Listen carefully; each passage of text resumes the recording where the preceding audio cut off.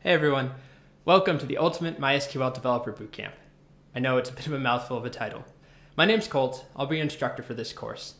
So in my experience, the first couple minutes of any course, sometimes the first day of a college lecture, is all devoted to introducing the instructor, talking about the syllabus, and talking about TAs and exercises and turning in assignments, and you don't actually get to cover much of the content that you care about. But this is a MySQL course. I want to talk about MySQL as soon as possible. So here's the promise I'm going to make you. I'm going to talk about who I am and my background, if you care about that. I'm going to talk about what the course covers, what it doesn't cover. I'll show you the projects and the assignments, all of that fun stuff in just the next 4 minutes. And then by the next 5 minutes, by the 5th minute of this course, we'll be typing SQL code. We won't have to install anything, we won't have to get set up. We have this nice workaround in the browser where you'll be able to actually run code immediately. Okay, so that's my promise to you. With that said, I'll shut up. I'll start talking about myself and who I am in the next video, and then we'll move on with the syllabus and so on. But remember, end of this section, we'll be typing code. All right, let's get started. Hey there, welcome to the next video. So in this video, all I'd really like to do is spend a couple seconds introducing myself, as well as introducing Blue. This is our course TA. You'll see her pop up a couple times in the course. Hopefully you don't have a problem with cats. Anyways, so my background really is that I've been teaching people to program in person for the last 5 or so years. I've been teaching web development boot camps in the San Francisco Bay Area, pretty much nonstop. So if you're not familiar with boot camps, web development boot camps that is, the way that they typically work is that they're 3 to 6 month long programs where students basically commit their lives for that duration to learning to code and nothing else. It's a very, very intense program. We take students who have 0 programming experience all the way up to the point where they get web developer jobs. So really rewarding work. I fell in love with teaching 5 or so years ago, and recently I decided to try my hand at taking my in-classroom approach and trying to bring it online. So this is my second course, and this course, as you know, is on MySQL. It's kind of the next logical step to teach online. So I used to teach this in person as well. I'm now trying to take my curriculum and bring it to the classroom online. All right, so that's enough about myself. If you do have any questions, if you're curious or you're actually interested in in-person boot camps, you have questions, absolutely reach out to me, send me a message or post a question on the discussion boards. All right, see you in the next video. So what I'd like to do in this video is take a quick tour or walkthrough of the syllabus, talk about the curriculum, what the course covers and what it doesn't cover. And at the same time, it's a good place to talk about prerequisites, if there's any experience you need for this course. And the short answer is no. But there's a longer answer. There are a couple things that might be helpful. So the way I'd like to do this, rather than just talking to you sitting at my desk, is to actually use the magic of editing, very high-tech, fancy skills here, and hop into the syllabus now and just go over some of the details with you. All right, I'll see you there. Okay, so I'm looking at the syllabus here. There's currently 300 or so different lectures across 17 different sections. And I won't waste your time going over every single section. I just want to point out some of the big trends and kind of where we're going based off of where we are right now. So the next section is really focused on setting the stage for what MySQL is, how it compares to other databases, what makes something a database, what's SQL compared to MySQL, and then we shift focus to installing. So by the end of that section, you'll have your own copy installed. And then from there, we really dive into code. We see how to create databases, how to put data in there, and then we focus a lot of time on how to get data out. How do we write complex queries? And along the way, there are dozens and dozens of exercises, including section 6, which consists entirely of challenges. It's the CRUD exercise challenge, where we spend a lot of time working with one data set in detail. Then we keep moving on, basically working our way up towards more complex queries, asking more complex questions of our data. So all of this contains things like aggregate functions, learning about string functions, learning how to work with dates and date times, how to sort our results, and then also working with logical operators. And if none of that means anything to you, don't worry. But if it does, you're looking for it, you'll find it in this syllabus. And then we move on to our next chunk of content, which has to do with interrelated data. With more complex data structures, how do we represent them with MySQL or with SQL? So we start talking about joins. If you've heard of joins before, sections 12 and 13 focus on joins. And then in section 14, we start working with our Instagram database clone. So what we'll do here is actually set out to come up with a clone of an Instagram-like database. Obviously, it won't be as complex as Instagram, but we work with things like photos and users and comments and likes and hashtags and followers and friends, all that fun stuff. So we'll set up our database here, we'll design it, and then section 15 is all challenges using that Instagram data. So it sort of serves as a final exam to the course, although it's not a test. There's solutions immediately after, but it sums up everything we've done until this point. You'll have a bunch of data, thousands and thousands of rows of data that I'm going to provide you. You'll put it in your database, and then you'll write code to answer a bunch of real-world questions that someone or some company might have about the data. But that's not the end of the course. We move on at the end into kind of a broader section where we start talking about MySQL plus other languages. So we see how to interact with Node in MySQL, and then finally, the course ends when we build a simple web application using MySQL and Node.js together. So that's a rough overview of all that we cover. One thing you might be wondering about are the prerequisites. And I did say earlier that there are no prerequisites. You don't have to have any experience aside from being able to work with a computer, being able to work with the internet, download things. But I should note that towards the end, well, at the very end, when we start talking about Node.js and building a web app, it definitely will help if you're familiar with things like JavaScript, HTML, and CSS. This isn't a course on those topics, so I don't spend hours and hours going over them like I could. However, I do spend a little bit of time introducing them in a couple minutes doing a crash course.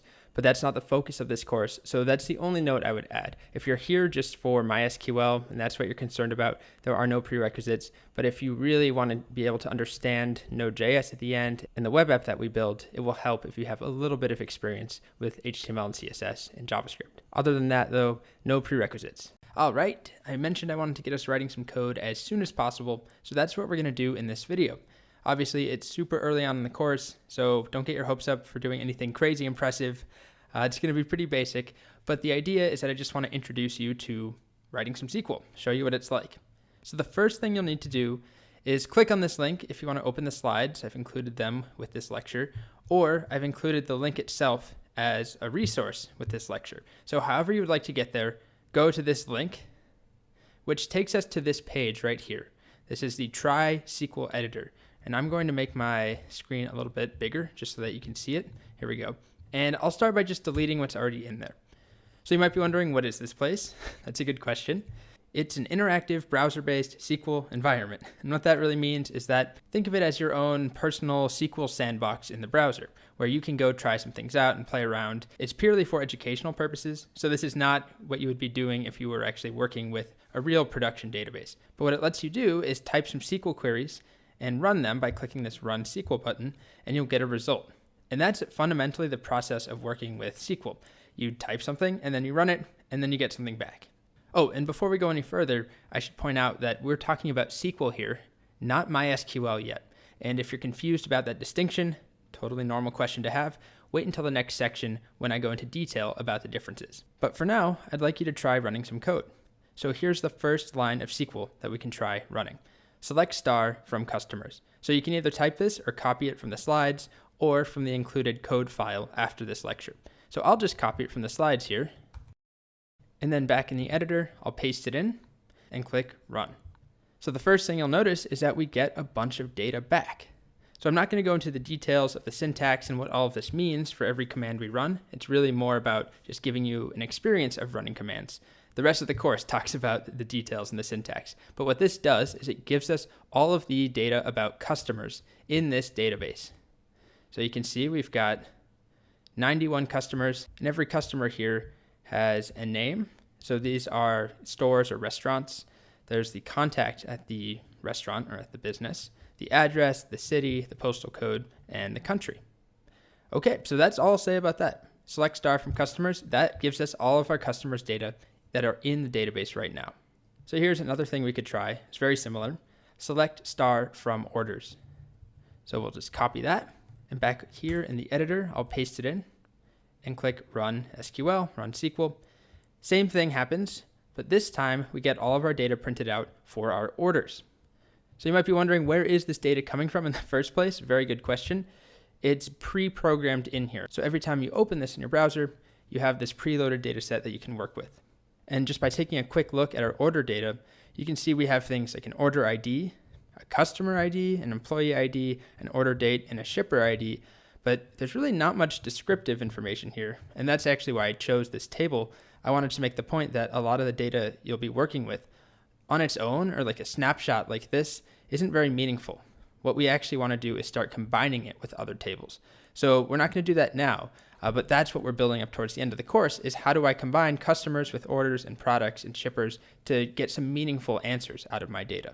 So here's another thing we can do, very similar to what we've done already, but there's a little bit extra. So select star from products, order by price, descending, DESC. And if I paste that in here and click run, what I get now are all of the products in my database. So they have a product ID, a name, a supplier ID, category ID, a unit, and then a price. And they're currently sorted by most expensive down to the cheapest all the way at the end. So I won't force you to listen to me trying to pronounce some of these, but these are our products and they're currently sorted by price. So just a simple modification to the query yields radically different results. And if we just get rid of that order by price, we get the same data back, but now it's ordered by product ID rather than the price. Okay, and stepping up in complexity a little bit here, here's another query, this one significantly longer. And this one actually involves two different entities. So we saw customers, we saw orders separately. If you try copying this and pasting it in, and you click run, what we actually get here is a list of records for a customer, and then the number of orders a given customer has placed. So remember, this data is stored in two separate places. We had the customer's data that had nothing to do with orders, and then we had the orders data, and all that it contained was customer ID, and then we've combined them with this query. So do not focus on the syntax, don't panic about that. Of course, we'll get there. We'll talk a lot more about how to structure queries. I mean, most of this course is about structuring complex queries. In fact, here's a quick preview of some of the things we'll be doing. So here's an example of a slightly more complicated query. This time we're working with photos and images. We're working with users and likes and putting them all together to get some information out.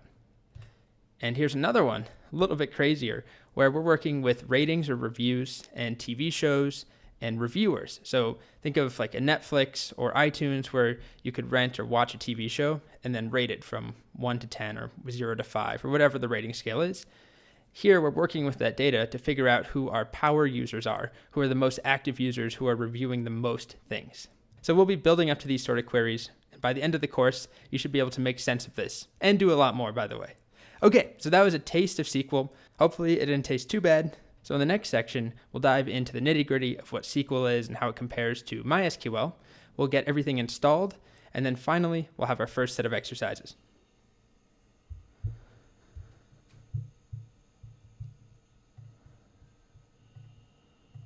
All right, so I have some good news, which is that in the next video, we're gonna start typing code. We're gonna start with SQL. The bad news is that we still have to make it through this video. Hopefully it's not too painful. Essentially what I want to talk about is different types of content in the course and how the course really works. It might be a little different than other courses you've taken online, depending on how they were structured. Basically, I break the content into a couple different categories. The first are things like this video, where it's a video of me talking, usually with Blue, and you know what, you don't have to watch them. They kind of just serve to introduce content. It's a way for me to kind of interact with you, to say hello, and to set the stage for what comes next. And if you're someone who has no patience for that sort of thing, absolutely skip it. So then after that, we've got the actual content of the course, the lectures. So there are a ton of videos where it's mostly a screencast, and I'm explaining concepts. I usually make a bunch of diagrams, slides. I try and make things somewhat visually interesting. I'm not a great graphic designer, but I try and keep things interesting to look at. And then I also, type code. And there's a lot to watch there, ideally. So it's a combination of slides with me talking over it, as well as diagrams and animations, and then most of the time typing code in our text editors and running SQL code. So those are the lecture videos. But then we've also got, and this is probably the most important part, more so even than the lectures, which are the exercises. So one of the things that I think makes my courses stand out a bit, some of the feedback I've gotten, has to do with exercises and activities. And I think they're really, really central to making a good course. So I kind of throw them everywhere in the course. And then within those exercises, we've got a couple different categories of challenges. The first are what I would call rapid fire, basically pause the video, I'll ask you a question, very short quiz type questions. And then there are the second type of exercises, which usually come at the end of a section, the last video typically, and it's an entire video dedicated to exercises. Usually there's like 5 to 10 challenges in that video. And then following that, there's always a solution video where I go over the solutions, I tell you the answer, and then also show you myself coding them. And as always, the solution code is available if you don't care to see me explain it. If you just want the code, you can get that at any time. And the final type of challenge is more comprehensive. It's essentially, there are a couple of sections that are entirely devoted to exercises. So they might have 7 or 10 different videos, but they're all about one set of problems. So there's not many of these in the course, they take a while, but there are a couple of these challenge sections. So just to reiterate, we've got quick rapid fire questions, we've got more general kind of summation quizzes and exercises at the end of a section, and then we've got entire challenge sections. And of course, after every lecture, I include the code, all of the commands that I type. They're in a file that always comes after the lecture, and it always starts with the word code in all capital letters. So the last thing I'd like to add is a piece of advice, I guess, which is that I highly recommend you do the challenges and do these exercises. Obviously, I have no control over that. You can just skip through everything and just take the pieces of the course you need. But if you're trying to get the full experience, kind of the way that I designed it, I would do all the exercises, do the challenges. Even if that means, going at a slower pace. It definitely means you'll go at a slower pace. But you'll learn much better, and hopefully you'll have a better experience. And with that said, the other component that's really important are the discussion forums. We have a full-time TA in the course, as well as myself, who are here to help you at any point. So absolutely lean on that. Ask any questions you can come up with. We're here to help. All right, on to the code in the next section. Hey there, welcome to the next section. So this section is really important. It's where we actually start talking about code. It's where we install everything. And by the end, you'll be running your own SQL commands. So some big things we're doing. To start off, we're just going to talk about what makes something a database. What makes something a database compared to, just a programming language? What's the difference? And then we talk about the difference between SQL, and MySQL, a really common question, and something that's basically fundamental to all databases or all relational databases, at least. And then from there, we're going to move into installing stuff.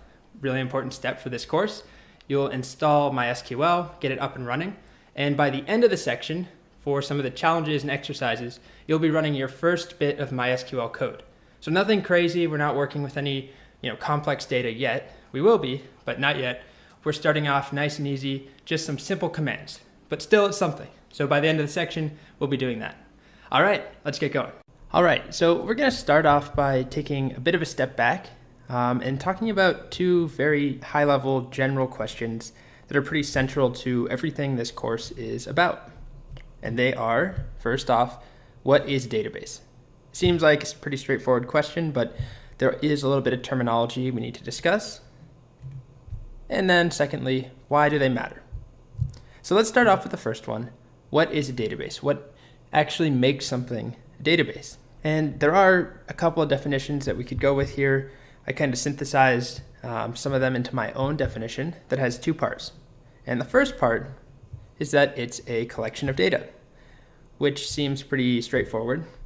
There are all sorts of collections of data around us in the real world. Things like when you go to your doctor's office and there's a filing cabinet full of medical records, or even just a to-do list or a list of things to buy at the grocery store qualifies as a collection of data. Or going back a little bit in time, if you remember what Rolodexes were, a Rolodex full of different people's contact information, that qualifies as a database under this definition.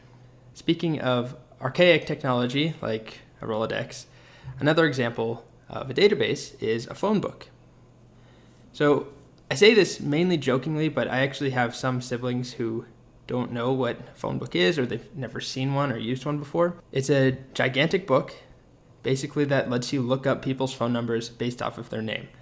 So it's usually organized by last name alphabetically for people. So you would flip through the book until you find someone's last name, and then you would try and match their first name, and then you find their phone number. So let's take a quick example here. This is a fictional phone book. Think of it as just a little section of a phone book that has tens of thousands of entries.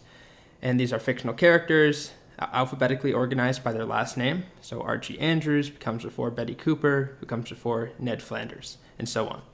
And then we have corresponding phone numbers. So imagine you have a gigantic phone book with this information in it, and I asked you to do something like find Ned Flanders' phone number.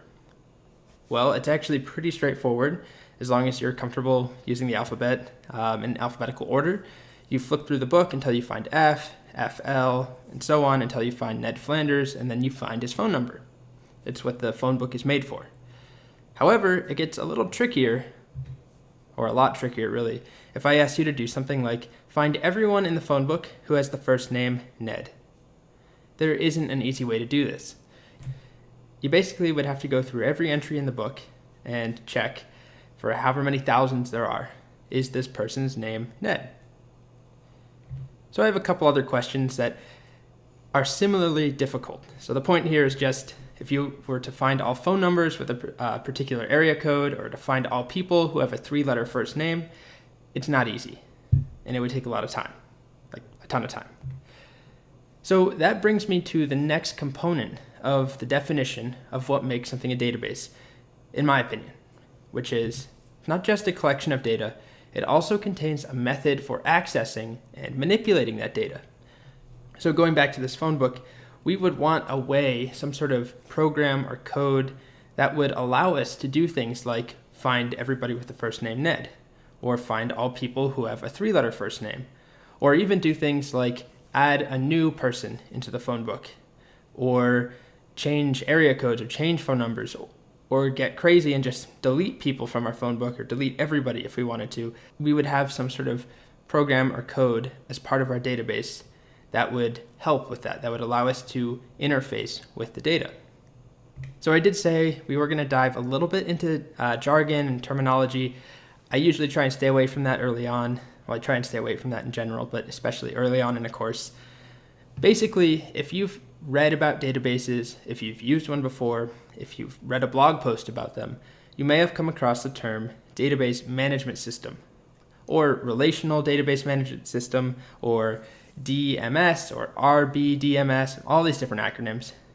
Basically, this right here, what I have on the screen, database versus database management system, refers to the fact that what I just talked about, having data, a collection of data, and then having an interface for that data, are two different things. So let me show you a quick example. Imagine that you have an application. Let's say it is a dating app.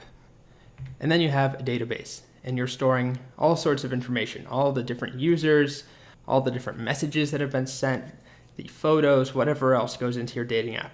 But on its own, the database here is basically like our phone book. It's a gigantic collection of data, which is great for storing data, but it really doesn't let us do very much. You can almost think of it as if it was a gigantic file on your computer. So for our application to be able to do things like update somebody's username in the database, or edit their profile photo, or delete a user if they want to leave our application, whatever it is, there's a database management system that allows us to interface with that database. So it's just the code or the program that does the talking to our database for us. So we talk to our database management system and it talks to the database.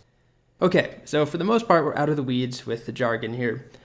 The reason I brought this up though, is that oftentimes when people talk about a database, you actually hear them referring to both of these things, the database management system and the database together, just as a database. So what I have right here is a list of some of the more common databases you'll run into. And actually, I just did it there, what I was just talking about. These 4 things, Postgres, MySQL, Oracle, SQLite, they're not technically databases. They're actually database management systems. But for the most part, people just call them databases. So when we say things like, MySQL is one of the most commonly used databases, it's actually one of the most commonly used database management systems. So it's not the end of the world if you forget about that, but it is important because it will help you understand later on when we actually start talking about SQL, when we start talking about some of the code that you write to interact with the database. I think it will help you understand what you're doing and that you're giving commands to this database management system which then goes and gives commands to the actual data itself, or to the database itself. Okay, so to wrap everything up, here's a little bit of a synthesized definition. What is a database? Well, it's a structured set of computerized data with an accessible interface. So in this video, we're going to talk about one of the more common questions that comes up early on, which is, what is the difference between MySQL and SQL? Or I usually just say SQL, but what's the difference between these two? Obviously, SQL is contained in the name of MySQL. What's the significance of that? So let's start off with discussing SQL, which stands for Structured Query Language. So SQL is the language that we use when we talk to our databases. It's the way that we interact and access the data, update data, delete things, and basically manipulate the data in our databases. It's the language we use. So it's how we do things like find all users. Now, what I'm showing you here is not actual SQL code. You'll see that in just a second. These are just humanized versions. Find all users who are 18 years old.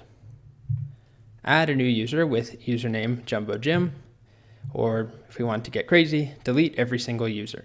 So these are the sort of things that we use SQL to do. So we write these lines, which are called queries, structured query language. And once we hit enter, or once we run that SQL code, it's executed and it goes off and it talks to our database and it does it for us. So if you are curious of what it looks like, here's a really quick one-line preview. The English version, find all users who are 18 or older, is translated into this. Select star from users where age is greater than or equal to 18, semicolon. So hopefully that actually seems pretty straightforward. Now, we're going to dive into SQL all throughout this course. You don't need to worry about this exact statement. What's important, though, is that you can see there is a special syntax we use, and that this query here is going to be sent off to interact with the database somewhere. So the next point I want to make is that when we work with MySQL, we're actually writing SQL all the time. So MySQL is what we talked about earlier, a database management system, and there's a bunch of them out there. Here's some common ones: Postgres, SQLite, Oracle. There's hundreds of others. And there's dozens of popular ones, but hundreds of them all over the world that maybe aren't as popular. So all of these ones here that I've highlighted use SQL or SQL. That doesn't mean every database ever does, but what are called relational databases do. And we'll talk more about that later when we discuss tables. But for now, the point I want to make is that SQL is not unique to MySQL or to Postgres. That's why they all have this SQL in their name. They share this language. So structured query language, SQL, is a standard, basically, that these relational database management systems like MySQL implement. So it's kind of a lot of jargon and terminology again, but the main takeaway is that when we use something like MySQL, we'll actually be writing SQL all the time. So here's an example of what a line of SQL code looks like to do the exact same thing in a MySQL database and a Postgres database. Here's the MySQL, and here's the Postgres. And hopefully you notice they are identical. Both of these are different database management systems. They have differences to them, but they both use SQL. You will be writing SQL when you interact with these databases. So just to hit that home, there are slight differences in the syntax. They are not identical, but they're very, very similar. Oh, and I better not forget to mention the SQL standard. So the way that this whole thing works is that there is a standard for how SQL should work. It's actually written down. You can read it online. And all of these different database management systems basically are tasked with implementing that standard in their own database and making it work. And they deviate sometimes a little bit, but for the most part, they're very, very similar. So the two takeaways here. One is that once you learn SQL, it's really not that hard to switch to another database that also uses SQL. So you're learning MySQL, you could pretty easily switch to Postgres or to SQLite with not a lot of time needed to get up to speed. And the second thing is that what makes databases, or database management systems to be specific, what makes them unique are the features that they offer, not the SQL or the language itself. So if we go back to this diagram, all of these use SQL, but that doesn't mean that they're identical. And yes, you might write the same line of code to do the same thing here. So what makes these different are the features that they implement.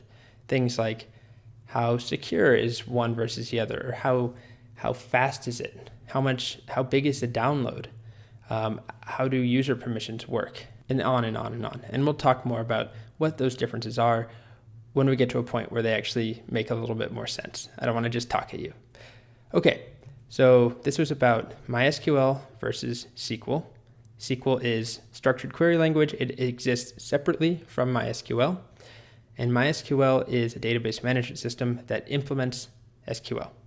Alrighty, so we've spent a healthy amount of time talking about the higher level things, kind of setting the stage for this course.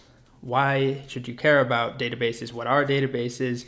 What's MySQL? Where's that fit in? What's SQL? And so on. Now it's actually time for us to really get going. So hopefully that's a little bit exciting.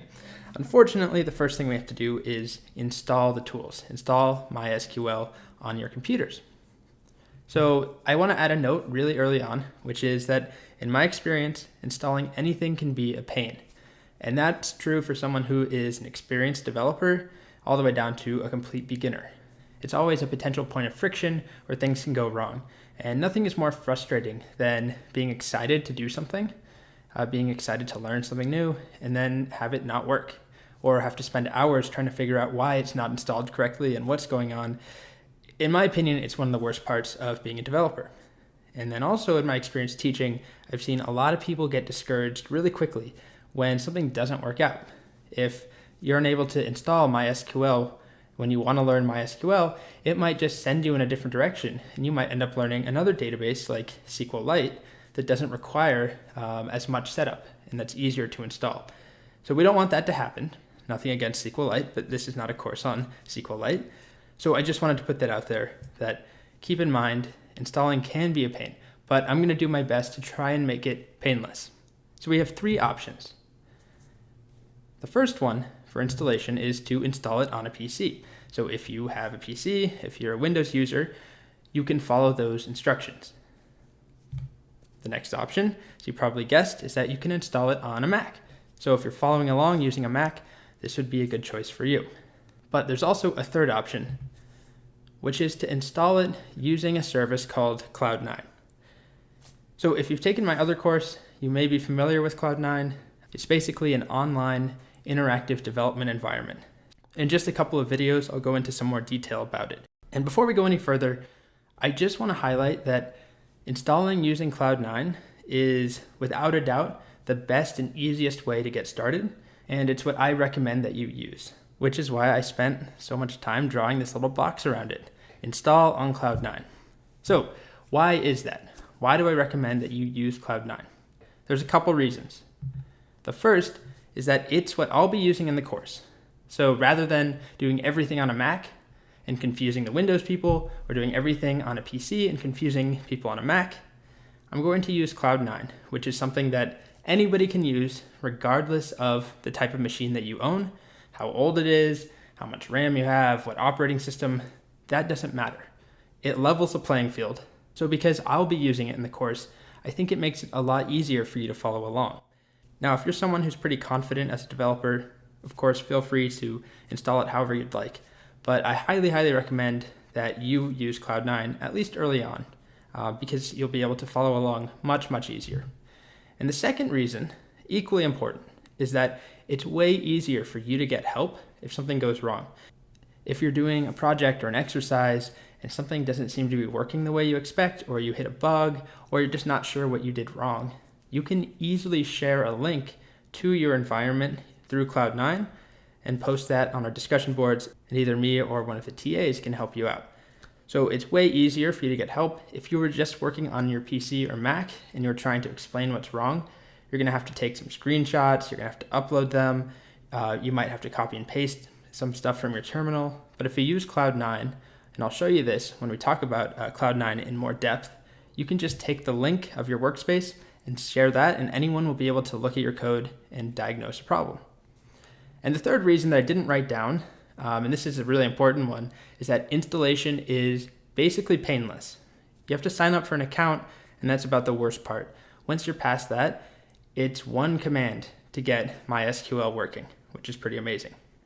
So with all of that said, this is my recommendation or prescription for how you should go about this course. Use Cloud9 to follow along throughout the course. So everything that I do in Cloud9, you'll be able to replicate yourself in Cloud9. And then once we finish the course, you can return back to the installation instructions and then install it on your Mac or your PC natively. So I'll talk about what that means, what's the difference between installing natively versus Cloud9 when we talk more about Cloud9 in just a little bit. So that's my recommendation. I highly, highly recommend that you start with Cloud9 and then later on, if you'd like, move to working on your PC or your Mac. All right, so enough about that. Let's get down to business. All right, so in this video, we're going to go over the specifics of setting up Cloud9. Now, just to recap, Cloud9 is a cloud-based developer environment. So what that means is that it contains everything you need to create applications and have databases, basically a terminal alongside of a text editor, all in one inside of your browser, so that you can instantly get, and I know I sound a bit like a marketing shill for Cloud9, I promise I'm not. We don't have any sort of deal. I wish we did. But what it lets you do is get something going really quickly and very, very painlessly. So the first step is to sign up for an account. So if you visit the URL c9.io, or you click on the link in the description, but it's a pretty short URL, c9.io, you should see this page if it's your first time visiting and you don't already have an account. If you already have an account from another course, you can wait until the next step where we create our new workspace. So if you don't have an account, all you have to do is enter your email, hit sign up. You'll have to fill in some information, pick a username, choose the kind of developer that you are, choose how you'll use Cloud9, click next. Make sure your details are correct. Now this is where some people may panic, but don't panic. It asks you for credit card information. Now, if you notice here, it does say that you will not be charged. So there is a perfectly functional free tier of Cloud9, but you do have to have a credit card to sign up this way. Now, as I said, don't panic, because if you don't have a credit card, which I know a sizable number of my students actually don't have credit cards.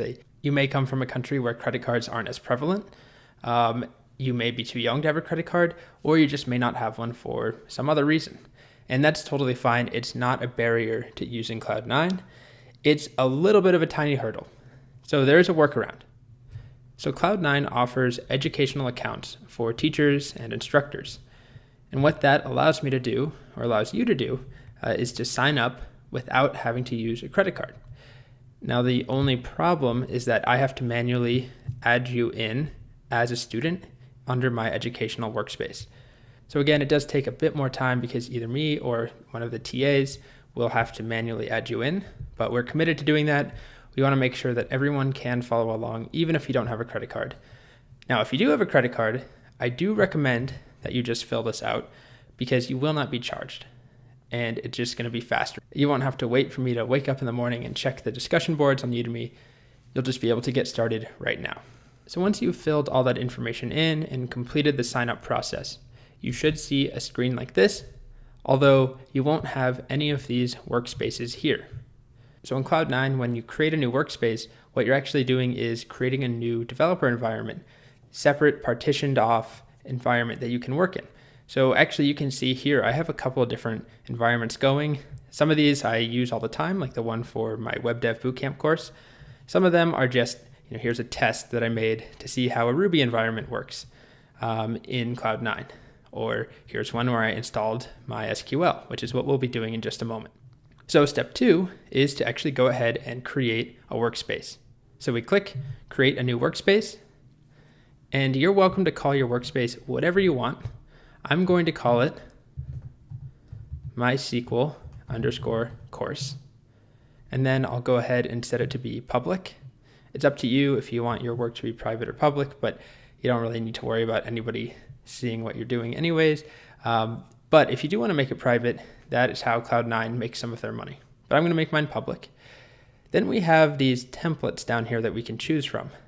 So there are these presets that allow us to create a new developer environment really quickly. And that doesn't really matter for us in this case. So you can pick any of them, but I recommend you just pick HTML5. It's the simplest one. Basically, it's going to be an empty workspace for us. So then we click Create Workspace. We wait a little bit and wait a little more.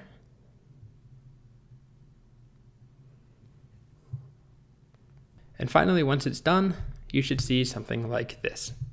So that's it for this video. In the next video, we're going to talk about what this interface means and how we navigate it. All right. So now that we have our workspace set up, the next thing we want to do is take a really quick tour, 2 to 3 minutes, of how the interface for Cloud9 works. So once you've created the workspace, you should see a window that looks something like this.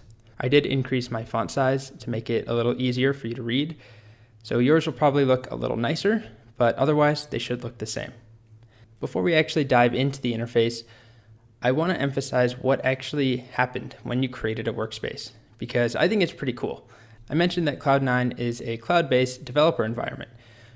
When you created that workspace, Cloud9 has a computer somewhere, a server, that made you a little bit of space just for your little developer environment and basically made you a section on a computer that's private for you. It only holds your stuff, your files. And right now, there are only 2 files in there, which we can see over here, helloworld.html and readme.md. Those are both just automatically created. The HTML file is created because we chose that HTML template. If we had chosen a Python, or let's say we chose a Ruby template, we would have a hello world.rb file. But that doesn't really matter because we're going to get rid of both of them anyway. But the idea is that there is space actually on a computer somewhere that is running all of this. It has these files on it. When we install MySQL and get it running, it's not actually going to be running on your machine, or in this case, on my machine. It will be running on Cloud9's machine, and this is just a browser interface for me to talk to that machine, which is pretty amazing when you think about it. So that's enough of that. Now let's take a look at the interface. We have 3 main sections. The first one is what I'll call the file tree. It's basically a visual representation of the contents of your workspace. So as we already talked about, there's 2 files there right now. As we create new files and directories or folders in this course, you'll see them pop up over here. The next area I'll call your attention to is this middle area. I'll call it the text editor. So if we open up one of these files, like readme.md, which is what is currently open, if I double click that, it opens up, as you can see here, readme.md. Don't worry if you've never heard of Markdown.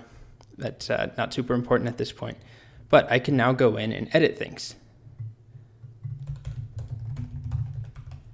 And if I hit save, on Mac, it's Command S. On a PC, Control S. So I can switch files to the HTML file by double clicking. And now opens up a tab here. I can go back to that other file. I'll close out of it. Now, you don't need to know HTML, of course, for this class, but the point here is that we have files, we can double click, and we can see them over here. The last thing that I'll show you before we move on to this bottom section is how to make a new folder or a new file. So what you can do is right click on this space right here, and you can scroll down and find new file or new folder. So let's make a new folder, and I'll just call it testing. Then I can right click again and go to new file. You can also do file, new file, just like you were working in a real text editor natively on your computer. But I tend to do this here, new file, and then I can call this whatever. I'll just say hello, and I'll make a txt file. Now to open it, I can double click, put whatever I want in there, Now, if I switch, you see that little dot? That means it's not saved. I can go back and save it and close out. And now we have 3 files over here, as well as a new folder. So that's pretty much all there is to the text editor area. And we'll be working with this later on when we're creating SQL files that we're writing our code in and then running all at once. Then the last section that I'll expand down here is the shell, or the terminal. If you're familiar with any sort of bash shell, this is exactly a bash shell. And if you're not, don't panic. I'll throw up that little don't panic thing again. You don't have to know that for this course because of the way Cloud9 works. We have this visual interface for navigating our folders and files. But it definitely is not a bad idea to learn some basic terminal commands. I'll include a link to some of my favorite resources for learning that if you'd like. But again, you do not have to know how to navigate the terminal to do this course. But just to show you that this is a full-fledged terminal, I can do things like ls to list all the files in my current directory, and you can see I have readme, hello world.html, and testing. I can change directory into testing, and now if I type ls, I get hello.txt, so I'm inside this directory, and I can do things like print working directory. Now we will be running commands from this terminal mainly to initialize MySQL, as well as work with the MySQL interactive shell, and a whole bunch of other things. But those will be MySQL specific commands, not the general bash commands. So that's pretty much all there is to the interface at this point. We have the file tree, where we can double click to view files over in the editor. We can make changes there. And then we also have the terminal down here, which we'll be working with quite a bit as well. Next up, we have an optional, really quick activity. If you just want to get a little bit of practice with Cloud9, if you're feeling a little bit out of your element or uncomfortable with the interface, here's a really quick activity. So there's just 5 steps. Make a new folder in your Cloud9 workspace, call it whatever you want. Then inside of that folder, create 2 new files, whatever type of file. TXT is probably easiest, and name them whatever you'd like. Add some text to one of the files, and then delete both the files, and then delete the folder. So not the most exciting, I know, but it's good practice. If you'd like to do that, go ahead and do it now, and then in just a couple seconds, I'll have a solution. 3, 2, 1. Pencils down. All right, so to make a new folder, we can just right-click, new folder, and we'll just call it My Folder. Then, to make a new file in that folder, we can right-click again on the folder this time, and we'll just call this one 1.txt, and we'll create another one. And actually this time, I'll show how to create it using the terminal, which is not a requirement. So I will navigate using cd and ls to the my folder directory. Then inside of here, I will create a new file called 2.txt, and I use the command touch. Again, don't freak out if you're not familiar with that. I'm just showing it to you just in case you are someone who likes to use the terminal. Okay, so that, as you can see, made a new file up here. Let's go into one of them, double click, add some text, blah, blah, blah. We'll save, close out of it, just to make sure it's there. We'll double click again. This other one's empty, looks good. Now the next step is to delete the files. And this is not something that I actually covered in the previous video, but I do think it's pretty self-explanatory. You right click, you'll scroll down and click on delete. That's one way of doing it. It's going to ask you if you're sure you want to remove it. It can't be undone. We'll click yes. You can also use the command line if that's something you'd like to do. Use the rm command, and you can see it disappeared. And then lastly, delete the folder, right click, and we can click on delete. You could also do it from the command line as well. And that's it. So we finally arrived at the moment where we actually start working with MySQL. And by start working with, I mean we're just going to install it and make sure it's running correctly on our Cloud9 instance. but still, it's something. So before we dive into that, I just want to show you a post on the Cloud9 community. This is written by one of the employees at Cloud9, and he's explaining how to use MySQL inside of Cloud9, inside of a workspace. And basically what it talks about is that they've created at Cloud9 a really quick and easy way to get MySQL running in one of your workspaces. It's much, much easier than what you would need to do to install it on your own. They have a nice little shortcut. There are 3 commands that we'll talk about. They're the 3 that are here. Basically, start, stop, and CLI. But before we go any further, I just want to point out that these are not general MySQL commands that you can run on any machine anywhere. These are actually Cloud9 specific. So the upside of this is that they've made it really, really easy, like almost too easy to get going with MySQL. You just run these commands and you're there. It's kind of magical. The slight downside of that is that it doesn't work on every single machine, and it is Cloud9 specific. So when you do install on a Mac or on a PC, you'll just have to relearn a new command to do basically the same thing. But for now, since we're in Cloud9, we get to appreciate how easy it is. So the first command is MySQL-CTL space start. And you'll notice that the 3 commands we're going to take a look at all start with this MySQL-CTL. And I believe it stands for Command Line Tool, CTL. It's just the abbreviation that Cloud9 came up with.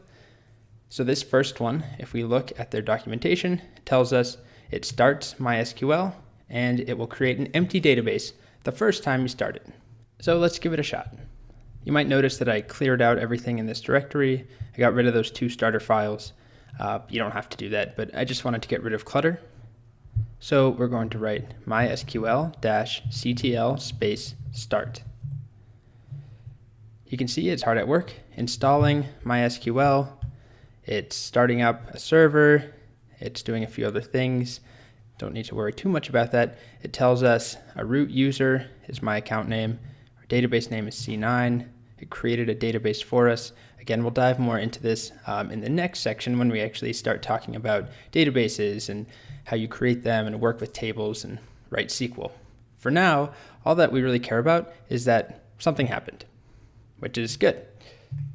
So the next command is the same thing, MySQL-CTL space, this time CLI, and that stands for Command Line Interface.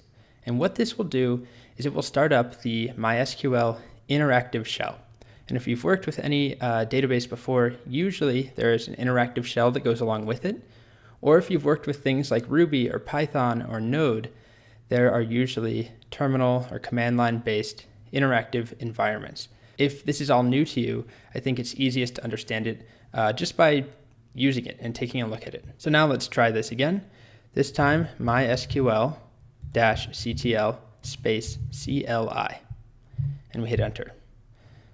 So now we have a bunch of new text. Welcome to the MySQL monitor. Commands end with semicolon, and we'll come back to that in just a second. Tells us our MySQL connection, server version, copyright, gives us a little copyright notice here. And now we're inside of what's known as the MySQL interactive shell or the monitor. So this is where we can go to actually type commands. So if you think back to the telephone book example, this is where we would go and say things like, find me all users in our database who have a first name that is 3 characters long, or find me all users in our database who are 18 years or older. So this is where we can go to type code to interact with and access a database, but it's also where we can go and type code that works more on like a meta level. You can think of it as doing things around permissions, creating entirely new databases, transferring data from one database to another. There's a whole bunch of things we do in this shell, and we'll be working with this quite a bit. So for now, we're not going to do that. We're going to wait until the next section. All that we're going to see right now is that you can quit this. There are quite a few ways of quitting the shell. We can use exit, notice a semicolon, quit, also notice a semicolon. We can use \q. I always mix up forward and backslash, but this slash pointing down Q, or what I usually use, Control C. So whatever works best for you. I think there are actually a couple more different ways of quitting, depending on the platform you're using. But for me, I usually use Control C. But just to illustrate that, I'll do 2 of them. So let's do quit, semicolon. We get a nice message, bye. Seems a little sad. We can restart the CLI by either retyping that whole thing or just hitting the up arrow. So I'm going to do that now and hit enter. We get this exact same message. You'll see it every time. This time I'm going to use Control C. You'll just have to trust me I did it. Actually, you won't, because you can see it here. Control C. This time it says aborted. So it turns out there actually is a little bit of a difference. If you notice up here, it said bye. It kind of was expecting to quit because I used the quit command. And here I just ended the process, which is why it says aborted. So technically there's a difference, but I just used Control C because you don't have to really type anything. It's much easier. You don't have to hit the enter key. You don't need a semicolon. Really, whatever you prefer. Some people like to be more explicit and use quit or exit. Okay. So the last command that we're going to take a look at is MySQL-CTL space stop. And you're really, really rarely going to use this one. But what this one will do is stop the MySQL process completely. So to understand what that means, it helps to understand what happened when we typed this first command here that started everything. So what that did is that it started up a new instance of MySQL. Then that's running constantly in the background at all times until we stop it. When we use this second command, MySQL CTL CLI, I know it's a lot of abbreviations here, but when we use that CLI command, it is connecting to the instance of MySQL that was started up from the first command. So just to reiterate, this CLI, when we do this and start it up, it is connecting to the MySQL connection that we started up earlier. So I'll exit. And if we wanted to, we can stop that background process. We can stop MySQL from running completely. So we're not just stopping the CLI. This is already stopped here, but we can stop everything related to MySQL using MySQL-CTL stop. And it just tells us stopping MySQL database server, blah, blah, blah. Okay, so 3 commands. Realistically, the way that this will work is that we'll start it up and we're going to leave it running for basically the entire course. And we're going to start and stop the CLI all the time. Pretty much every other video will be starting up the CLI, typing some code, quitting. So you should get used to that, but you don't really need to worry about stopping it all that often. Okay, so next up, we just have a quick little exploratory activity where you'll be able to type some new commands into the CLI and see what happens.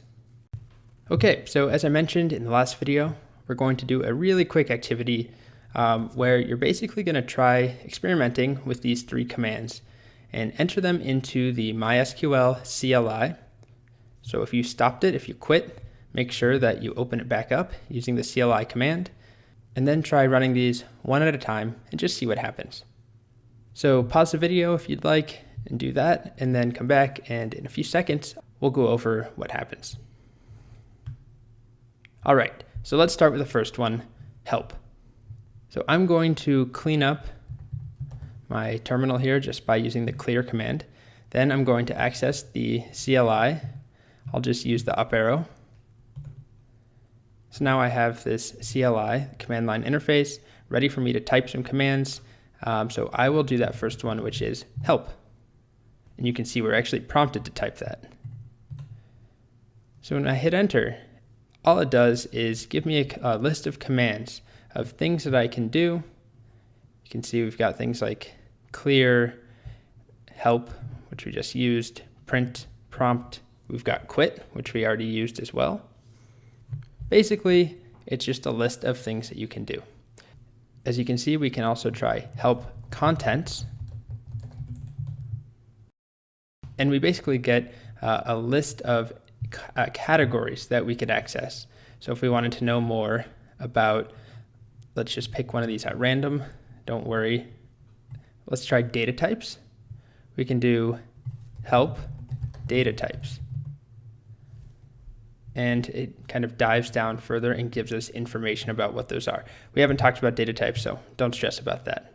The next command to try is show databases. So we'll come back, try that, show databases.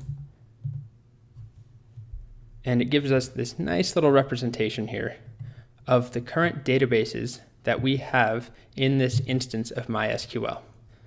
So we haven't talked about how you make a new database. You might be wondering what's going on. There's already 5 of them here.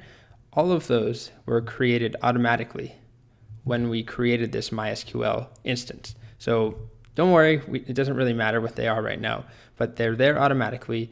There are 5 different databases. In the next section, we'll actually talk about what a database is, when you create a new database, why you create a new one, when you use the same one. But I just want to show you this command because you'll be able to use it in the future. When you create a new database and you want to make sure it worked, you can type show databases and you should see a new one added below.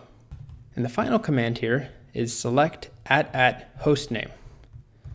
This is also kind of a weird one that most likely you will never type after this, but I just wanted to show it to you. Not because it's something you need to do, but just it's something that you can do quickly and immediately. And all of this here is just to illustrate the point that the CLI works by you typing commands, hitting enter, and getting some text back. So that process over and over and over. So here it tells me that my @hostname is this string here, basically my username. Yours will be different depending on your workspace and your username. So as I mentioned, it's honestly not important what it is or why it's there at this point, but I just wanted you to see that you can type these commands in and get something back out. So that's it for this really quick, kind of silly exercise. But in the next section, we're going to start actually learning SQL commands. So you'll be able to start interacting immediately, creating databases, creating new tables, adding data into those tables.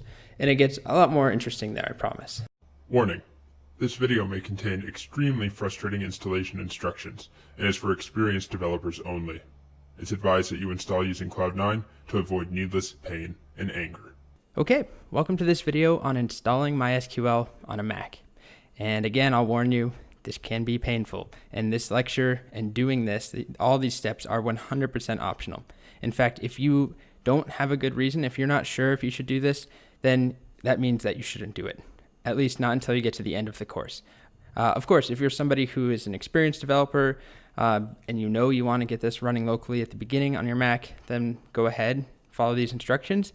But I would definitely recommend that you go through the course. For 99.9% of the people in this class, go through the course with Cloud9 and then install this on your Mac at the end. It just makes everything so much easier.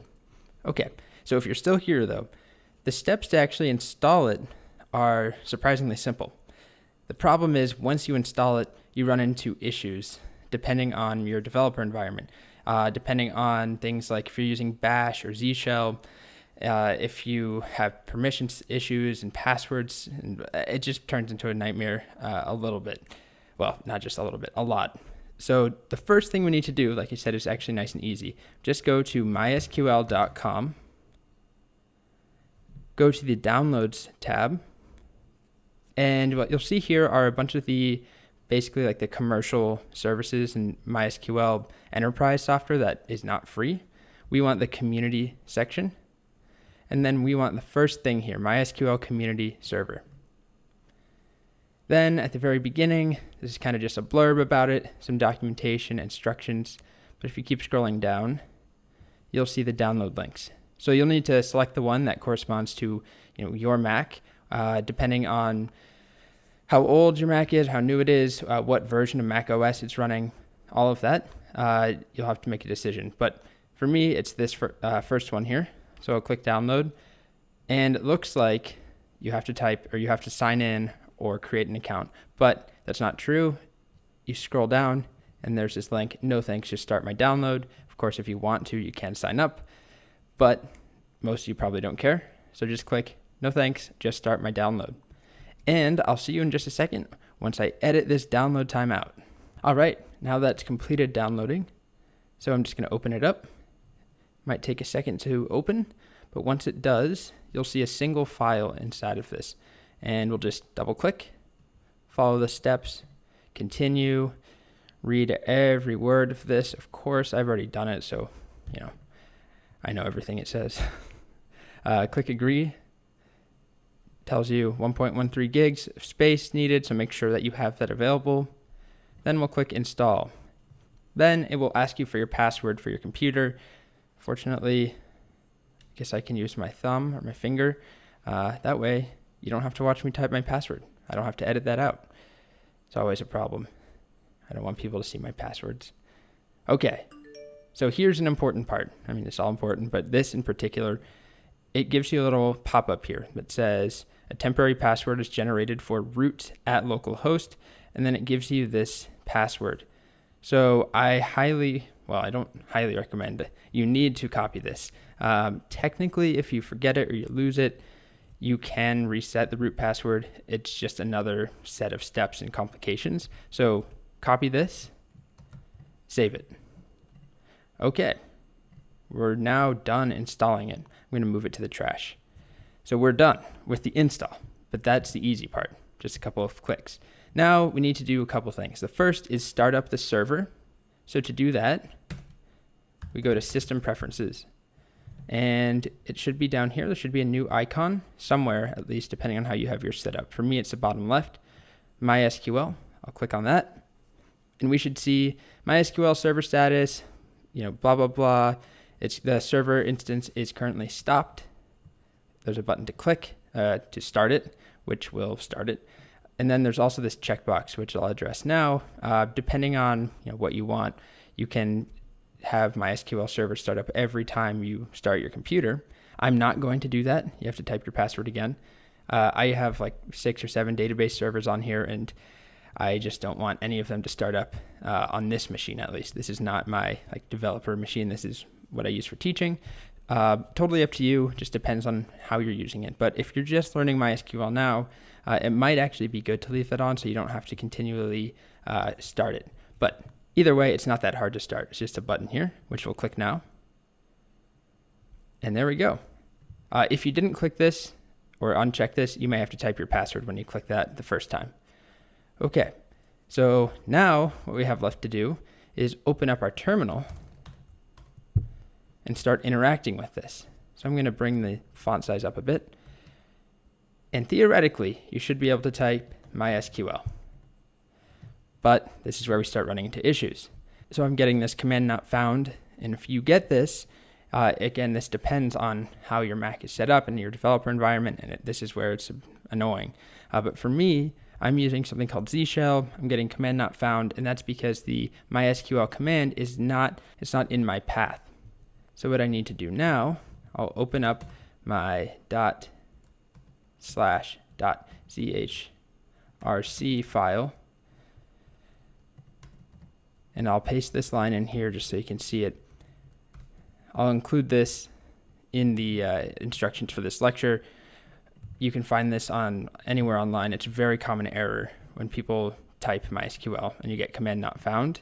In fact, if we just did that right now, I went to Google, you can see, depending on what version of OS X you're running, there's all sorts of replies that are basically exactly what I just did. In fact, that's where I got the line originally. It just depends on if you're using Bash, and if you are, then you can use a line like this. But essentially, there's all these possibilities depending on your environment, so I can't cover all of them here. But find the correct command for you to run, and that's only if you're getting command not found. All right, so we need to save this file, close it down, go back to terminal. Then the next thing, I'm just going to close the window and reopen it. Or you can quit terminal, or you can source your profile. Now what I need to do is try MySQL again. Okay, so now we have a different problem. And it's not a great problem, but this is the problem we should have. Access denied for user Colt Steele at localhost. Using password, no. The problem is, if you remember, well, first of all, this means that MySQL, the command is found, it's running, but we're getting a result now. And the problem is that I'm trying to start MySQL and I don't have permission. I need to log in as the root user. And remember, we saved that password. So I went and copied that password that we were told to save. It's on my clipboard now. I can paste it, but that won't do anything. What we need to do is run MySQL-u space root-p and hit enter. And it should prompt you for the password. You can paste that in. And we're in. All right. So if you get this far, congratulations. Everything's working. If you didn't get to this point, it's likely because of a couple reasons. One is that you're still getting that command not found issue. That one is relatively easy to fix. The problem is you have to be comfortable using your command line and opening up hidden files like a bash profile or your zhrc file. The other problem you could run into is this permissions thing. And if you didn't save that password that I told you should save, but if you didn't, or you close the window accidentally, you can reset the root password. All you need to do is go online and Google it. There's a couple of posts online about it. Basically, what you do is you run MySQL-u space root, and there's something called flush privileges, a command, and you can update your password with a new password. There's a couple things you can do like that. Basically, rather than me making a video for every possibility, it's much better if you just find it out online. And this is why I recommended that you use Cloud9. I promise they're not paying me. It's just that this is difficult, especially in an online setting. Okay, so you might think we could start running some MySQL code. Like if you tried, here's something we haven't actually seen yet, but if you tried this, or actually, how about show databases? So this would show us a list of databases, and if there are no databases, it should still show us something. But instead, we get this. You must reset your password using alter user statement before executing this statement. Okay, so our final hurdle here. What we need to do is, I have a command that I just had on my clipboard, but it looks like this. Alter user, in quotes, root at, and then in quotes, localhost, identified by, and then all you need to do is provide a password here, in quotes, that you would like to use for the root user for your MySQL install, or for this server instance. And so just type something. I'm just going to make mine password. There we go. And hit enter. Oh, with a semicolon. Now, if we get the query okay, things should be working. If I try my show databases command, this time we're in. I don't get this permissions problem. Phew. Okay, it worked out. So again, that command I'll also include in the instructions if you need to do that. It's just alter user root at localhost identified by password. Okay, so then the last thing is, if you want to close out, by the way, it's Command D, which we'll be covering all this. If you're going through the course for the very first time and this is how you decide to start, we'll actually go over these commands in the next section when we install everything, or once we have everything installed and we start talking about MySQL. But we need to be able to verify the install, so there's a couple commands. Okay, so now if I wanted to try logging in again, I shut it down. It's MySQL-u root-p, and then it will ask me for my password, which I changed to password. So you'll type that. You won't actually see it, but if you type it correctly, you're in. Okay, so that is our journey to installing MySQL on a Mac. Great time. Hopefully, if you got to this point, you made it through and everything worked out. If not, if you're just starting this course off, I still highly recommend that you switch to using Cloud9. Avoid all of these issues and then come back to this when you feel more confident. Otherwise, if you absolutely have to use a Mac, we'll try our best to help you out. Anyways, moving on. Warning. This video may contain extremely frustrating installation instructions and is for experienced developers only. It's advised that you install using Cloud9 to avoid needless pain and anger. All right, if you're still here after the stern warning, I'll talk about how to install MySQL on Windows. Of course, remember, you will probably run into some sort of issue depending on your computer and what you have installed already. It can be difficult. So that's why I really recommend that you use Cloud9. Skip Windows until the end of the course. Okay, that's enough. I'm a broken record. Let's get started. So to install MySQL on a PC, we need to go to mysql.com and then click on the download section and then click on community. And under community, you can actually click on any of these. If you click on download, what it's going to suggest for you if you're a Windows user is that you actually use the MySQL installer rather than downloading things individually. Basically, it's a package that will help install a bunch of MySQL things all at once that you may or may not use, that you may or may not need. Make sure that you have the correct version selected depending on your architecture, then click download. And it looks like it starts downloading, but it actually doesn't. You have to click another button at the bottom, no thanks, just start my download. And then I'll fast forward through this. It takes a little bit to download depending on your internet, but then once it's done, all we want to do is open it up, run the installer. Okay, so then we have a couple options. We're going to select developer default and then click next. And then depending on what you have installed on your computer, you may need to actually install some other requirements. So I did here.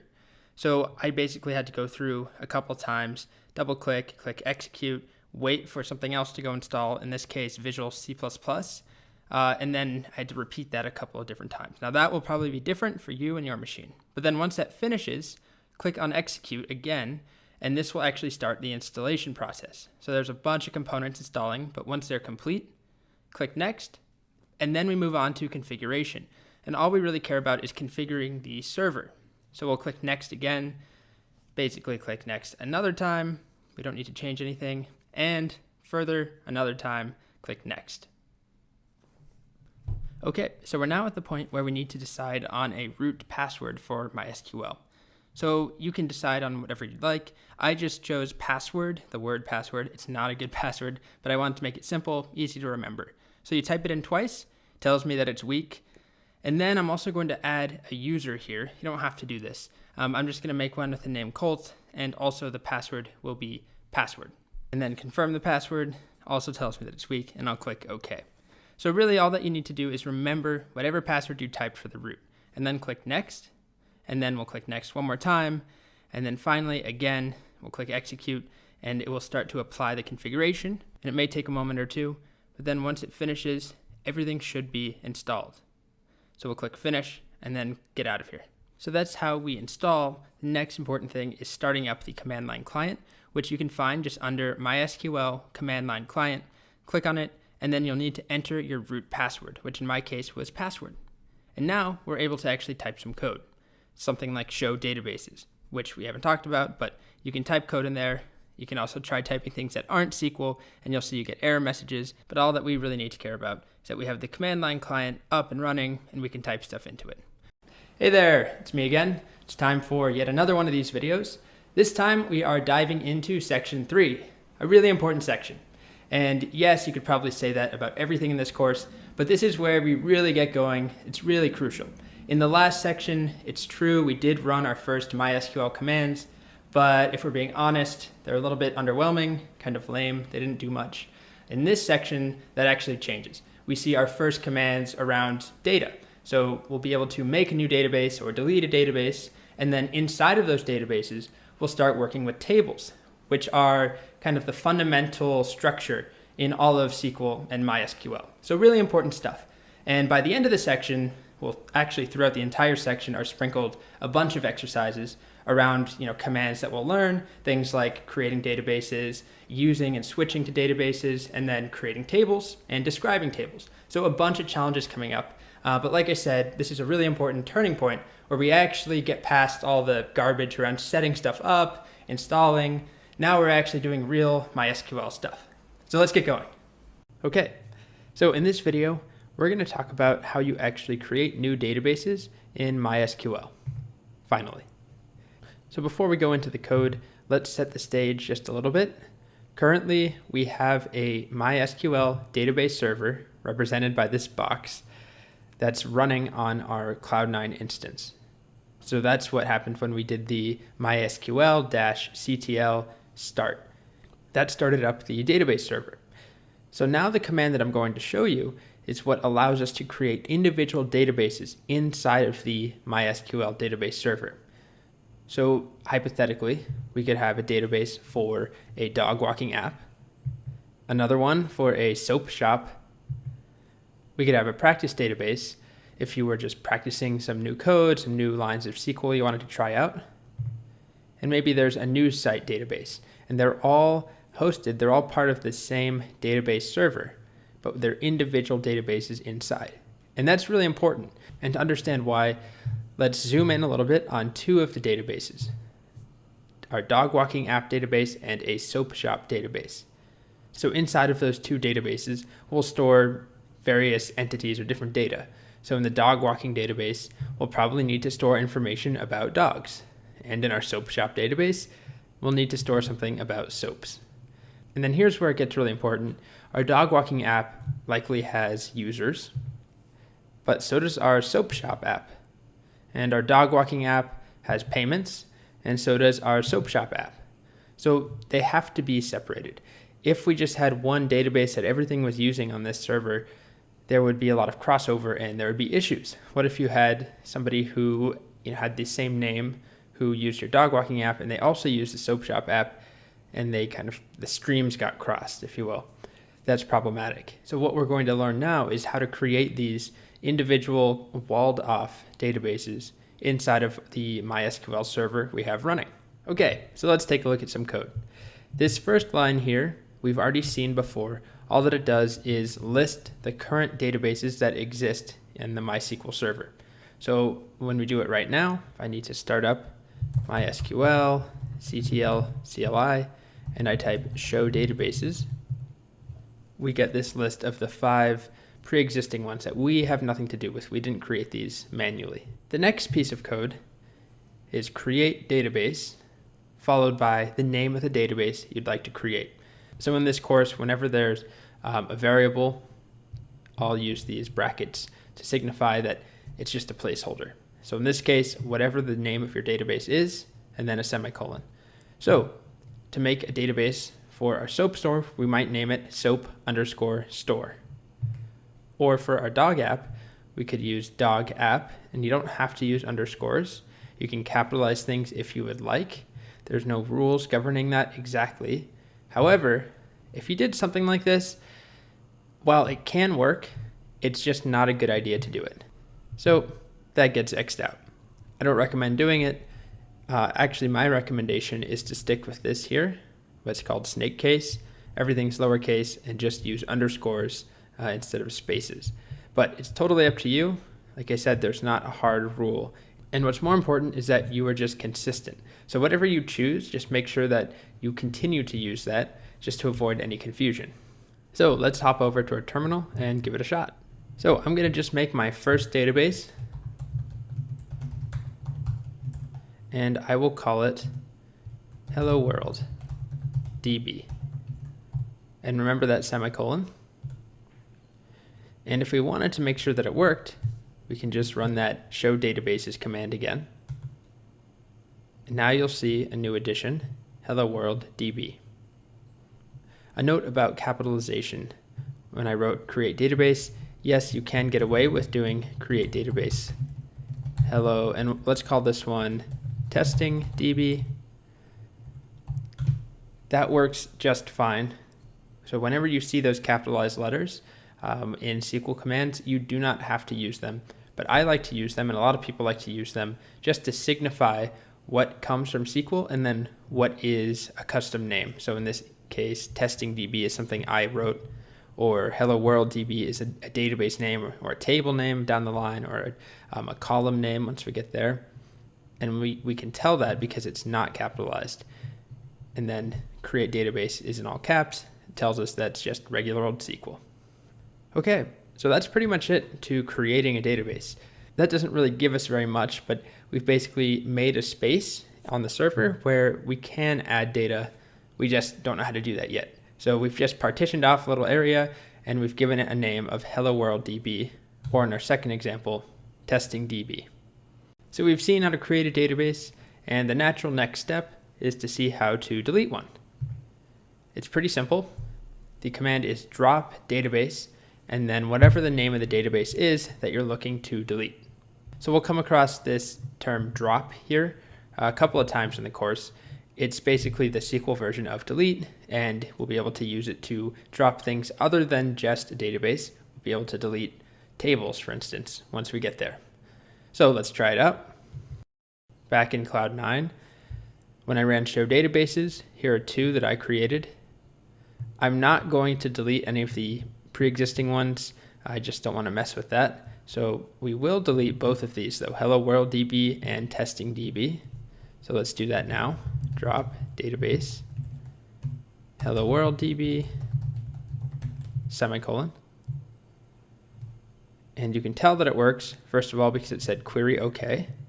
But then also, if I recall show databases, this time hello world DB is gone. Let's do the same thing, drop database for testing DB. This time I'm going to leave off a semicolon, not because it's a good idea, but just to remind you that your code will not execute until you add that in there. It doesn't matter that it's on a separate line. We'll be writing multi-line queries just a little bit. What does matter is that it's there at all. It's what indicates that you're done and that it should run. So we can just double check that it worked. Now our testing DB is gone as well. So that's all there is to dropping a database. Pretty straightforward command. All right, so we saw how we can create databases and destroy them. So what comes next? We're going to see how we actually use them. And I mean that in a very literal sense. In MySQL, there is a use command. And what this does is it tells MySQL which database we want to be working with. So we have potentially 10 different databases on one MySQL server, and we want to search some data from one of them. Well, we need to tell MySQL which one we want to be using at any given time. And we can switch between them using the use command that you see right here. So I'll really quickly show you how it works over in Cloud9. So if we create a new database,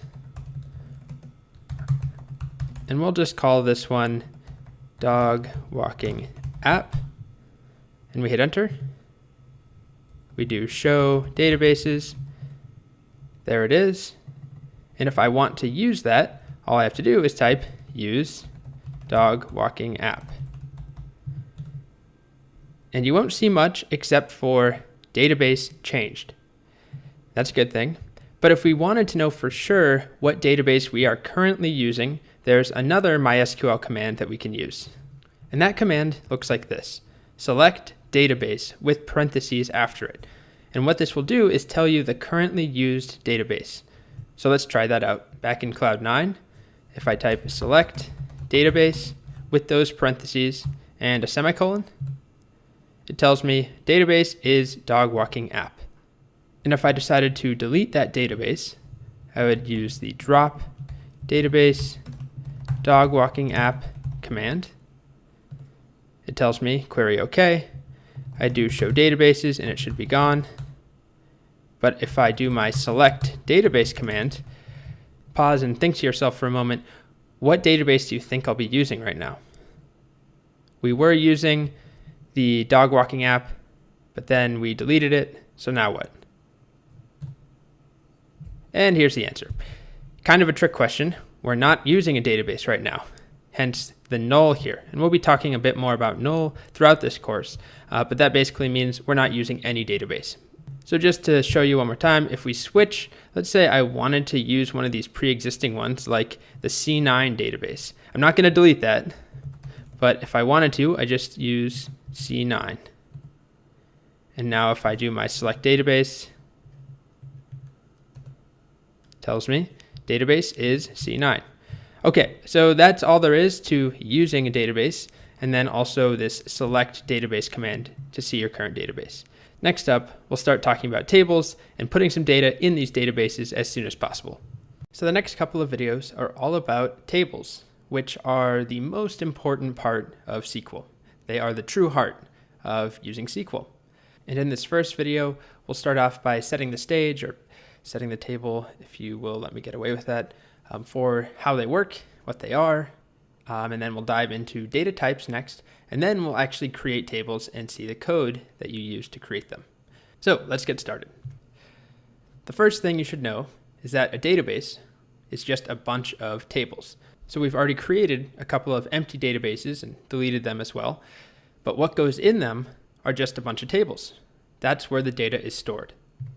As a short aside, this is in a relational database. So everything we're talking about that uses SQL, things like MySQL, Postgres, SQLite, those are relational databases, and they use tables. They use tabular data, but not every single database in the world does.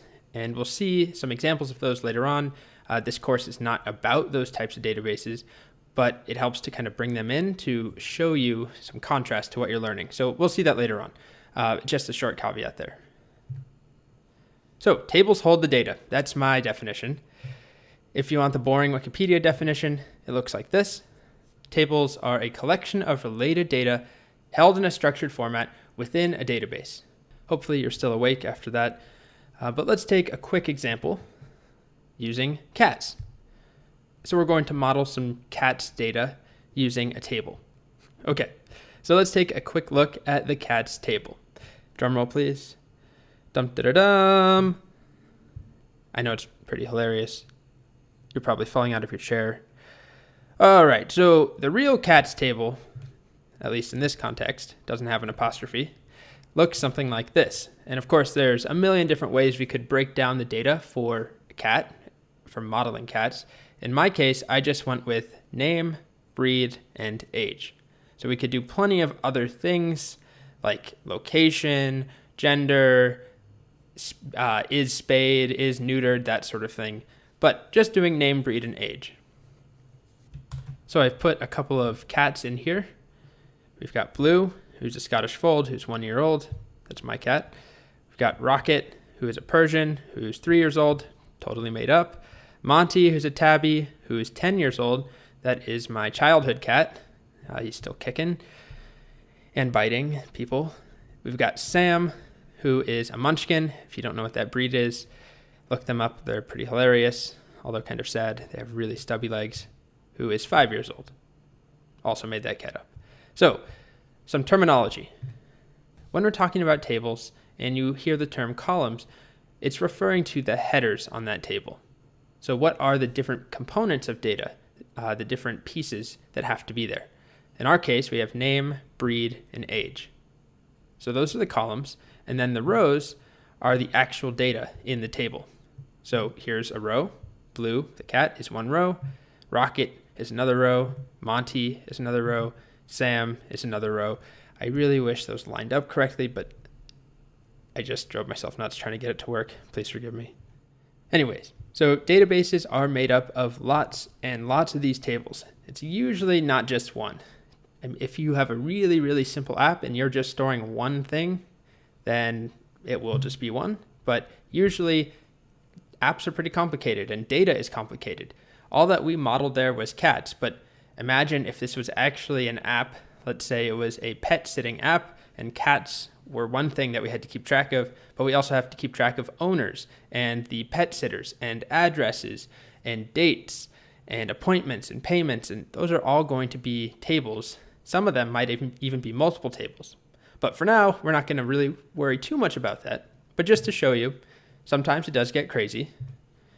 You can click this link, or I'll click it, follow my own instructions, to see the breakdown of some of the tables that Facebook's database or a social network might use in their database.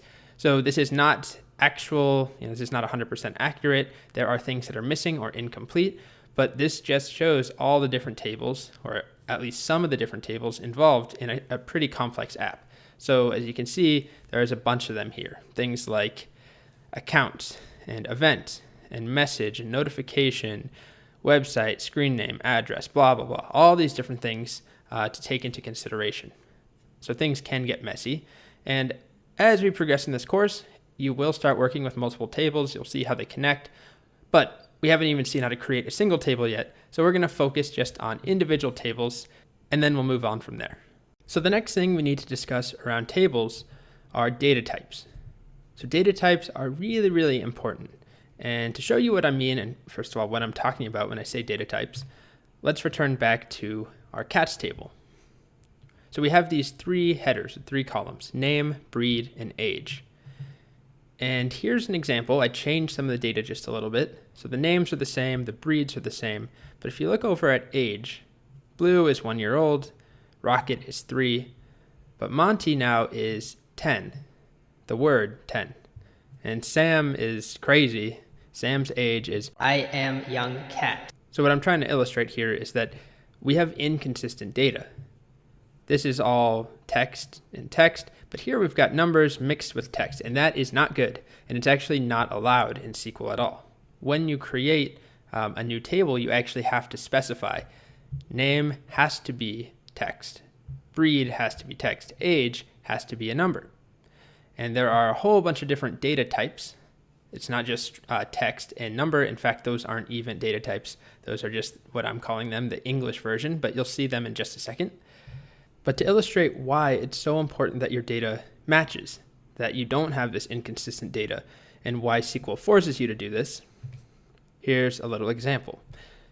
So let's say that you have this data in your database in a cats table where hypothetically in a fictional world, you can have data that isn't all matching. So we have this, numeric data mixed with text under age. So let's say I wanted to make a really, really simple app that would take each cat's age in the database and then print out the converted or equivalent cat age.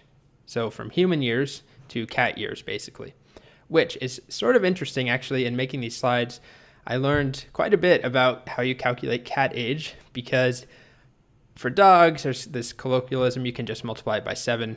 For cats, it's a little more complex. Apparently, it's not linear. So if you look at this scale, when a cat is 2 months old, it's 3 years in human years. But then as they get to 2 years old, it's suddenly 24. And when they're 14, it's 72. So it's not consistent. So I just decided, you know what, let's just go with multiplying by 7. It really doesn't matter. So our app takes the age of Blue, multiplies by 7, no problem. Our app takes 3, multiplies that by 7, no problem. But it has no idea what to do here. Our code doesn't expect text, and it can't do the math. And same thing with I am young cat times 7. It doesn't even know what to do. It just freaks out. So really trivial, stupid example, I know. But the idea here is important, that we have to have these data types established and that MySQL will enforce them. So when we create tables, we have to say exactly what data type we're looking for, because this type of situation is really, really not good, also known as bad. So returning to our cats table, when we're creating it, we'll have to say, this must be text, breed must be text, and age must be a number. So in reality, there are a lot of different MySQL data types. Like I said, text and number are not real data types. In fact, there are a ton, in my opinion, too many, and it gets pretty confusing, especially when you're just starting out. It can be intimidating. Just to show you exactly what I'm talking about, I put together a list of all the different data types. So all the numeric types, basically the different ways of representing numbers. We've got ints, small ints, tiny int, medium int, big int, decimal, numeric, float, double, bit. Then under string types, so these are ways of representing text basically, char, varchar, binary, var binary, blob, tiny blob, medium blob, long blob, text, tiny text, medium text, long text, and then enum. And then finally, we've got date types, so different ways of representing dates. We've got date, date time, timestamp, time, and year. So yeah, it's kind of crazy, I know. Fortunately, you don't have to know all of those at any given time. Absolutely not. I had to spend a decent amount of time even digging through the documentation just to find all of these, because the reality is you don't use them most of the time, or you don't use all of them. You figure out which ones you need depending on a given situation. You use a subset normally that you're comfortable with, and then eventually you may have to switch things out and change from using a medium int to a big int, or actually more realistically an int to a big int or something like that.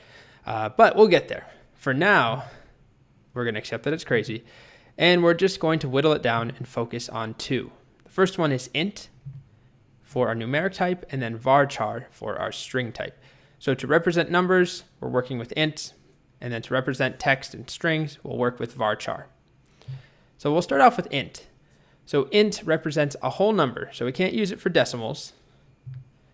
And it ranges up to this gigantic number here. Basically, it's big. However, if you need to store numbers larger than that, that's when you can start looking into some of these other data types, but like big int. But we're not going to worry about that, because for now, we're storing things like cat age. So this is an int. Here's another int. It can be negative, or 0, or big, or 42. So that's pretty much it to ints. Then varchar is a way of representing text or strings, and it's variable length. So you may have noticed that there was char on there and varchar. Well, char is a fixed length. So that means that everything in that column has to be the same length. It has to be 10 characters or something. But varchar allows us to have a variation in that, which is what we want most of the time. And it's between 1 and 255 characters. So things like coffee or negative 9,999, the string in quotes. So it's not a number. Or this, whatever this is. Or capital L. Or a sentence, as long as it's fewer than 255 characters. So returning to our cats table, we would say that name, which must be text, would be varchar. And notice that I have these parentheses here and a number inside. So when you use varchar, you have to specify a maximum length. So in my case, I chose 100. I could go up to 255, but I just don't want to have any giant names. But that's all that it does here. So it specifies where the cutoff point is. And if I go beyond 100 characters, if I write 300 or 200 characters, all that will be stored is from the first character to the 100th character. So breed, I did the same thing. It's varchar, and I did 100 again, but that could change. If we wanted to restrict breeds to be shorter, we could change it to be 50 characters. And then for age, which must be a number, we just use int. We're just working with whole numbers. We're not going to worry about my cat is 1.2 years old or anything like that. Okay, so that's all we're going to do for now with data types. Basically, a high-level overview, and we saw two of them in particular, varchar and int. Next up, we have a really quick activity. So as I mentioned, we have a really quick activity now, and the point here is to get you thinking about data types and thinking in data types or in terms of data types. So what I'd like you to do is draw or write or just think about a tweets table. So modeling tweets. If you're not familiar with Twitter, that's going to be a tough one, I guess. But basically, there are three things I need you to, at least three things that I want you to model. And these are the columns. So a username. So when someone tweets, let's say I tweet and I don't actually use Twitter, but if I had an account and I called it Coffee Lover Cult, I mean, that's just terrible. But if I did, it would need to be maximum 15 characters long. So how do you specify that? What data type is it? Then the content of the tweet, so whatever the tweet is itself, can't be more than 140 characters. And then the number of people that have favorited that tweet, basically liked it or hearted it. So you don't have to draw it out, but if you want to draw it out in that tabular format and then fill in some fake data or even real tweet data that you find, go ahead and do that. But just think about what these data types are in terms of what we just learned. And there's really only two choices that we saw, so hopefully it's not too difficult. So we'll be right back with a solution. Okay, so let's start talking about the answer. So we had username, which was a maximum of 15 characters. That would be a varchar, and you would put 15 in the parentheses to specify that it's no more than 15 characters. Then we have content of the tweet, max of 140. It's very similar. It's also varchar, it's text, but this time we restrict it at 140 characters. Then we have favorites, which is just a number, so we use int. And then here's some mock data that I added if you want to take a look. We have cool guy who tweeted my first tweet, and as one person who liked it or favorited it. Then we have guitar queen who tweeted I love music, smiley face, how endearing. And we have 10 favorites on that. And then lonely heart, this sad guy or gal who tweeted still looking for love, and that has 0 favorites because nobody wants to be depressed. All right, so next up, we're going to see how to take these data types and actually tell SQL or MySQL how to implement a table using those data types. So now that we've learned how tables work and we've seen a little bit about data types, we finally get to start creating tables. So here is the magic syntax for creating a new table in MySQL. Here is the generic version. So it's create table, and then the name of the table, so cats or users or people or results or whatever it is, and then in parentheses, a column name, and then a space, and the data type. And there are a few other things that can come along with the data type, but for now we're just talking about data type. So a column name like age is an int, or address is a varchar, or varchar, however you want to pronounce it. So that's the main idea. And you keep listing these columns, as many as you need. It could just be 1, it could be 20, and you separate them by by commas. And then when you finish, you add your semicolon, and that's that. Now you don't have to format it this way on separate lines, but I think it's easiest to understand. It's definitely easier to read when you get much more complex ones, but you could do it all in a single line, just like anything else in MySQL.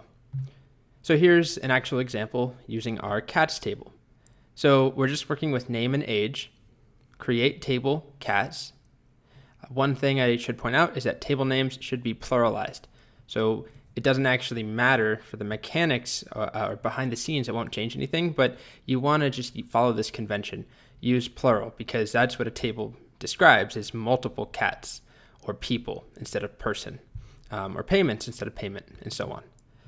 Okay, so we have parentheses, and then we list our columns and their corresponding data types. So name will be a varchar with a 100 character limit, comma, age will be an integer.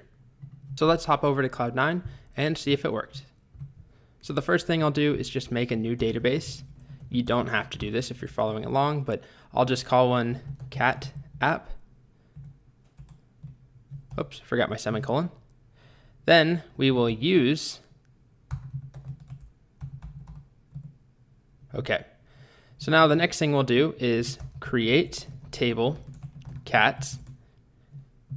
And then we can either do parentheses here, and that's what I usually do when I'm working in the MySQL command line, or in the shell, so you don't have to worry about spaces too much. So create table cats, and then we'll say name is varchar 100, comma, age is an int, and then we'll close our parenthesis with a semicolon. Query OK, 0 rows affected. Perfect. It appears to have worked, or at least we have to trust that it worked, because right now we don't have a way of testing that, but we will in the next video. Cliffhanger. So we left off by creating a new cats table, and it said query OK, but the question is, how do we know that it worked? How do we know that it did what we wanted it to do? So there's a couple of options. The first command I'll show you is pretty straightforward, show tables. Very similar to show databases, it just is going to show you the current tables in your database. So we can try that now in Cloud9. We'll do show tables, just like that. And it tells us tables in cat app, there's one called cats. So that's great, it tells us that there is a cats table, but that's pretty much it. It doesn't say anything about the contents of that table. What are the different columns in it? Which brings us to our next command, which is, again, using show columns from a table name. So in this case, we would say show columns from cats. So let's try it out now.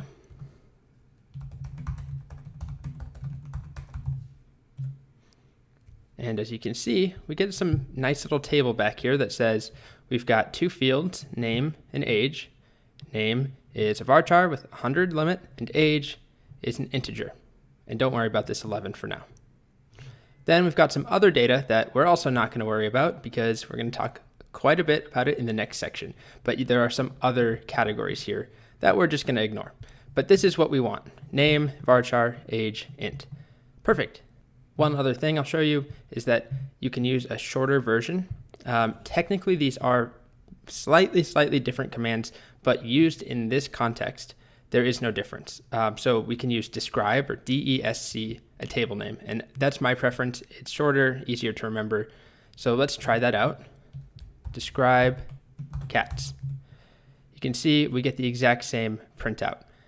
So I did say that you could use them differently in a more advanced setting, where you can basically pass in some other things to describe. So anyways, it doesn't really matter, but I just want you to know they're not exactly identical. It's not like one is a shortcut for the other, but they do the same thing in this context. All right, so this video was pretty quick. It was just about kind of testing and making sure that when you create a table, it's created accurately and that you can, one, tell that the table is there using show tables, but more importantly, see the actual columns in that table using these two commands. Okay, so the last little bit of syntax we'll learn in this section has to do with deleting tables. We've seen how to create tables. We've seen how to describe or show their columns. We haven't seen how to put anything in those tables yet. That's coming up next in the next section. But the last thing we'll do is see how we delete them.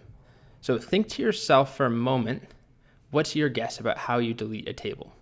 My hint is that it's pretty similar to how we've seen how to delete something else before in MySQL. Okay, so think about that, and I'll just wait here for a second, I guess. Maybe make a coffee.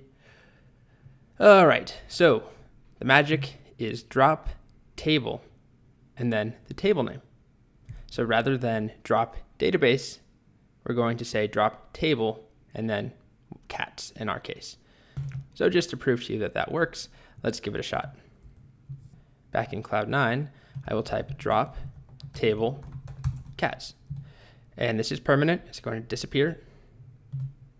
It tells us query OK. To make sure that it's actually gone, we could use a couple of different things. It's up to you. We can do show tables. Oops. And it tells us empty set, there are no tables here. Whereas before when we did that, we got data.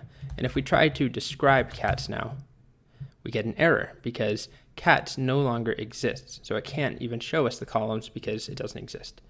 So that's all there is to dropping or deleting a table. Very similar to dropping a database.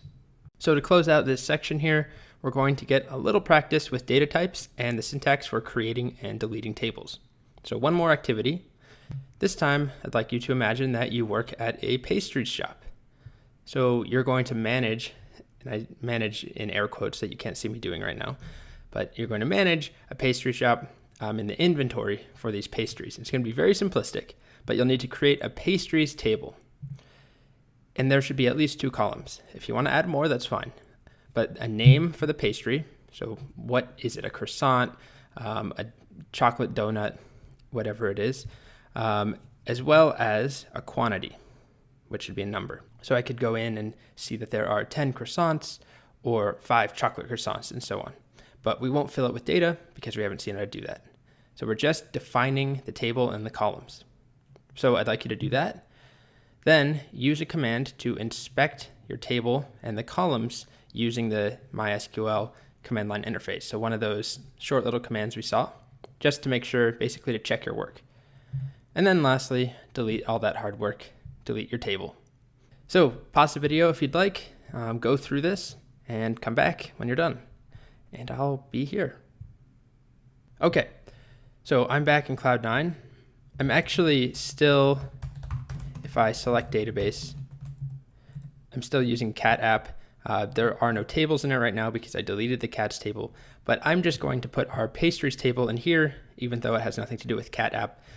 Maybe it's a cat bakery or something. I've seen dog bakeries, so maybe we're not too far off. But anyways, it's just a silly exercise. So we want to create a table. So create table, and then the name of the table will be pastries, plural. Then in parentheses, and I'm going to do it on one line just to show you that it's not a problem. So we'll have the name of the pastry. And one thing that you may be tempted to do if you come from some other databases is to put a colon there. That's something I find myself doing, just from experience that I have with some other tools. But you don't want that there. So if you see me doing that, hopefully I catch myself. Create table pastries, name is going to be a varchar. And it should be 50 characters maximum. So in parentheses, 50. And then we have age, we have quantity. And if you wanted to abbreviate that with just QTY, which is what you'll see pretty commonly, you could do that as well. And that's just an integer. Then we need our semicolon to end it. We hit enter, and we have a nice little error message. So that was accidental. I'm not going to try and play it off like you did it on purpose. But I am going to leave it in here. And that's mainly because it's something that pops up pretty commonly. People aren't perfect, at least I'm not, especially when I'm recording. Got a lot of stuff to worry about. Can you identify what went wrong. I'll give you a hint, I'm just missing one character. Yep, if you got it, I am missing a comma here. And the error messages aren't always that useful, but it tells me there's an error in my syntax, and it's something near quantity int. So right before that, I'm missing a comma. And it's treating all of this as name, which is wrong. We need that comma there. So we can recall the line, go back, and insert our comma. Now when we do it, we get query OK, and we'll move on to the next part, which was to make sure things worked. So we could either do show tables, and then we can do show, let's do describe pastries. Perfect. Name, varchar, quantity is an int. And the last thing was to drop our pastries table. Drop table pastries. Goodbye pastries. And just to verify it worked, let's do show tables again, and there's nothing here. Perfect. So the next section is all going to be about inserting data. We make tables, they're empty. How do we get stuff in there? Hey, welcome to the next section. So let's recap what we just saw in the last section. We basically saw how to make databases and then how to create tables, which are currently empty, which are represented by this box here. Let's say this is a cats table. It's empty, it has no data in it. But in this section, I'm going to show you the tools to insert data into the cats table. Thank you, Blue. That was perfect. So we'll see how to do that. It's a insert command. So we'll see that and get lots of practice, lots of exercises inserting data into tables. And then the other thing we're going to see in this section, it's not the primary focus, but it's important, is selecting data back out. And I won't remove Blue from the box just yet. She's very paranoid. She loves this box. But the idea is, rather than deleting things, that's for another time, another section, how can we retrieve it out? How can we read it or search? So let's say insert, 10 cats into a box, and they all have different birthdays and breeds and names. I want to be able to run code like select or retrieve the last 5 cats added, or retrieve the names of the Russian blue cats, or retrieve the names of the last, the oldest cat in your database, something like that. Wow, she's having a lot of fun in there. So that will be the goal in this section, is to show you those two commands, inserting data and then retrieving it back out. I'm just going to leave her in there. I can't stand to take her out. All right, well, I'll end it there. Blue's enjoying her box. I'm enjoying whatever this is. Next up, we're going to focus our time on learning to create data. How do we add or insert data into the tables that we've already made? This is another one of the most important and most commonly used commands when you're working with databases. Obviously, it's really important to have a way to get your data in the database. So we'll be using what we learn here throughout the rest of the course. And you could say that for everything else that we've learned so far, but in particular, this command, insert, or insert into. So the syntax here is insert into, and then the name of the table, cats in our case, and then it gets a little weird after that. So let's just focus on that first. Insert into, and then the table name. Then afterwards, in parentheses, we're specifying the columns that we are going to insert. So I'm saying I'm going to give you a name, comma, I'm going to give you an age. And then down here, I have values, which is another keyword, specifying that, okay, I told you I'm giving you a name and an age, here they are. The name is Jetson, and the age is 7. So these do need to match. Name is first, Jetson, age is second, 7. Before we go try it out in Cloud9, I just want to show you that I wrote it this way mainly because it looks best on a slide. You can do it on one line. So insert into cats, name and age, the values, Jetson and 7.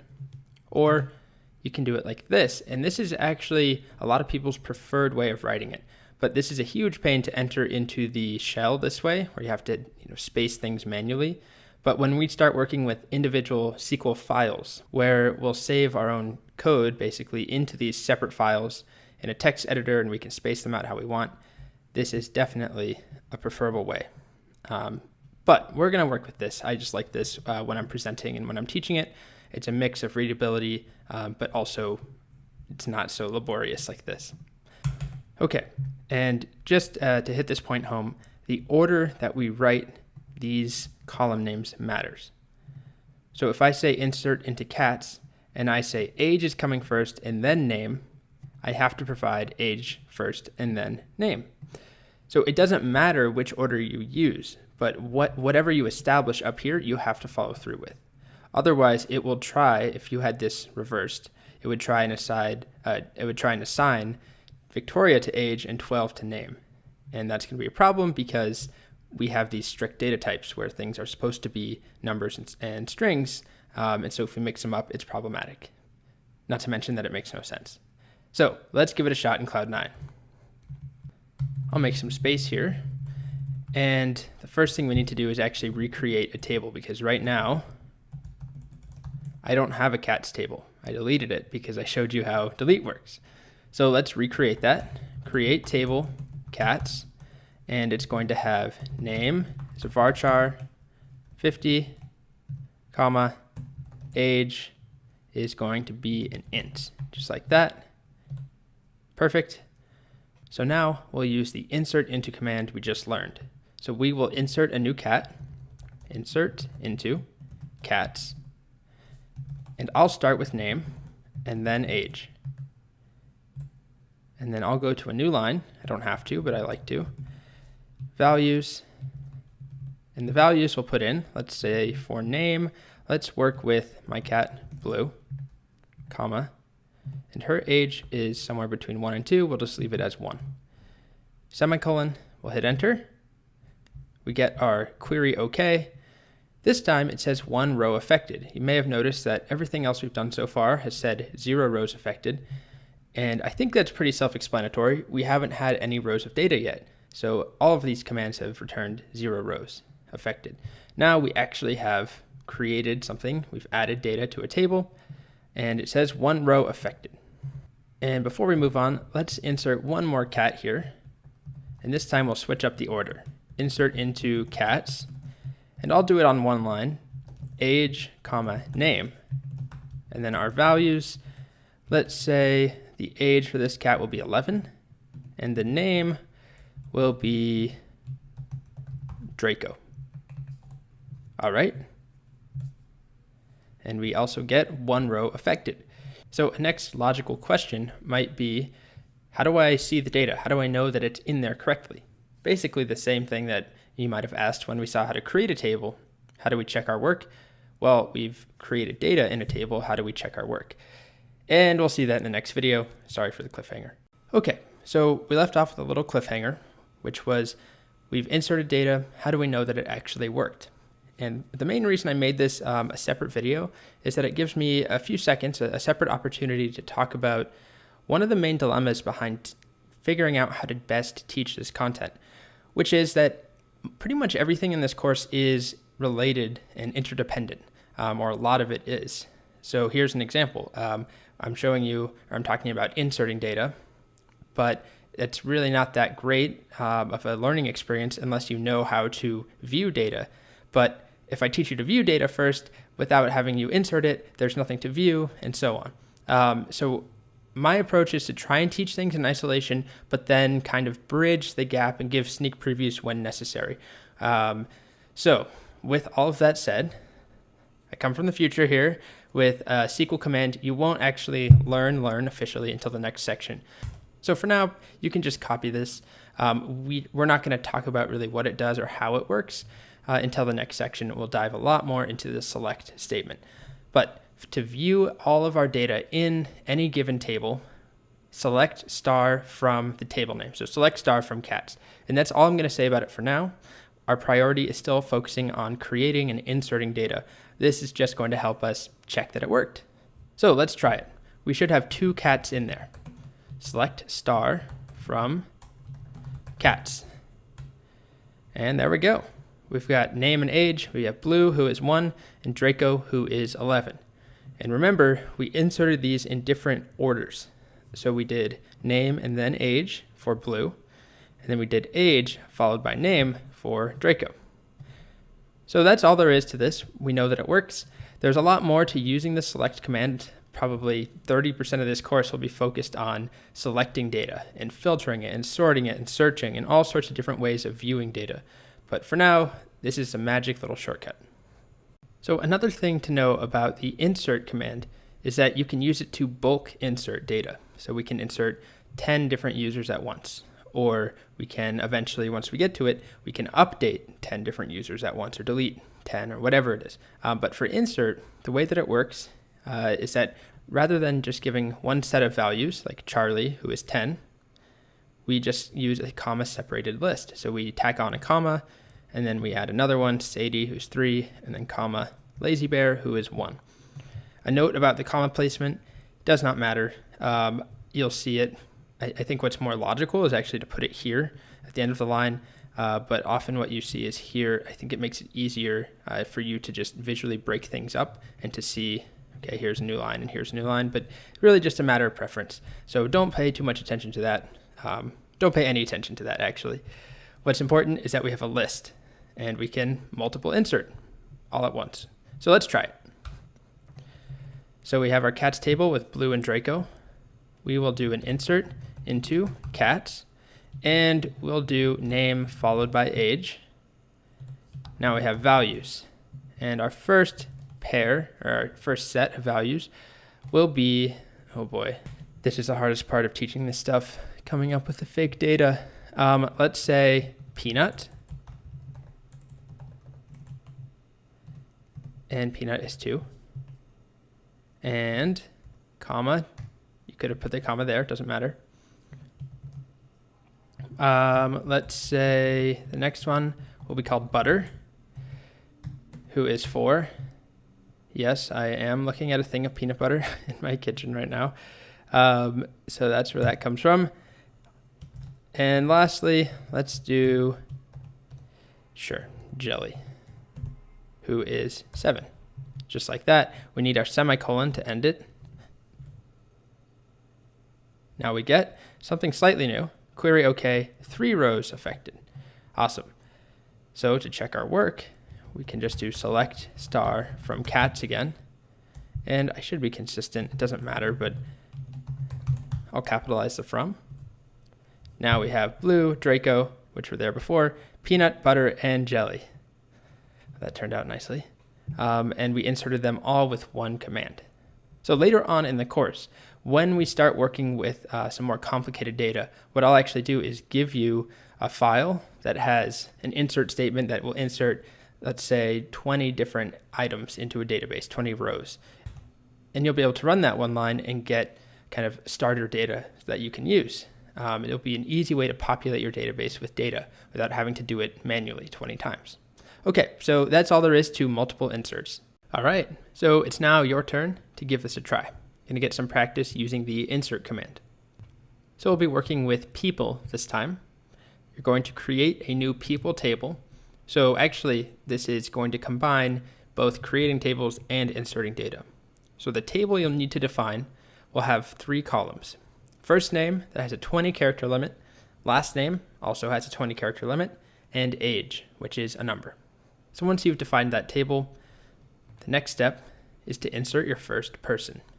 And for this person, her first name is Tina, her last name is Belcher, and her age is 13. So once you've inserted her, make sure that you've done it correctly. Use that select command to see what's happening. Make sure she's in there. The next person will be Bob Belcher, who is 42. And it's up to you, but I would like for you to try and insert this one using a different order for the values. So if you had said first name, comma, last name, comma, age in the previous one, maybe try last name, comma, age, comma, first name. It doesn't make a lot of sense to do it that way, but give it a shot just to prove that you understand that the order matters. And then lastly, write one insert that will insert 3 different people at once. And that will be Linda Belcher, who's 45, Philip Frond, who is 38, and Calvin Fischoder, who is 70. So insert all 3 of those at once and go ahead and give it a shot. And in the next video, we'll have a solution. Okay, let's take a look at a potential solution for this people problem. So first thing, we need to create the table. using the create table statement with first name as a varchar 20, last name varchar with a 20 character limit, and age as an int. So let's do that. I'm just working in the cat app for now. It's fine. We're going to delete this at the end. So we'll start off with the create table, and we'll call it people. And the first thing that we'll have is first name, which is varchar 20. Next thing is last name, which is the exact same. And then finally, we have age, which is an int. And then our closing parenthesis. Okay, let's just double check it worked. Let's use describe people. Cool. First name, last name, age, varchar, int. Perfect. So now we're going to insert our first person, Tina Belcher, who is 13. So insert into people. And we'll start off. Let's do first name, last name, age, and then values. And we'll do, Tina Belcher. It was 13, right? Okay. We hit enter. Just double check that it worked. Select star from people. There, Tina is perfect.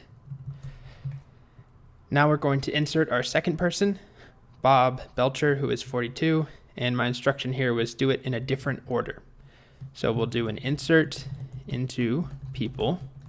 This time, let's do age, last name, first name. Values. So age was, I already forgot, 42. Last name is Belcher. And first name is Bob. Don't forget our semicolon. Let's do our select again. Perfect. It worked out how it was supposed to. Great. So then the last insert we're going to do is a multiple insert. We have Linda Belcher, Philip Frond, and Calvin Fischoder. Oh boy, this is going to be a lot to remember. Let's start off by just typing out the basics. Insert into people. And we'll do this one with first name, then last name, and then finally age, just like that. Then we'll do values, and we'll start off with Linda Belcher, who is 45, I think it was. And I'll do commas on the new line. And then we'll go with Philip Frond,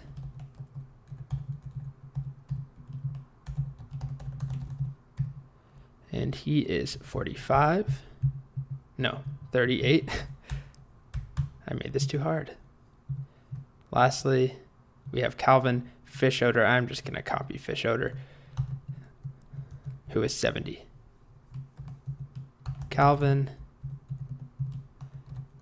Fischoder, 70. Alrighty.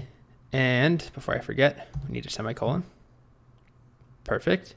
Let's do our select star again. Have to use the up arrow a couple times. And we have Linda, Philip, and Calvin, Belcher, Frond, Fischoder, 45, 38, 70. Perfect. So that's it. And I didn't specify this in the instructions, but let's go ahead and delete the table. So that's drop table people. Goodbye to the Belchers and the other two. And we verify that it's gone. If you tried to do select star from people, we get an error. But if we do show tables, now we only have cats. All the people are gone, just left with cats. Now this video is going to be a slight departure.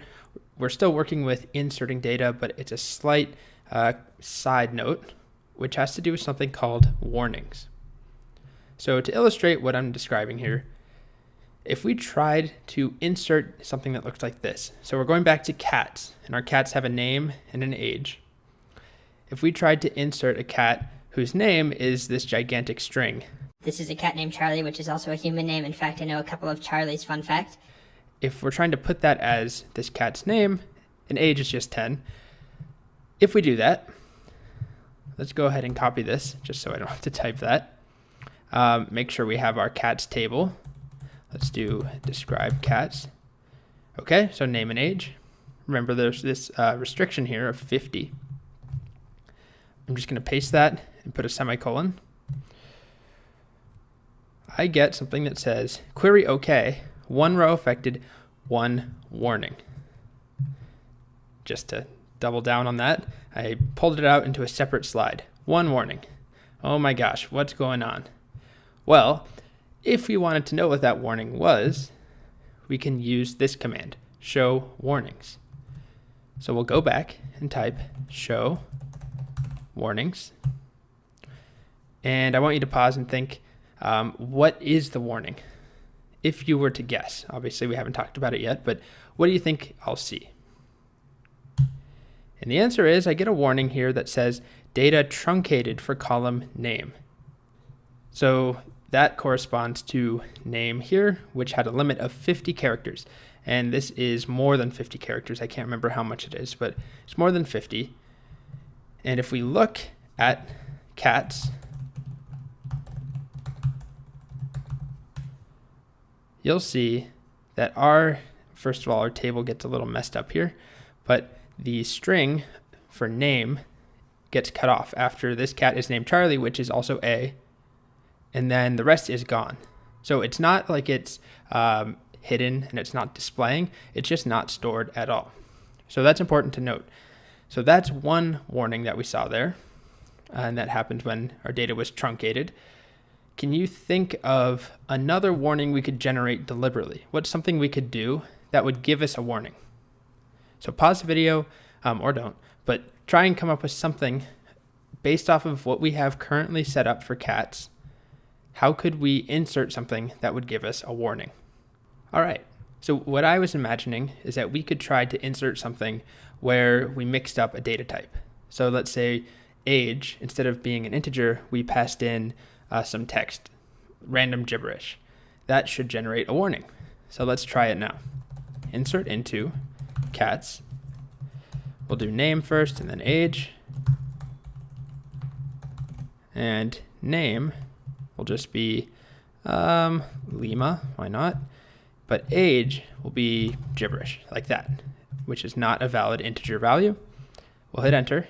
We get one warning. And we can view that warning with show warnings. And this time, it's a different warning. It says incorrect integer value. So the last one we saw said that name was truncated. It was too long. This one is telling us that incorrect integer value for column age. So then here's a second thing for you to think about. And you probably, you'll just have to guess, but what do you think is stored inside of age? Any ideas?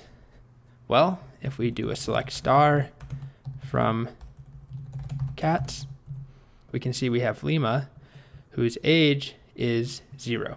So in this case, if we screw something up, if we pass in some invalid data or a string instead of number, it will automatically set age to be 0. In a little bit, we'll see ways of changing that default. But for now, it's 0. Okay, so that's it for warnings at this point. Just be aware that if you do see one warning or two warnings or however many warnings after a query, type show warnings and you'll be able to see your answer. However, actually, I forgot to mention this.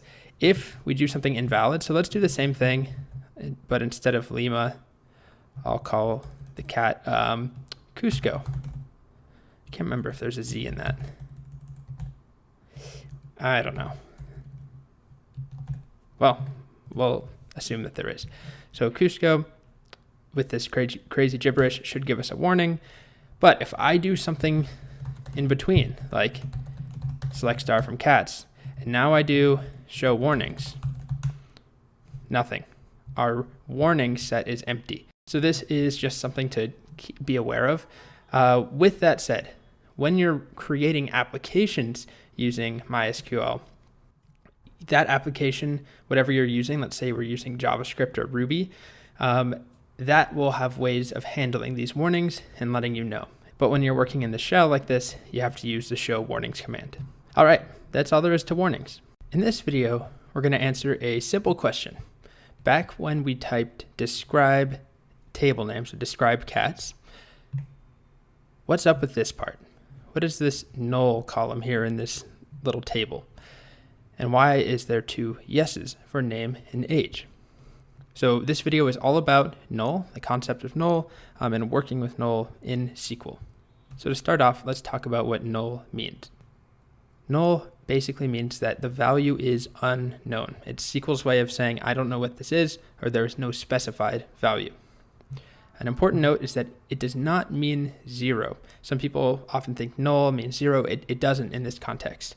So to illustrate the significance of these having a yes here, it basically means that these are permitted to be null. It's okay if they have an unknown value. And that happens by default. To illustrate, though, that is the case, here's a little bit of code. Right now, we could run this command. We have a cats table with name and age, but we could do insert into cats and only specify a name. And in this case, I used Alabama. I'm not sure who names their cat Alabama, but you could probably say who names their cat Blue, which is what I named my cat. So we could run this command, and age has no specified value. So in fact, let's try it right now. Make some space. Insert into cats name, values.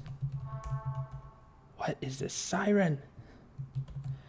Alabama, just like that. We don't get any warnings or anything saying that name or that age is empty, nothing like that. Now if we do select star from cats, you'll see that we have a new cat whose name is Alabama, but age is null. And again, that's because we have null as a permitted value, or it's technically not a value, but age is allowed to be null. So is name. So I could do the same thing, or an even more extreme version. I could run this. Insert into cats, nothing. Values, nothing. And if I did that, take a moment to guess. Insert into cats, nothing. Values, nothing. What do you think will happen? Let's do a select star. Now we have cat null, or name null, age null. So then the question becomes, how do we prevent that? How do we require that name is not null and that age is not null? And the answer is not null. So what we can do is specify when we actually define a table that something, let's say a field like name, is not null. And we use this syntax right here. So here's an example. For a cats2 table, and I'll be using this convention cats2, cats3. So in a cats2 table, or 2.0 version, when we define it, we would say name is varchar. This time I used 100, but the limit doesn't matter really, followed by not null. So that means that it will not be permitted to be empty. And then age is also an integer, age is an integer who is also not null. So if we try that right now, I'm going to create a table, cats2, and we're going to have, and I'll do this on separate lines. Name is varchar 100. It's okay. This one you can have longer names. And then we'll have not null, followed by age is an int, also not null. We hit enter. Now let's start off by using describe cats2. This time, under null, for both fields, it says no. So that's one way to tell that these are not allowed to be null. And just to emphasize this, I made a slide. Notice the difference here. So now let's actually put it to the test. Let's try to insert into cats2. And this time we'll only do name and we'll leave off age. And then we'll have values. And name for this one will be Texas, in keeping with the state theme. Okay, what do you think will happen? Insert into cats where age is not allowed to be null, but we're not specifying age. So it says query OK. We didn't get an error message, and we got a warning. So let's do show warnings. Warning, field age doesn't have a default value. So what it's telling me is that I left age off. I didn't specify it. So what it was going to do is make it null, but then, oh no, it's not allowed to be null. So I need to go find a default value, and there's not a default value specified. So if we look, you can probably guess our next video will be on default values. But if we do select star from cat2, you can see it automatically defined 0. So in the next video, we'll talk about why that happened. But the way that int works, if it's not allowed to be null, you don't have a default, it's going to be 0. Now let's try the same thing with insert into cats2, and this time only age is specified, and age will be 7.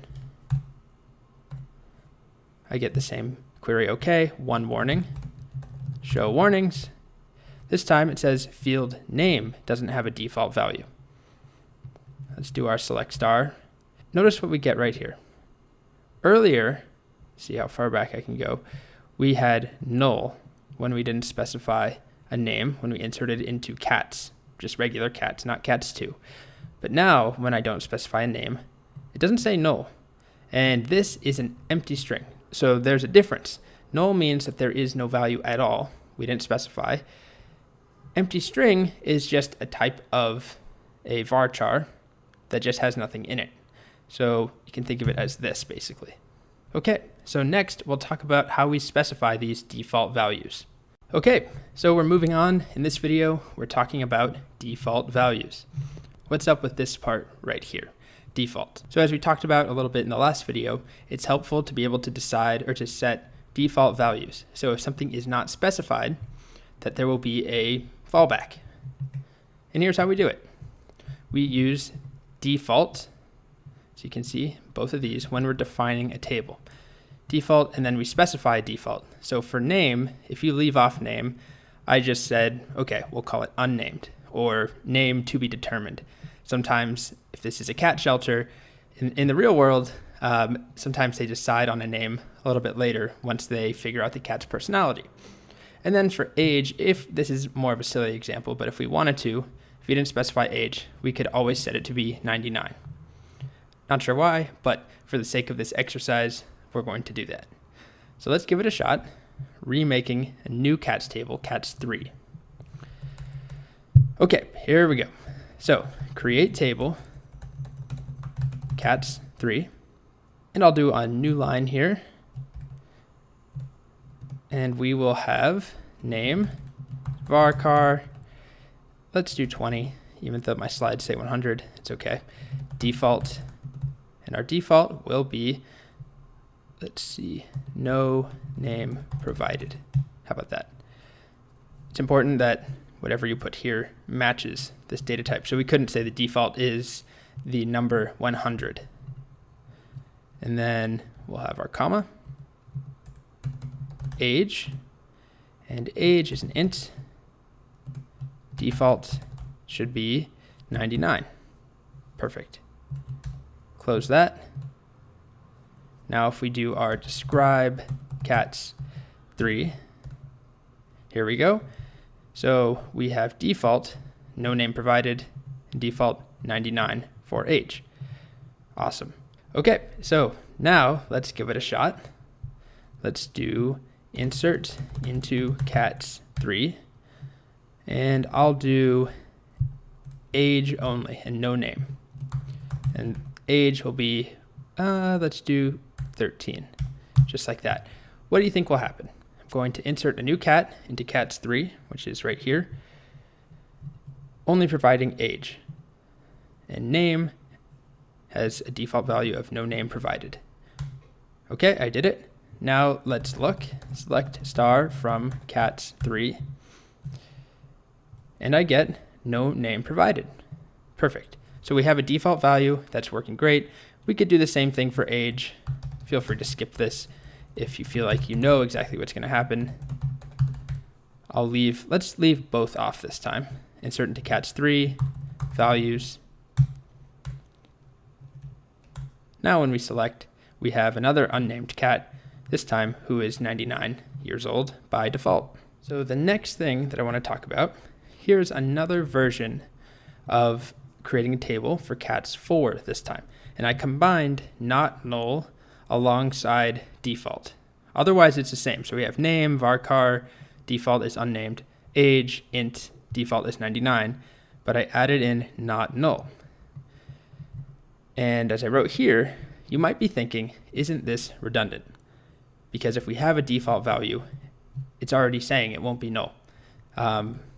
If we go back and we look at cats, regular cats, if we do an insert into cats, just like this, and if you can remember all the way back to cats, we have no default provided. And I do select star from cats, we get null, null. There's no default values. And then when we have our cats3, when I insert something like this right here, insert into cats3, it's totally empty. We have those defaults. So when I select star from cats3, we get no name provided 99. So why would we want to add not null? And the answer is that we could still manually set something to be null. So if I did that here, let's do insert into cats3, and I'll do name and age, values, and I will say there's no name. All right, let's say name is, what's another state? Montana. It's not too bad for a cat's name. Great state, by the way. And we'll leave age as null, explicitly null, just like that. Let's do select star from cats3. And you can see that there was nothing stopping us from setting age to be null. All that we have is a default value. If you don't specify something, it will be 99. But you're allowed to say null. I'm allowed to say this is explicitly an empty value. Okay, so that's where this comes in. Name, varchar, not null, and a default. And I won't make you sit through me typing that whole thing, so I'll just copy it. But to walk through it again, same thing here. Same with the default, we just added not null and not null. So let's go ahead, paste this in. This is cats4. This time, if I do describe cats4, we now have null is no on both, and we have a default on both. So we're almost there, I know. It's been a little bit of a long video. Let's do a insert into cats4, and we will specify name and then age. And this time, if I do values, and I say name is, what's a new one? Let's do Cali, fine. Sort of a state name. And age is null. If I do this time we get an error. So not just a warning, but an error saying it cannot be null. And that's what not null specifies. So important to note that. You'll use not null pretty often. It's a way of basically requiring that something has a value, but also saying that it's not allowed to be null itself, which I also included as a slide here.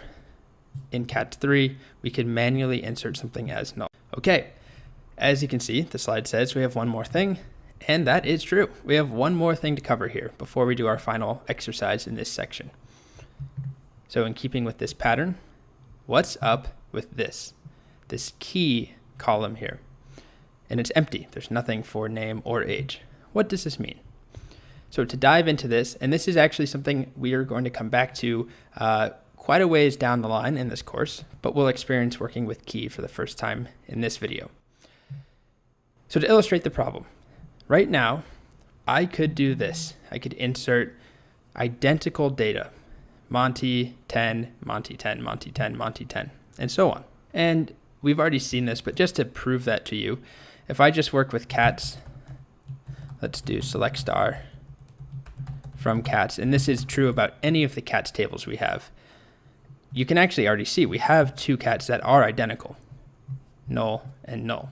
But I could also do something like insert into cats, name, age, values, and this one will be called Helena, and Helena will be 6, or Helena, however you say it.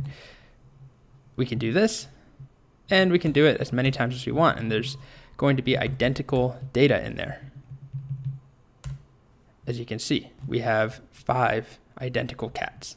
So why should you care? Why is this really a problem? And there's a couple reasons, but it comes down to the fact that we want all of our data to be uniquely identifiable. Even if it looks the same like it does in this case, we assume that these are separate cats. If they are in fact one cat, then this is just in error. We don't want to have this many entries. But imagine we actually have 5 cats named Helena with an age of 6. They are unique and individual, and we want to be able to keep track of them. And right now we can't. There is no way to uniquely refer to this.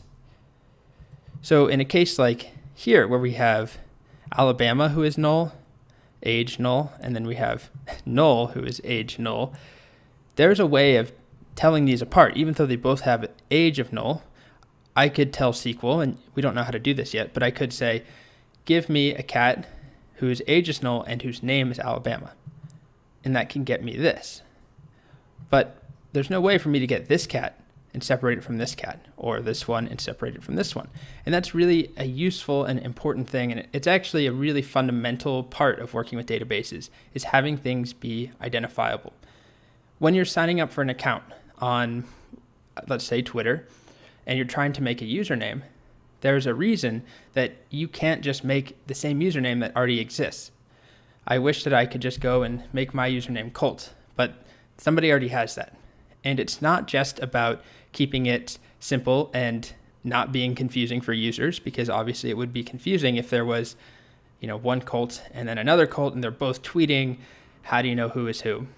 But actually in the code, that's hugely problematic, because there's things like when I log in, I type my username and it's going to go to the database and try and find a user with username Colt, and then it's going to match my password. But if there's 2 users with username Colt, then what does it do? So in that case, you're not allowed to have separate usernames. But there are times when we have data that looks the same. Like hypothetically, we could have 2 cats named Helena, age 6. Or maybe a better example, we could have a couple of cats, if we go back here, where we have no name provided. They're unnamed, but they're unique, different cats. How do we know? And the easiest way, and what we'll do and what pretty much everyone does, is assign an ID, a unique identifier. So you can see here I added a new field, cat ID, and every cat is given one of these IDs. So now, rather than saying, I want to select Monty from this database and getting all of these, I can say, I want the cat with ID 1 or ID 3, and they are uniquely identifiable. All right, so there's a precise term for this, primary key. So a primary key just refers to something that is a unique identifier on a row. It's a way of identifying something, and you know that it will be unique. Just a heads up, we will see another type of key later on called foreign key. Those are both keys. Don't worry about it, but primary key just means that whatever field we assign, whatever we make the primary key, so in this case, we would make cat ID a primary key, means that it has to be unique. So let's see how we actually assign one. So I'm creating a new table here, and I know it's a little bit longer than what we've seen, but a lot of it is very, very similar. So we have unique cats. It's just the name of the table. I got tired of cats 1, 2, 3, 4. So unique cats. We have name and age, but we also have cat ID now. So cat ID is an integer, and we can't have cat ID be null. We definitely want there to be something there. And then this is the new and important piece. This is just another field. This isn't technically new conceptually, but this is primary key, and then we give it the name of a field. So we want the cat ID to be unique. We want it to be the unique identifier, so we just pass it in here, cat ID. So let's try this out. I'm just going to copy it over just to save you time, so you don't have to watch me type the whole thing. Here we go. Create table, unique cats, a cat ID, name, age, and by the way, that cat ID you talked about earlier is a primary key. All right, so now let's do describe unique cats. And you'll see a couple things. We have cat ID now, because we had this line here. But we also, under this key column, we have primary, or pri, but it means primary key. So cat ID is a primary key. So how do we know? Well, let's insert into cats, or unique cats. We'll do ID, name, and age, just like that. And then we'll do values. And we'll start off with an ID of 1. Name will be Fred. And age will be 1. Let's do 2. Fine, 23. Accept the typo. Okay, hit enter. Oh, we have a problem. I just referred to ID. It should be cat ID. Silly mistake. So let's fix that. Cat ID. Okay, so now just double check our work. From unique cats. Cat ID is 1. All right, so we could do the same thing. Change this to 2. And instead of Fred, let's have Louise, who is 2. 3. We hit enter. Same thing. I think you get where I'm going here. We can keep doing this. However, and this is where the primary key part comes in, I could now say insert into unique cats, cat ID, name, age. What if I tried to make another one with ID 1? And this one is called James. Just like that. I get a new error. Duplicate entry 1 for key primary. So this is saying, wait a second, you said it's a primary key. I cannot have a duplicate entry. You cannot have something. The whole point is that ID is supposed to be uniquely identifiable. Well, that's a problem. So it doesn't add it to the database. So that's really, really important. And IDs are not the only thing you can make primary keys. I gave that example of username, which is something we'll come back to later. You often want to make a username a primary key so that you can't have more than one account with the same username in your database. And so all that you would do is, instead of saying primary key, where's that? Cat ID, you would say primary key username, or whatever the name of the field is. And then if I tried to insert something with an already existing username, I would get the same error here. Okay, one more thing to talk about, which is it's kind of annoying to have to manually specify this ID. It's more than annoying, it's impractical. I mean, are you just supposed to know where you left off? 1, 2, 3, and every time you insert a cat, you just have to know what the last one was? It just doesn't really work. It's not even in this shell context, but especially not in a real application. You can't, I mean, it's just a pain. So there's a way around it. Our code gets longer, I know, but all that's added here is this, auto increment. So it does what it sounds like. It will take cat ID and it will automatically add 1 to it every time a new cat is created. So we no longer have to specify cat ID is 1, cat ID is 2. It will just do it. We just leave off cat ID entirely, and everything else here is the same. So cat unique cats 2. I'm just going to copy this over, make some space, hit enter. And before I show you that it works, if we do describe unique cats 2, you'll notice that we also have auto increment here under extra.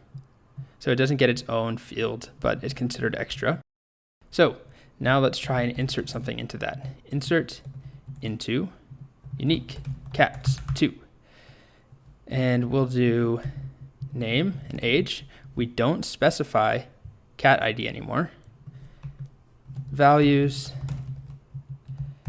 And let's see, seriously, the hardest part of all of this. Let's go with Skippy. Once again, I see some peanut butter in my kitchen. And age will be 4. Just like that. Now, if I do select star from unique cats 2, cat ID is automatically 1. And to prove to you that it's auto incrementing, let's change this name to GIF. And we select star again. And now we have 2. So this solves 2 problems. One is that it's annoying to have to manually type those IDs and keep track of what number we're on next. But also, I can now have duplicate cats as far as name and age, which is our whole goal from the get-go. So I can now do another GIF and another GIF again. And this time, let's do a Skippy as well. Now select star from unique cats 2. And you can see we have Skippy here who's 4 and Skippy here who's 4, but they have different IDs. Therefore, they are unique. Same thing with 3 GIFs. Perfect. Alrighty, so that concludes all the new stuff in this section. Now you're going to get a chance to put it in action, to actually practice it, and to write your own bit of code, create your own table that looks a little bit something like this. Okay. All right, so it's your turn to put some of this into practice with a single exercise. It should be pretty quick. All you need to do is define a single table. So here are the demands. Well, demand sounds a little strong. Here are the requirements. Define an employees table. So let's say we're a company trying to manage some employees. We'll definitely need more data than this to actually make it operational, but for now, this is all we need. 7 different fields, 7 columns, ID, last name, first name, and middle name, and then age and current status. And actually, I can't count. This is 6. So ID is relatively self-explanatory. It should be a number. I'm not telling you the data types, but you should know at this point what they are. So a number that automatically increments. It's mandatory, so it can't be left off, and it's a primary key. Last name and first name are both text, which isn't the data type. Again, you need to use the actual term, and then neither of them can be left blank either. They're mandatory. But middle name, while it's also text, it isn't mandatory because not everyone has a middle name, so we can leave that blank. Then we've got age, which is numeric, and it is mandatory, can't be blank. And finally, current status, which is essentially like their employment status, if they're employed or if they're fired. And it should be mandatory, so it can't be null. But if no status is provided when something is inserted, it should default to employed. So we'll have 2 statuses, employed and terminated, or fired or something. I guess terminated is more professional. And so it should just default to current status is employed if nothing is provided when it's inserted. Okay, so go ahead and define this table, type it out, try running it to make sure it works, and then try inserting some data as well to make sure that it works. Okay, if you want a solution, have it in the next video. All right, so if all you care about is the solution, just check out the code following this lecture or pause the video. You can see the solution here. But I'll go ahead and go through the process of typing this out very quickly. I'll kind of speed it up. So what I like to do is start by defining the rough skeleton of what we need in a SQL file. So we need a create table employees, and then within that we'll have ID, we'll have first name, we'll have last name, we'll have middle name, and then we have age and current status, just like that. And then we can fill in the data types. So we know ID is an integer and age is an integer. And then these are varchars, let's say 255. Somebody may have a giant name. And same for current status. So then the next thing that we could do is focus on ID, which we know needs to auto increment. And we also want it to be mandatory and a primary key. So mandatory means not null. And a primary key, there's actually 2 options. The first one is to do this. And the second one, just duplicate this, it's also in the slides, is to add it on the end here. We don't want that underscore there. There we go. So these will do the same thing. But of course, we're not done. So the next thing would be first name. And first name is just mandatory, as is last name. So we'll just add not null and not null. Middle name we can leave alone. Then we've got age, which is also mandatory. And then finally, current status, which is mandatory, but there's also a default value. So we want not null, default, employed. And then we need to make sure we have all of the correct commas here. Just like that. Add our semicolon as well. Copy it. And let's see what happens. All right, so it looks good. We can describe employees. And then if we wanted to, let's just do a single test insert to make sure our default value works and our auto increment works. So we'll do insert into employees, and we'll do first name, comma last name, comma age, and that's it, because everything else either has is allowed to be null or has a default value. And we'll insert someone with the name of Dora Smith, I guess. And let's say she is 58. Okay. Copy that, paste that in. Let's do a select star from employees, just like that. And it looks good. We've got an ID auto incrementing at 1, first name, last name, middle name is null because it's allowed to be, age is 58, and current status is employed because we didn't specify one and we have a default value. All right. So again, the other solution here is just to put primary key on the same line when you're defining the column. I prefer to do it that way, but you'll also see it done this way.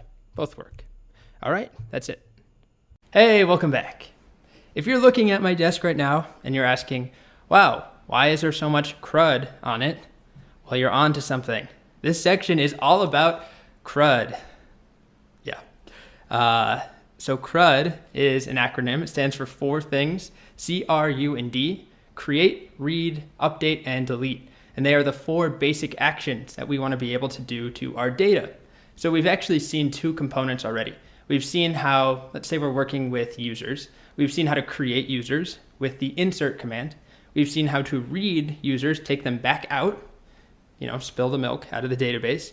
That is the read section, which we did with select. Now we also are going to review more about select and insert, but primarily we're going to see how to update and delete information. So how do we change something in our database if we made a mistake, or let's say a user changed their password. They clicked a forgot my password link and they want to reset it. We need to change it in the database. And then delete, let's say our user decides to leave our site for some really bad reason. We can delete him or her. So that's the focus of this section. We're going to have a ton of exercises because we're seeing a lot of commands. And now that we have those 4 commands in place, we'll be able to go do a lot of stuff. They're kind of the fundamental 4 things of any database or any data. So tons of challenges coming up. Look forward to that. And I'll see you basically in the next section when I have to do another one of these videos. See you in a bit. Alrighty. So in this section, we're going to focus on the basics of something called CRUD. So it's an acronym, C-R-U-D. And it stands for create, read, update, and delete, or destroy, some variation of that. The idea is that these are the 4 main operations that we perform on our data. We've already seen how to create data. When we have a database, we want to be able to add data in. We want to be able to search back or read it back out. We want to be able to update it, and then also to delete it. Those are the 4 most important and most common operations that we'll do. And CRUD itself, the acronym, is not particular to databases. It's common in other facets of programming and web development, but it's a nice acronym that fits what we are trying to do here. So what we're going to do is step through all 4 different operations. And we've already seen create. It should be review, hopefully, which we do using insert into. So going back to our cats, we have things like insert into cats, name and age, and then the values, taco and 14. So we won't spend any more time talking about create in this section, but we'll be using insert into throughout the rest of the course. But really what we're going to focus on here are the other three operations. So how do we read data out? How do we search? How do we find things? How do we update data if we made a mistake or something changes? And then how do we delete data? How do we delete everything from a table, and how do we delete one or two things at a time? So that's really what this section will focus on. And we'll kick it off by talking about reading data out. Okay, so before we see any new code or new commands, I want to clean up the data that we currently have. If you remember, we kind of added a bunch of different cats databases. We have cats and cats 1 and cats 2 and cats 3 and so on. What I want to do is delete the original cats table, and then we're going to remake it, but with a few additions, because our original cats table was the most basic. It only had name and age, but I want to add some other data in, like an ID that auto increments and so on. So basically, we're just going to remake the cats table and add new data in. So if you want to make a bit of an exercise out of this, the first step would be to delete the cats table. So do that now. And the command, if you want to see it, is drop table cats. So let's do it. Drop table cats. Whoops. There we go. And now that we've dropped the table, we want to recreate the table. So this is what we want here. We're going to have a cat ID, integer not null, auto increments. We're going to have a name, that's a varchar, a breed, that's varchar as well, an age that is an integer, and cat ID is our primary key. So if you'd like, go ahead and type that out, or just copy it, paste it in. Perfect. Of course, we could make sure it worked. Describe cats. There we go. All right, so the last step here is to add new data in. And I would like for you to have this same data because we're going to use it throughout this section. There'll be a couple of activities and questions, and it will be much easier if you have the same data as me. So we've got 1, 2, 3, 4, 5, 6, 7 cats. Each one has a name, a breed, and an age. Some of them, there's a couple of Maine Coons, a couple of Tabbies, and a couple that have the same age, which we will use in just a little bit. So copy this, or if you're a masochist, you can type it out, paste it in. Perfect. And now we have 7 cats in our database, 7 rows. Okay, so now we've prepped our data. We've deleted the original cats table, remade a new special cats table with some more interesting pieces of data, and then we've inserted data in there as well. Awesome. Next, we're going to move on to talking about searching or reading data out. So we're moving on to the R of CRUD, which is read. How do we retrieve and search data from a database? And we've actually already seen this. The magic command is select. So remember when we were doing this earlier, select star from cats? I told you not to worry about it too much because we'd spend more time on it. And it was really just something that we needed to have to check our work at that time when we were inserting data. But we didn't actually talk about how it works, what the star means. That's what we're going to do now. So the star in select star from cats means give me all the columns in the cats table. So we're asking for the cats table, that's the from cats, and in that table we just want everything that we have. So in our case, that means cat ID, name, age, and breed. We want all of them coming back to us. So let's do that now. Select star from cats. You can see we get cat ID, name, breed, and age. And we also get every single cat. No one is missing. These are the 7 that we inserted. So that's the basics of select star, which you'll use often just to check things out. But we can also get more specific about what data we want back, which is where the select expression comes in. Basically, there's a way for us to specify what columns we want in particular. I only want the ID, or I only want cats' names and age, but not the breed. So to do that, rather than saying select star, we can do things like select name from cats. And if we do that, select name from cats, what do you think the table will look like? It looks like this. We only get name. So it gives us all 7 names, but nothing else. We could also do select age from cats.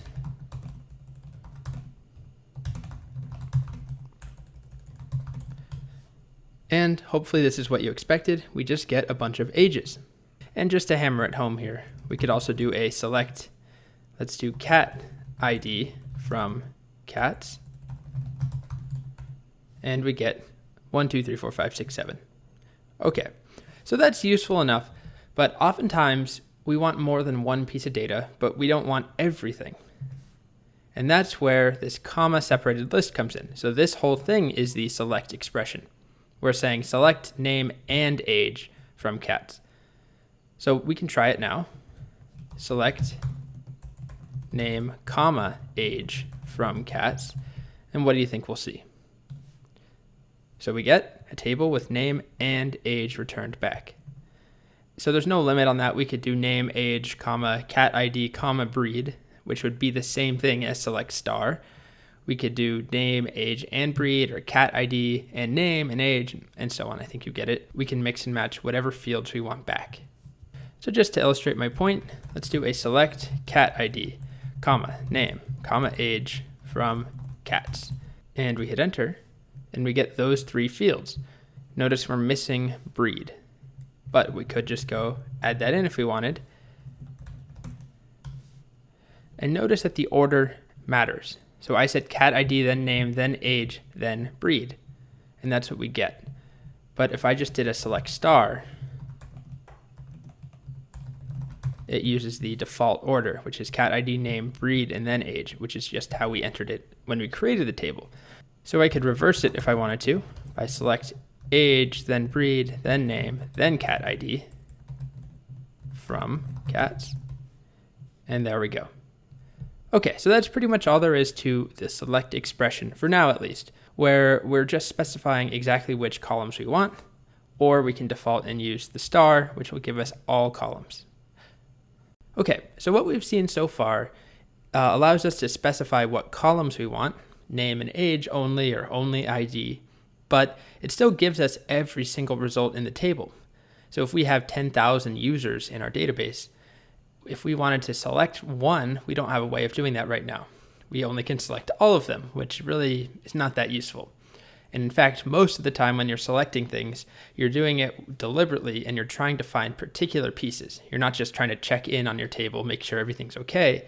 You're usually trying to, let's say, sign someone in if it's an application. You're trying to verify, find someone by their username and check if their password matches that they entered into your website. Or something like that, where you're searching for specific data. And to do that, we need to use what's known as the where clause.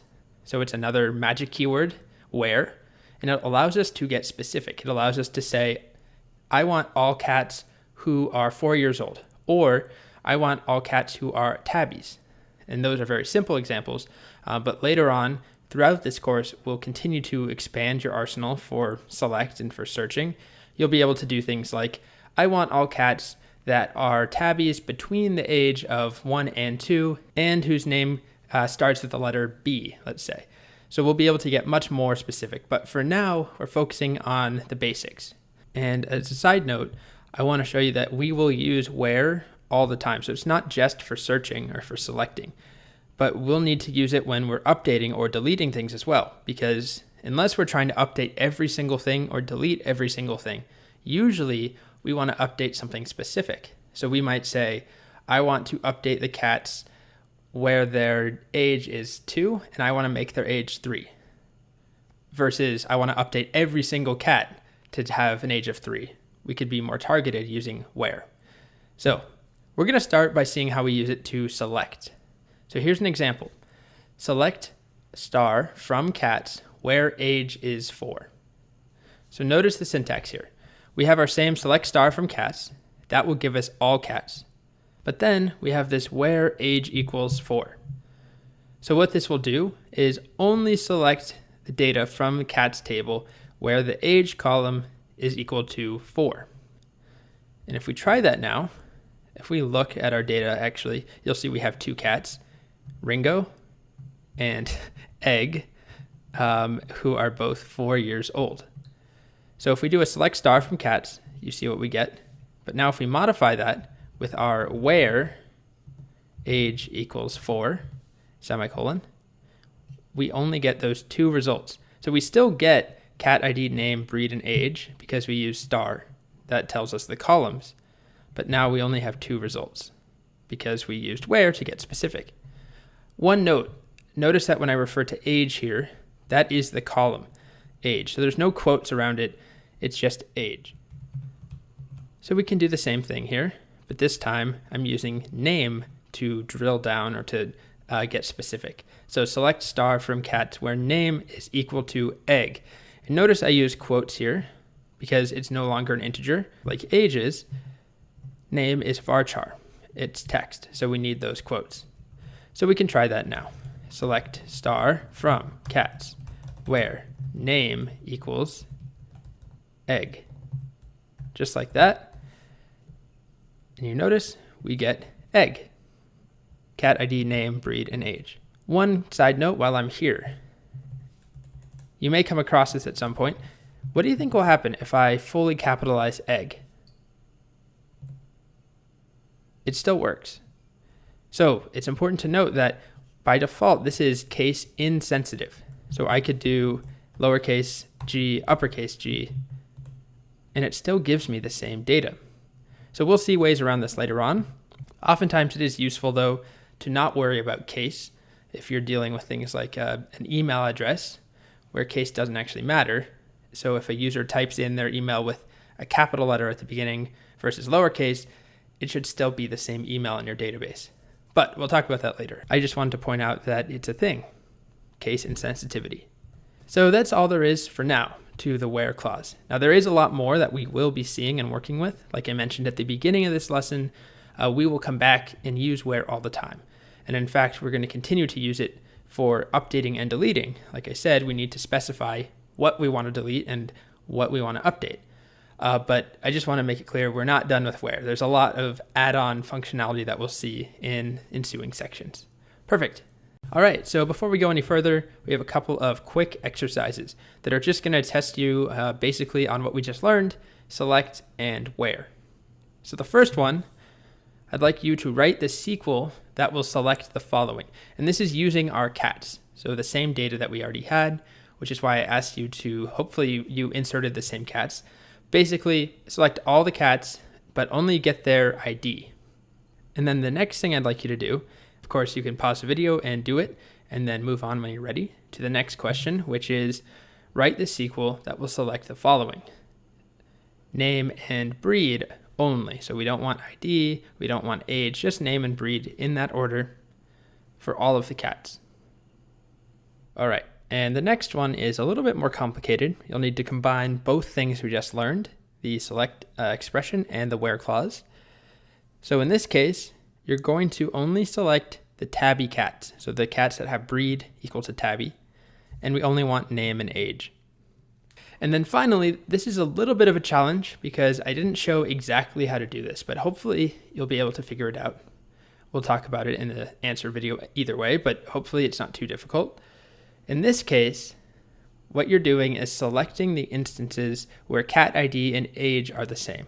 So if I go back to the data here, when I select all of them, if you look here, cat ID and age, they're not the same. 1 and 4, 2 and 10, but egg's cat ID is 4 and egg is 4 years old. And Jackson has an ID of 7 and is 7 years old. So how can you select just those two? And I don't want you to cheat. Don't select based off of their name or their breed or something. I want you to select where cat ID is the same as age. And we only want cat ID and age as well. Okay, solution video is coming up next. So let's see the answers here. Feel free to skip forward if you feel like you got them right. So the first one, write the SQL that selects the following. We only want the cat IDs, but we want all of the results, all the cats. So that will be select cat ID from cats. So we want all cats, but only the cat ID returned. And that's what we get. Next up, write the SQL query that selects the following. Name and breed for all cats. So it's similar to the last one, except we want name and breed from all cats. There we go, name and breed. Okay, so let's talk about the solution to this one here. We need to use both the select expression and the where clause. We want to select name and age from cats where breed equals tabby. So let's do that. Select name, comma, age from cats where breed equals tabby, just like that. And we get Ringo, who's 4, and Misty, who is 13, and that's exactly what we wanted to see. Now, the final one is a little trickier, as I mentioned. We didn't see exactly how to do this, but hopefully you were able to figure it out because it's exactly the same syntax, but we're just checking a slightly different where clause. So we'll start with the first part. We want to select cat ID and age. So that's a select cat ID, comma, age from cats where, and we want where cat ID is the same as age. So we've been doing things like where age equals 2, or we could do where cat ID equals 1, but we can also just do where cat ID equals age. Those are both going to be numbers, and MySQL is smart enough to figure that out. So it's going to compare cat ID and age and see where they're equal. As you can see, we get what we want, cat ID and age, and they're equal. So let's go back and revise this a bit and do a select star,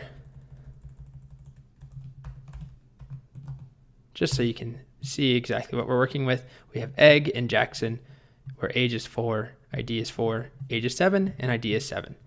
Okay, so in addition to having some practice there, we also learned that you can compare columns and the values rather than just picking an exact value like 4 or 10.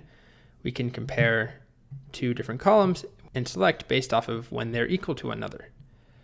All right, so one more thing we're going to talk about with reading data when we're talking about CRUD. Before we move on to updating and deleting, there's one other thing, which are aliases. These are really simple, very short video here.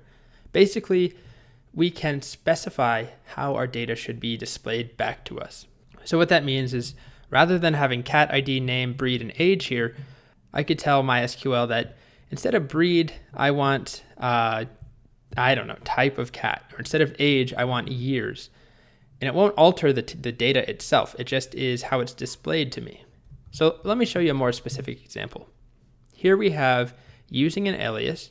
We're selecting the cat ID as ID. So rather than saying cat ID in the results, it will only say ID and then name from cats. Now this is not that clear why it's useful, and that won't become clear for a little bit because right now our data is very simple and straightforward. But once we have multiple tables and we're selecting from, let me give you an example. Let's say we have a pet shelter where we have a cat's table and a dog's table, and both of them have a name. So dogs have names, cats have names. And when we talk about join tables, which you'll learn about in a little bit, that's when we take both tables and we select from them at once and combine them. And the results, we would have two columns with name. So we would need to figure out which one is cat name, which one is dog name. So we could use this as to relabel it. So it wouldn't change the actual data. Our data is the same, the columns are the same. But when it's printed back out to us, when it spits out the data, it would use an alias. So if we try this now, cat ID as ID, comma name from cats, you'll see that we get ID here. And just to make that clear, I did the same thing, and I even put a little arrow pointing to that ID. It doesn't say cat ID, it says ID. So also just to prove this, we could do something like select name as cat name, or also just to show you, you can use quotes to add spaces. So cat name, like that, comma, we'll also select breed as kitty breed. Why not? From cats. And there you go. Our new column headers here are cat name and kitty breed. But of course, if we do a describe cats, you'll see nothing has changed. Our fields are still name and breed, just when we print them out. So that's all there is to aliases. You'll see us using them later on, but I wanted to introduce them now so that you're not overwhelmed with a bunch of new stuff when we get to join tables. Alrighty, so we've covered the C and the R in CRUD, create and read. Now we're moving on to the U, which stands for update. So how do we update or alter existing data in our database? We've inserted something and maybe we made a mistake. We want to change it, but it's not always a mistake. In our applications, let's say we have users, think about when you're updating your password. You forgot a password as a user, so you click the forget password link and you reset your password. Well, that needs to be changed in the database. Or you change your profile picture on Facebook, or you change your, relationship status or something. All of that requires updating. So how do we do it? And the answer is that we use probably the longest SQL command you've seen so far. There's multiple parts, but the keywords are update, set, and where. So we've already seen where. This is where we tell MySQL which items in particular we want to select to update. So in this case, this entire line here is going to find in the cats table all the cats who have a breed of tabby, and we're going to change that breed to be short hair. So again, we have update and a table name, then set, and this is a list of the changes we want to make. So in this case, I'm setting the breed to be short hair. And then who do we want to, or who is the wrong way of saying it, but what do we want to perform it on? What is the actual data? In this case, breed equals tabby. So I will go ahead and just copy this line, move over here, and if I do a select star from cats, you can see that we have two tabbies right now, Ringo and Misty. If I paste this line in, update cats, change their breed to be short hair if their breed is tabby, and now we select star again, you can see that both tabbies, or previously tabbies, are now short hairs, Ringo and Misty. So here's another example. Let's say I wanted to change Misty's age to be 14. Right now, Misty is 13. And we realize that her dental records are wrong. Apparently you can tell how old a cat is from their teeth. So we misjudged how old she was, and we want to make her 14 now. So to do that, looks like this. Update the cats table. Set age to be 14. We don't need quotes this time because we're working with a number, an integer. And we only want to do that if name is Misty. So let's try it. Now select star again. Or if actually we want to be more specific, we could do select star from cats where name equals Misty. Let's try that again without that extra L at the end. You can see Misty is now 14 rather than 13. The last thing that I'll mention about updating is that there's a good rule of thumb that you should follow. When you're updating something, you should make sure that you're targeting the right data before you actually do the update. So basically run the equivalent select using your where query, and once you make sure that returns the data you expect, then update it, just so that you avoid accidentally updating the wrong data. And the same holds true when we talk about deleting, which we'll do in just a moment. But the core idea is that there's no undo button. So you could update something back manually if you messed it up. But you always want to just make sure you're targeting what you mean to target before you hit enter on your update. All right, so it's your turn. We have a couple of pretty painless, I hope, update exercises. They should be pretty quick. So the first one here is to change Jackson's name to Jack. Once you've done that, you can move on to the next one, which is to change Ringo's breed to British Shorthair. And then finally, update both Maine Coon's ages to be 12. So there are two cats that have breed of Maine Coon, make them both 12. Okay, so in the next video, we'll talk about answers.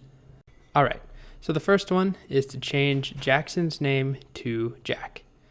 So we'll practice what I just talked about, running a select before you do the update. So let's just try selecting star from cats where name equals Jackson.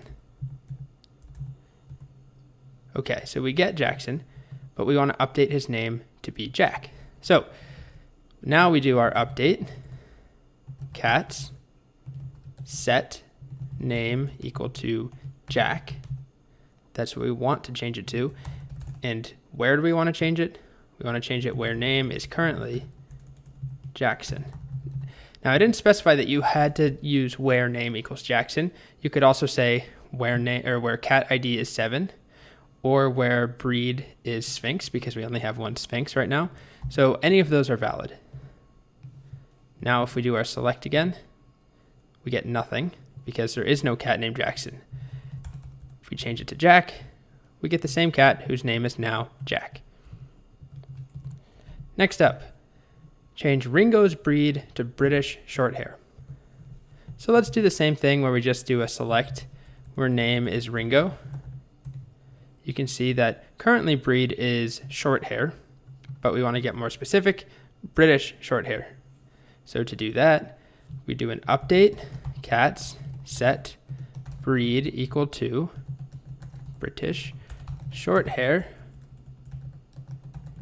like that, where name equals Ringo.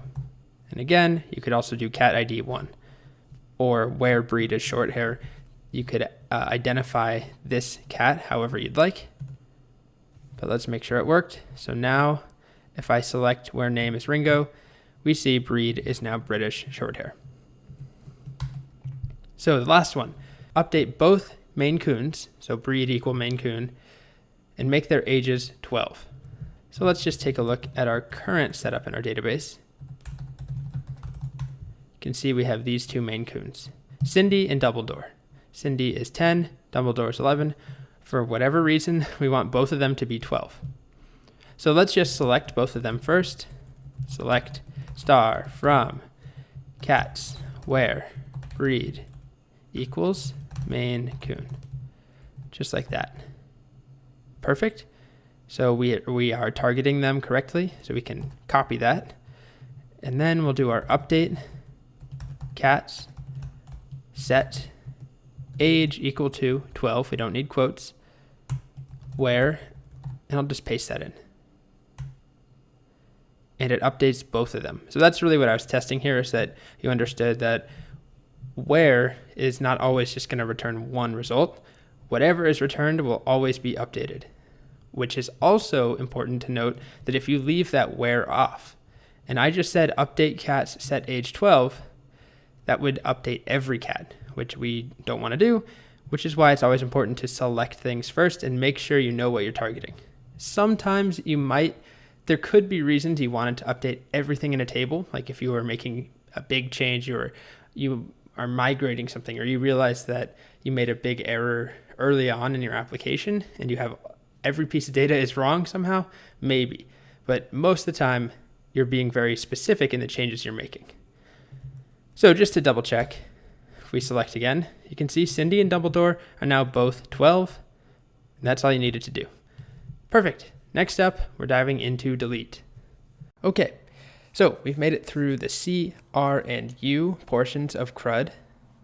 Now we finally made it to D, which stands for delete or destroy, depending on who you ask. So in this video, we're going to see how to delete things in MySQL. And it's pretty straightforward. It's very similar to selecting things, except rather than just selecting something, you're going to delete it. So let me show you what I mean. Here's an example that will delete any cat with the name Egg in our database. So imagine, first of all, that we were selecting. All we would have is select from cats where name is equal to Egg. So if we ran that, it would give us the cat or cats with name Egg, and we can swap out select with delete, and that will delete it. So that same rule of thumb from before, where I said make sure before you update something that your selection is correct, then do the update, because it will, there's no undo button, unfortunately. Same holds true, and more so with delete, because your data's gone as soon as you delete it. So let's try this. We'll delete Egg. Let's do, first of all, select star from cats. Just make sure we have Egg in here. there he or she is. I'm not quite sure what I was intending with that name, egg. So what we'll do first is just make sure we can select appropriately before we delete. So select star from cats where name equals egg. Remember that this is case insensitive. Just for now, I'll do lowercase just to prove that. All right, so we get egg. Perfect. So now to remove egg, delete from, and then we can just copy this. So before I hit enter, I do need to take a moment to address something pretty serious. And that is that no cats are being harmed, no cats are dying here. Yes, they're being deleted from this table, but in reality, deletion doesn't mean death. It means that they're being adopted, perhaps to a loving family that will treat them with the care that they deserve. So there's no death here. And I hope I don't receive any furious comments about how I'm treating animals in my course. I love animals. I learned from my first course, I made a mistake. I will never refer to deleting dogs or cats as killing them. I'm very sorry for that. So again, these cats are not dying. So with that out of the way, let's hit enter. Now let's go back and select star from cats. And as you can see, egg is now gone. Also, something that does come up sometimes, notice that the cat IDs have not shifted. They're still the same. Some of my students in the past have had the expectation that the IDs would alter, but they always will stay the same. And that's because when something is inserted into a table, that unique ID is generated for it. Remember, it's a primary key. And eventually, we'll learn about having multiple tables that interact with one another, and we'll be storing these IDs in other tables. So if it changed, that could be problematic because we'd have to change it in multiple places. Anyways, all I'm trying to say is that we removed 4, but we still have 5, 6, and 7. This didn't change to 4, this didn't change to 5, and so on. All right, so we deleted that. Rest in peace. Enjoy your new life with your happy family, egg. So one last thing here is that if you look at what I've written here, delete from cats, what do you think that will do? Now, I don't run it, but what do you think this would do? And the answer is that it deletes everything, all cats. They're all released to their happy families. So that's important to know that you can do that. So it's different than dropping a table, because dropping a table gets rid of the table entirely and all data inside of it. But deleting from cats just deletes the entries in the cats table, but we still have the shell, we still have the cats table. There shouldn't be very many times when you need to use this command.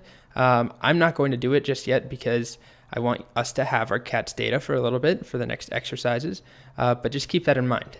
Because we didn't specify a where clause over here, it's the same as selecting without a where clause. It selects everything, so this will delete everything. Okay, next up, you're going to practice deleting. All right, so it's your turn here. We're going to get some practice with delete.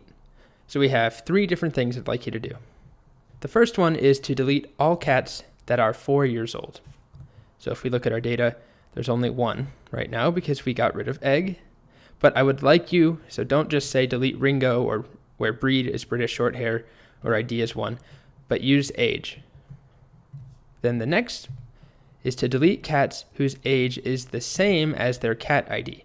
Now I had to do something similar to this with the select exercises. Now you'll need to put that together with delete. So in our case, it's only Jack at this point. So Jack has an ID of 7 and age of 7. But once again, no cheating. Don't just select based off of name or breed. Do it the way I specified, please. It's up to you, but the way I recommend. Next up is to, oh my gosh, delete all cats. So that thing that I said I wasn't going to do because I didn't want to delete all of our data, well, you're going to do it. And then we'll be starting with a whole bunch of new data in the next exercise. All right, give it a shot. So let's talk about solutions to these. The first one, to delete all 4-year-old cats, all we need to do is start off, and you don't have to do this, but I like to start off by making sure we're selecting things correctly. So select star from cats where age equals 4. We get Ringo. Then I just like to copy this and do a delete from cats. And of course I forgot to add a space, but delete from cats where age is 4. Now if we do let's do our first select, we should see nothing. And if we do a select star, we should see that we're now missing number 1, who was Ringo, by Ringo. Okay, next up, delete cats whose age is the same as their cat ID. So this one involved something slightly different, like I mentioned, where we're not just checking for a specific piece of data like breed equals Maine Coon or age equals 12, but we're checking where cat ID equals age. So we'll do a select first, select star from cats where cat ID equals age, or you could do age equals cat ID. And we get Jack. Cat ID is 7, age is 7. Great. So then we'll just copy this and do our delete from cats where cat ID equals age. It says 1 row affected. If we try and select it again, it's gone. And if we do a select star, now we're also missing Jack. You can see we just have 2, 3, 5, and 6, which leads us to our final example. Delete all cats. So this one is pretty straightforward. If we tried to do the equivalent select, it would just be select star from cats with no ensuing where clause, just like that. So to delete all of those, well, it's just delete from cats. All of our cats are being released at once into a land of rainbows and joy. We hit enter here. They're definitely 100% not dying. Nothing bad will ever happen to them. Here we go. 4 rows affected. Select star from cats, the moment of truth. And they're all gone and not dead. Okay, so we've now covered the C and the R and the U and the D in CRUD. That spells CRUD, which means that we're done with this. Next up, we'll get some practice putting it all together. Hey, welcome to the next section. So this section is a bit different than everything else. I guess you could say that for every section, hopefully, but the structure is pretty different because it's all challenges, it's all exercises. So the way that this will work is you're going to practice all the commands you've seen up until this point. Everything from creating a database and switching and using the database to creating your tables and defining a schema, to then doing the basic CRUD operations we've talked about, creating, reading, updating, and deleting data. All that stuff, all those commands that are associated with that, you'll be practicing them all at once in this section. And it's not just one giant video. I broke it up into kind of logical, hopefully, sections that make sense. You'll go through, the create section. We'll create data together, and then you'll do exercises with it. And we'll be working with all the same data, so we get all the same answers, which is really important that, if you're following along and you're trying to update something, that your update looks the same as mine. So the data that we'll be working with has to do with inventory management, has to do with, let's say, a clothing company, an online clothing retailer, or maybe just our closet. We're just doing an inventory of my closet. I need to figure out what fits, what doesn't fit, what colors are there, what shirts have holes, I don't know, what to give away to charity, what to burn in a pile, if that's what you do, all that stuff. And, we'll have different types of shirts. I got props again, short sleeves, we've got long sleeves, and the underappreciated and elusive 3/4 length sleeve. Not to mention things like, Hawaiian shirts, or even Hawaiian shirts of different colors too. I bet you didn't see that coming. Look at that, another Hawaiian shirt. Yeah, I should probably stop this video, huh? So let's get on with the exercises. Coming up, whole bunch of exercises around shirts. All right, so we've seen the basic components of CRUD, creating, reading, updating, and deleting. You've learned how to do all those operations in SQL. And now it's time for the super, ultra, hyper, mega CRUD exercise. Actually, let me try that one more time.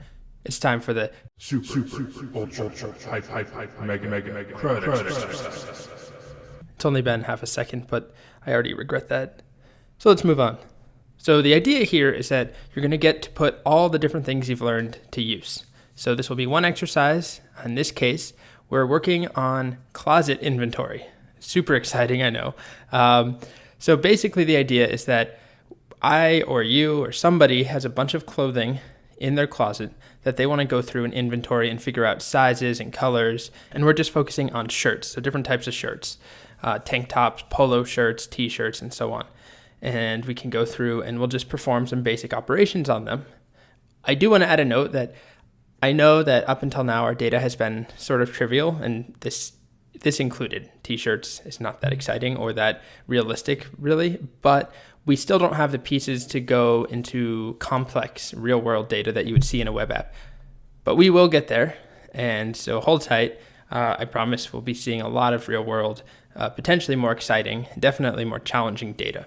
So we're working with spring cleaning, and you're going to have a bunch of operations to do. And the first one is to create a brand new database. So think back to how we did that. No more working in the cats database. We need a new one called shirtsDB. So create that, and then the next step is to create a new table called shirts. And to do that, you need a little more information. You need to know, what does that table look like? So here you go. Here's a graphic representation.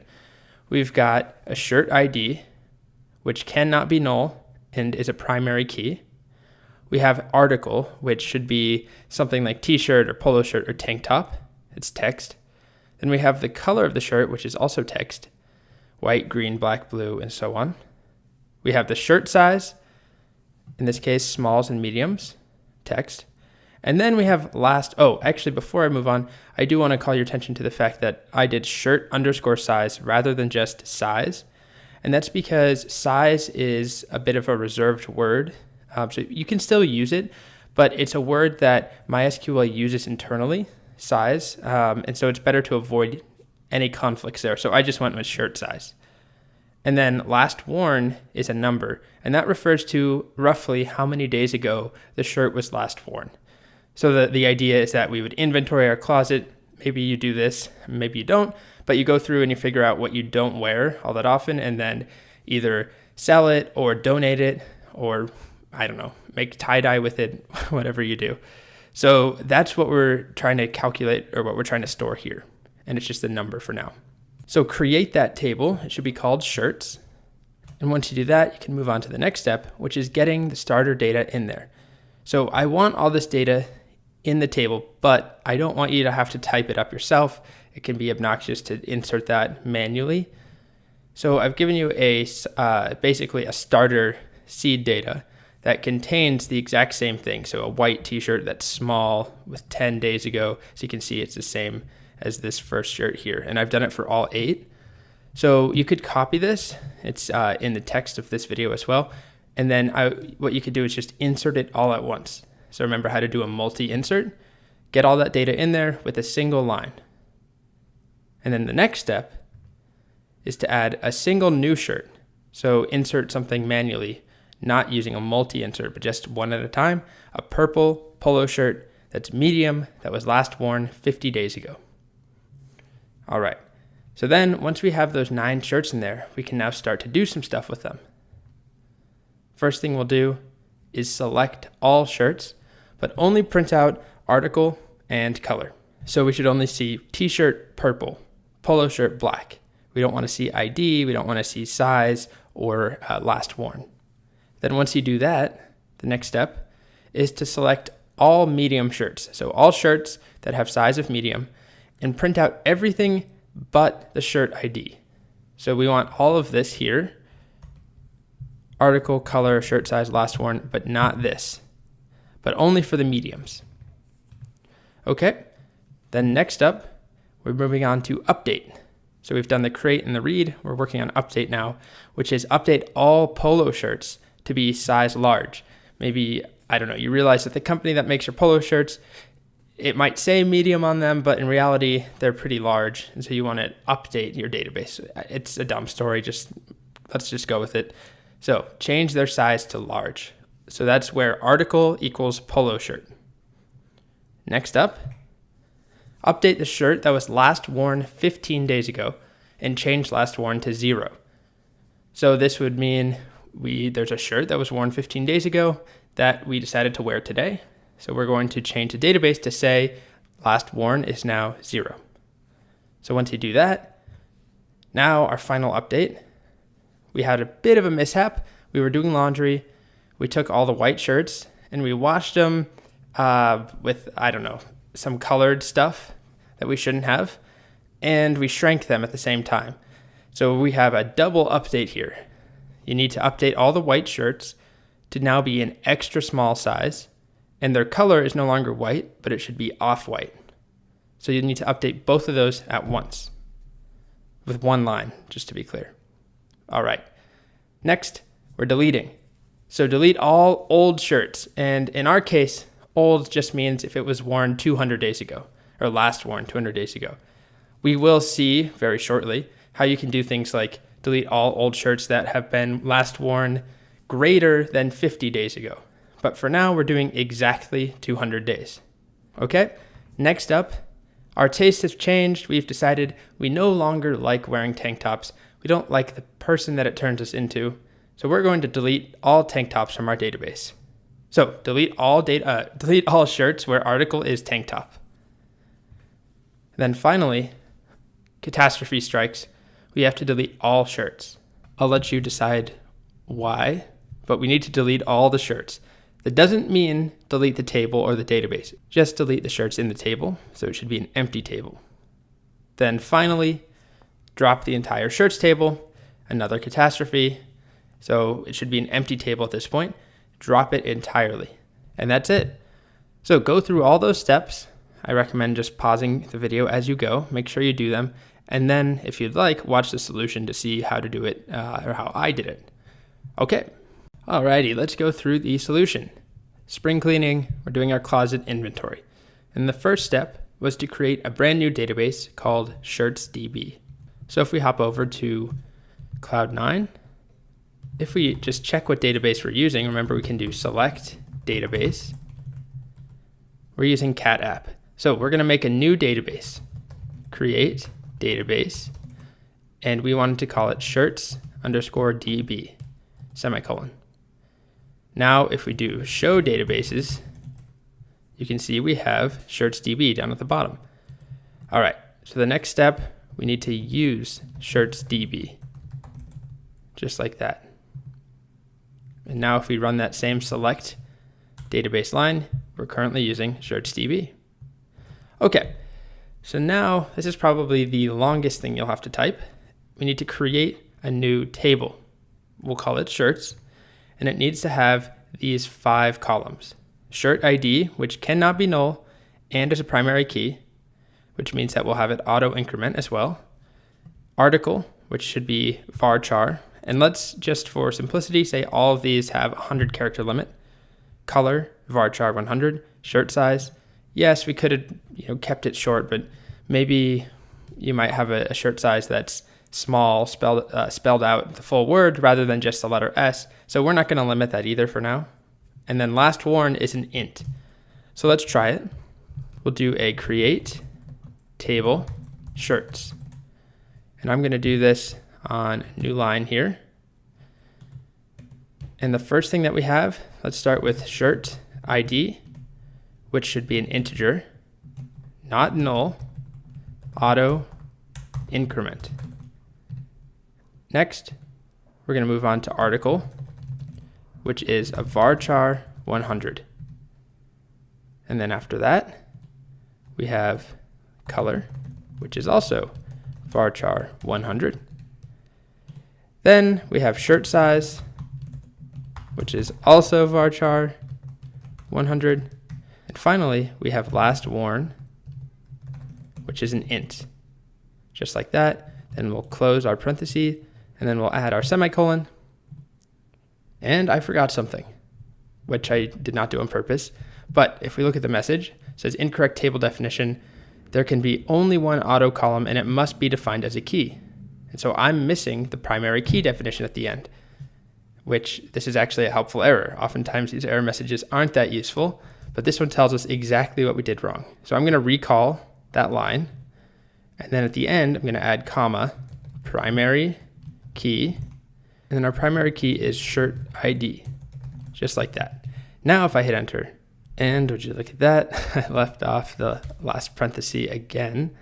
So we have another error. Okay, so now if we hit enter here, it worked. If you'd like to see a nice cleaned up version, what this actually looks like here, I have it here. So create table shirts, shirt ID, int, not null, auto increment, article varchar, color varchar, shirt size varchar, last worn int, primary key, shirt ID, and the semicolon and the correct parenthesis closing it out, and that should do it. All right, and if we wanted to double check that things worked, we can do our describe shirts, and you can see we have what we expect. So the next thing is to get all of this data in our database.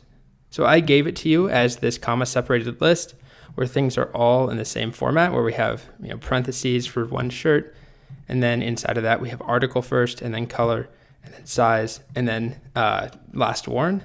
So we can insert using that format. So we'll do an insert into shirts, and we have to specify we're doing article first, then we're doing color, then we're doing shirt size, and then finally we're doing last worn. And then we need our values, and I'm just going to hit enter for now, and I'm going to paste that giant list, and we need a semicolon at the end, and we hit enter. Good, no mistakes this time. It says records 8 rows affected.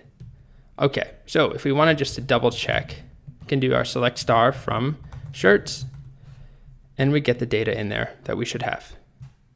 And then the last thing we need to do is to add a new shirt. So manually, one shirt, rather than bulk inserting, it should be a purple polo shirt that's medium that was last worn 50 days ago. So I didn't specify what order you needed to insert into, so I don't really care, but we'll do insert into shirts, and we'll do color because that's how I specified here. Color, then article, then size, and then last worn. So color, article, shirt size, last worn. Like that. Values, and it's purple polo shirt, comma, medium, comma, 50. Just like that. Okay, and if we do select star, we should see that new polo shirt down there. It's purple, medium, 50 days ago we wore it. All right, so we've now wrapped up the create part of CRUD. We saw how to create the database. We created a new table. We inserted data into the table. Now we're moving on to reading. So this is the read solution. Basically, it's a bunch of select statements we're going to write. So the first one is to select all shirts, but only print out their article and their color. So back in Cloud 9, all we need to do is select, and rather than just select star, which gives us everything from all shirts, I mean, this is correct in that we want all shirts to be listed, but we wanted to narrow down the fields we get, which was article, comma, color. And there we go. Article, color. T-shirt white, polo shirt black, tank top white, and so on. Next up, select all medium shirts, but only print out shirt ID. So that's all we want. So let's start off by just getting the medium shirts. So select star from shirts, where, and then we need to do a shirt size equals medium, just like that. And we'll hit enter. And we get 4 shirts that have shirt size of medium. But all that we want is everything excluding the shirt ID. Just a moment ago, I think I said it backwards. We want everything but the shirt ID, which means we need to list everything we want out. So select article, color, comma, shirt size, comma, last worn, and then we can just copy this from shirts where shirt size equals medium. And here we go.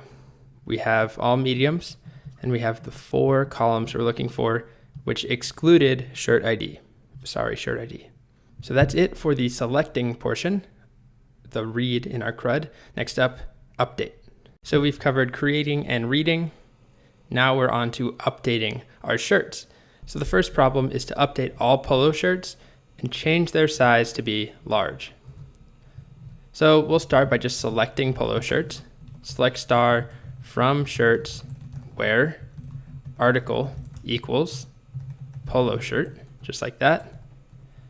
Okay, so this is what we get. And what we want to do is change shirt size to be large. So we need to keep this I'll copy it now. And then we'll type out update shirts set, and we want to change shirt size to now be large. And where do we want to do that? Only where article is polo shirt. Hit enter. We get 3 rows affected, 3 rows changed. Now, if we go back and run our same select, we should see all polo shirts are now larges. We could do the same thing just to see it in the grand scheme of things. There we go. We have 3 larges now, all polo shirts. The next problem is to update the shirt last worn 15 days ago and change last worn to be 0. So we'll start by just selecting that shirt like we did earlier, where last worn equals 15. There it is, tank top, blue, medium, last worn 15 days ago. And we wore it today. It was a hot day, we needed a tank top, and we want to update last worn to be 0. So update shirts set last worn equal to 0, where last worn is currently 15. We get 1 row affected, 1 changed.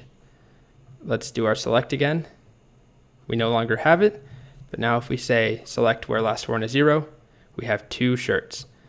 This t-shirt that was already there and our blue tank top we just added. Perfect. So the final update is to update all white shirts, change their size to extra small, and at the same time, change their color to off-white. So this needs to happen all at once. You can't do 2 lines. I mean, you could, but that's against the rules for this problem. So let's start off by just selecting all white shirts. Select star from shirts where color equals white. Oh boy. Let's get rid of that extra L there. Here we go. So we have 2 shirts. A t-shirt that's white, that's small, and a tank top that's white, that's small. So we want to change color to be off-white and shirt size to be extra small because we shrank them and we mixed them with colored stuff in the washing machine, so their color is now off-white. So to do that, let's start with the first part, update shirts, and we'll set color to be off-white. And then we'll do the second part with a comma, shirt size equals XS, extra small, just like that. And then we'll do our where color currently equals white. And that should do it. Fingers crossed, no typos. Now, if we go back and select where color is white, we should have nothing. But if we say where color is off-white, we should have 2 that are extra smalls, or we could of course do select star from shirts to check our work. We have extra small, off-white, extra small, off-white. Okay, so that problem was just making sure that you could update multiple fields at once, making sure you understood that. Okay, that's it for update. Next, we move on to D, delete. Okay, so we've made it to the end, the final video solution to our spring cleaning extravaganza problem. Now we need to delete. We've covered creating, reading, and updating, basically inserting, selecting, and update. Now we're going to use delete. So the first thing is to delete all old shirts, which really just in this case means last worn is 200 exactly. So when we do our select star, you can see there's 2 shirts that meet that criteria. 7, ID of 7, and ID of 2. But we're going to delete them based off of last worn. So we always start with our select star from shirts where last worn equals 200. And we get our 2 shirts. So then we can copy this. And actually we can copy this entire thing. Delete from shirts where last worn is 200. 2 rows affected. Now, if we do a select star, those 2 are gone. You can see it goes from 1 to 3, and then from 6 to 8. And there we go. So the next problem is to delete all tank tops. We've decided tank tops make us look kind of stupid, so we're going to delete tank tops. So your tastes have changed. So how many tank tops do we have? We've got 1 and 2 that are left. So we'll do a select star from shirts where article equals tank top. We get 2. Then all we need to do now is delete from shirts where article equals tank top. Hit enter.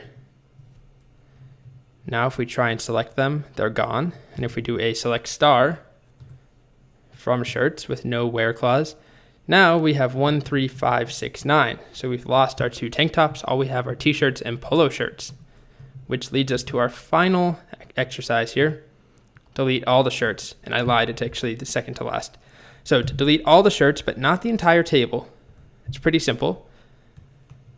We use the same where clause, which is to say that we don't have a where clause. So in this case, it returns select star from shirts, returns all shirts.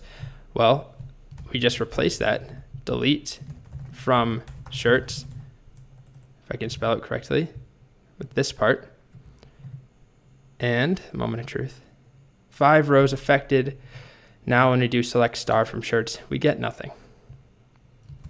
It's a sad day. Not as sad as when we deleted the cats, but still sad. And the last thing is to drop the entire shirts table. We're just done with this. We hated this exercise. We want to move on. So drop table shirts. Now hit enter. And if I do show tables, no tables.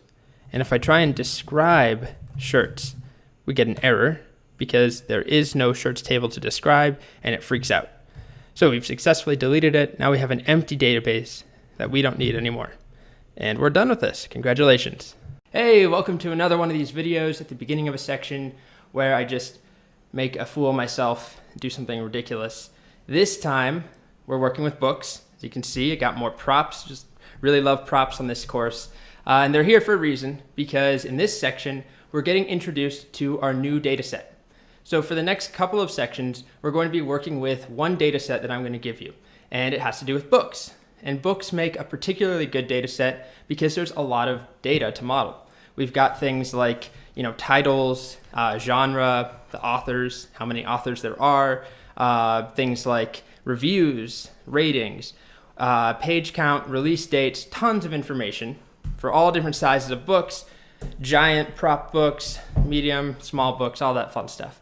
And our backstory here, it's a very weak backstory, is that we run a small online bookstore and we're being just slaughtered by Amazon. So we're fighting back the only way we know how, which is redoing our database inventory management system. So that's what we're going to do. We're going to fight back by redoing our database, and that will be what we start this section doing. But then once we have that data in the database, we're going to move on to learning a bunch of new commands. And those commands all are called string functions. So I'll explain what those mean in just a little bit. I don't want to make this video too long, but basically they expand our way of selecting data and working with text or with strings. Really important and kind of fun things that we can do. So we're going to go ahead and get started. Before I forget, this book here, it's a very important book. This represents the book of SQL knowledge. Yeah. Kind of regret this now, but this is the book of SQL knowledge. You can ignore, there's a bunch of bugs in here. They're attracted to the light. You can ignore that part. Our book of SQL knowledge doesn't have any bugs in it. We are bug free. Anyways, I think I should probably end it here. I'll see you in the next video. Okay, so we made it through all of that CRUD. That's sort of a joke. Anyways, we're now talking about string functions. So basically, we've seen how to interact with our database, create stuff, insert it, update, delete, all of that. But now we're going to focus more on select, or reading the data out. Because what we've been doing right now is just reading the data directly as it is. So I could say, I select breed and name from cats, and that's it. I get it back, and that's great. But there are things that I could do with that data. So with numbers, I might want to add them together, or I might want to, reverse a string, or replace all spaces with a certain character, or conjoin first name and last name, or conjoin, two pieces of data together. All of these are different operations, different ways of printing our data out that we can do. And so we're going to start focusing on them in this section. We're talking about string functions. So there's going to be a bunch of things that we see. I already mentioned some of them. We can concatenate words. We can take certain parts of a string and leave other parts out. We can reverse. We can uppercase, lowercase, replace characters, all sorts of things. But before we get there, the first thing I want to do is show you something that I think is pretty useful and that we'll use pretty often from here on out. So up until this point, all of the SQL that we've been writing has been manually entered into the command line, into the CLI here. So if I want to create a table, I have to type create table and then the name of the table, cats. But let's say that I mess it up. So let's say I typed singular cat, which technically isn't a problem per se, but it's a good idea to have things pluralized. It won't break. But so let's say I don't notice for a little bit though. So I create a table cat, and we want, name is varchar 100, age is 10. What am I doing? Age is int, just like that. Let's say we leave it at that. Now this isn't a great example because this is a short line, but if I messed it up, I have to go all the way back here and edit it, right? And do cats like this. But let's now suppose that I have something even longer and I want to put it on separate lines and format it nicely like this. Create table cats. And then we have parenthesis there. And we'll do name is varchar. And let's say I misspell this like that. And age is an int. And then I realized, oh shoot, I totally messed up. I don't have a way of getting back there. I don't have an easy way of getting here. So I have to retype the whole line or copy it. There's no simple way of editing it. So what I want to show you is that we can run code from a file. And that's really, really useful. Running SQL files. That's what we're going to talk about here. So basically, by the end, we will be working with files that look like this. They're nicely formatted. They have nice syntax highlighting. We can edit them, make changes, and so on, and run them when we're ready, rather than typing things manually into the command line. That doesn't mean that we won't be typing things here, because it's a very useful tool. Oh, go away, Siri. It's a very useful tool. I should probably edit that out. Well, anyways, it's a useful tool that allows us to explore things, try things out. If they're short lines, it's great. But if we're really trying to do more serious stuff, it's much easier and better to work in a file. You can make edits, you can share it with people. So that's what we're going to do. So let's go ahead. Let me get out of this. And I'll just hit enter and get an error. And that's fine. So right now I'm in cats database. And if I do show tables, I do have a cats table, but if I look at it, it's empty. So what I'm actually going to do is drop that cats table, drop table cats. Okay. So what I want to do is remake the cats table. And what I could do is what I just did here, create table cats and do the whole thing. But rather than that, I'm going to do it in a file. And then all I'll have to do here is run that file. I'll execute it with one short line. So up here, I have a new file. Again, you can do file, new file. You can use the shortcut shown here. You can right click and do new file as well. Whatever we do though, we need a new file.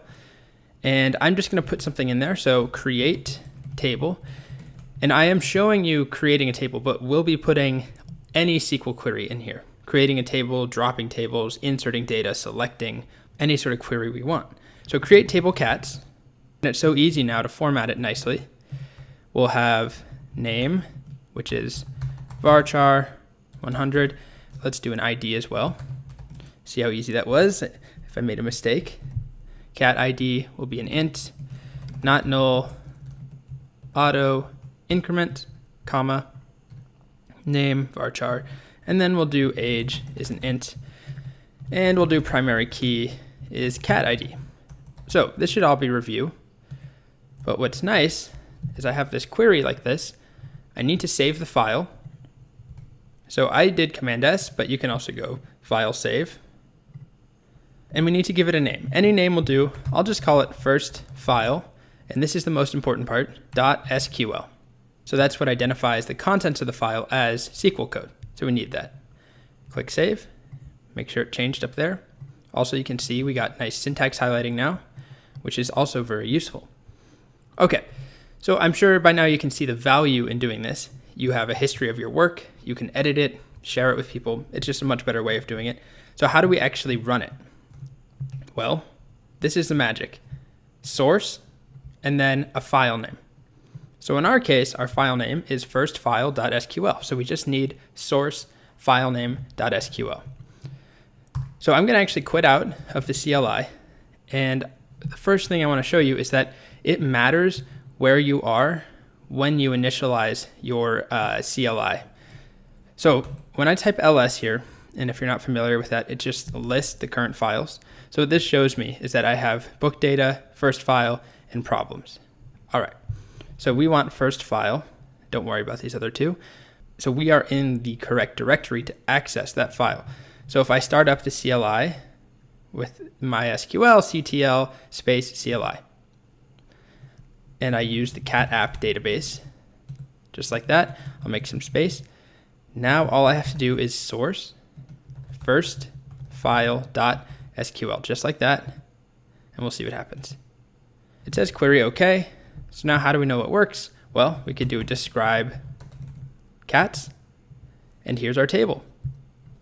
So that's all that there is to actually executing the file. It's just the source and the file name. But what I want to show you, two things. I'll go ahead and make a new directory. You don't have to do this, but I'm just going to call it, testing. And then inside of testing, I'll make a new file.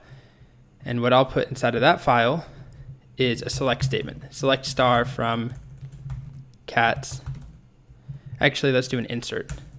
Insert into cats. And we'll just do, what do we have here? Name and age, which I'm just realizing I capitalized. So we could obviously go back and change that here and rerun it, but we'll leave it. So insert into cat's name and age, just like that. Values and name will be, let's do Charlie. And age will be, let's do an old cat, 17. Save the file. And we'll do file, save. And make sure the file has .sql in it. So we'll do rename. And I'll just call this insert.sql. Okay. Let's actually, just to show you, we can do more than one thing at a time. Let's insert both, or let's insert two. And this one will be called, I think we already have a Cindy. Let's do a Connie, who is 10. And then at the end, we'll also do select star from cats, just like that. So these three things will be executed at once, if we do it correctly. So now to reference this file, our CLI is running in this folder. So we can't just say insert.sql. If we did that, source insert.sql, it tells us it can't find that file. So what we need to do is do a source testing / insert.sql. And there we go. So that's important, that you have to access the correct path. You have to refer to this file by its full path to get there. So if you're in this folder, all that we can access are these. But if we drill to this folder, then we have access. And obviously you could extrapolate that to as many layers as you need. So now let's make sure it worked. You can see after it worked, we had query OK, one row affected. That was our first insert. And then the same thing, our second insert, and then our select statement gave us this right here. So that's all there is to running code from a file.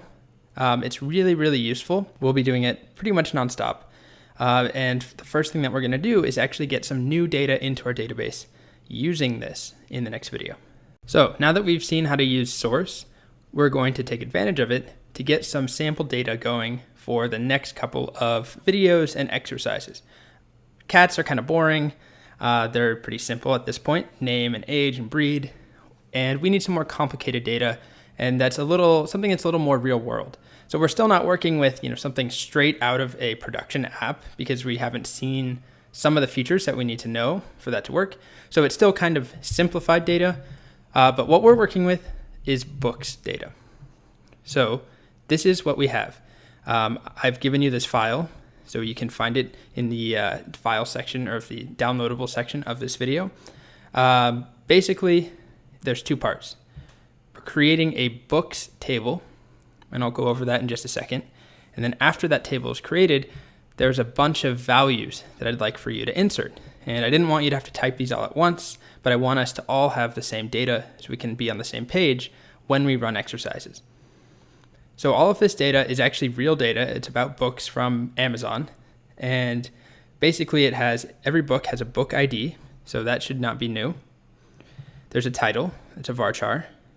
Then we have an author first name and an author last name. So if we look at one, here's the namesake, that's a title. The author first name is Jhumpa, and her last name is Lahiri. Then we have the released year. So what year was it released in? And this is an example where we're using kind of the, I don't want to say dumbed down, but simplified version of data. Because typically you would probably store a date, an actual date, not just a number like 2003. So we'll see how to do that once we talk about dates. But for now, we just have 2003. And then the next thing is stock quantity. And this is just an arbitrary number I picked. The idea here is that we have a fictional bookshop, and we're keeping track of all the books and how many we have in stock. So for the namesake, we have 32 copies in stock. For a hologram for the king, we have 154 copies in stock. Then the final thing is the pages. How many pages are in that book? So you can see some books are really long, like The Amazing Adventures of Cavalier and Clay has 634 pages, and some are much shorter, like what we talk about when we talk about Love by Raymond Carver. Really good short stories if you like short stories. 176 pages. So a note about these books.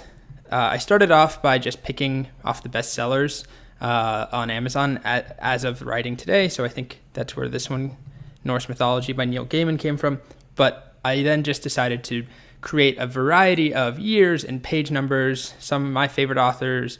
It's a whole mix of things. So it is real world in a sense, but it's also I planned certain things to work certain ways. So we have we have some really long titles and some short titles. We have some really long books and short books. We have some books from the 2000s and some from the 1900s and so on. Basically, I wanted a variety of things that we could practice with.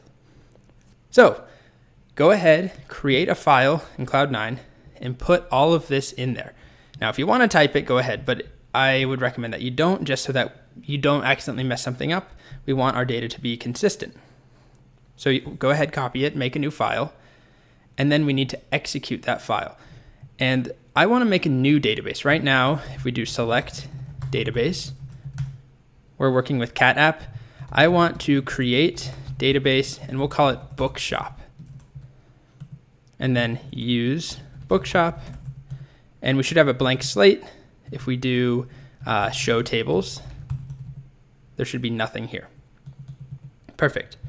So what you want to do is make sure this file has been saved, and then we just execute it. So it's pretty straightforward. Source, and then you'll need to make sure you either are referencing the correct path. So in my case, I'm running my CLI in my root directory. So all I have to do is bookdata.sql. Whatever you called it, you'll need to refer to. I recommend just putting it in the main directory for now, but we could, you could have a separate folder if you wanted to, and you just need to refer to it correctly. Anyways, source bookdata.sql. And here we go. All right. First thing, we get this message, and that tells us the create table worked. And then we get 16 rows affected, and that tells us the insert statement worked. So let's just verify. Let's do a describe books. Here we go. Here's all that we created in that table. And let's just do a simple select star from books. As you can see, it's pretty messy. And that's deliberate. We're going to work on ways, we're going to see ways of refining this and making things shorter, collapsing data, and so on. So that's all we're doing in this video, just getting set up. Now that we have it in there in our database, we'll be able to work with it and be on the same page. Awesome. All right, so we have that out of the way. We've seen how to run files using the source command, and then we actually did that with the sample data that I gave you. Now we actually dive into the meat of this section, which is all about string functions. And the first thing I want to show you is that if you go to Google and we type in MySQL string functions, string functions, excuse that, and we hit enter here, you can see I've already clicked on this link, the MySQL reference manual, string functions. I have to say I'm not a huge fan of the documentation of MySQL. For one thing, I think it's kind of ugly and looks dated, but it does have all of the information you need. I just don't really like how it's presented. But if you look at this giant list here, these are all string functions that we can use. And a lot of them are very, very specific. I'm going to show you some of the more, first of all, the useful ones, and then a couple just fun ones, and that we'll be able to combine together for some good exercises. But we're not going to take a look at most of these. Most people don't even know that these are here. I'd say that's a generalization, but in my experience working with MySQL and people who work with MySQL, you use maybe 5 of these on a regular basis, and then occasionally you might need to do something like, hey, is there a way of doing X? Let me go check on the documentation, and oh, look, there is a way of doing that. Perfect. Or, oh no, there's not a way. Great. What am I going to do next? So I just want to show you that this is here. And the first one that we're actually going to take a look at is called concat. So what it will do is combine pieces of data, combine strings. So here's an example using this book data. Remember that we have author first name and author last name. And there are valid reasons for separating that data. Sometimes, you might want to sort books by last name, and sometimes you may only want the last name in certain contexts. You might not want the first name. It's not a great example, but there are reasons that you would separate this out. Just like when you're filling out a form online, you're signing up for a site, they usually don't just ask you for your full name. They ask you for first and last name. But then if they have those pieces of information, it's pretty easy to combine them. So that's what we're going to see now. How do we combine these two and get something that says Jhumpa Lahiri or Neil Gaiman, or in this case, Foster Wallace as the last name, which I'm actually not sure if that qualifies as a last name exactly, but David Foster Wallace, how do we combine that? How do we get that? And the answer is we use concat. So let me just first show you what we have right now. We'll do a select author F name, author L name from books. And that's what we get here, just what I had printed out in the slides. So what we want, again, is to combine them, but we'll take some baby steps. And yep, here's a slide. I totally got ahead of myself. What if I want full names?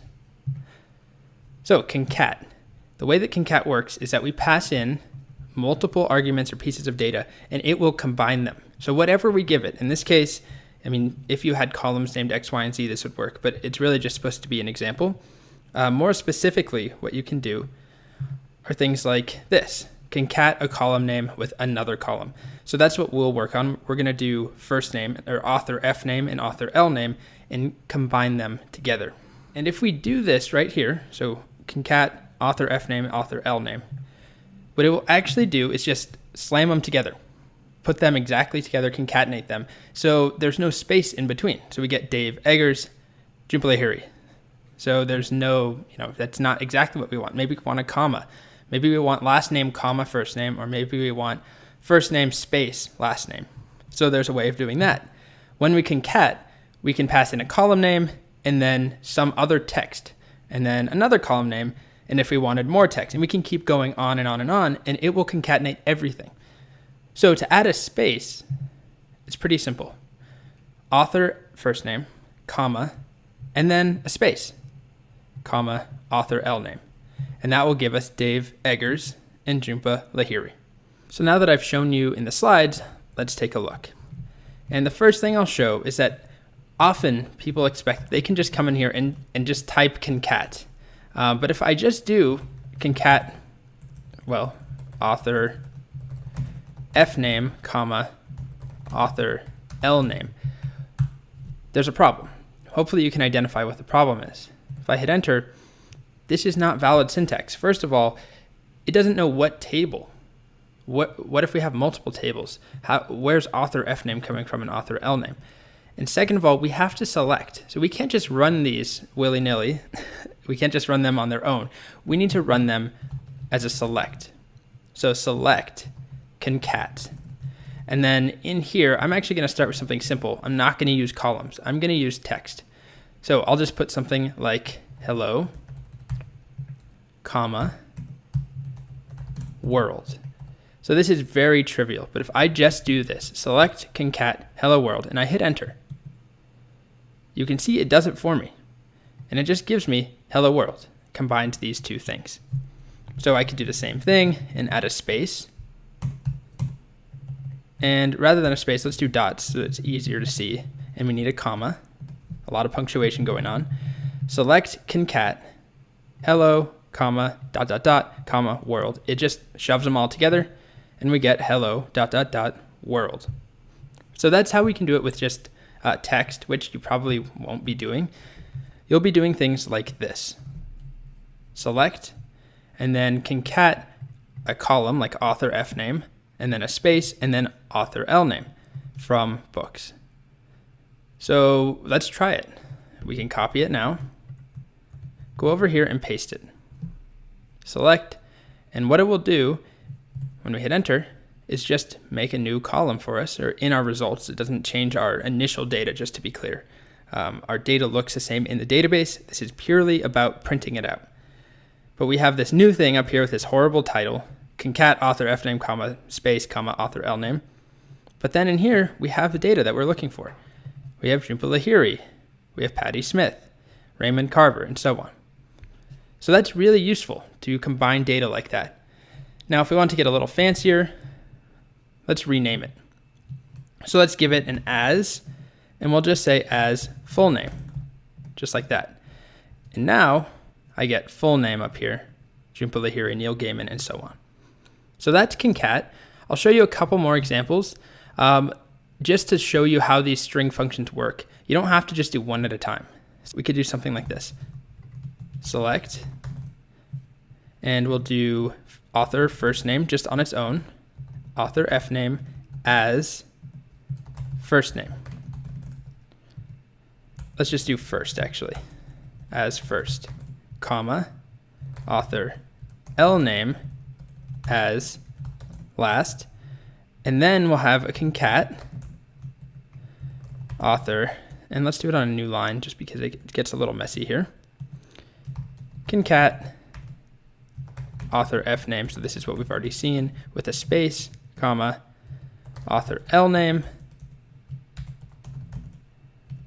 as, and we'll call it full. So we'll have three different things printed out.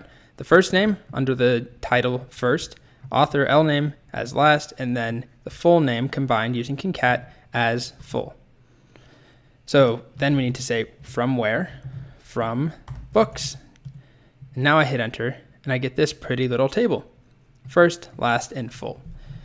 So what I want to show is that you don't have to use it in isolation. You can combine it with other things, and we'll see this as we go. We're not going to just use concat, and you don't have to just use one concat per select. You could have multiple if we wanted to. You know, I could have full name, and then I could have full names comma separated instead. And if I want to do that, you can probably figure this out, but rather than just having a space there, I'll just put a comma. And now I get Jhumpa, comma, Lahiri. All right, so one more thing about concat is that there's something called concat WS, which stands for concat with separator. So there might be times where you're concatenating multiple fields, multiple things together with the same symbol or piece of data stuck in between them. So there's a shortcut for that. So if I wanted to have title dash author F name dash author last name, let's not debate why, but if I wanted to, I could do something like this. Select concat, and we have author, or actually we started with title, comma, and then we wanted to dash, and then author F name, comma, and then another dash, comma, author L name, just like that. So it's kind of a lot of repetitive typing, especially if we have more items that we're combining. But if I just do this here, from books, you see it does what you expect. It puts the title dash first dash last. But we can use concat ws, and it looks like this. So it switches things around a bit. The first thing that we pass in is what we want the separator to be. So in this case, a dash with a space on either side. And it will go ahead and then insert that in between every other thing we pass in. So we'll have title dash author, first name dash author last name. So now if I paste that in, you can see we get the same result, although I added spaces here, but it's the same idea. It's sandwiched every time. So just worth noting, if you ever are in a situation where you're combining lots of data in the same manner, you can use concat ws to save you typing this or whatever your symbol is over and over. So that's our first string function we saw, concat and concat ws. And what they do is concatenate or shove together, smash together strings. Next up in this onslaught of string functions is substring. So substring allows us to select individual parts or portions of a string. I only want the first character, I only want the middle 10 characters, or the last character, or so on. So the syntax is similar to concat. Here's an example. In this case, we're not working with columns or tables or anything. We're just working with static data, hello world. And what this will do, select, so there's our select again, and then substring, our string function. In parentheses, in this example, the first thing we do is tell it, here's the string we want to work with. So that first thing is hello world. And then what we're going to do is only print out the substring, the portion from 1 to 4. So those are indices referring to characters. And in MySQL, they start at 1. If you're familiar with other programming languages, they often start at 0. That's not the case here. So H is 1. So we go from 1 to 4. So 1, 2, 3, 4, which gives us hell. I'm sorry, that is a bad word. Please don't be mad at me. So hello world 1 to 4 gives us that, but that's not the only way of using it. Here's another example. Select substring hello world, the same starting piece of data. And this time, all we give it is one number, one index 7. So if we count 1, 2, 3, 4, 5, space is 6, 7 is that W. You might think it's only going to give us that W, but that's not true. It gives us from that W on to the end. So if you only pass in one number rather than 2, it starts from whatever that index is and just goes to the end. So let's try a couple out. We'll do a select substring, and we'll just do the hello world example that we just saw. And we'll go from 1 to 4. So we already know the answer here. Oh, there's hell. As you can see, 1, 2, 3, 4, we get hell. So if we change that from, let's do 3 to 8, we get low whirl. So that's one way of using it. And then the next way, as we saw, is if we just leave that second or that third argument off and we just say hello world, comma 3, it will go from the third character, so 1, 2, 3, to the end. So we get low world. Or in the case that I showed, if we do 7, we get world. And there's one more way that we can use it, which is to actually give it a negative number, negative index. So what do you think will happen? I give it -3. Hello world. Well, the answer is that we get RLD. So it starts from the end of the string, and it goes from -1 to -2 to -3. And it includes all of them. So RLD, if we try that, give -3, you can see we get RLD. And if we did -7, it'd go 1, 2, 3, 4, 5, 6, 7 to this O. And we get O world. So that's how we do it with just static data. But now let's say we wanted to work with a column. So in our case, let's take the example of title. So let me just do a select star from, actually let's do select title from books. So we've got a variety of lengths of titles, right? Short ones like white noise, Coraline, long ones like what we talk about when we talk about love, stories. Let's say I wanted to just print out, I don't know, the first 10 characters of every title. Maybe, you've probably seen that before when you're on a shop, and if there's a long title, the whole thing isn't printed out. There's just, a couple words and then ... or read more or something like that you can click on. We'll do something similar. So to limit this, what we would do, let's just take this as an example. We can do a select substring. We'll give it the whole title, and then we only want from 0 to 10, or from 1 to 10, excuse me. We could do that. And this actually, here's another error that I considered editing out, but I've decided not to because it is worth taking a note of. The problem is that it thinks that I'm still in a quote because I have this opening quote and this closing quote, but in between I have another quote, which is actually an apostrophe in this case. So this is not going to work. If I do this, I'll just exit out, just ignore that. But I'll have to redo the whole line, and rather than using single quotes, I'll use double quotes, like this. Where I'm calling from, selected stories, just like that. All right, and then I'll get rid of this other quote I put at the end. So that is important just to take note of when we're working with strings. If you have a quotation mark in there, you've got to work around it. All right, so I do this, and you can see it gives me where I'm. Yes, this is 10 characters, maybe isn't long enough, but we're just going to work with that. So now to do it to every single title, it works just like we did with concat.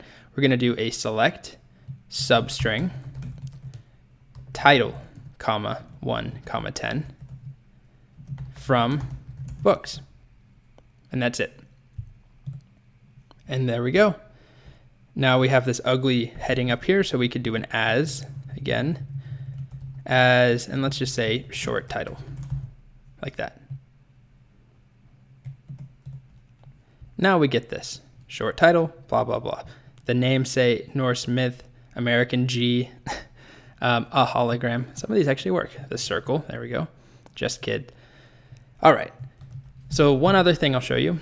There is a shortcut. It's a very small shortcut, but you can type substr, S-U-B-S-T-R. I don't use this all that often because I can really remember what the shortcut is, because in some languages there'll be substring where it's S-U-B-S-T. There's some I've seen where it's S-B-S-T. It's just not clear which characters get cut out because it's not just all vowels because we have a U still. Anyway, so if you would like, you can use this. I can just show you if you replace that. If we do select substring and just change substring to be substr, it does the same exact thing. But what I also want to show you is that we can combine concat and substring, or any of the string operators or the string functions you'll see. So let's say I wanted to add a ... after this, so that it looks like this. Short title, the name say ... Rather than just an abrupt cutoff, let's add a ... So hopefully you can identify what we need to do is first chop our string, use a substring, 1 to 10, and then concatenate that with ... So I'll do this in a separate file. I'll go ahead and make a new file, and I'll just call it something silly like bookcode.sql. So we know we're going to do a select, and there's going to be a concat in there. And what we're going to concat is the short title. So again, this is wrong, what I'm typing, but I just want to put a placeholder. The short title with a ... from books. So this won't do anything right now. We need to replace this with how we actually achieve that short title. And that's going to be with a substring. So in here, we type substring, and we want to put title in there, oops, comma, and we want it to go from 1 to 10. So this looks like a lot. It's pretty ugly. To format it a little nicer, we can do this. Depends on how intense you want to be about it. I like to just do it like this here. So substring is our first argument, comma, ... is our second one, from books. So if you look at it, you can see the order things are going to happen. So substring is going to happen first for every title.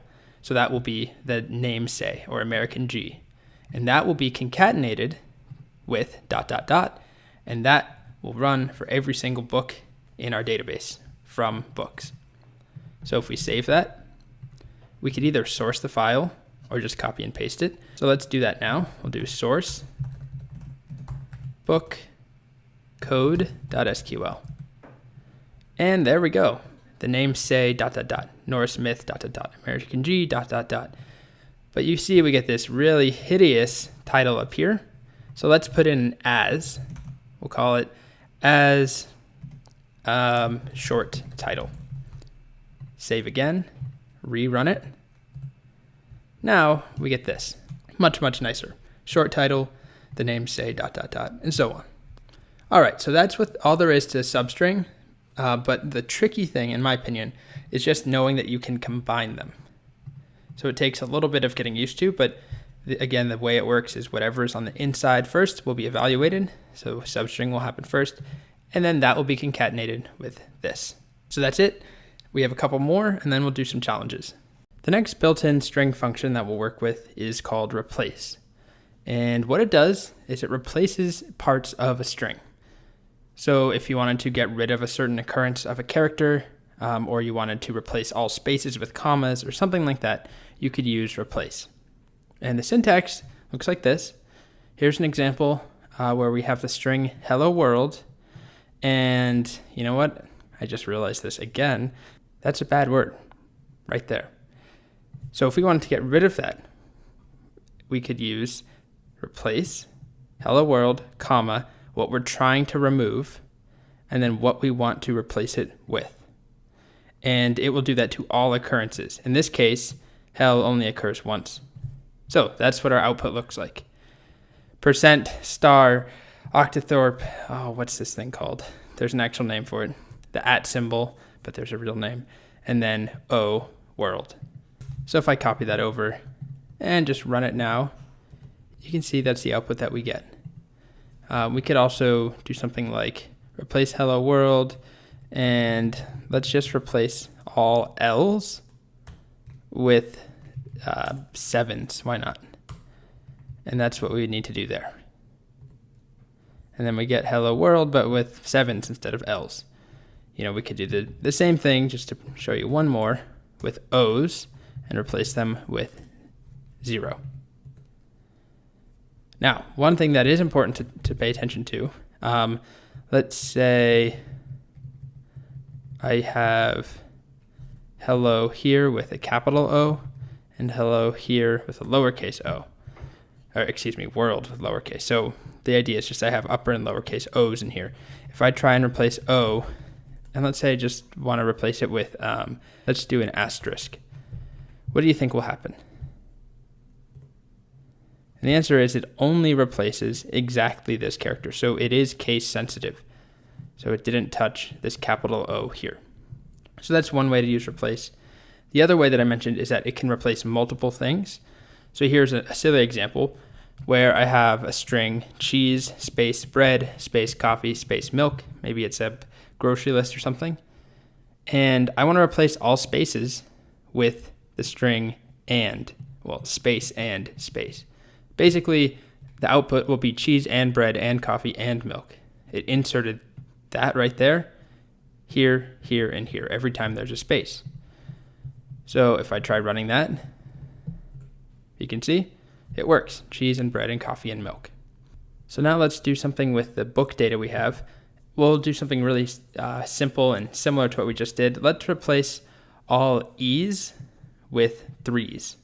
And we'll just do lowercase e. So anytime there's a lowercase e, like namesake, Norse, American, we'll replace it with a 3. So to do that is a select, replace, and don't ask why. It's not really a real world example, but select, replace, we want to do title. And then what are we trying to replace? Lowercase e's. What do we want to replace them with? 3. And then what table?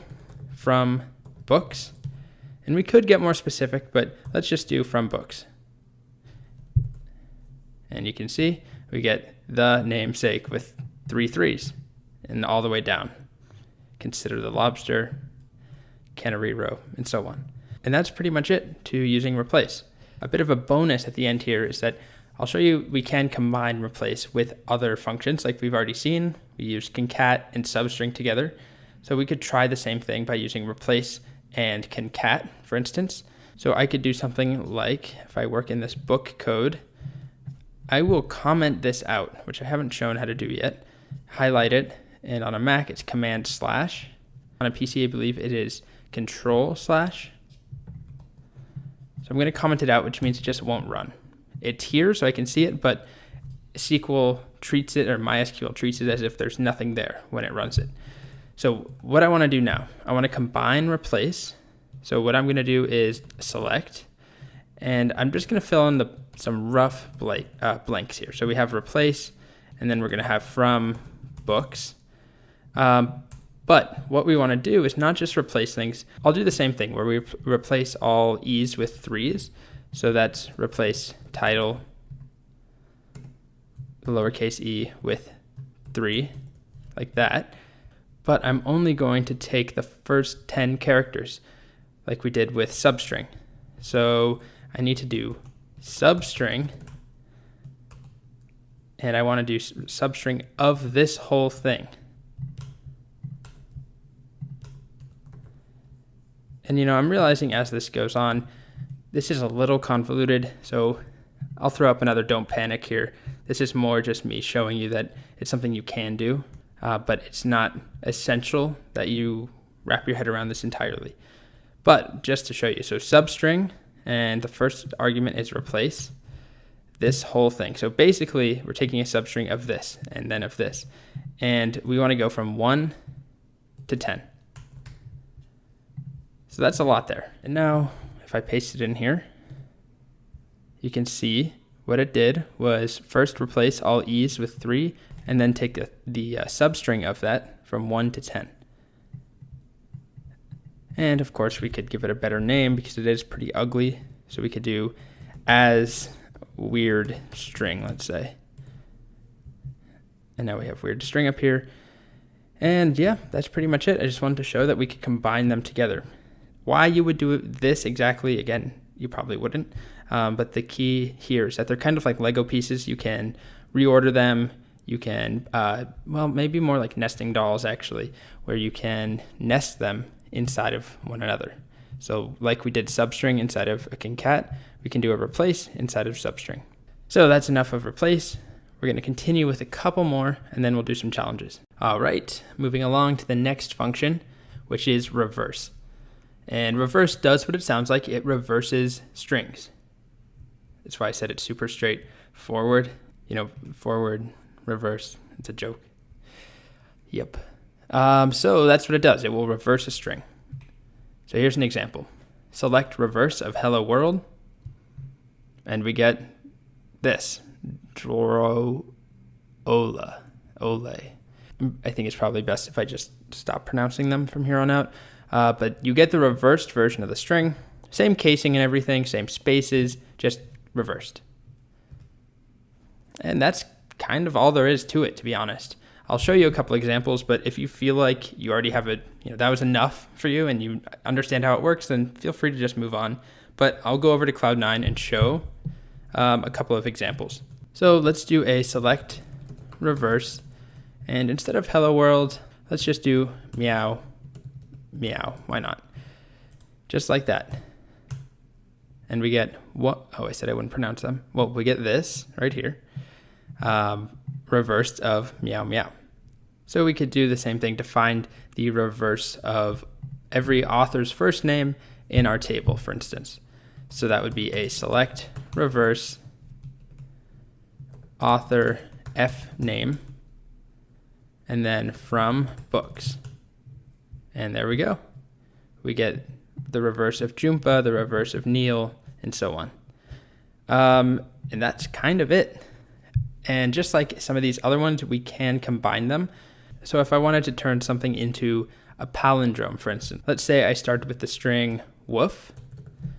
And if you're not familiar, a palindrome is something that reads the same forwards and backwards. So the way I would do that is by adding FOOW to that and concatenating them. So taking the original string plus the reversed string and concatenating them. So we have two functions. We've seen how to do that. And it's just a matter of concat. So a select, concat, and we'll just start with woof. And then what do we want to concatenate it with? Well, we want to concatenate it with the reverse of woof. Just like that. And that should do it. Let's try it out. And we get this, the palindrome version, I guess, that we just made, this sandwich. Now let's just try it with authors' first names again. So let's do that now. All we need to do is replace a couple things in here. So rather than concatenating woof, we're going to do author F name. And then we're going to use the reverse of author F name as well. Just like that. And then, of course, we need to say from where? From books. Let's copy that. So just again, we're taking the author's first name, the reverse of the author's first name, and we're smashing them together with concat. And there we go. We get, this one's kind of funny, I guess, David, Diva, D. And I don't think any of them are really pronounceable otherwise. But they are valid palindromes. So I guess we succeeded at something. The next function we'll take a look at is pretty quick as well. It's called char length. And what it does is it just tells you how many characters are in a given string. And that's pretty much all there is to it. So it looks like this, char underscore length.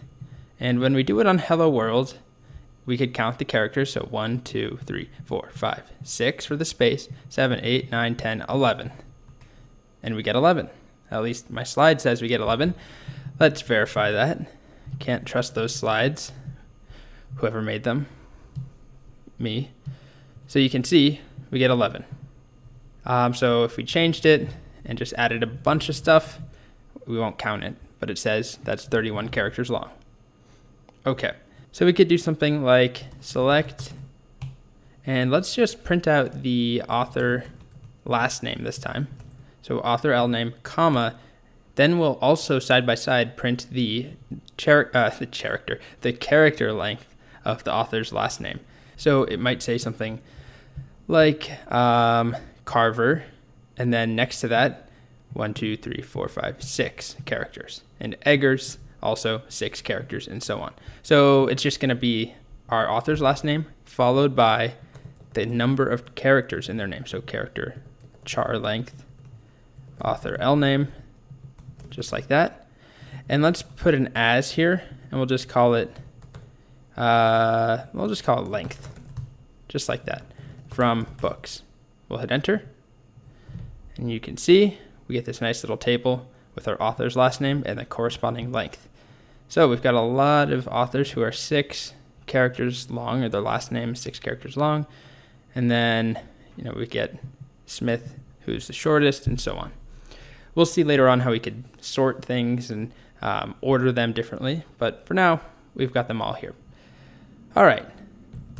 So just like before, if you feel like you have a grasp of this, feel free to move on. I'm just going to show that we can also combine character length. So what I would like to do is end up with a result that looks something like this. Eggers is, and then 6 characters long. So I'd like that for every author that we have. So if we break it down, this is going to be author's last name concatenated with is, concatenated with the character length, concatenated with characters long. So it's going to be kind of a big one. So let's try it out. We're going to do a select concat, and the first thing we'll concatenate is the author's last name. So author L name, and then we're going to concatenate that with space is space. So that gives us this right here. Then inside of that, we're going to add char length of author L name. You can see this is getting kind of long, comma, is, not is, space, characters long, and our parentheses. So that's kind of a lot here. We're concatenating the first thing, the author's name, and then adding is, and then adding the character length, and then adding characters long. So we're building this sentence one piece at a time. And then we also need to specify from books. Okay, so let's take a look. Let's copy this, paste it in, and there we go. Lahiri is 6 characters long. Carver is 6 characters. Steinbeck is 9 characters. Foster Wallace is 14 characters. So that's working. By now, you should know we can use as to make this a little prettier. The only other thing that I'll take a moment to address is that this is kind of ugly. It's something that I do often to format MySQL, meaning my personal SQL, not MySQL, the database, is use one of these formatters. So there's a couple of them. I like this one, sql-format.com. And I can paste in my query and just click format. And it will just format it a little nicer for me. And it depends on, when things get really long, when we have long create tables, it will clean things up nicely for you. So in this case, this is the cleaned up version. Not that much of a difference, to be honest. But we can replace it anyways. It's a little easier to read. All right. So that's all there is to character length. That's all there is to char length. All right, welcome back. So we've made it through a lot of string functions. We've seen concat and replace and substring and reverse and char at. We have 2 more that I'm combining into one video because they're really simple and straightforward and they're a natural pair. And then after we finish this, we have some fun exercises. So the 2 that we're looking at are upper and lower. And they do what they sound like. They change the case of a string. So we can make something all caps or all lowercase letters. So let's take a look. What do you think this will do?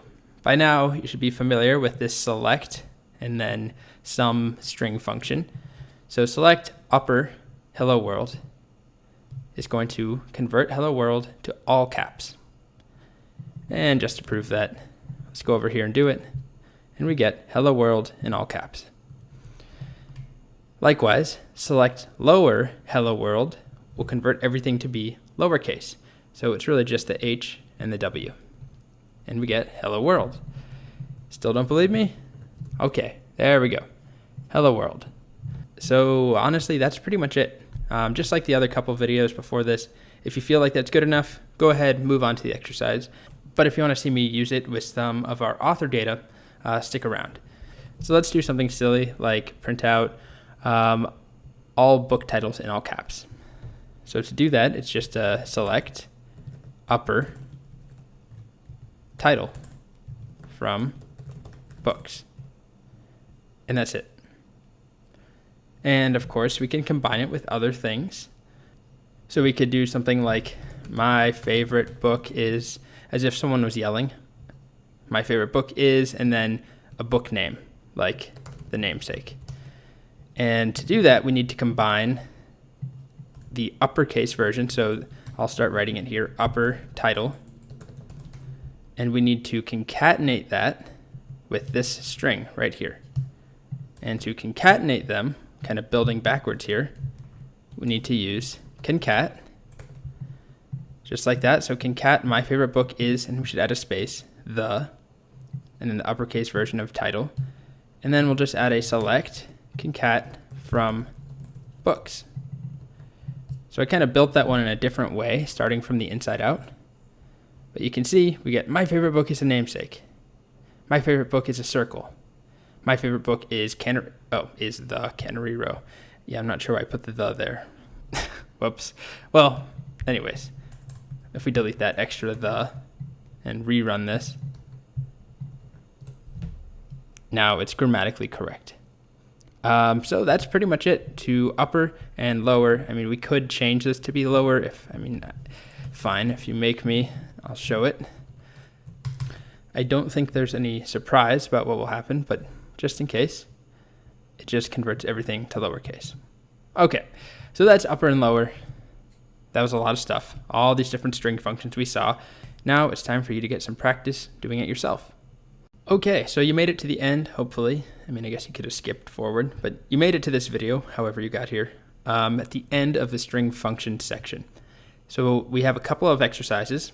And they range from pretty straightforward to reasonably complex, where we combine multiple string functions together. So let's get started. The first one here is to reverse and uppercase the following sentence. Why does my cat look at me with such hatred? I would also appreciate an answer to that if anyone can help me. But anyways, what we need to do is just take this, you can copy it or type it out, and just use MySQL. I should specify, don't just manually reverse it and type it uppercase. I mean, using what we just learned, how can you reverse and uppercase this? All right. Then, when you're done with that, the next problem. This one's a little different. You don't have to actually do anything. I want you to figure out what this prints out. So don't just cheat and copy and paste it. You can do that to check your work, of course, but try and work through what's actually happening. We've got a select, we've got a replace, and a concat, and some words and spaces and symbols and dashes. So give it a shot. Then move on to the next one here, which is to replace all the spaces in book titles with this little arrow. It's a dash greater than sign. So replace every space. So instead of the space namesake, it's the dash, or let's just say arrow, the arrow namesake, and that happens for every space. And one more thing I'll call attention to is up here, it just says title. So you're going to need to use as to make sure it says title. So basically your task is to just get this same data printed out, this exact same format. Then after that, print this out. So you're going to have the author's last name printed regularly forwards, and then next to it, you'll have the same author's name printed backwards, in reverse, you might say.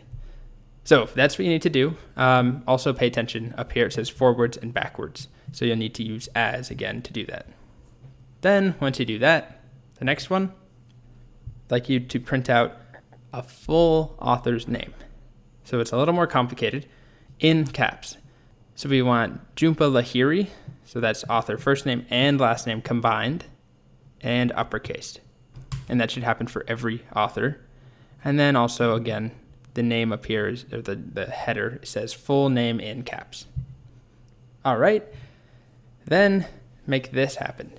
So what this is showing is a title, the namesake, and then was released in, and then the actual date that we have stored in our database for when it was released. So you need to combine a title, was released in, and then the year it was released. And again, I called it blurb, but just put some label up there. Then next one here, print book titles and the length of each title, which is pretty similar to what I did using authors' last names. So just print the title and then the number of characters in that title. As you can see, some of them are quite long. The only other thing I would say is up here, pay attention, we have character count. So use as, you get it by now. Then finally, this one combines 3 different pieces of data. We'd like to have a shortened title. So I believe this is 10 characters, 1, 2, 3, 4, 5, 6, 7, 8, 9. Yes, so the first 10 characters and then a ... afterwards, and call that short title. Then we'll have the author printed out, but the way it should be printed is last name, followed by a comma, followed by first name. And then quantity. So quantity should not just be the number we have in stock, but it should be the sentence, 12 in stock or 104 in stock. So there's a lot of pieces here, and each one of these 3 is going to require multiple string functions to make it work. So give it a shot. This one is a little more challenging, so don't panic again if you don't get it, but try them all out. And then in the next video, I'll have solutions. Okay, let's go through some of these solutions. So the first one, reverse and uppercase this following sentence. Why does my cat look at me with such hatred? So I'm just going to copy it. And the first thing I'm actually going to do is make a new file. So I'll come up here and do new file, and I'll just call this exercises.sql. Then in there, I'll paste this. And we know that we need to do two things. We need to reverse it in uppercase. The order doesn't really matter. So we need to do a select first, either way. Select reverse, and we're going to select the reverse of this. And then we can do upper here, just like that.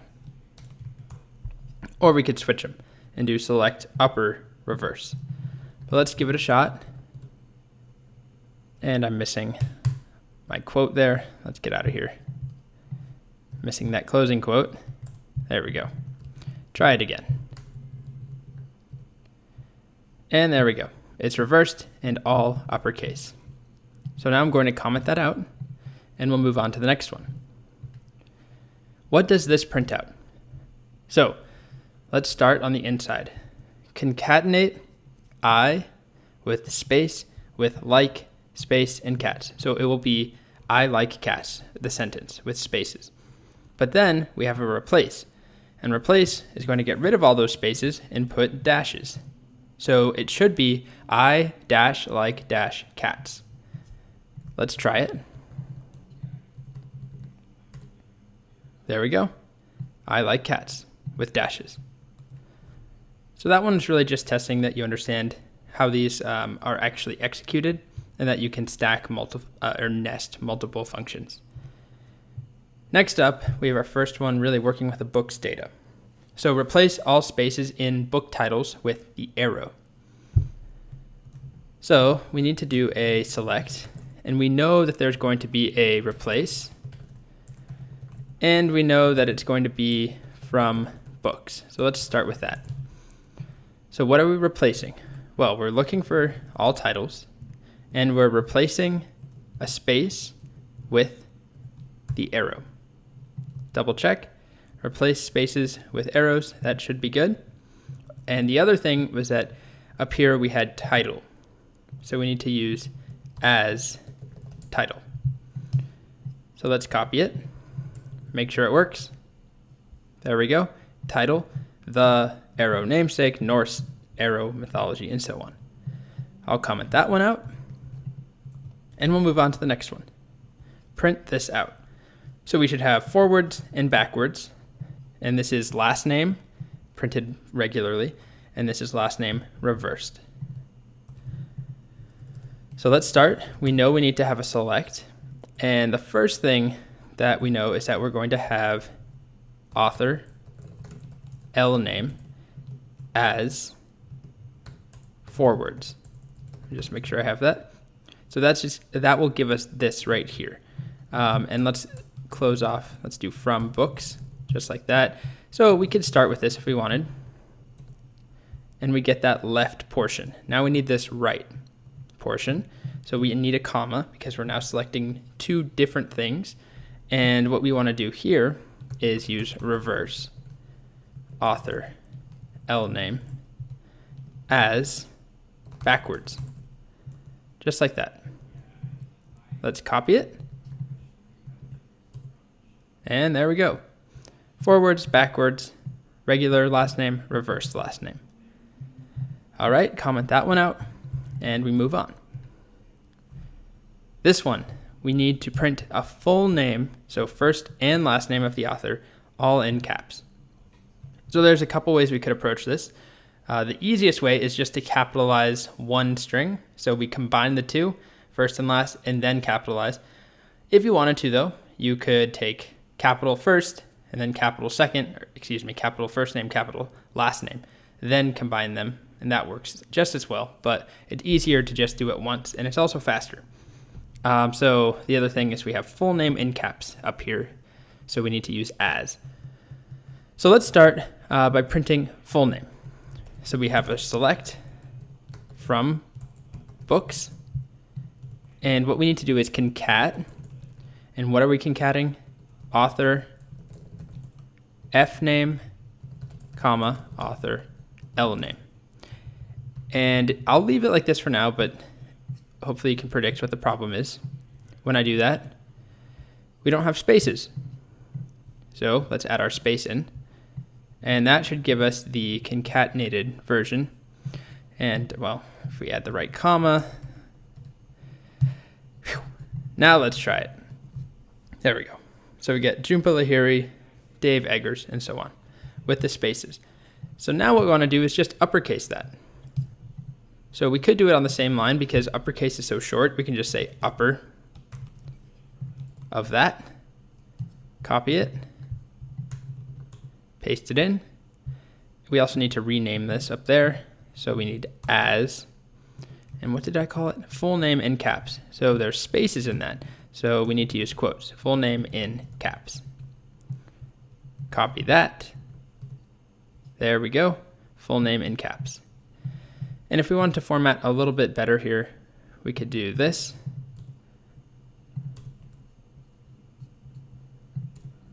Just like that. And it will work just the same. Okay, let's comment that one out and move on. Make this happen. So what we have again is the first name, the title was released in, and then the year. So we're going to need to make use of concatenate. So let's start off with our select, and we'll have a concat, but we will also have from books, just like everything else we've done. So what are we going to concatenate? Well, first is the title. After the title, we have space was released in space. So we need those spaces, comma, like that. And we could just start with that if we want to take a look. And we get the namesake was released in, Norse mythology was released in. Then we just need to add in the year, comma, released year. And we haven't really worked with the year in a while, so if you forgot what the name of that column is, earlier when I was recording something, I ended up having to redo it because I was referring to year rather than released year. So you could just do a describe books and see that, okay, it's called released year. All right, so then we'll copy that in, paste it, and we get the namesake was released in 2003, and so on. The only thing we need to change is this up here. It's supposed to be called blurb, as blurb. And there we go. So we're done with that one, comment it out. Next up, print book titles and the length of each title. So printing the title is easy. Then we just need to use char length and print the character length. So let's do that now. Select from books, and what do we want to select? Well, first we want title, and then after we select the title, we want char length. And one thing I should highlight there is that because this is a SQL file, you might have noticed I get these autocomplete suggestions. So I can either click or I can hit tab. And that's much faster in my experiences to hit tab. So we want the length of the title. Just like that. And we get the namesake 12, Norse mythology 15. And that's what we want, except we need character count. Just like that. However, this will cause an error. Whoops. We need to put it in quotes because there's a space there. Now we give it a shot, and it works. All right. Last one, I promise. So this one is more complex. 3 different things we're selecting. Each one is complex on its own. So let's tackle the first bit, the short title. So we want first 10 characters of the title plus ... So we'll comment this out. We'll do our same select from books. And we'll start by selecting the first 10 characters. So that's substring, or if you're lazy, whatever. Let's do substring. And we want it of title from 1 to 10, just like that. So that should just give us, at this point, you should know what it does. Gives us the first 10 characters, but we also want to concatenate that with ... So we'll do that here. Concat with the string ... not comma, comma, comma. We want ... And now if we copy that, that works, but it's supposed to be called short title. So we add as short title. And we just triple check our work. Looks good. Now we have our next thing we're selecting, which is the author, but we want last name, comma, first name. So it's going to be another concat actually, and we'll start with the author L name, comma, a comma in quotes, kind of hard to talk about, comma, comma, comma, but this comma here is actually going to be concatenated in. This is quite a string to look at there. Author F name, and we want it to be as author, so we don't have to use quotes for that. Let's try it, see if we made any mistakes. It looks good. So we get Lahiri, comma, Jumpa, Gaiman, comma, Neil. That's what we expect. And it's called author. Good. Finally, we need this last portion, quantity. And this should be the number in stock followed by the string in stock. So if you don't remember what the column name is, we can do describe books. And you can see, okay, we have stock quantity. So that's what we want to use. So this time we're starting off with stock quantity, comma, and then we want space in space stock. Just like that. And then we need to use as quantity. Boy, it's a long one. So let's try it out. Make sure we didn't do anything wrong. And that looks good. 32 in stock, 154 in stock. And then we have author and short title both working. Now, one thing I want to point out here, that stock quantity is a number, it's an int, but it doesn't break everything. Concat is okay with numbers like this. What it does is it just takes the string version, the text version of 32 and adds it to in stock. So it basically does this, 32 plus in stock. So that's very different than trying to add a number to text. All right, so that was a lot, I know, but we're done now. We're done with these string functions, and we're moving on. Hey, welcome back. So this section, as you may have guessed, we're continuing on with our books data. We're not doing cats, we're doing books. And primarily what we're going to do is focus on some more advanced MySQL features. Things like limiting the number of results that we get back. Instead of 10,000, I want 5.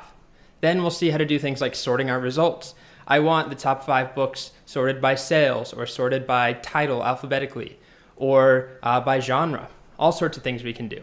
And then from there, of course, at the end, we're going to have some fun exercises and challenges to wrap everything up. So let's get started.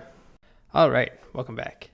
So in the last couple of sections, we focused on select, and we're going to continue that trend.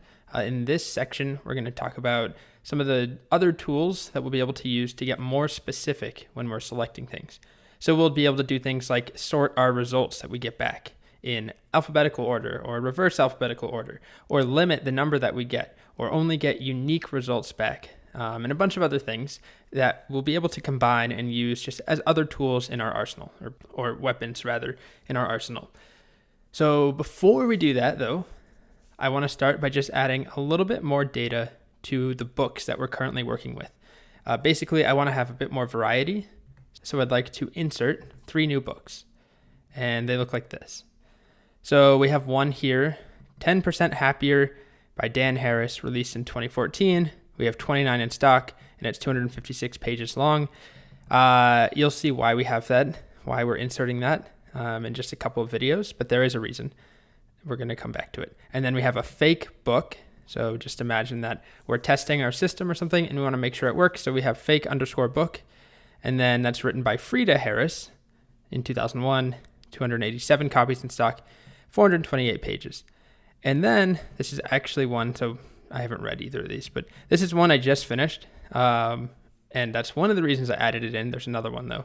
It's really good, by the way, if you're looking for a book, called Lincoln and the Bardo by George Saunders, released just this year.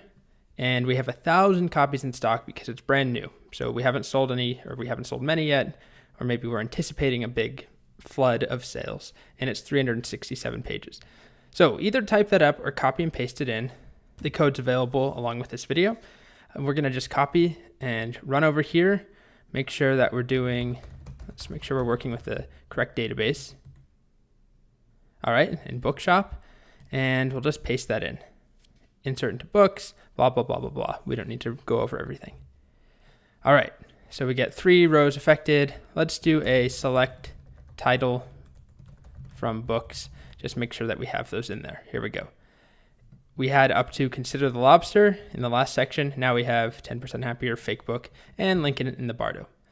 All right, so that's all I wanted to do here. I highly recommend that you go and do this if you want to follow along. It will make the exercises much easier. Well, it will make them possible in the first place. And you'll be able to type the code that I type on your own. So I highly recommend that you do it, but I guess you could just watch if you wanted to. So without further ado, let's get on to the new stuff. Now then, I don't really like now then. I use all right too much. Okay, how about up next? We're going to talk about distinct. So distinct is something that we use in conjunction with select. So when we're selecting data out, let's say we're doing something like give me all book titles from the database. And we may have duplicates in there. And we would get all those duplicates because we just asked for all titles. But if I say give me all distinct titles, it will do what that sounds like. It will only give us the distinct or unique titles. So without further ado, let's take a look at it in use. So here's an example. The first thing that you should notice is that distinct comes right after select. So we're saying select author last name. So there's a bunch of authors, and in our table, some books have, or some authors have multiple books. So David Foster Wallace, for example, has 2 books in there. So when we say select author last name, we get 2 results. We get David Foster Wallace, and then again, or if we're only doing last name, we get Foster Wallace and Foster Wallace. So if I wanted to know only the unique or the distinct author last names in my books table, I would write this query here, select, and the only thing that's different is the distinct. So select distinct author name from books. So let's try it out. We'll go over here, make some space, and let's just start, just to show you what I'm talking about, by select author without the distinct from books. Just like that. And as you can see, we have Gaiman, who's in here twice, Eggers is in there twice, Carver is in there twice, Foster Wallace is in there twice, and Harris is in there twice. However, there's something kind of weird about Harris that we'll take a look at in just a moment. So if we only want to just get a survey of all the authors in our database, but we don't want duplicates, it's as simple as select distinct author lname from books. Just like that, hit enter. Now it's much shorter because those duplicates are gone. So now we only have 1 Gaiman, 1 Eggers, 1 Foster Wallace, and 1 Harris. And of course we could do that for other things. So let's try it for years. So we have select released year from books. You can see, let's see, are there some books that have duplicates? So for example, 2003, there's 2 2003s at least. I think there's at least 1 more when I designed this or when I created the data. But let's just focus on 2003. So there's 2 of them there. So if we do a select distinct released year from books, our list is shorter, and now we only have 1 2003. So the reason I show it to you is not just to show you another way or another example, but also we're working with numbers here, and that's important to remember that released year is an int. It's not a varchar, but distinct still works. There's one more advanced thing that I want to talk about here, which has to do with when we did our select. Let's start again with author lname from books. When we did this, remember that and actually let's do author fname and lname. So when we did this, remember we have Neil Gaiman twice and Dave Eggers and so on, but then there was Dan Harris and Frida Harris, 2 different people, 2 different authors with the same last name, which is a pretty common situation. So when I do distinct, select distinct author L name from books, it reduces them, to just the distinct last name, which is what you would expect. It only gives us Harris once, which makes sense. We're asking for distinct author last names. But what about distinct full names? What if I want every distinct author's full name printed out? So basically, what if I just want to know how many distinct authors there are? Not just based off of last names or just first names, but both need to be distinct. So that, Dan Harris is distinct from Frida Harris. There are a couple ways of doing it. One, you already know at this point. You can use concat. So I'll show you that now. What we could do is concat author F name and author L name, and then ask or select distinct versions of those. So if I make a new file, this one won't be too long, but I'll make a new directory first, and I'll just call it refining selections. You don't have to do this, but I'm getting a little messy in here, so I want to make a new file in that directory, and I'll just call it distinct.sql, the most important part.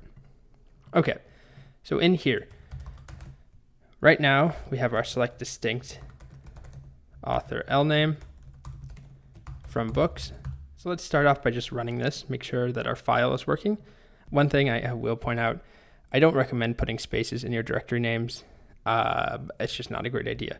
So I'm going to edit that. It won't break anything. We can still do it, but it's just not great. So let's just do like that. Refining elections, well, that might work too, but refining selections. Alrighty, so if we want to run it, it's a source refining underscore selections / distinct dot SQL semicolon, and it works. Okay, so back to the problem at hand. How do we actually get just distinct authors, first name and last name? So what we could do, I'll comment this out for now, is a select, and then we can concat author first name and author last name, just like that, from books. And if we save and run that now, we get this. And if we try and do distinct on that whole thing, that works. We get Dan Harris and Frida Harris are distinct. And we only have one Neil Gaiman, one Dave Eggers, and so on. And of course, we could go add the space that we want there and try doing it again. And that gives us distinct full names like this. That's one way, but there's actually an easier way. And that's using distinct. We just do a select distinct. And if you do author, we can do F name first or L name. Just separate them by a comma. And we try running that now. You see, we only get unique rows back. So it's basically applying distinct to the entire row. So in this case, it's basically saying I want the combination of the first name and last name to be distinct. So that's why we end up with one Neil Gaiman, one Dave Eggers, and one Dan Harris, and one Frida Harris. So it works in that way. The only difference here, aside from this being longer, is that here we're actually just combining them and checking if it's distinct. Here, MySQL is doing that for us. And it depends just how you want your results printed out. If you want them combined as a full name, then this method works better. And if you just want to keep your data separate in two different columns, then this is much easier and a little bit shorter. All right, so that's pretty much all there is to distinct. At its core, it's pretty simple, and it's powerful too. It's something we'll use quite a bit throughout the course. As our data gets more complicated, we'll also have more duplicated data, which isn't a bad thing. But sometimes when you're trying to understand it or work with it, you only want distinct data. So you use distinct. All right, I should shut up. Moving on along to our next topic. I guess that's okay, moving on along. I'll keep using that. Our next topic here is order by. So as the subtitle tells you, it's how we can sort our results, which is something that we'll want to do. Hopefully you see why that's useful when you're trying to understand things. It's good to be able to sort your data.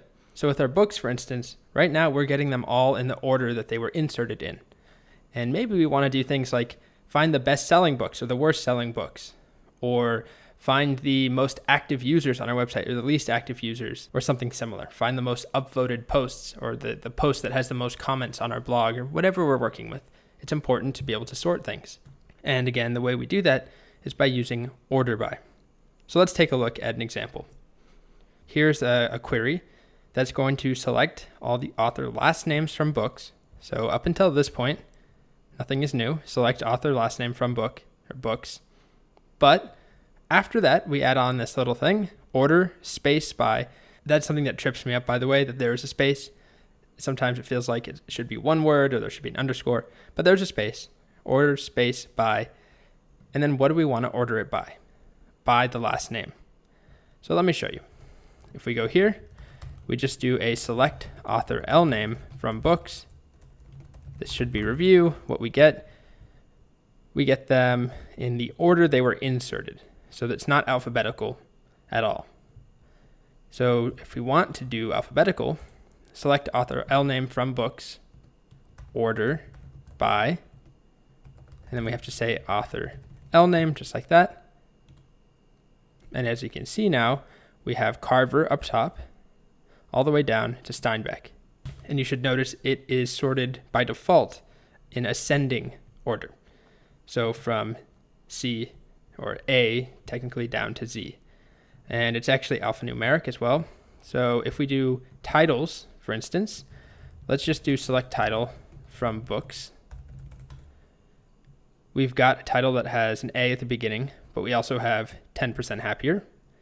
So if we do this, select title from books, order by title, you'll see we get the 10% happier first before the A's and all the way down to W. So as I mentioned, it is ascending by default. So if you don't specify an order, it just assumes you want ascending.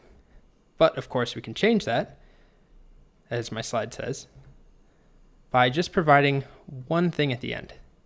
So everything up until this point is the same. Select author L name from books, order by author L name, space, DESC. And in my opinion, this is also something that's kind of confusing because it's DESC, but then the abbreviation for ascending is ASC, which is only 3 letters versus 4, but that's just my opinion. So let's try it now. If we recall what we had, select author L name from books, order by author L name. There we go. This is the original in default ascending order, but if we add DESC, you can see it's reversed. Now it goes from Steinbeck down to Carver.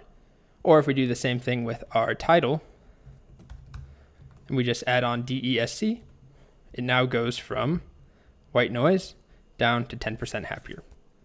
And of course, order by will also work with numbers. So it's pretty common that we want to sort things numerically, whether it's, the number of orders or sort the highest priced items, or like I said earlier, sort the blog posts by whichever have the most comments, most to least, or something like that. Those are numeric values. So to do that, it's the exact same syntax. All that we change is what we're ordering by. So in this case, released year, which is released year, which is an integer. Select release year from books, order by release year. So let's try it out. Let's do a select release year from books without the order by. And they're in all sorts of crazy order. I think our lowest one is 1945 all the way up to 2017, which is that Lincoln in the Bardo book. Definitely recommend it still. So if we recall that line and just add on order by released year, there we go. And by default, it's also ascending, 1945 up to 2017. We could reverse it with DESC, just like that. And just to prove to you, you can do this. You can be explicit with ASC, ascending, and get the same order if you left it off. And not to harp on this too much, but I don't like that this is 4 letters versus 3 letters. It should be consistent. So if we leave it off, though, we get the same results. Okay, so that's the basics of order by. Another thing I'd like to highlight here is that we've been doing things like select released year, order by released year, where it's matched. What we're selecting is matching how we're ordering it. you don't have to do that. So let's say we wanted to get, let's say we want title and year, released year, that is, and pages, why not? And I want all three of those from books, order by, and we'll do released year. So I can do that, and it's going to order them by the release year, but still gives me all the data. So it's not like, it has to match. Or I could even leave release year out of this entirely. I don't have to select it, but I can still order by. So I could select title and pages and order by the released year.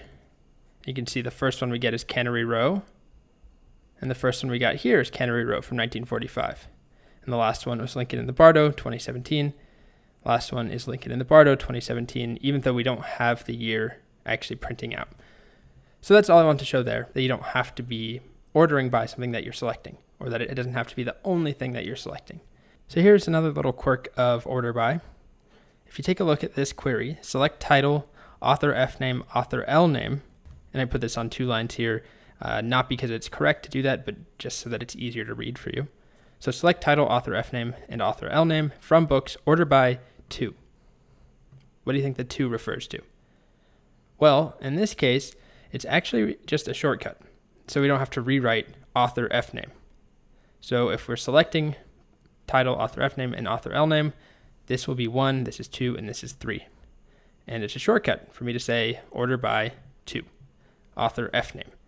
So let's copy it over, try running it, and you can see the results we get back.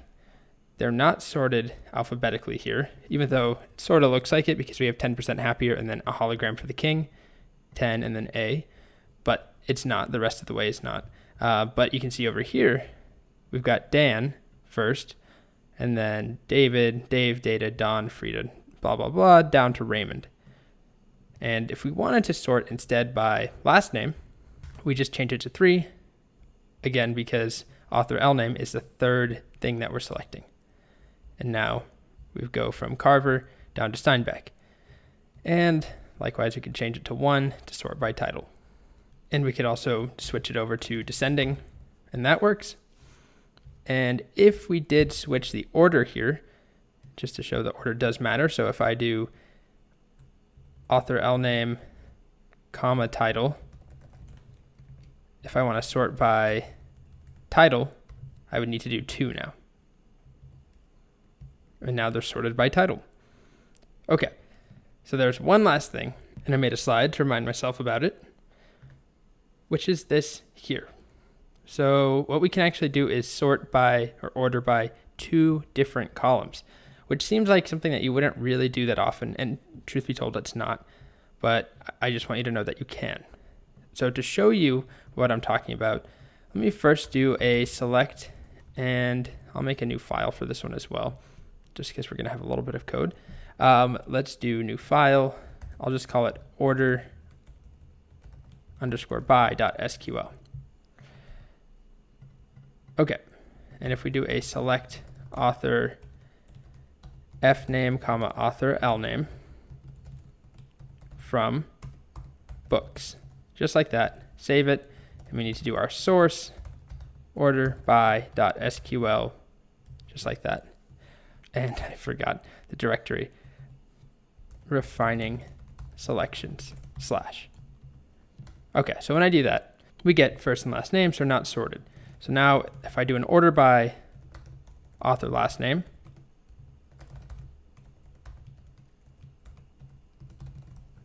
and I redo it, everything looks good. We have our authors sorted alphabetically, Carver, Gaiman, Harris, but then that's where we run into our problem, which is Harris. And it's not really a problem, but if we wanted our authors sorted alphabetically, technically when there's 2 authors that have the same last name, and we want the entire author name to be sorted alphabetically, well, then we need to go to the first name. And in this case, Frida Harris is in front of Dan Harris, even though D comes before F. So we want Dan to come before Frida.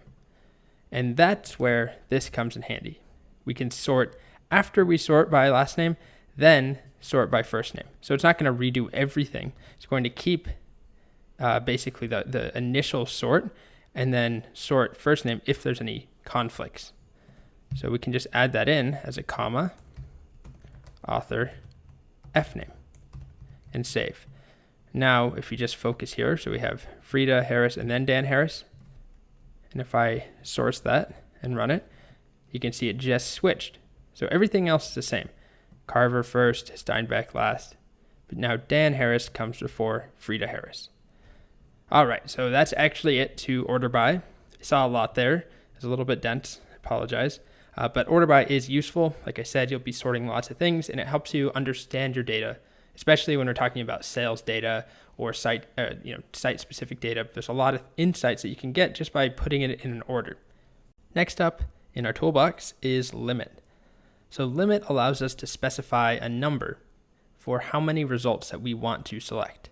So I could say things like, I want the first 2 best-selling books rather than all best-selling books, or the top 10 most recent books. So we often use it in conjunction with order by or sorting, because that typically is going to give you something meaningful rather than just saying, select all books and give me the first 2. Well, how is first defined? And we can do that. I'll show you that. If we do a select, let's just do title from books. The order that we get them right now, again, is the order they were added. So we have the namesake, Norse mythology, American gods, and so on. So I could limit this. And the syntax looks like this. I just add limit at the end, just like we added order by. Limit, let's say 3. And now I just get those first 3.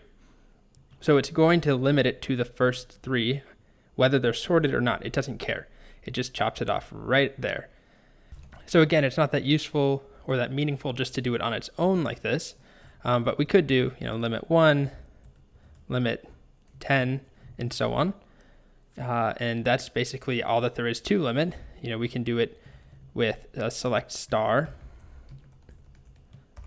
If I only want, let's say I want everything about the first book. There we go. I get the namesake and there's everything about it. But more often than not, we're using it with order by. So here's an example.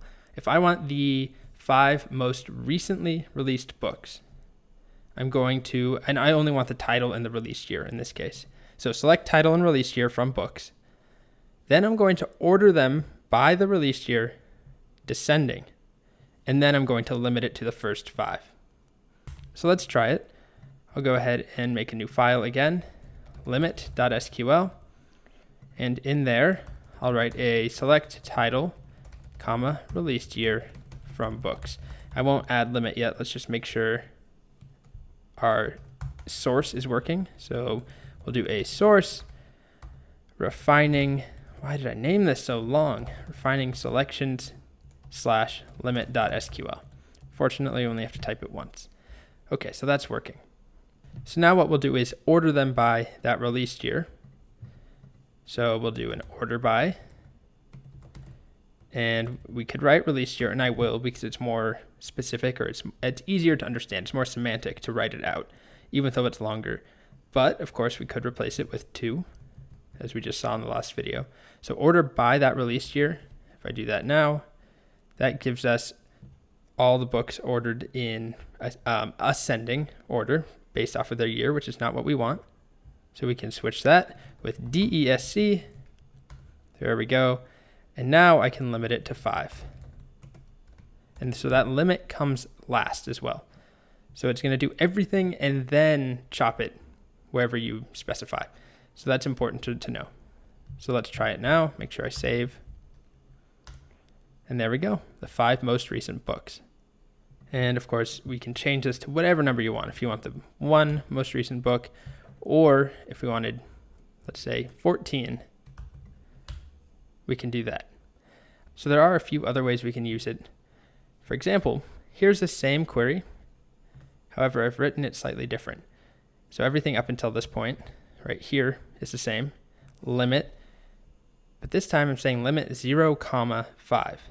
So if we just copy this, I won't make you watch me type that whole thing out. And I comment this out. and I try running this now, just take a guess. What do you think will happen? And here we go. It does the exact same thing. So this is a syntax that allows us to specify a starting point and then how many we want to go from there. So basically it's saying, and this is kind of confusing because it starts at 0. So the first row in a table is the 0th row. But then when we're dealing with strings, like when we had hello world, H is actually the first character in MySQL at least.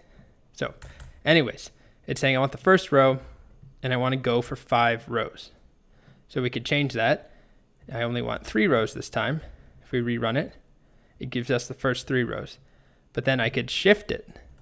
Let's say I want to go, I don't know why, but the second row onwards. So it gives us Norse mythology, 10% happier, and the circle. If you didn't catch that before, when it was 0, we got Lincoln and the Bardo, Norse mythology, and 10% happier. When I change this to 1, it shifts the starting point. So it's not that, it's not common at all, but you could do things like 10, 1. And what this will do is go to the 11th book. Well, I need to save first. Now if I run it, it will give us the 11th book. And just to make sure that we're right there, if we rerun it now, we could count down 1, 2, 3, 4, 5, 6, 7, 8, 9, 10, 11, and we get fake book. So if you need to access very particular rows based off of order, that is a way that you can do it. It's just honestly not that common. Pretty much every time that I use limit, it's in a context like this. Limit 1 or the first 3 or the first 5 or something like that. But I'll give you a real reason you might use it. Let's say that you have a blog site that you've created and your blog has thousands of articles in it already. When a user visits the blog page, you don't show them all 1,000, or let's say 10,000 results all at once for every blog post that you've written. That would be overwhelming, and there's too much information to display. Most likely what you'll do is have the first 10 posts, and then I can click a next button, and it will load from post 11 to 20. And I can keep clicking next, and so on. You've probably seen that before. It's called pagination. So you can do that by, rather than selecting everything from your database, you could select from 0, and I only want the first 10, and then the next time through, you could select from 10, and I want 10 more, and so on. So that is a situation where you could use that limit and provide a range like that. But again, most of the time, I just use this, limit and then one number. The very last thing I'll show you is that this is actually straight from the docs for MySQL. I think it's really clunky and weird that they even specify this. If you wanted to select from one row all the way to the end of the table, so I want from row 5 all the way to the end, we might have however many thousand rows. There isn't a nice, elegant way of doing it. This is what you have to do. Select star for whatever you're selecting from whatever table, limit, and then where you want to start, comma, some gigantic number. And I'm not kidding you, I actually have it in the docs here. Where is that? Right here. To retrieve all rows from a certain offset up to the end of the result set, you can use some large number for the second parameter. So that's their official suggestion on how to do it. Select star from table, limit 95, comma, some gigantic number that you would know you never have that many rows in your table. So we could actually do that here. If we just do a select title from books, order by, and let's just say I want to go, we don't even need the order by, honestly. Let's just do a limit. And if we just do limit 5, that's going to give us the first 5.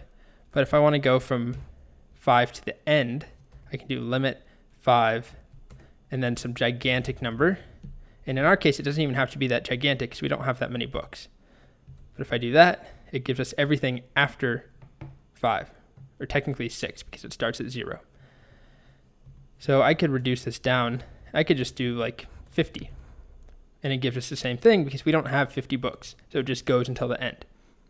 So that's it to limit. With all those weird things that I showcased and the odd situations and ways you can use it, the most common and the way that almost always that I use it is this. Just limit and then a single number. Alrighty, so that's it.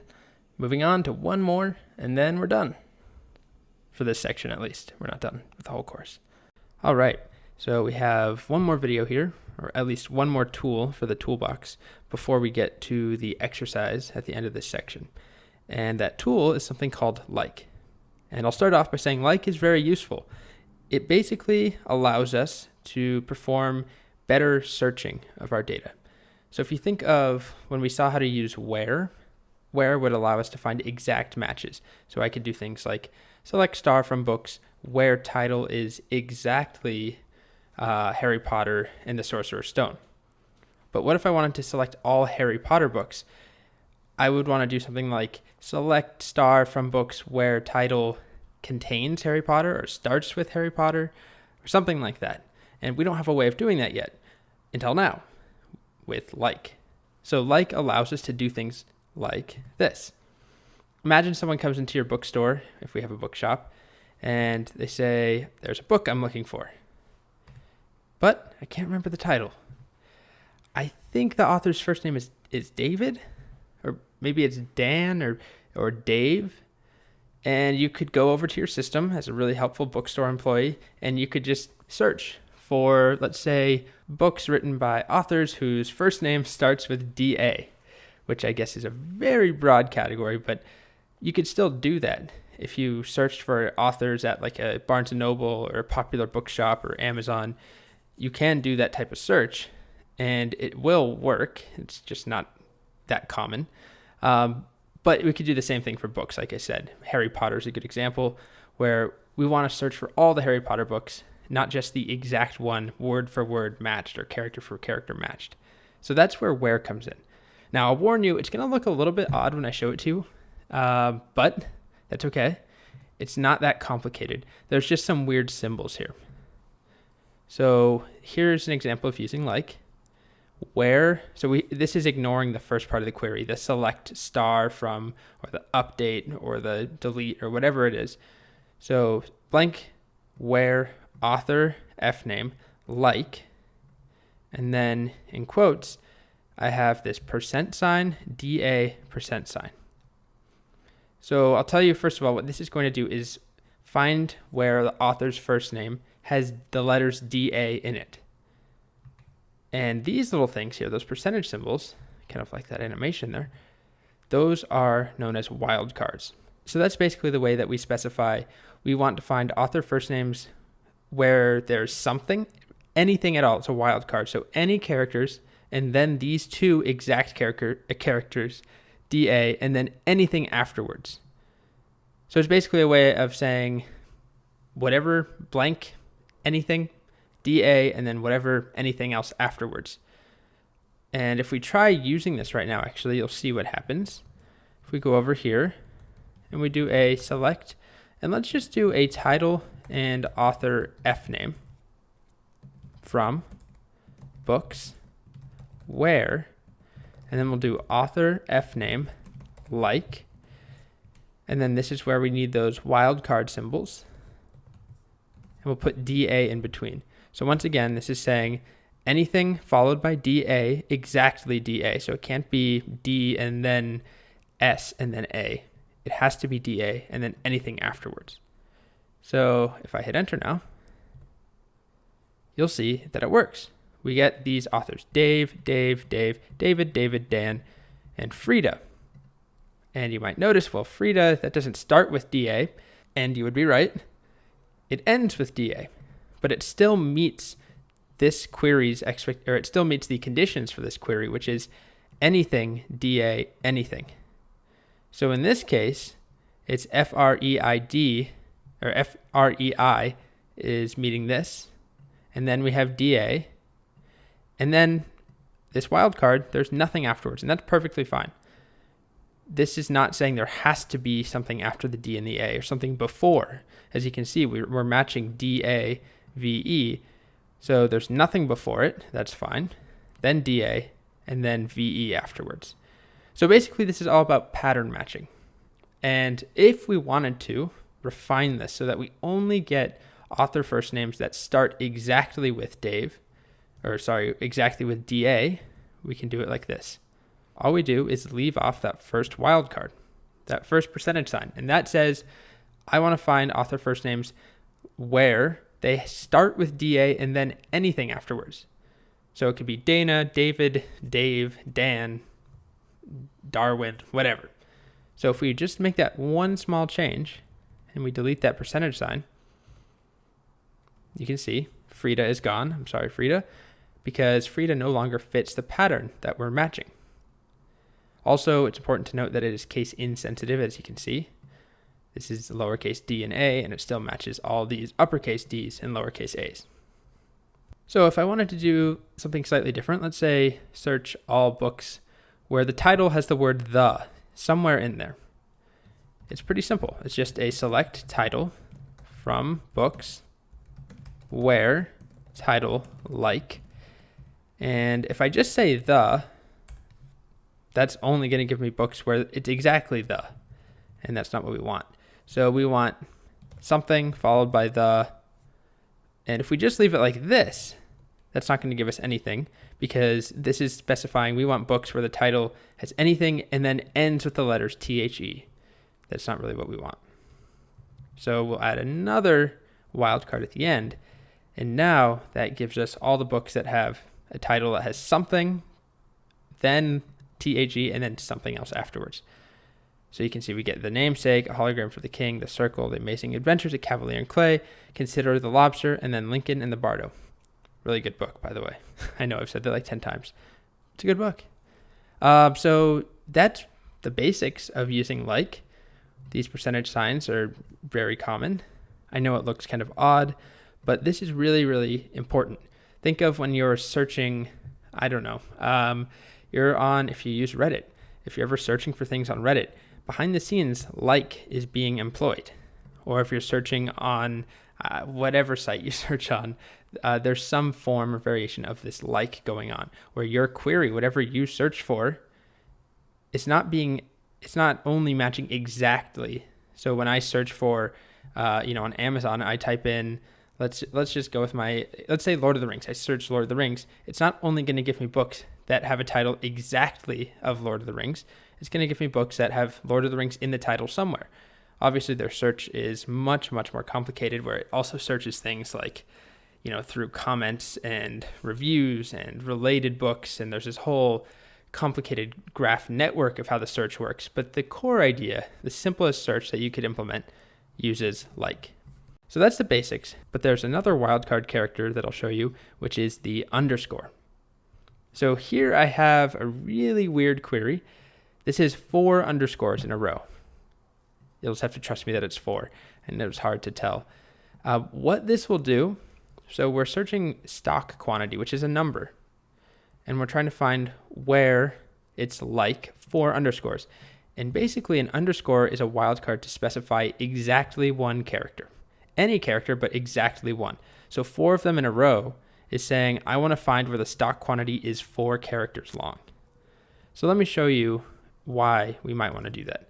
If I do a select stock, let's do title and stock quantity from books, just like that, you can see that we have stock quantity of 2 digits, 32, 43, 3 digits, geez, it's giving me a tough time, digits, 154, and then this great book, Lincoln and the Bardo, has 1,000 copies in stock. It's brand new. People don't know about it yet. They're not buying it. I'm sure people will buy it soon, though. Once, of course, they realize what a great book it is. So if I wanted to select books where stock quantity is 4 digits long, I could use that wildcard. So let me just show that again. So select title and stock quantity from books where stock quantity like, and all I have to do, so just to clarify, if I did this, that wildcard just means anything. So that's going to give us everything. And if I do 4 of them, it doesn't make a difference. That's not saying 4 characters. That's just 4 different ways of saying anything at all. It could be nothing. It could be 1,000 characters. It doesn't matter. So by adding underscores, that's 4 there, you'll see I get Lincoln and the Bardo. Or I could do 2 underscores, and I only get the 2-digit stock quantities. Now, that's not to say the only time you use underscores is when you're trying. Yes, Blue. It's my cat. Are you going to say hi? She's now sitting on the computer. Okay, so back to where I was. Get this cat hair out of here. The underscore is not only used, and actually it's not even primarily used for counting digits like that, but it's a way of specifying exactly one character, like I said. Let's say that we're working with phone numbers, and in the US, they might look something like this. So we have an area code in parentheses, and then 3 digits dash 4 digits. And if we wanted to match that pattern, we would have something that looks like this, like, and we'd have our first parenthesis. And if we just put this wildcard there, that's going to say any number, any letters, whatever it is in between those parentheses, but we're actually looking for 3 digits. And then another 3 digits after that parenthesis, then a dash, and then 4 digits. So basically, we have these 2 wildcards at the end of the day. %, which means anything or nothing, and then underscore, which is exactly one thing. And you can chain them together to match patterns. Then that brings up another question, which is, but what if I'm searching for a book that has a % in it? How would I do that? And you may have noticed that I expertly planted a book title with a % in it. I was thinking ahead for once. How would we select that? Or there's also a book title that's not so creative that has an underscore in it. How would I select that one? If these characters are special wildcard characters, how do I actually search for the exact character %, or the exact character underscore? And the answer is actually pretty straightforward. We use what's known as an escape character. In this case, I always forget which one's backwards and forward slash, but whichever slash this is, the one over the enter key, I'm pretty sure that is backslash. So backslash % is going to match a %. So this entire thing right here is basically saying %. Likewise with underscore, it's backslash underscore is the escape character. So let's put that into practice. Let's try it out. So we'll select title from books, and we'll just do that first of all, and you'll see we've got 10% happier and then fake underscore book. So let's start with 10% happier. So I want to select title from books where title like, and just, I mean, this should be clear by now, but if we tried to do this, that's not going to work. That's going to give us everything. But if I tried to say, okay, %, that means anything, and then a %, and then anything afterwards, that's not going to work either, because that's basically just 3 different ways of saying anything at all in the title. So that's where we need our backslash. And now what you could read this as, you could condense this to say exactly a %, 1 percentage sign, anything before, anything after. And there we go. That's how we get 10% happier. Same thing with the underscore. I won't go through that whole routine again. We just replace that backslash % with backslash underscore, and that gives us fake book. All right. So that's all that there is to like for now. It's very, very useful. We'll be using it quite a bit in this course. It's probably one of the most commonly used things in MySQL or in SQL when doing queries. In all likelihood, you won't be matching % or underscores all that often, but you'll be doing things like this all the time, where you're using the % wildcard and the underscore wildcard to match patterns. Okay, next up, exercises. Okie dokie, artichoke. Yep, that's how I'm starting this video off. It's your turn. So we've covered 4 different things here, 4 new tools for this mysterious magical toolbox. We've got distinct, as well as order by, and then limit, and then finally like. And you're going to put those to use along with some of the stuff you've learned up until this point with a couple of exercises. And there are some clown emojis here to show you how excited you should be, and they're not at all creepy. So here's the first thing I need you to do, or I'd like you to do. Please do it. Select all story collections. So some of these books have titles that contain the word stories, which tells you that they're a collection of stories. What we talk about when we talk about love, stories. Really good read, by the way. Where I'm calling from, selected stories, oblivion, stories. So using what we just saw, and that's something I just want to point out for all of these exercises, there are ways that you could directly select things maybe a little bit easier, or you could cheat in a way. but make sure that you do it the way that I specify, please, using the things you just learned. So specifically, titles that contain the word stories. Not exactly stories, but something that contains stories in it. So that's the first one. All right, and then the next one, find the longest book in the entire database or in the entire books table. So this is what you should get back. Print out the title and the pages. The Amazing Adventures of Cavalier and Clay is 634 pages. Of course, don't just select based off of where pages is exactly 634 or where the title is The Amazing Adventures of Cavalier and Clay. Please do it the right way so that your query would always work no matter how many books are in the table and what they're named and how many pages they have. It will always get the longest book. Okay, just one. Then the next problem, print a summary. In our case, a summary contains the title, dash, the year. And print only three of the most recent books.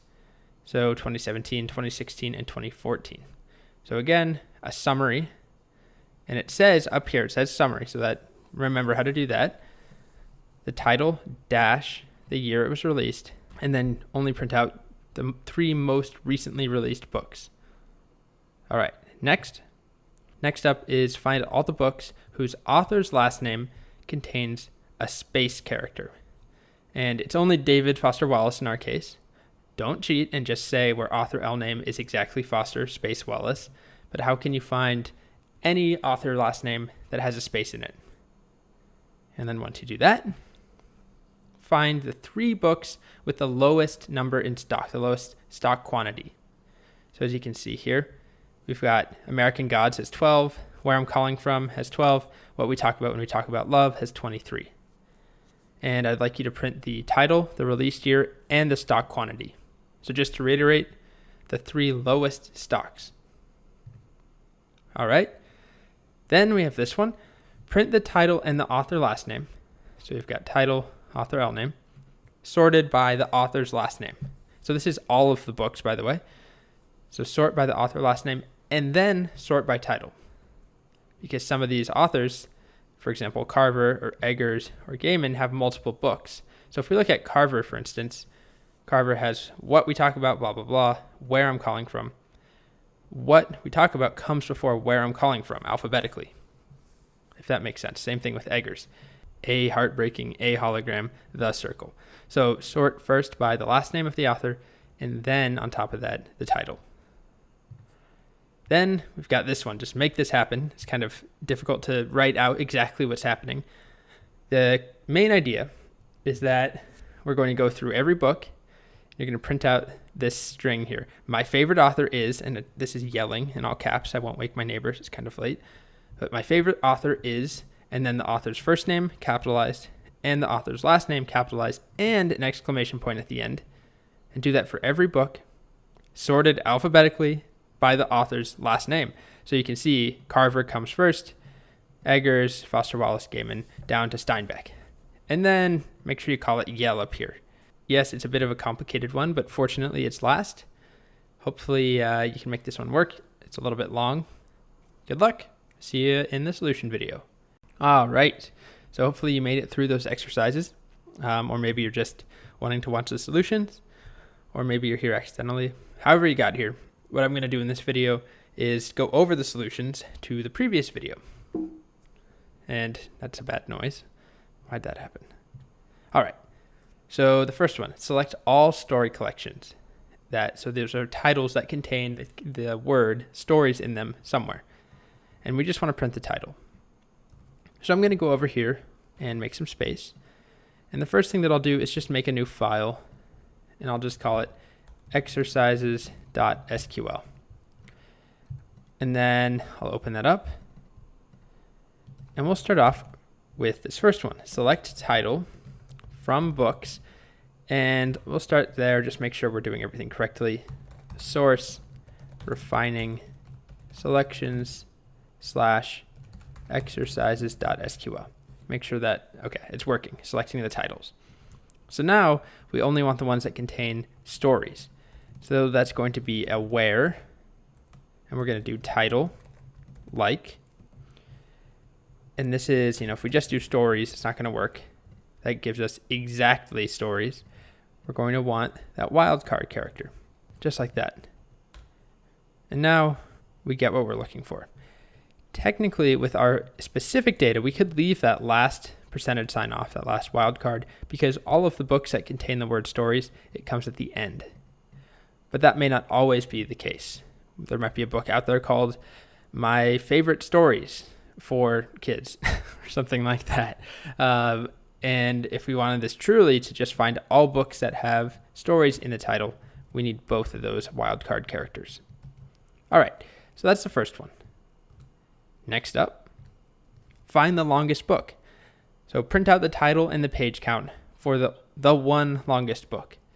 So we'll go ahead and comment this line out, and let's just do a select title and pages from books, just like that to start. Okay, so now what we want to do is sort them. We'll sort them by the pages. So that's an order by pages. And if we just do the default sort, remember that we get ascending rather than descending, which is what we want. What we're going to do is use limit to give us the first result. But right now, if we do limit 1, it's going to give us the shortest book rather than the longest one. So we want to reverse that sort with the descending order. So now the first one is the longest.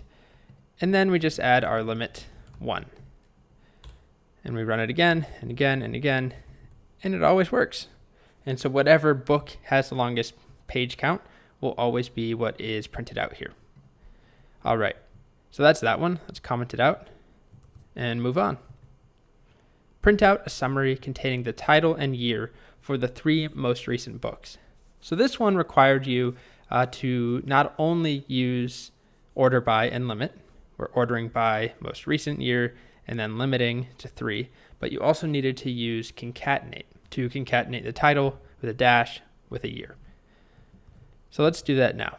Let's just start by doing the select concat, and it was title, comma, and then we have a space and a dash and a space, comma, released year. And we'll start with just that from books. Save. Okay.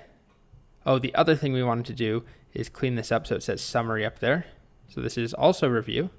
We'll say as summary. Okay, so now we get that. Now we want to order them by most recent. And let's break this up onto some different lines here. From books, order by, and we'll order by released year.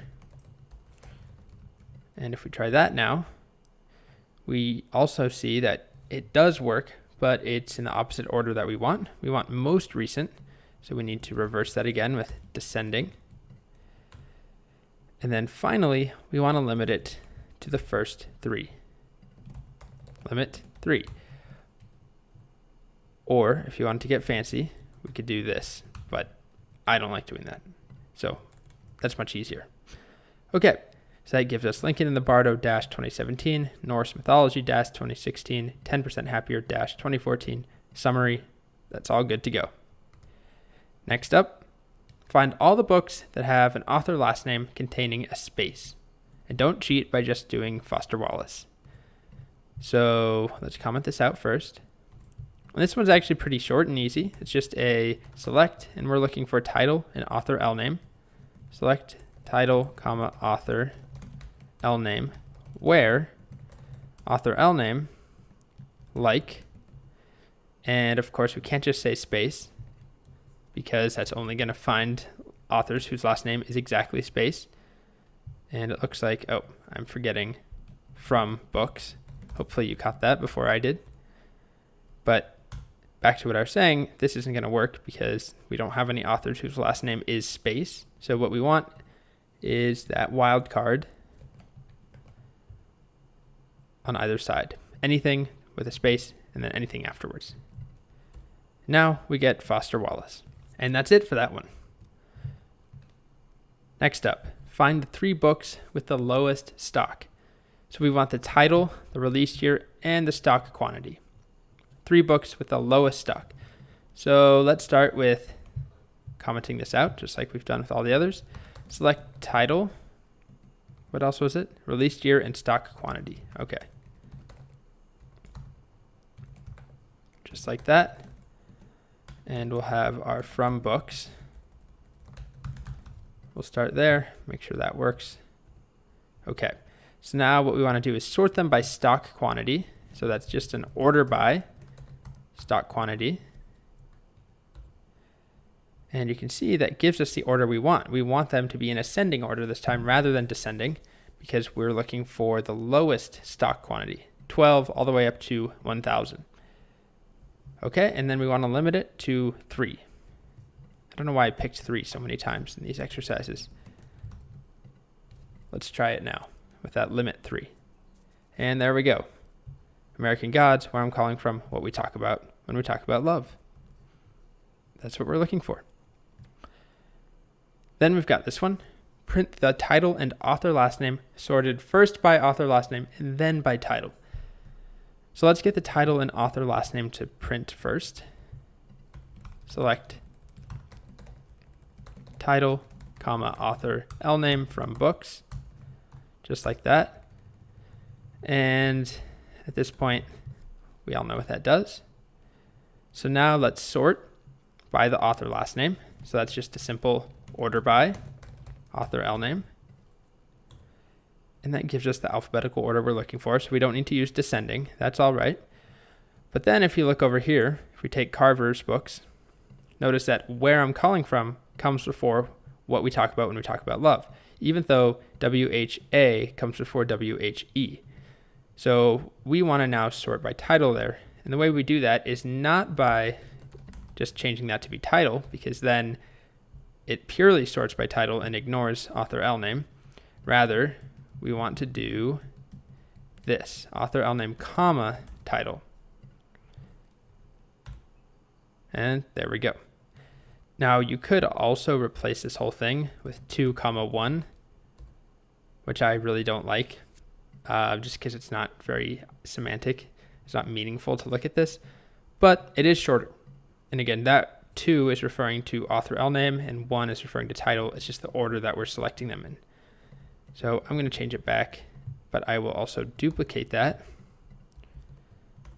below and change it to 2, 1 and comment that out as well, just so we have both solutions. Which brings us to the last problem. Hopefully it's the last. Okay, it is. Make this happen. So we want to yell, my favorite author is, and then the uppercase first name of an author, and then a space, and the uppercase last name of an author, and then exclamation point. Yeah, it's kind of a lot. Okay, so let's start with selecting, and we know already that, well, we can start with select from books, sure. What we're going to want to do is concatenate my favorite author is, and then an uppercase version of Raymond and a space, and then uppercase version of the last name. So, and an exclamation point. It's a lot of concatenation. So we're going to have a concat, and I'll just do this. Well, let's do it this way, just like that. What are we concatenating?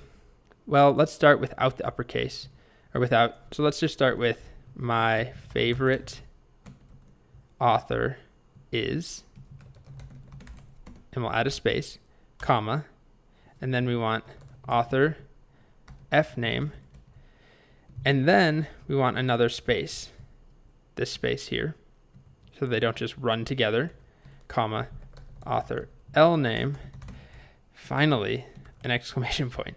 It's a lot. So let me drag this down a bit so we can see the whole query. Select the concatenation of my favorite author is, space, the first name of an author, space, the last name of an author, exclamation point. Let's save it and run it.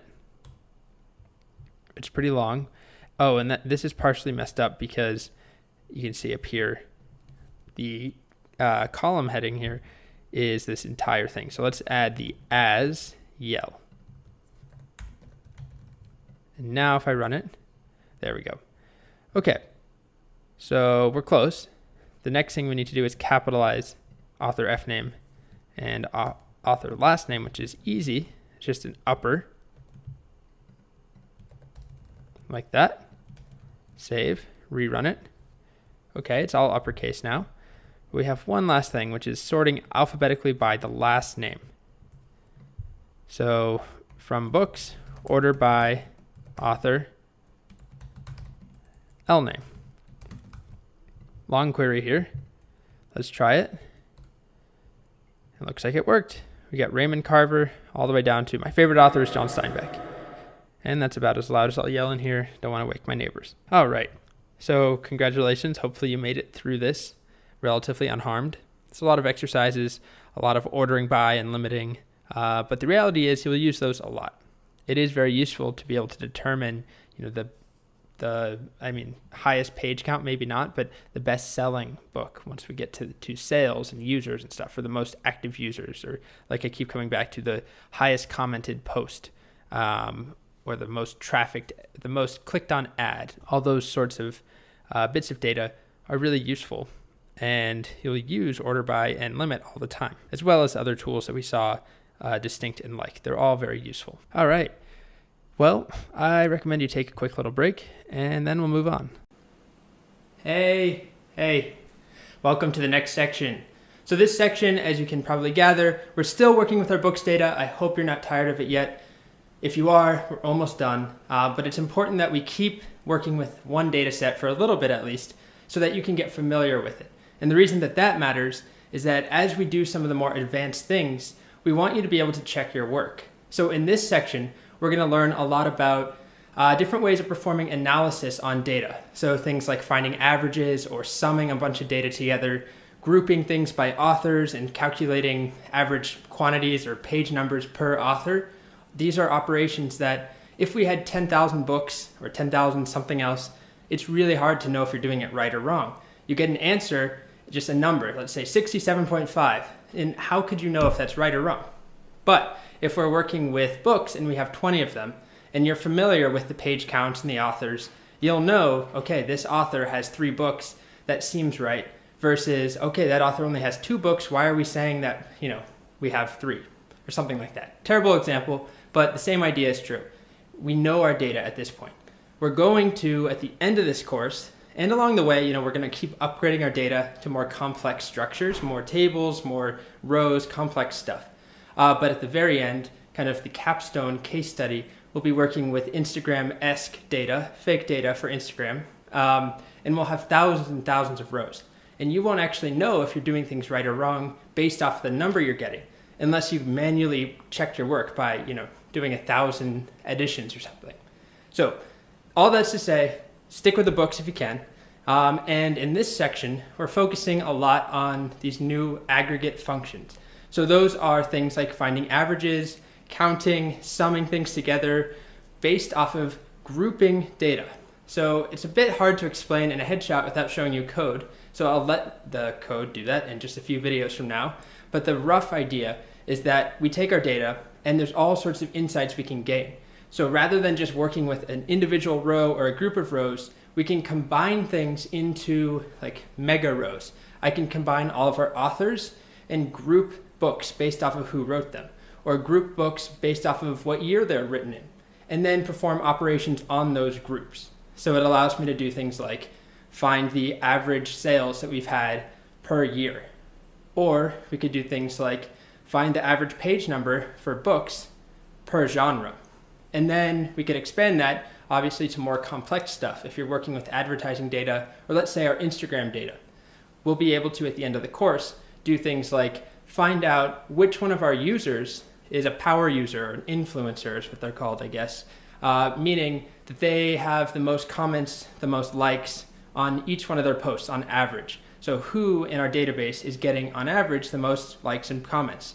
Or we could do things like which hashtag generates the most traction. And to do that, we would need to analyze all of our hashtags and then take all of our photos that have those hashtags, group them together, figure out which one of those hashtags generates the most likes. So there's a lot of stuff that we can do with these aggregate functions. They form the backbone of a lot of the questions and analysis that we'll do throughout the course. All right, I'm rambling now. I'm going to go away. Hopefully you enjoy this section. It's important. I say that a lot, but it really is. And of course, we'll have a bunch of exercises throughout the course, or throughout the section, and especially at the end. And I'm trying to keep those interesting. Look forward to those. If you don't, just remember it's a database course. I'm trying my best. It's databases. All right, I'm done. Alrighty then. Welcome back, everyone. In this section, we're kind of continuing with the trend of focusing on selecting our data, on reading it, if we're going back to CRUD. In the last section, we saw things like sorting with order by, using limit, and so on. In this section, we're going to focus on what are called aggregate functions. And basically, these are built-in functions in MySQL that will allow us to aggregate or combine data to get meaning out of it. So by the end, we'll be able to do things like find the average page length of all of our books, or find the average page length for each author. So, let's say we'd be able to tell that someone like Carver, who writes short stories, maybe has shorter books compared to David Foster Wallace. And that's just average, but we'll see how to do other things like count, sum, min, max, and a bunch of others. And they're known as aggregate functions because they work on aggregated data. So yeah, let's get started. It's time to learn some more stuff. And it will definitely 100% be the most fun thing that you've ever done. Let's get going. The first thing we're going to take a look at, the first one of these aggregate functions, is called count. And it does pretty much what you would expect, at least in the way that I'm going to show it to you now. We're going to revisit count in the next video once we introduce what's called group by, but for now we're just focusing on count on its own. And what it will do is count whatever you tell it to count. So here's an example. How many books are in our database? If we wanted to do that right now, you could do a select star from books and manually count, which technically that would work. But if we have, Amazon's database that has millions of books, that would be a lot of work. That would take at least a couple thousand Mechanical Turks to do. So that's not ideal. Instead, we can use count. And it just looks like this. Select count star from books. So let's try it, and then we'll discuss it a bit more. So here I am. I'm using the same database, just double checking, Bookshop. So we can do a select star from books. And like I said, we could go through and count. And you can't just rely on the IDs, of course, because we could have deleted some. So just the highest number of the ID is not a reliable way of knowing how many books are in there. Because when you delete something, those IDs don't change. They don't shift down. So instead, we do a select count. And we'll put star here, which basically will count every row, the entire row. So select count star from books. And we get 19. So that tells us there are 19 books. And we could verify that. Let me just speed this up as I count. 1, 2, 3, 4, 5, 6, 7, 8, 9, 10, 11, 12, 13, 14, 15, 16, 17, 18, 19. All right, so there were 19 books. So we can trust this count. It's right. And that's one way of using count, just to check how many things are in a table in general. A more specific way of using it would be to do something like this. How many author first names are in our database? And it's not 19, we know that now, because if we do a select author F name from books, we have some authors who are in here multiple times. Neil Gaiman is in there twice. So it's going to count them twice. It's just going to count everything here.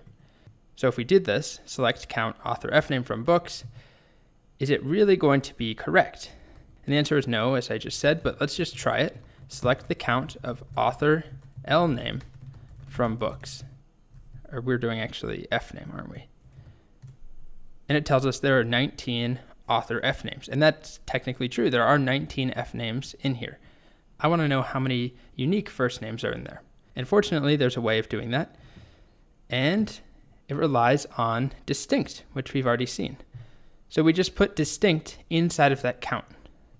So select count, distinct author F name from books. Let's try it.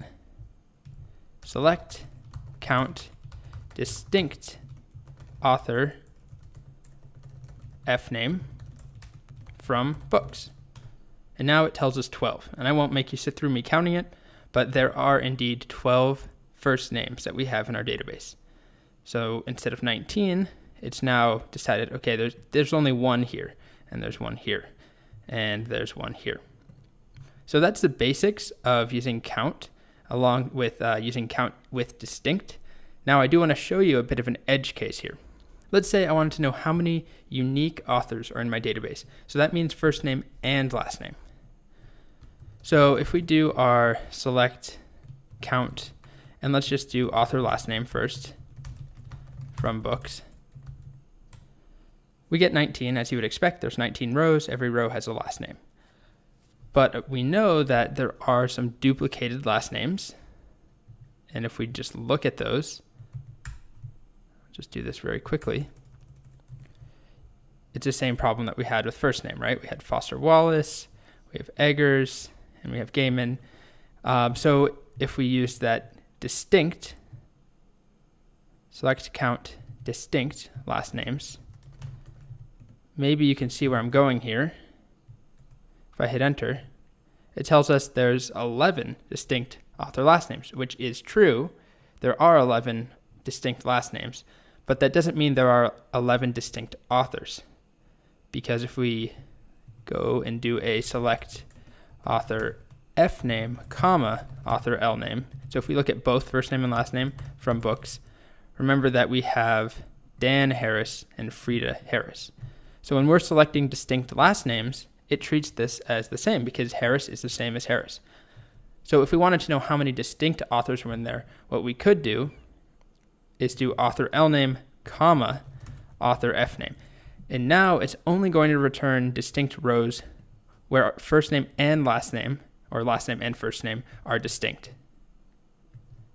And that gives us 12, which in our case is the same as just doing this right here, as we just saw, if we only do author F name. But that's because we don't have any duplicated names or any duplicated first names in there. We have David Foster Wallace, but we don't have, I don't know, David Johnson or something. So this would be problematic if we had multiple Davids. So then we could use this where we're doing distinct author L name and author F name together. And the last thing we'll do is this question here. How many titles contain the string the, THE? So if you'd like to make this a little bit of a mini exercise, go ahead and try it. How many titles contain the in the title, or how many books title contains the? And the answer is that we need to use like alongside with count. So let's do it now. We're going to do a select, and let's just start by selecting the books, the title from books where title like, and then this is where we need those wildcards, THE, we need a wildcard on either side. All right, and here we go. We've got the namesake, the king, the circle, the amazing, the lobster, the bardo. Great book, by the way. So there are 6 of them here, right? Yes. So if we wanted to do that with our code dynamically, not by counting ourselves, we would just replace that with a count. Select count from books where title is like the, and it tells us there are 6. All right, so I just wanted to show you, you can combine it just like you can with any other of the things that we've seen. So, substring or concat or upper, they work the same way. In this case, we're just selecting count. All right, so that's count. Next up, we're going to go a little bit off the rails and talk about something called group by. Brace yourself. It's refreshing. Let's put it that way. Okay, so next up, we're talking about something called group by. And group by is going to be essential to everything we do in the rest of this section. And I'll warn you right now, take a deep breath, that it's a little bit weird. It's different than the things that we've seen so far. And in fact, for me personally, it's a challenging one to teach because, like I just said, it is different. It's not just a single little function that we can throw in there, like concat or upper, where we get a nice immediate impact, where we can see, okay, that was uppercased, or that was concatenated, or that's a count. Rather, we have to use it alongside some other functions. So it's going to take a little bit to explain, so hang in there. And just know that we're going to get there. There is a payoff, and it is very useful. It's kind of the core of aggregating our data. It's how we can do things eventually, like average or sum, or find the minimum or the maximum, and so on. So here we go. This is a little blurb that I wrote about group by. Group by summarizes or aggregates identical data into single rows. So it's actually pretty self-explanatory, the name group by. We can say things like take all of our books and group them by the year they were released, or group them by the author last name.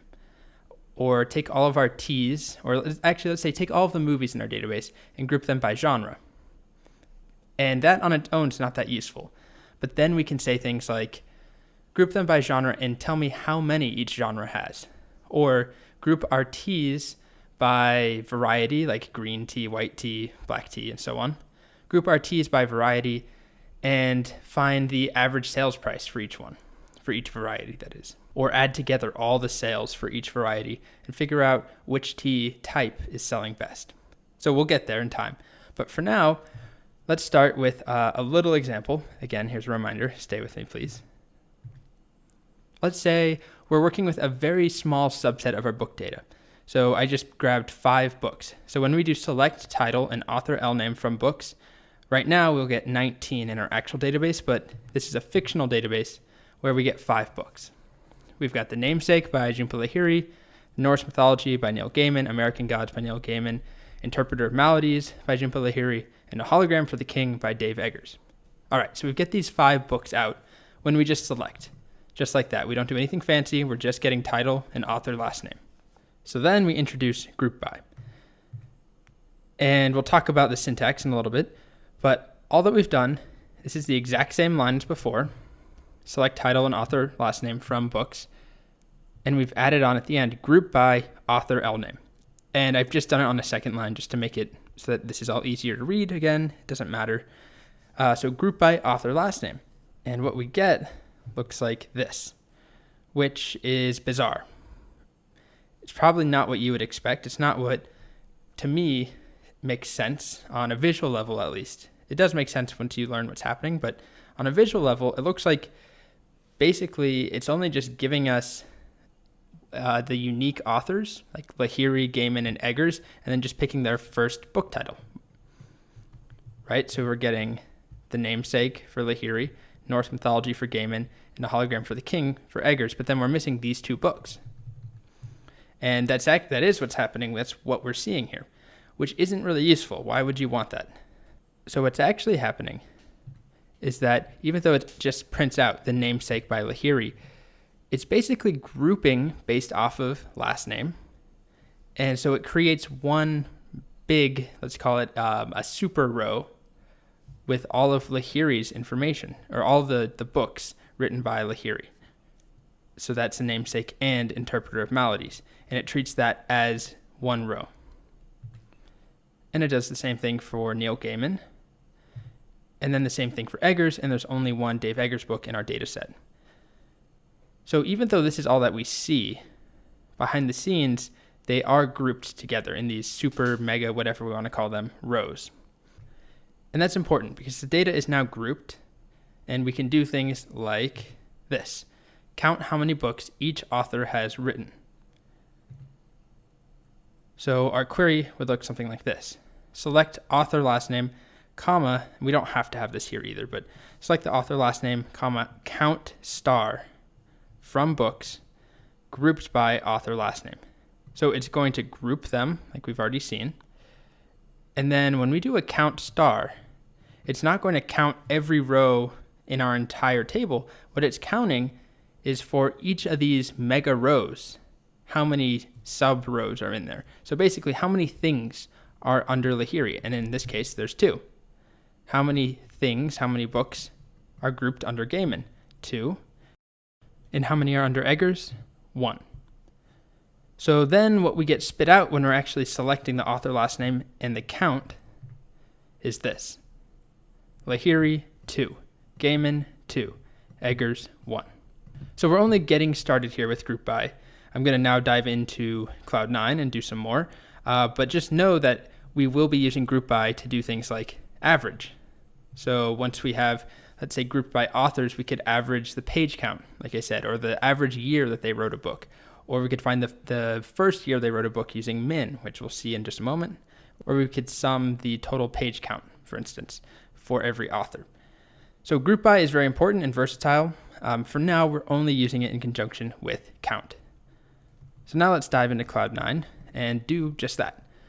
So let's start with something simple like select title, comma, author, lname.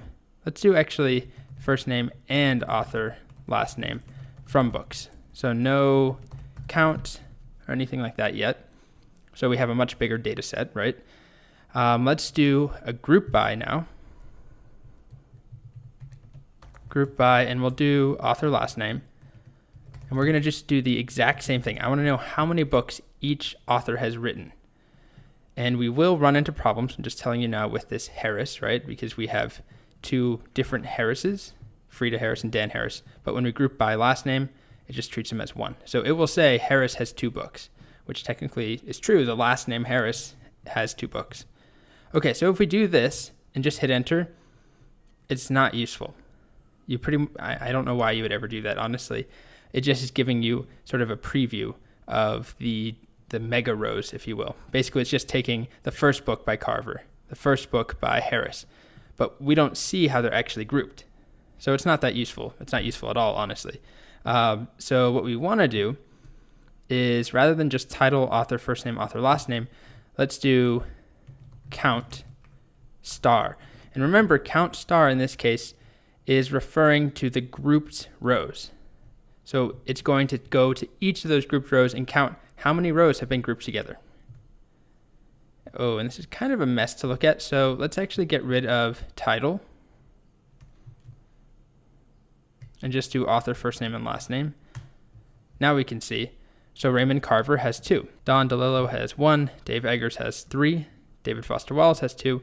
And then, as I mentioned, we have this problem with Harris because it says Dan Harris has 2, but that's not true. Dan Harris has 1 book. Frida Harris has 1 book. So to get around that, of course, we can do the same thing where rather than just doing group by author lname, hopefully you've seen that this is something that's kind of standardized across MySQL. We can do author fname as well. So it will group where both of these are unique. So then we do that, and everything else is the same. Raymond Carver has 2, Dave Eggers has 3, Foster Wallace has 2. But if we go down here, we now have Dan Harris with 1 and Frida Harris with 1. All right, so just to show you another thing that we could do, we could also group by released year. So, I mean, we could group by title, of course, but we don't have any books that have the same title. But we do have a couple books that have the same year. So let's say we wanted to get a nice printout that shows us in 2017, 1 book was released. In 2016, 2 books, or however many books were released. So we can do that pretty easily with just a select. And let's do released year, comma, count, star. So if we just do select released year from books, you can see, where's an example? I think 2003, we've got at least 2 2003s. And I know there's a couple more. I hope there's a couple more. So let's say we wanted to condense them all together and then put a count next to it as well. We would do that just like this. Select released year from books. We would group by released year. And rather than only selecting the released year, we also want to select count star.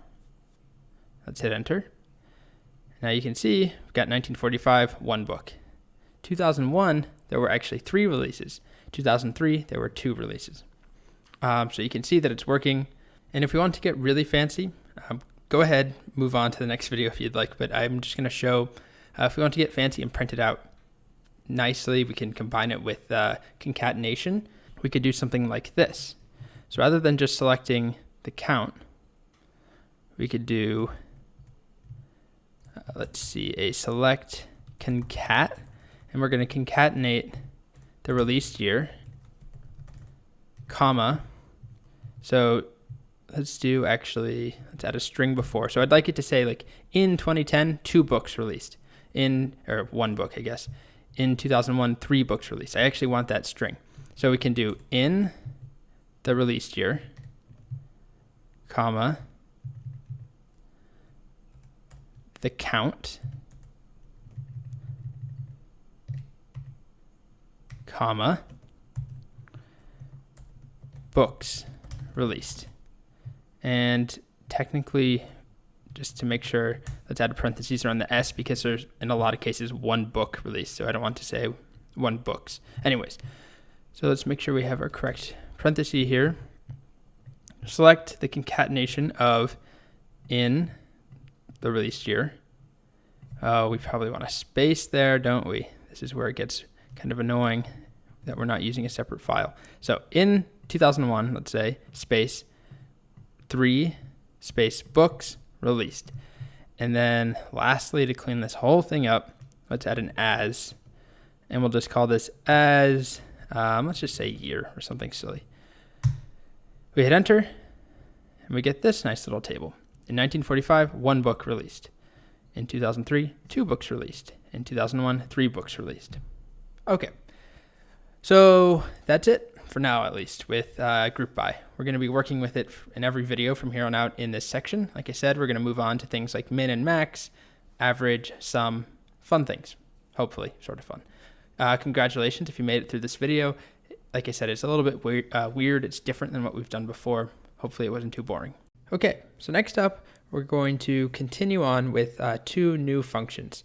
And they go together, they fit well. They're min and max, minimum and maximum. And they do what they sound like, what their name says. They help you find and identify minimum values in a table or maximum values in a table. And we can use them on their own, and we can also combine them with group by to get further insights. So we're going to see how to do both. We're going to start off by using min and max without group by. So we can do things like find the minimum released year in our entire table. So, what was the first year any book was released? And to do that, it just looks like this. Select min released year in parentheses from books. So just like we did with count, where you could just count all the books if you wanted to, you can just use min on its own. So let me show you how to do that now. Go over to Cloud9, and we can just do a select min released year from books. And 1945 is the earliest book that we have released, or the earliest year that a book was released. We could also do something like select min pages if we want to see what's the shortest number of pages. And that's that. It tells us 176 is the shortest. So, of course, maximum works the same way. So instead of min, we just type max, M-A-X, and it does the same thing. So here we're finding, well, it doesn't do the same thing. It works in the same way, but it does the exact opposite. It's going to tell us or return the longest or the highest number of pages. So if we do that, I'll just recall that last line and just change it to be max. 634. That is our longest book. And we could do the same thing with year if we wanted to.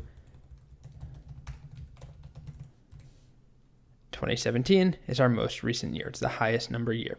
So that's the very basics of max and min, or min and max, however you want to say it. I do want to call your attention to something sort of weird.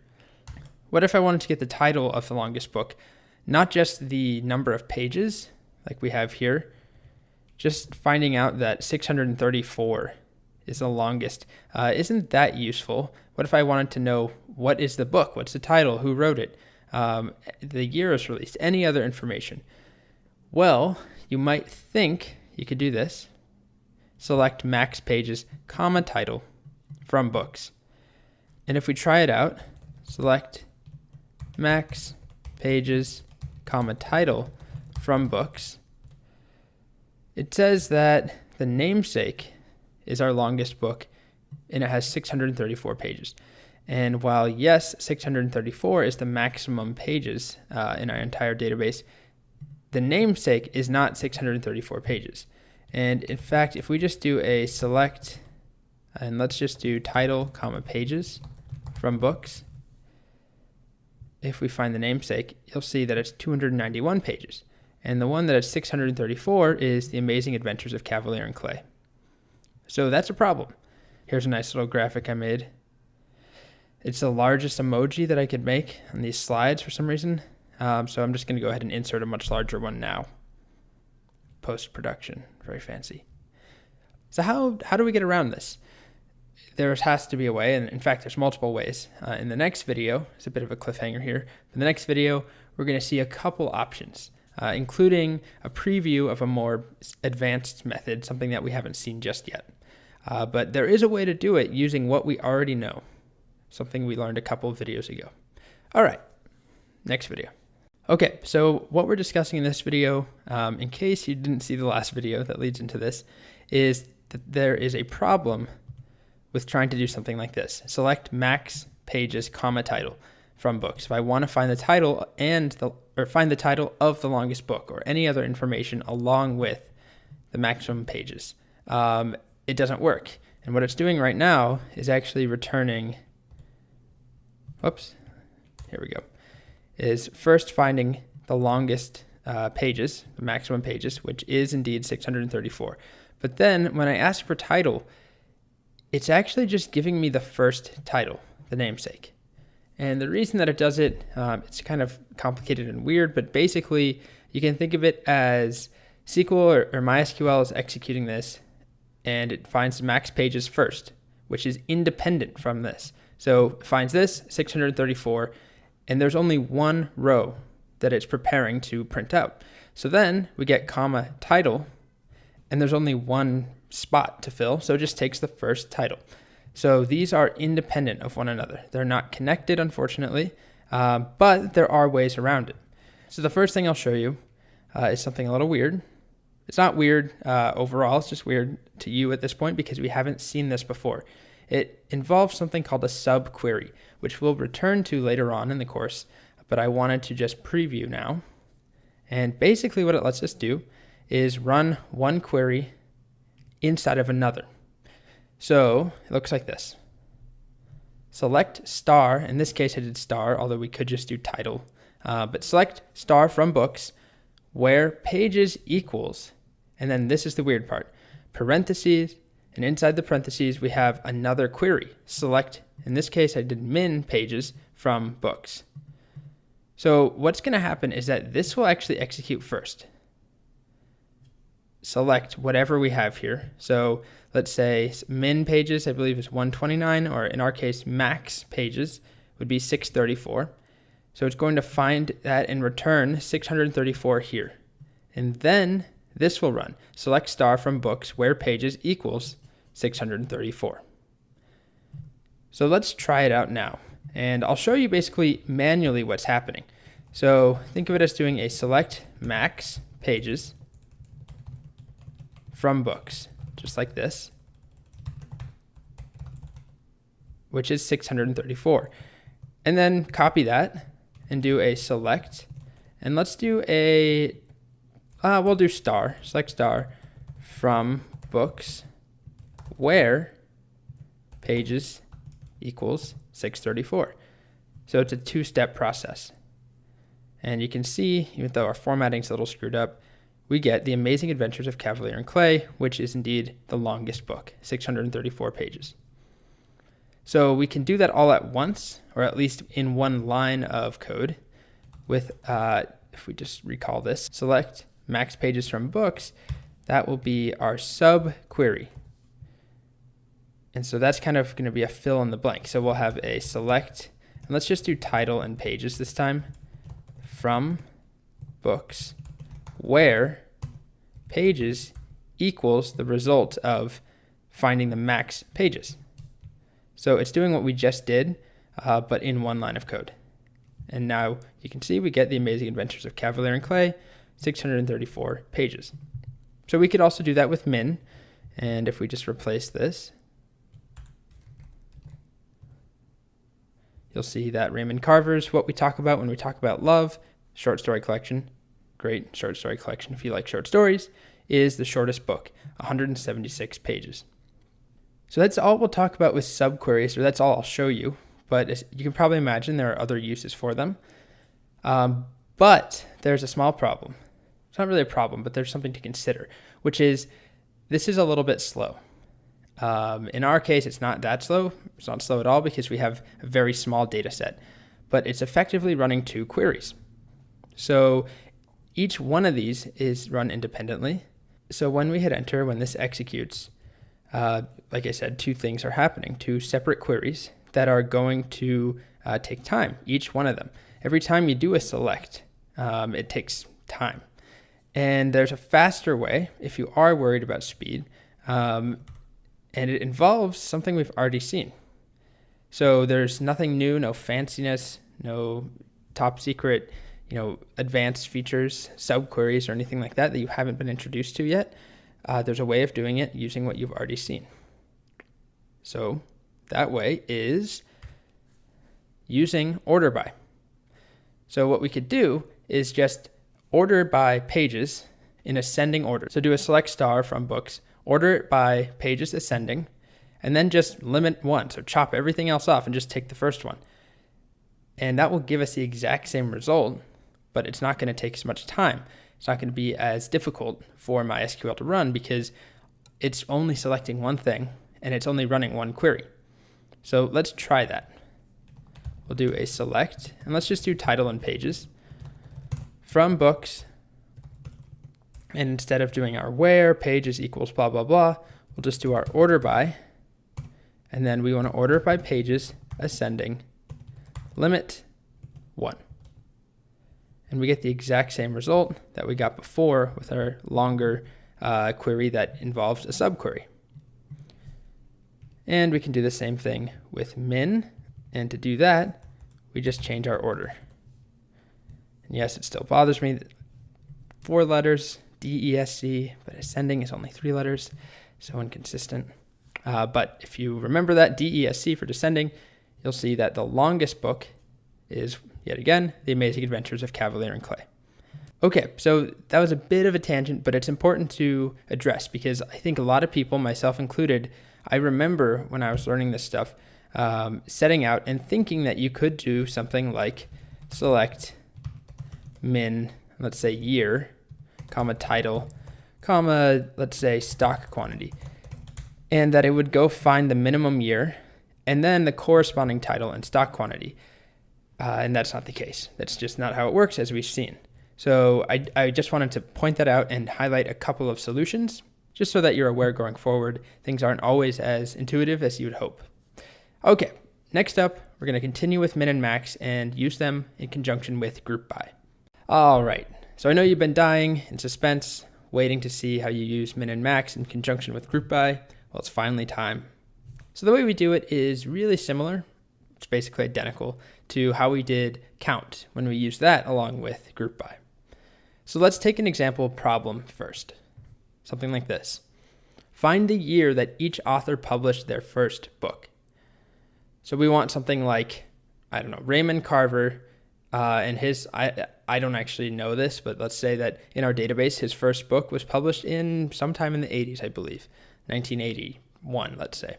And we want to do the same thing for, let's say, David Foster Wallace, and his first book in our database was published in 1999 or whatever it is. Don't quote me, please. And so to do that, basically what we're doing is finding the minimum released year, but we can't just do this, right, where we do a select min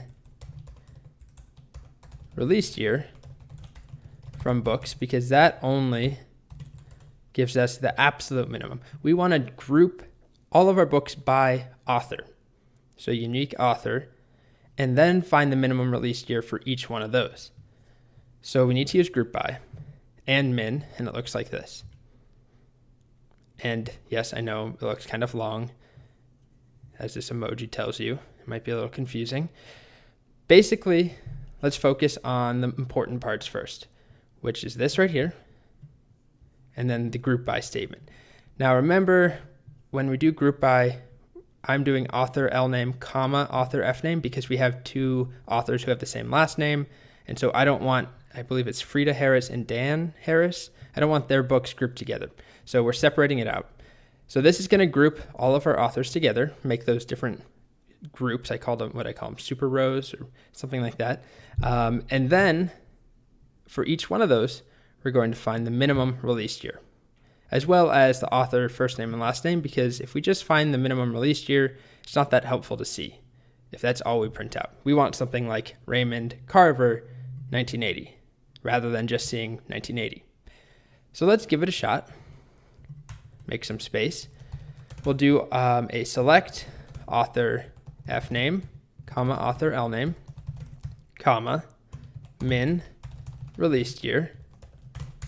And then I'll do it on a separate line from books, group by, and we want to do that double author L name, comma, author F name. Let's hit enter. Here we go. So we got Raymond Carver, and the minimum released year for him is 1981, which I think is what I just said, or what I guessed. Let's say Dave Eggers, and we've got 2001, David Foster Wallace, 2004, Neil Gaiman, 2001, and so on. We can see the minimum released year for each author. And just to, hit this twice, that's annoying by doing it on separate lines. If I had left off, here, let me finish this, from books, group by, and let's just say author L name. If I just left it at that, everything looks the same except for our two Harrises. Dan Harris, 2014, Frida Harris, 2001. Well, now all we have is Dan Harris in 2001, which is not true. He never released a book in 2001. Frida Harris did, and that's because we're grouping everything by Harris. And so it puts Dan and Frida together. So that's why we need both. And so we're going to continue using that group by author L name, comma, author for F name quite a bit as we progress through these group bys in the next couple of videos.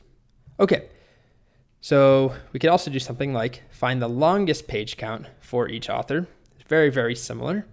We just need to use max. So that's going to be a select max pages from books, group by, and then our same author L name, comma, author F name, just like that. However, we just do that and it's not very useful. So let's go and add in select author F name, comma, author L name, comma, max pages. Now we can see Raymond Carver's longest book is 526. Neil Gaiman's is 465. John Steinbeck is 181. He only has one book in there, I believe. George Saunders is 367 is his longest pages. So that's the basics of min and max in conjunction with group by. Obviously, you could group things differently. We've been doing a lot of grouping based off of authors, but we could group things by the year they were released, or the quantity we have in stock, or whatever we have, whatever available pieces of data we could group by. But grouping by author makes a lot of sense for calculating some sort of meaningful data. Next up, we're going to continue on with some of these aggregate functions, and we're going to, in particular, focus on sum, which will allow us to add things together, and average, which allows us to calculate averages. Oh, wait. I forgot I made this slide. I ended the recording and everything, started editing, and then I remembered I also have this slide here of a nice cleaned up version that just shows you can use things like max and group by along with concat. So all that this does is the same thing. It finds the longest page count for each author, but rather than just printing out this mess here, it's not really even a mess, but what it does is it combines some data and it uses aliases so that we have author and longest book as our column headers, and concat to put together, as you've already seen, the author's full name. So just copy that, run over here, paste it, and there we go. We get author, longest book, and we have a full name here and their longest book. Yep, that's it. Now we're actually done. I promise. Alrighty then. It's a little enthusiastic. Next up, we're going to talk about sum, which is another built-in function. It does what it sounds like. I know I say that a lot, but it sums together data. It adds things together. Very exciting. It actually is pretty useful. You can do things like, sum together all the profits, all the sales that you've made, or your entire payroll for a given month, let's say. you can find some important information using sum. For instance, you might want to sum all the pages in our entire database. So this is following the same pattern as what the last couple videos have. We're going to show you how to use this function on its own without group by, and then I'll show you at the end of the video how to use it with group by. So, okay, sum all the pages in the entire database. It's pretty simple. It's just a select sum pages from books. And it tells us 6,623. And that's all there is. We could do silly things like sum, oh, go away, Siri. All right, we're back. So we could do something silly like a select sum released year. And that's just going to add together all the years in our database. Let's see, 37,996. Very important insight we just gained. Okay, so that's all there is to summing things on its own. Now let's see how we use it in conjunction with group by. It works the same way as what we've seen before. Basically, we group things together by whatever, let's say, author or, I don't know, year.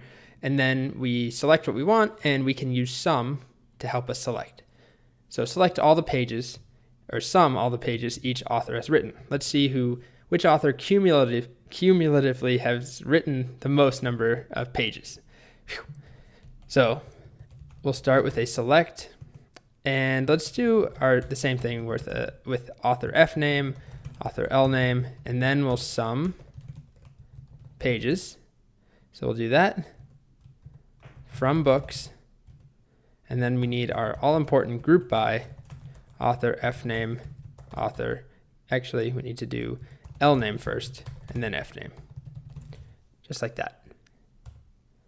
And you can see, looks like Dave Eggers has the most, 1,293.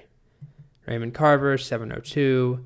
John Steinbeck only has one book, so it's only 181 pages. And that's pretty much it to sum at this point. We could, of course, do the same thing with, let's say, adding the release year for their books. Also a very insightful piece of information that we need, but we can see people who have multiple books, like Raymond Carver, there's multiple years added together. Yep, that's pretty much it. Okay, so that's sum. Like I said, you may end up using it if you're, I don't know, dealing with sales data or payroll, any sort of information where you're summarizing things. Actually, I just used it recently when I was compiling my taxes. Probably going to bore you to death with this, but I have a database that has sales data for every week for one of my projects that I have going on.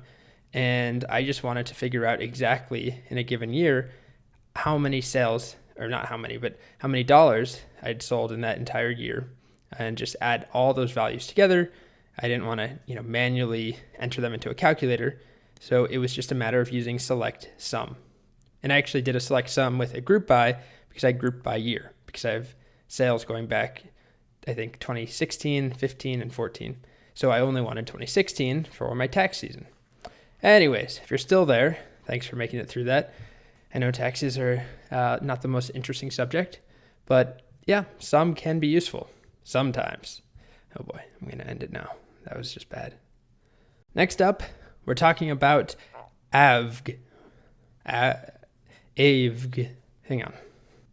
Next up, we're talking about average. And as you might have guessed, because I've said this for pretty much every video in this section, it does what it sounds like. Actually, that's a lie. It sounds like AVG, but what it does is average data. So it will sum things together and then divide them based off of how many things it added together. So it's pretty useful if you're trying to do things like find the, average sales for something in a given month, or find the average price of something in a database, or the average, anything, the average number of users or the average number of followers that your YouTube videos have. I mean, averages are pretty useful in general. Think of all the times in your life. Hopefully, I don't know, maybe you never average things, but I feel like it's something I find myself doing. It's a lot of what teachers do is find averages average scores, average grades. Okay, well, let's just get back to this. There are a lot of uses for averages. It's not a perfect way of getting insight. I don't want to say that, the average is this amazing, all-encompassing piece of data, but it can be useful. Anyways, so how do we use it? Also, as you might have guessed, I'm going to show you how to use it on its own first, and then how to use it with group by. By now, we'll be able to do this pretty quickly, and it should serve as review. So we could do something like this. Calculate the average released year across all books. And that's very simple. We do a select AVG, average, released year, from books. And as you can see, we get 1999.7895. And it's important to note, yes, there's a decimal, and it goes out to 4 places here. We'll talk more about different types of data types, in a coming section, where we'll talk about the differences between integers and the ways of storing decimals. But for now, it's important that you notice when you do average, it doesn't round things up to a whole number. It gives you 4 decimal points. We could also do things like select the average page count from all of our books, which is 348.5789 pages. Okay, so now let's see how to use it with group by. That's a more common application. How do we do something like calculate the average stock quantity for books released in the same year? So this is a little bit different. We're not grouping by author in this case. We have a couple of books that were released in the same year by different authors. And this is sort of arbitrary, very arbitrary, but how do we calculate the average stock quantity for books released in the same year? Looks like this. Select AVG, average stock quantity from books, group by released year. So let's try it. Select average, and we want stock quantity from books, group by released year. Just like that. Not that insightful to look at, let's be honest, but maybe we could do something like this. Let's print out the release year, the count, how many books were released that year, and then the average year. So it will look like, or the average stock quantity, excuse me. So we'll have released year. And then let's just leave it at that. Released year and the average stock quantity. And if I do that, you can see 1945, 95 is our average quantity. 2001, 134 is our average quantity. Yes, not that useful. I totally agree. But I just want to mix it up because we've been doing a lot of group by author L name, author F name, and it gets kind of old. So we can group by other important pieces of data. But of course, we could do something like this. Select, let's do our good old author F name, author L name, and average. Let's do average pages written by every author, or each author. From books, group by author L name, author F name. Oh boy, it's a little bit too eager there. What's our problem? Looks like I'm missing a comma right here. Okay, so you can see the average pages written. We saw how to select the min and the max, as well as the sum. Now we have average. Also, it's important to note that someone like, let's see, John Steinbeck, who we know has one book, 181, it still adds the 4 decimal points. And that has to do with the data type that this is. And basically, I'm just going to punt that one until we talk about data types. But I just wanted to highlight it here. You still get those 4 decimal points, even if it's an even integer. Even not meaning, okay, that was a bad choice of words. Not as in even and odd. Let's say as a whole number. There we go. All right, so that's average, and that actually wraps up the section on, or the new content on these aggregate functions. So we saw count, well, we saw group by, and then count, min, max, sum, and average. All different things that we can do on their own or in conjunction with group by. All right, so now we're going to get another chance to practice it. Hopefully you're looking forward to that. And if you're not, it's still good to do. It's like, vegetables. You just got to eat them. I hope I don't offend anyone if you're a vegetarian. All right, welcome back. It's me and my cat. Can you purr? Say hi. Meow. That was my cat, I promise. So in this video, we're now going to spend some time, or you're going to spend some time getting some practice with the different functions we just saw.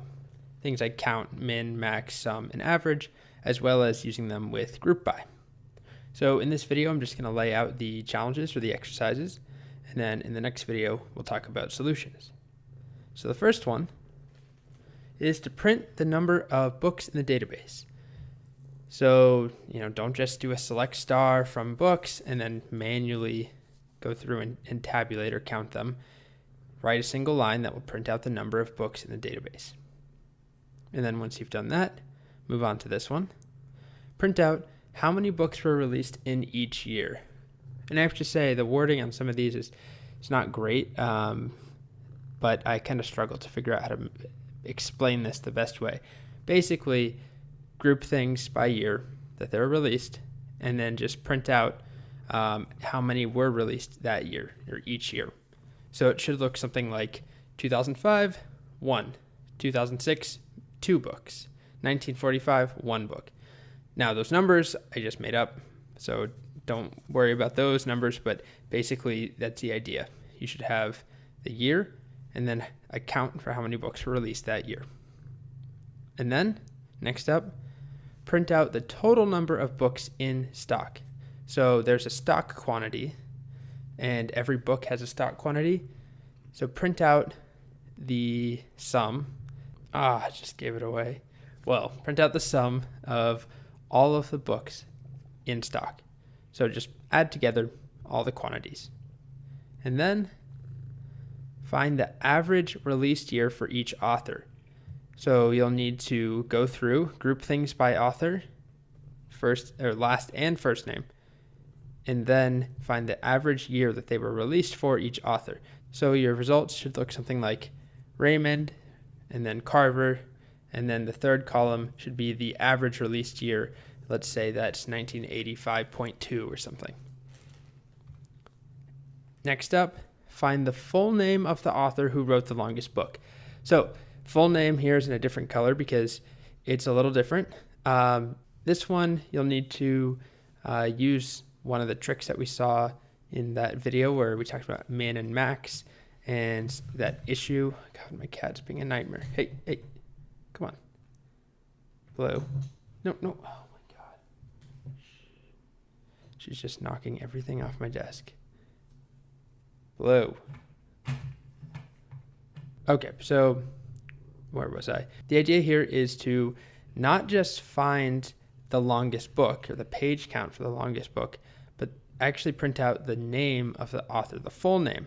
So you'll need to use concat, full name.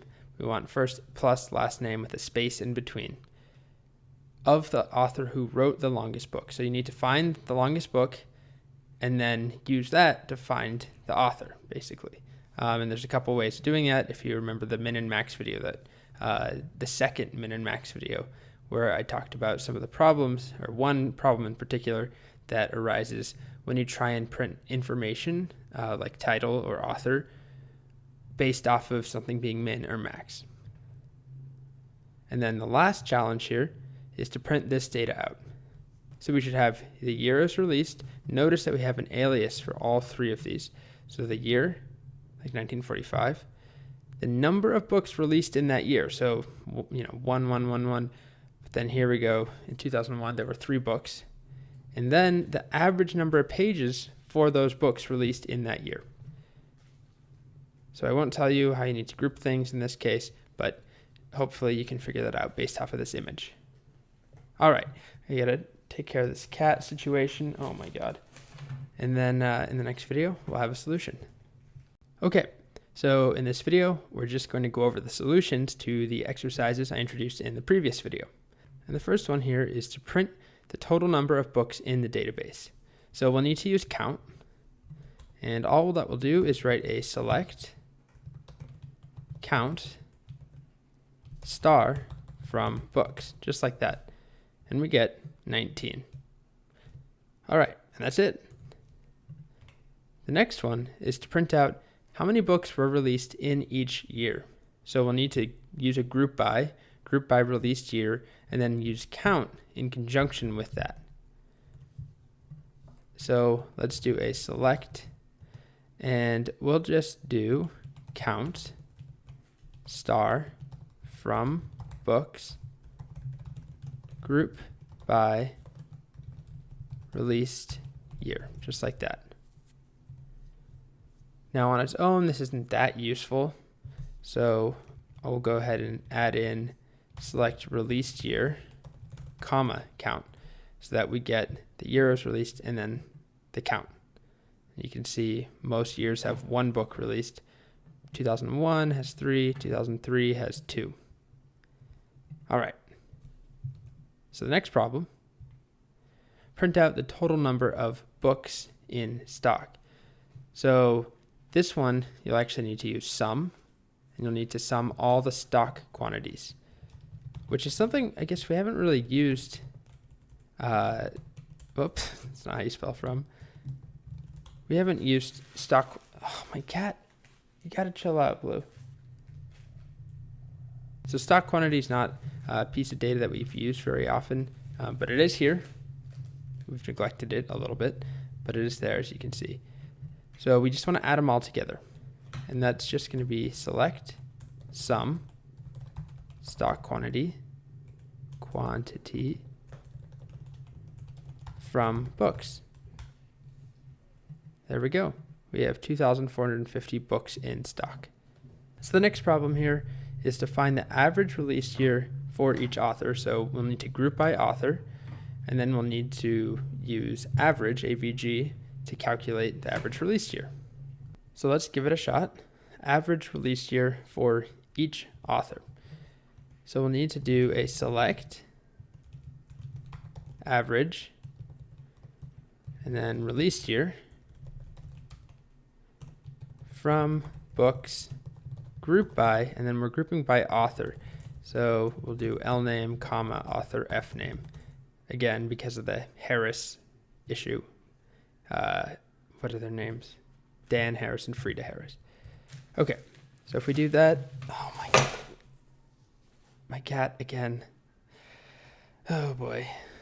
Well, I've taken care of that. And I don't mean, wow. Apparently I have not taken care of it. All right, hang on. So back to the problem at hand. This works. We're getting average years, but to make it a little bit better, we should also add in the author F name, comma, author L name, just so we can make a bit more sense of the data. So now we can see Raymond Carver's average release year is 1985. Let's see, Neil Gaiman's is 2006.6667. All right, so that's all there is to that problem. Now we get to the one that's a little different. Find the full name of the author who wrote the longest book. So there's a couple ways of doing it. The way that doesn't qualify as a solution, the two-step process, would be first to find the longest book. So that would be select max pages from books, like this, 634. And then, at this point, we can make a second query, select, and we want to concatenate first name and last name. So we do concat author F name, comma, author L name, and we want a space in between, like that, from books where pages equals 634. And there we go. We get Michael Chabon. However, we want to do it in one step. So we can either do the subquery route. So we'll do select concat author. However, instead of, we'll do from books, but instead of just doing where pages is 634, we'll do where pages equals, and then we use parentheses for the subquery. Hopefully you remember this part.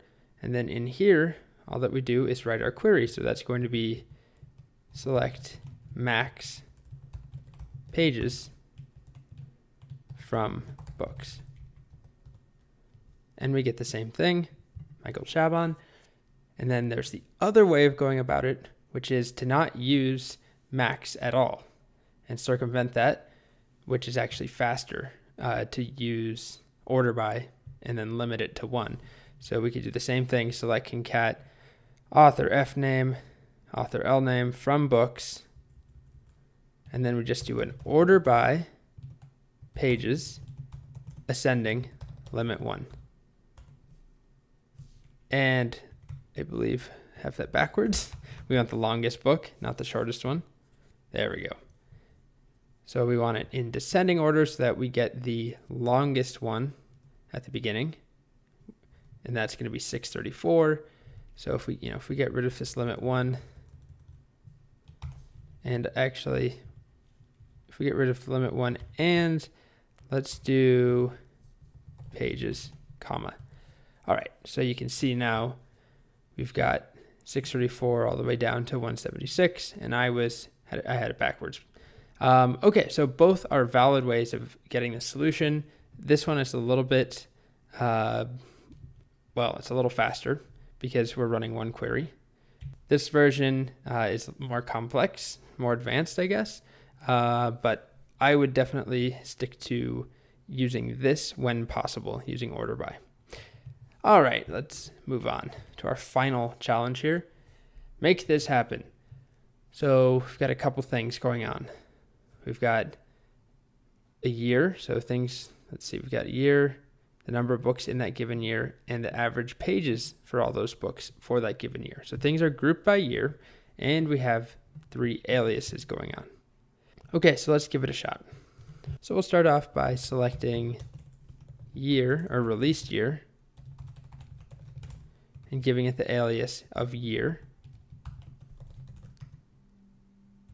Then the next thing is the count. Remember, we're going to have a group by at the end.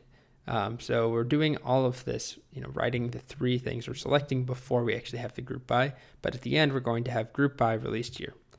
So this here, number of books, is count. It's a count of the number of books released that year. So I'll indent and just do count star as.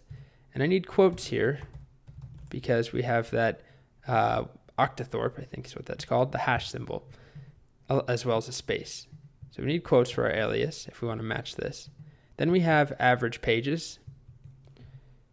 So it's going to be the same thing as far as our alias is concerned. So we need average number of pages as AVG pages. Is that correct? There we go.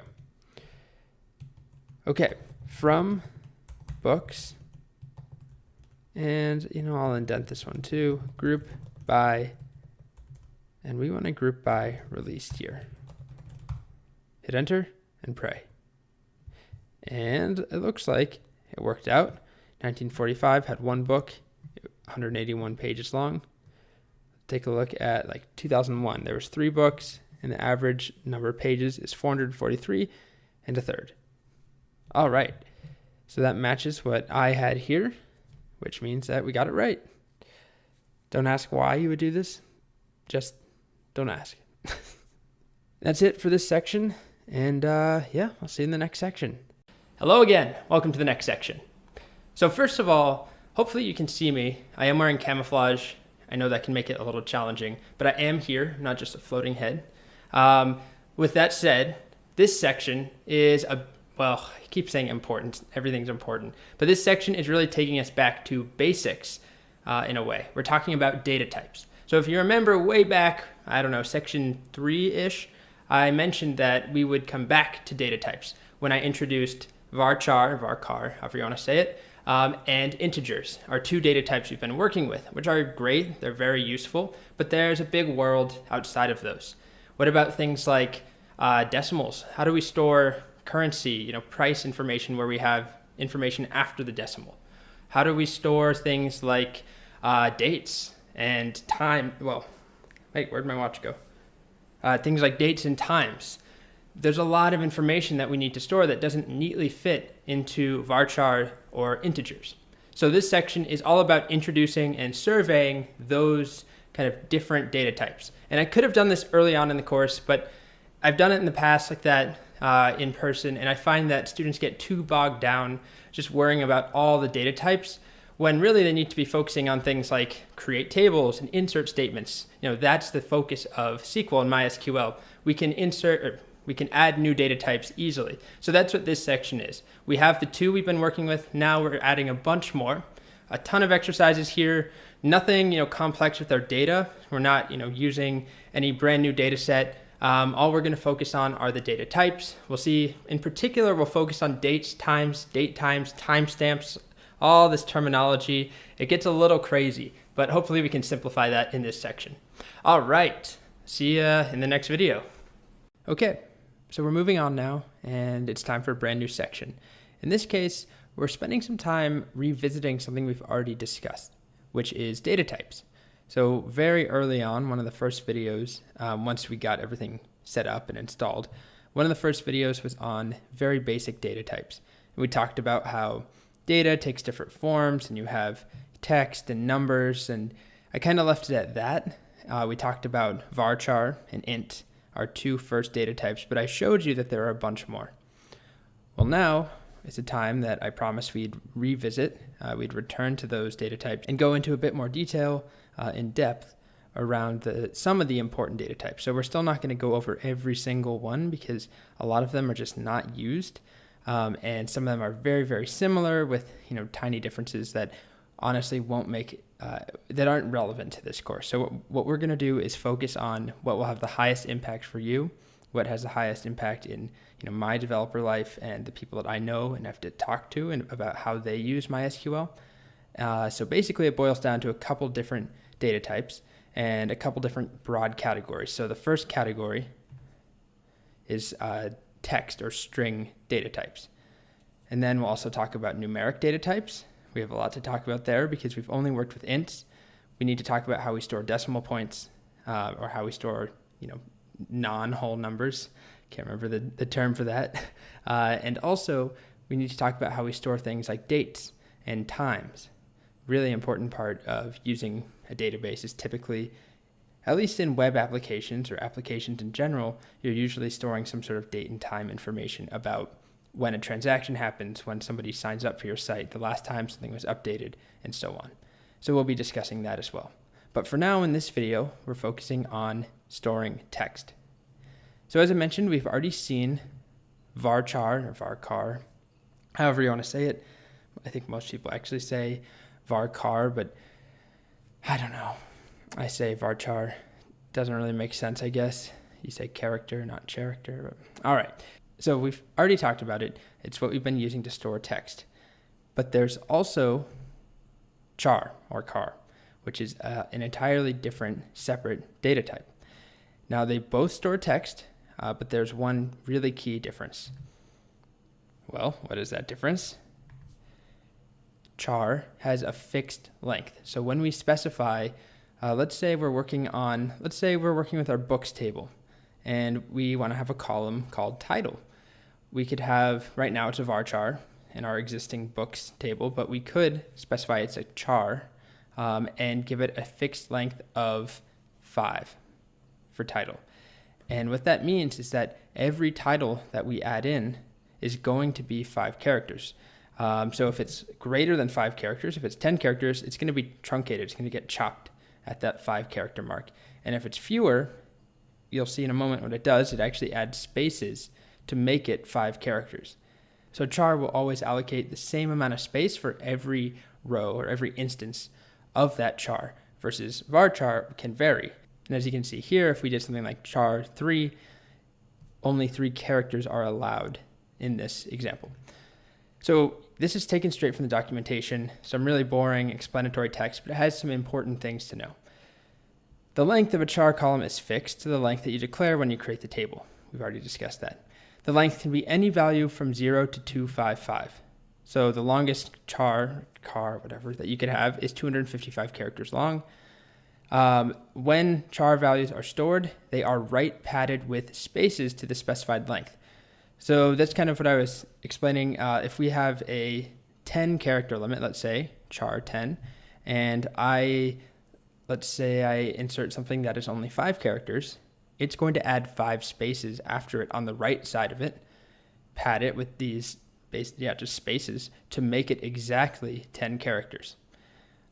However, it's kind of confusing because when you go to look at that string, when you select it back and it's retrieved, those spaces are actually removed, as you can see here. When char values are retrieved, trailing spaces are removed unless blah, blah, blah. There is a way to get them to stay there, but I'm not sure why you would want that to happen.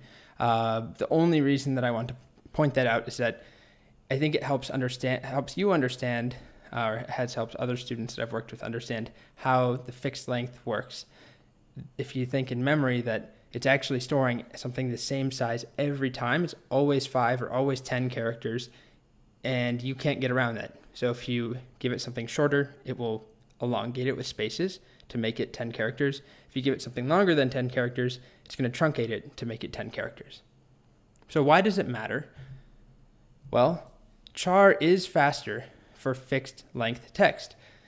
So there's not a ton of uses in my experience day to day for using char unless you know for sure that something is fixed length. So I tried to come up with some examples, like state abbreviations is one, at least in the US, where we have 2-letter abbreviations for every state. There's no reason to make that a variable length of varchar. You can save space and time essentially by using char. Or a yes or no flag, Y or N, or any sort of like binary. It doesn't even have to be binary, but something that has a fixed length. So you could do sex in this case if you were doing where a pound or an animal shelter. We're keeping track of animals and their sex. You could use M and F. However, if we wanted to do things like male and female or unknown or whatever other options, those aren't all the same length, so it makes more sense to use varchar. So you could probably come up with some other situations where this would make sense, but typically we use varchar because it gives us a lot of flexibility. Otherwise, use varchar. So there's a table here that I actually took this from the docs. I just kind of blew it up and added it into my slides, but it's from the documentation for char and varchar. And what it's showing you here, for a given value, let's take AB. If we have a column with data type char4, you can see that it adds the 2 spaces, so it's actually stored as AB space space.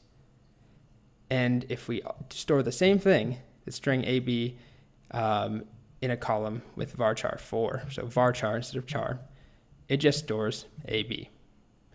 But what I want to call your attention to is not just how it's stored, but also the storage size, how many bytes it takes up. So if we look at char, when we declare char4, every single string that we insert into that column will always be 4 bytes. And you can see over here, whether it's an empty string, it will convert it to be 4 spaces. If it's 2 characters, it adds 2 spaces. If it's 4 characters, it leaves it alone. If it's more than 4, it truncates it. So we have a fixed size here. However, with the varchar 4, the same values all have different storage sizes. So they're unchanged when they're stored. We don't get spaces added. We don't get anything truncated, which is good. But you can see that our storage size does start to starts to grow as the length of these strings grow. Now, it's not a one-to-one thing. So it's not like if we have a 10-character string here, it's going to take up 10 bytes. But there is a difference. That's all that matters. With that said, to be honest, that difference won't make a big difference. Let me put that another way. That difference is insignificant for most applications that I have ever worked on. If you are working on some giant app, you work at Bank of America and you've got, tens of millions of customers and hundreds of millions of records, that does make a significant difference. But if you're working on a personal project or your own hobby application, you don't really need to fret over this sort of thing. In fact, it's something, sort of a common strategy that a lot of people would say is just get something working, and then when it comes time, you can optimize things. So if you start to realize, well, this one thing is becoming kind of slow, this query I'm writing, or whatever it is, maybe it makes sense for me to make this a fixed length and convert it to a char. Okay, so that's the difference on paper. You can go ahead and skip to the next video. I'm just going to show you in practice what it looks like. So I'm going to hop over to Cloud9, and first thing I'll say, I'm working in just a new database I made, basically just a testing database. I didn't want to muddy the waters with our inside of our bookshop database. I want to leave that alone. So I just made one called new testing DB.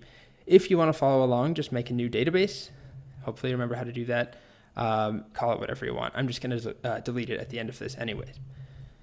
So I'm going to create a table here. And all I want to do is have two different columns, one that's a char, one that's a varchar. We'll just do dogs, let's say. Create table dogs, and we'll have name, which will be char of fixed length, 5 characters. And then we'll have breed, which will be varchar, and let's just say 10 there. Okay, just like that. And we'll go ahead and hit enter. And I'm missing a comma. There we go. Okay, so we have that dogs table. Now let's insert some simple data. So the first thing that I'll do is insert into dogs.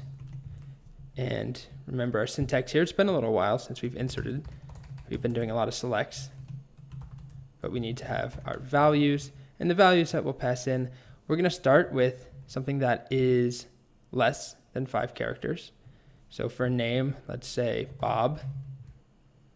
And breed will also be something short. Let's say, well, what is a short dog breed?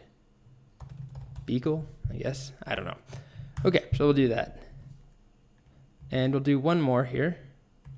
This time we'll have a name that's exactly 5 characters. Let's call it Robbie, spelled that way. I apologize for unoriginal names here, just trying to work with the constraints. And breed here will be Corgi. Okay. And we'll do one more, and this time we'll have a long name. How about Princess Jane? And Princess Jane is a, man, I'm totally at a loss here. What's another breed? Let's go with Retriever. Did I spell that right? I never remember. All right, forgive me if that's spelled wrong. Okay, so first thing first, right off the bat, notice we got a warning on this last one. Why do you think that happened? Well, it's because Princess Jane exceeds the limit that we've set for our char, which is 5 characters. So now if we do a simple select star from dogs,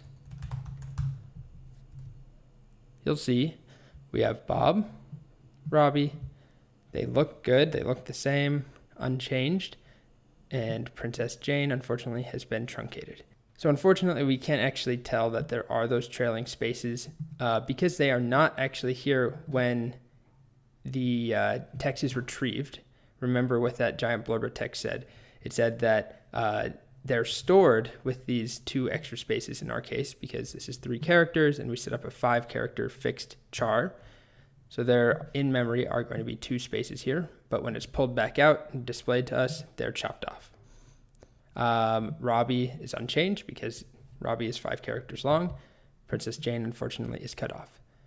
However, when we look over here, Beagle, Corgi, and Retriever, varchar works how you expect. It's a variable character length. Let's just do one more example here with Princess Jane. Yeah, we'll just have another Princess Jane and a long Retriever, blah, blah, blah, blah, blah. Now, when I do a select star, notice again what happened. This is what we expect to happen. We've already seen this, how varchar works. It still has a maximum length that we can provide. In this case, we did 10, I believe. Yes. So it can work similarly to a char in that sense, where it will truncate things. So just to wrap up the end here, char, again, is faster for fixed length text. So if you know something is always going to be the same size, use char. However, if you have any doubt, use varchar.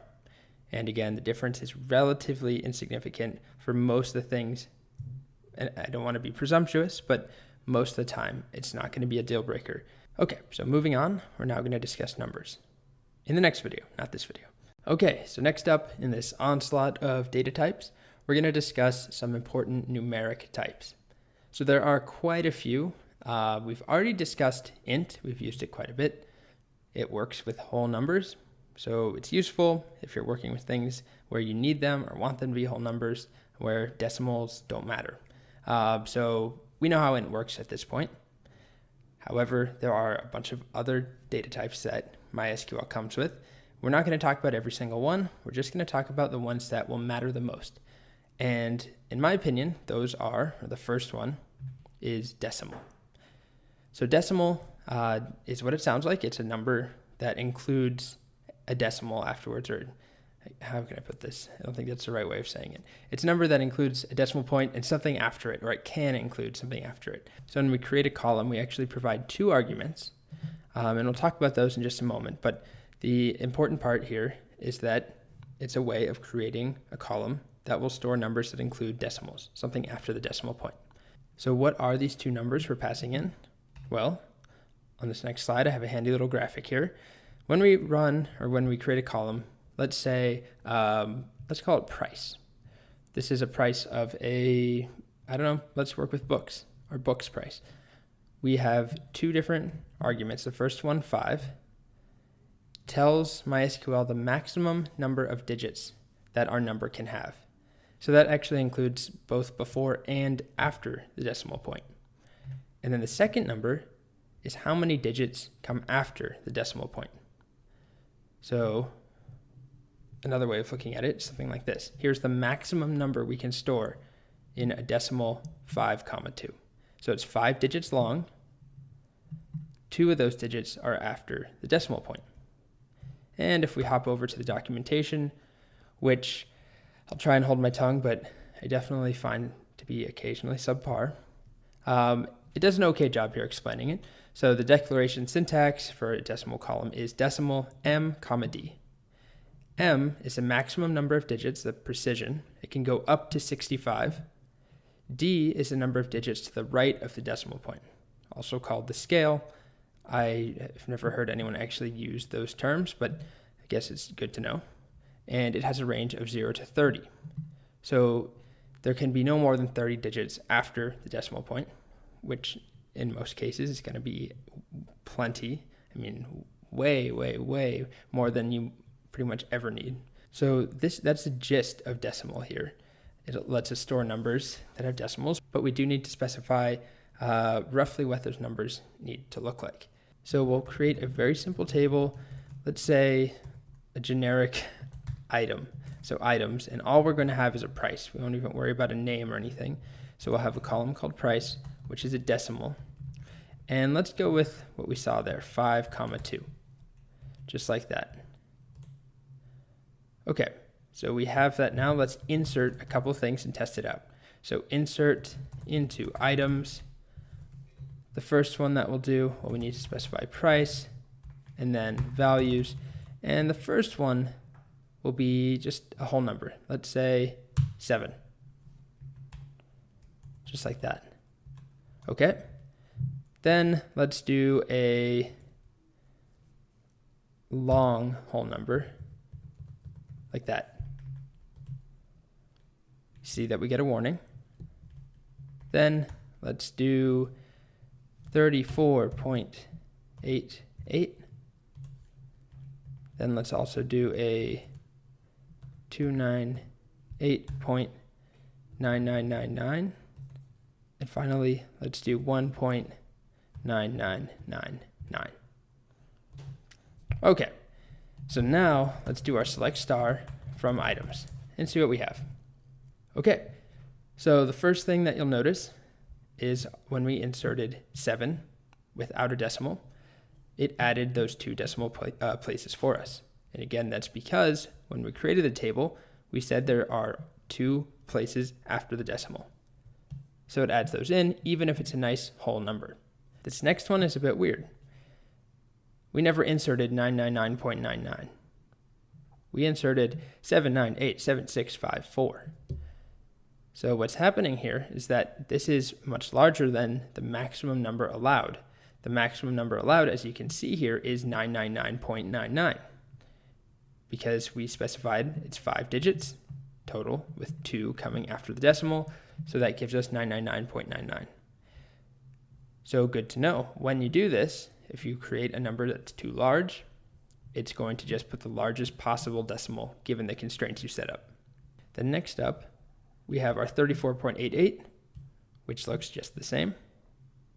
And then we have 298.9999, which you'll notice here is actually rounded up.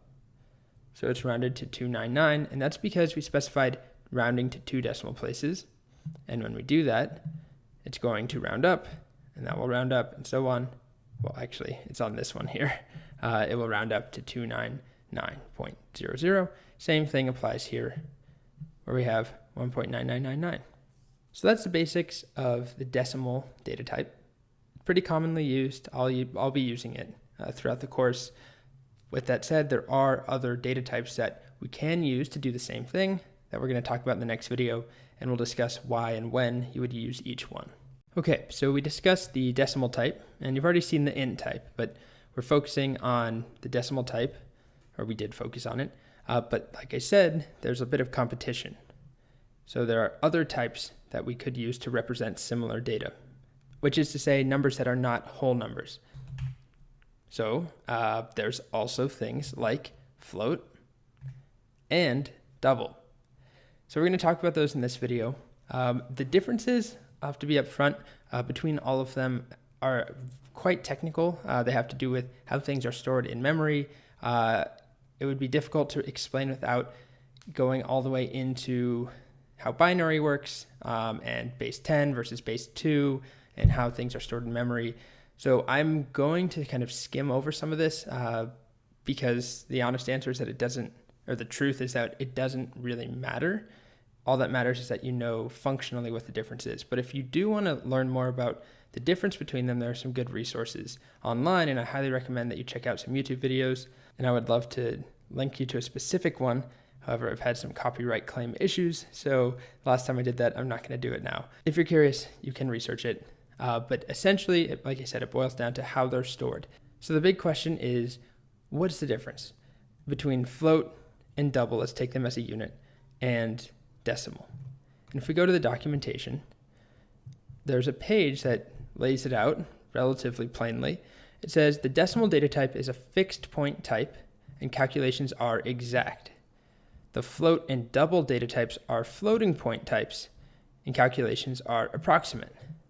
So we've got fixed point and floating point. They are different. That has to do with how what I was describing, how they're stored in memory is different.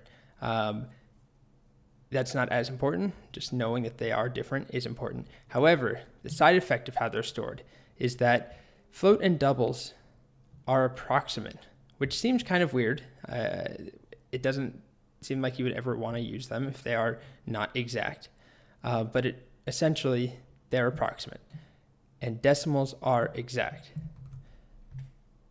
So to boil it down, float and double will store larger numbers using less space, so that's an advantage. They can take gigantic numbers, things that you can't store in a decimal, and they'll use less space. However, that comes at a big cost. It's a big but. It comes at the cost of precision. So it doesn't mean that your numbers will be wildly inaccurate if you're using a float or a double, but it does mean that they're not going to be as accurate as a decimal. So here's a simple table that it just basically takes information from the documentation.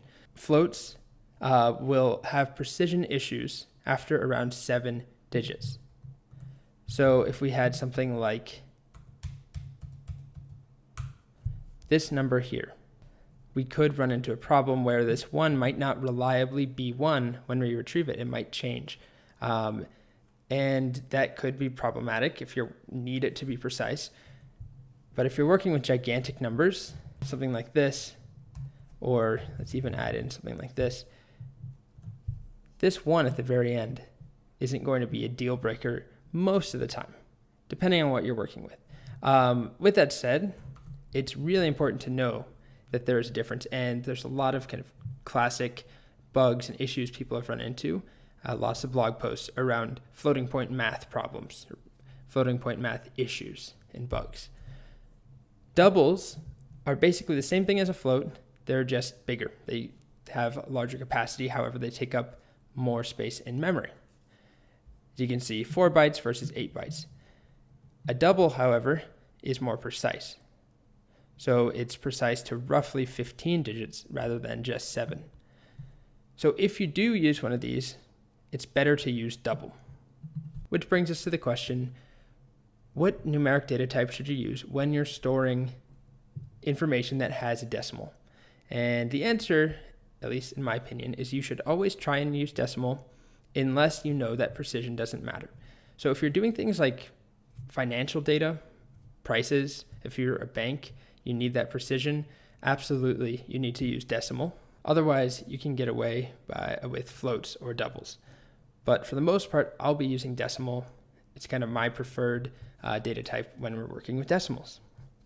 Oh, and before I forget, well, actually, I already forgot, but this is after I recorded the video.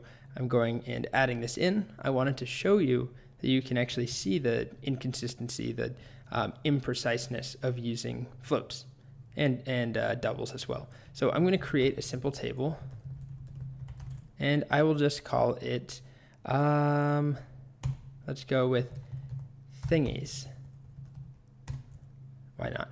Create table thingies, and all that it's going to have in there is a price, which will go with float. Okay, so then we'll do our insert into thingies, and we'll do what we need to do, price, values, and let's start with a simple one. Let's do 88.45. And if we select that out of there, good, we get 88.45. But we'll run into problems if we start making more complex, longer numbers. So let's do something like 8877.45. And that should still work. And if we select it out, you can see it's unchanged. Remember, we're working with 4, 5, 6 characters here. And if we go back to that table that I had, it says around 7 issues we run into precision problems. 7 characters we run into precision problems. So if we do something a little longer now, 8877665544, and we hit enter, notice how it got stored. So it doesn't just truncate it, doesn't chop things off, but it only stores the first 7 digits, and then it just puts these empty tens places, well, not tens places, but it multiplies by 10, adds zeros essentially at the end. So we end up with this, which is very different than this. And if we instead had this as a double instead of a float, we would have that precision extended out to 15 characters. So it is significant, and it makes a big impact depending on what you're doing and what you need. So that's why I recommend using decimal, where you can control exactly what you need and how long you need things to be. However, if you're working with gigantic numbers and you don't need to be that precise, you can use double or float. But typically, my rule of thumb is if you need to use one, use double rather than float, because you have 15 characters, 15 places of precision rather than 7. You get double the precision. Okay, all right. So we've made it through that war zone of string and number types in particular. The number types are always a bit hairy, but we're moving on to something equally finicky, dates and times. Often the bane of many programmers' existence, having to deal with time zones and synchronizing things across the world and daylight savings, and it's just a nightmare. Leap years. Fortunately, MySQL makes it relatively simple for us. I'm going to show you how in just next couple of videos. So this is going to be a series here, not just a single video. And in fact, in this first video, I'm just going to give you a quick overview of the 3 important data types that we'll take a look at. So the first one is called date. And what it does is it just stores a date without a time. So the format looks like this. year dash month dash day. So 1999 dash 11 dash 25 or something. So as it states here, that stores a date but no time. So there are instances where you may use this, things like a birthday, if you're asking a user to sign up and specify their birthday. Most users don't know the time. Well, I don't know. I don't know the time I was born. I know a lot of people do, but it doesn't matter. At least for most websites, it doesn't matter what time someone was born. You just need that date. Another option is the opposite, the time. So time is another data type that stores values with a time but no date. So out of the three I'm going to show you, this is the one I use the least by far, because there's not many things that you just need to store a time. Maybe if you're, I don't know, if you're working with reminders, maybe or working, I'm at a loss really, but basically you store times, and the syntax, the format is colon, minute, colon, second. And the final data type, and the one that I use by far the most out of all of them, is date time. Not very creative, I know, it's just date plus time. It does what it sounds like, which I also realize I'm saying way too often in this course, but it stores values with a date and a time. And this is pretty useful. You get both. And like I said, this is what I use the most. So when you're doing things like, I don't know, when a user signed up for your site, or when something was last updated, when a profile picture was last updated, or when somebody commented on a Facebook post, those are all stored with date times, because just having the time on its own isn't that useful. So let's go with this Facebook example. If I comment on someone's post, Facebook doesn't just store the time that I commented, 10:39 p.m., let's say, because it's just not that useful to them. I think what Facebook does, it displays things like how many days ago or hours or minutes ago something, I commented. It will say Colt commented 3 seconds ago, 20 minutes ago, 2 days ago, last month. And it needs more than just a time to figure that out, right? It needs a time and the day. So date time, very, very useful and used all the time in applications.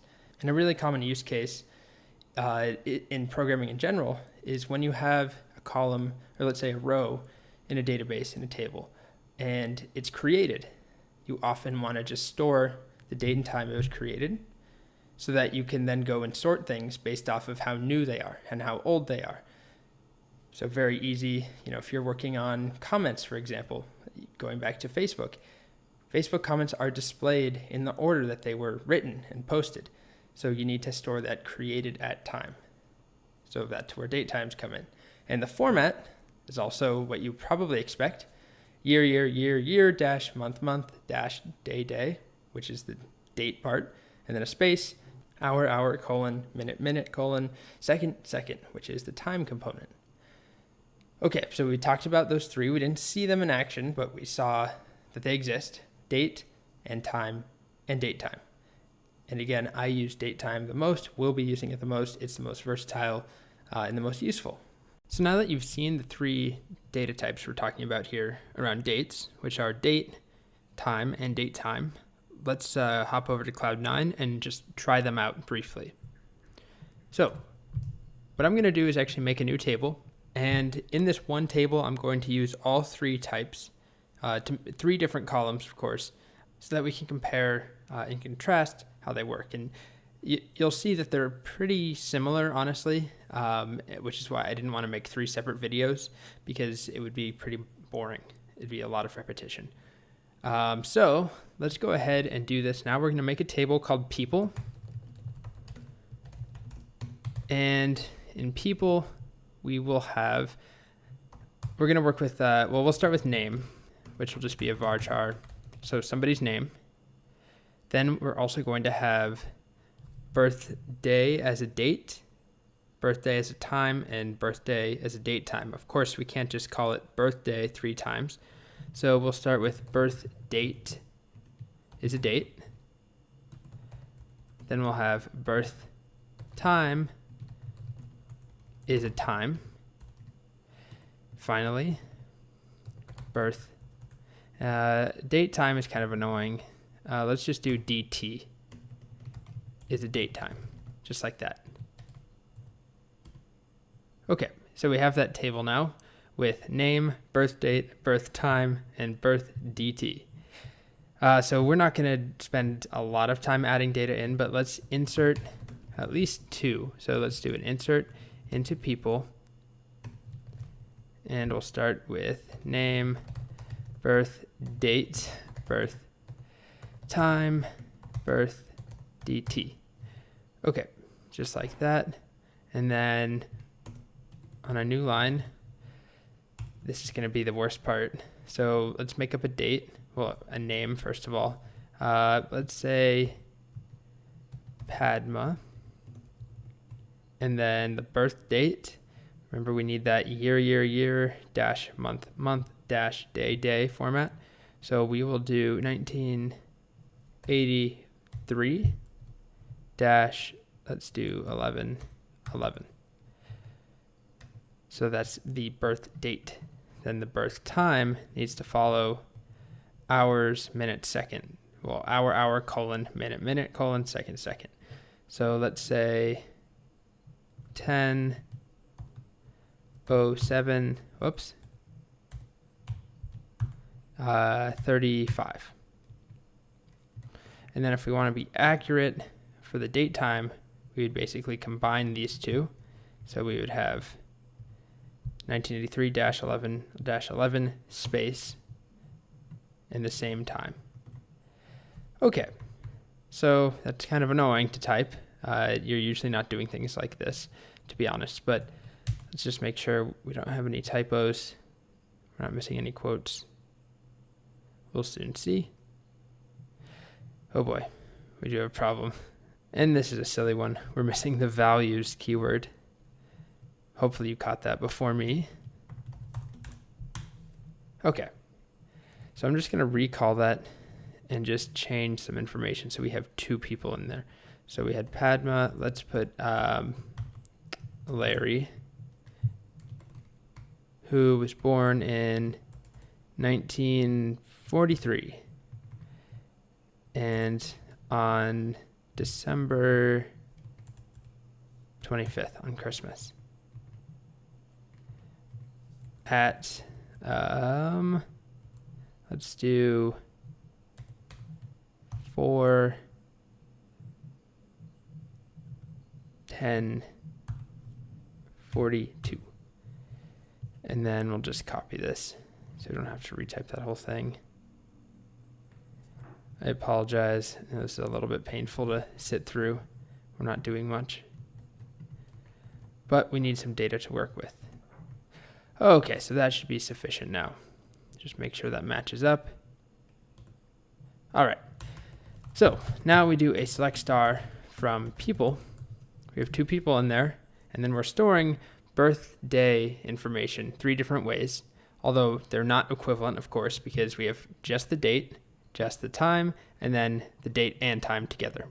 So now that we have this data in there, we're going to focus for a couple videos, pretty short videos, on how we can work with this data.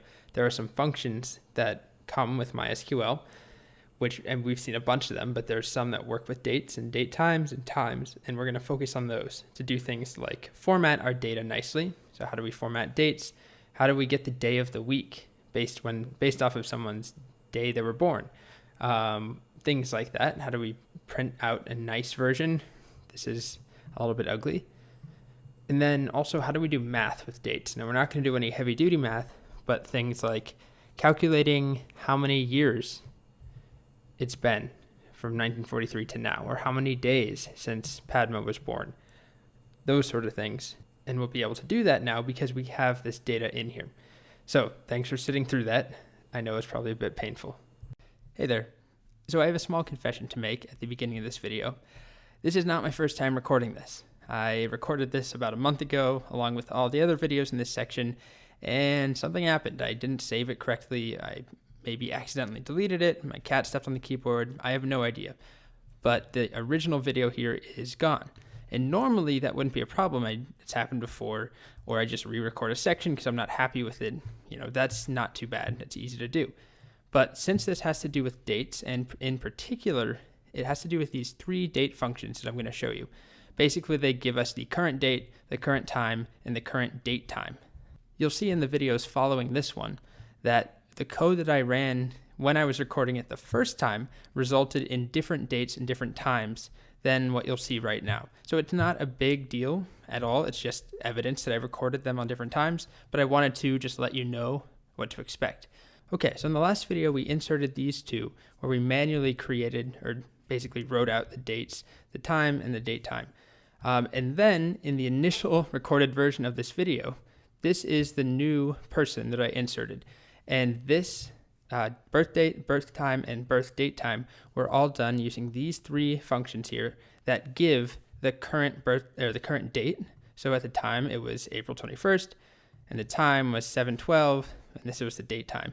And so I used these to generate this. So in the next video, you will see this person with toaster, birth date, April 21st, and so on.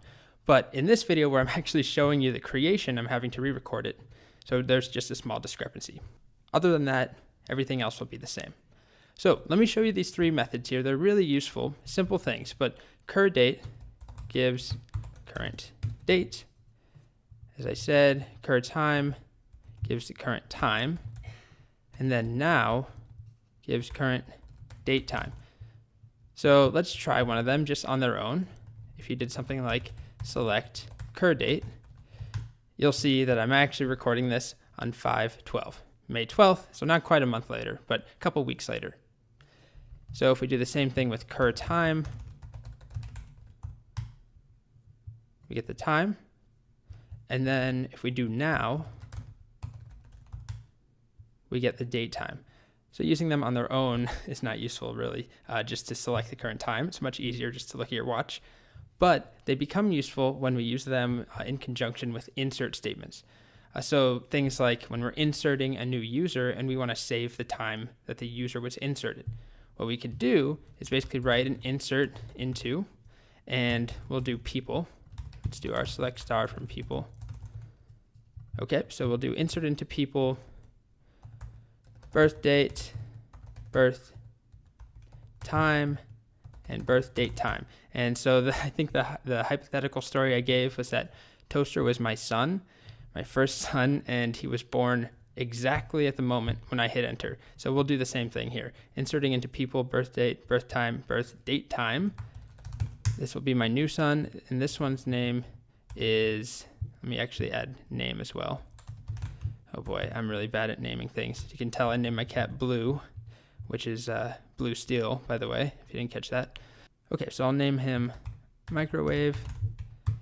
And then rather than writing out the giant date here, what I'll do instead is for the birth date, I just say CRUD date. And then for the birth time, I'll just use CRUD time. And then for birth date time, I use now. And out of all of these, I end up using now the most often because, as I've mentioned before, we use date times a lot.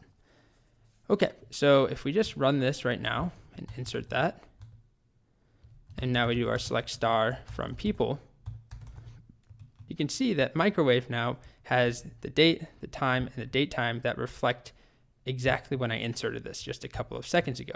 And that's pretty much all there is to these 3 nice little functions. Another way that we use them, by the way, is not just to insert data with current dates and times and so on, but also to compare data to the current time.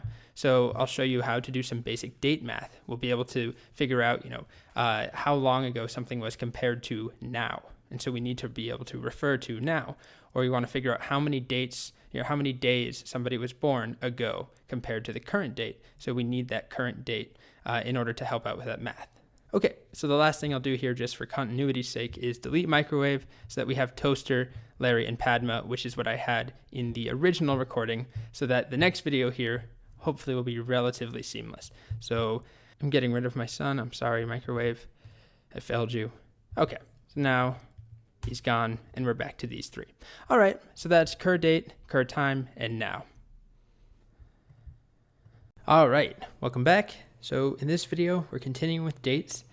Not the most exciting topic potentially, I know, but an important one nonetheless. So we're talking about formatting dates. Right now we have dates, times, date times, all stored in a somewhat clunky, condensed, but difficult to read, at least for human, difficult to read format. Just not very nice. So how can we extract things out of, let's say, a date time?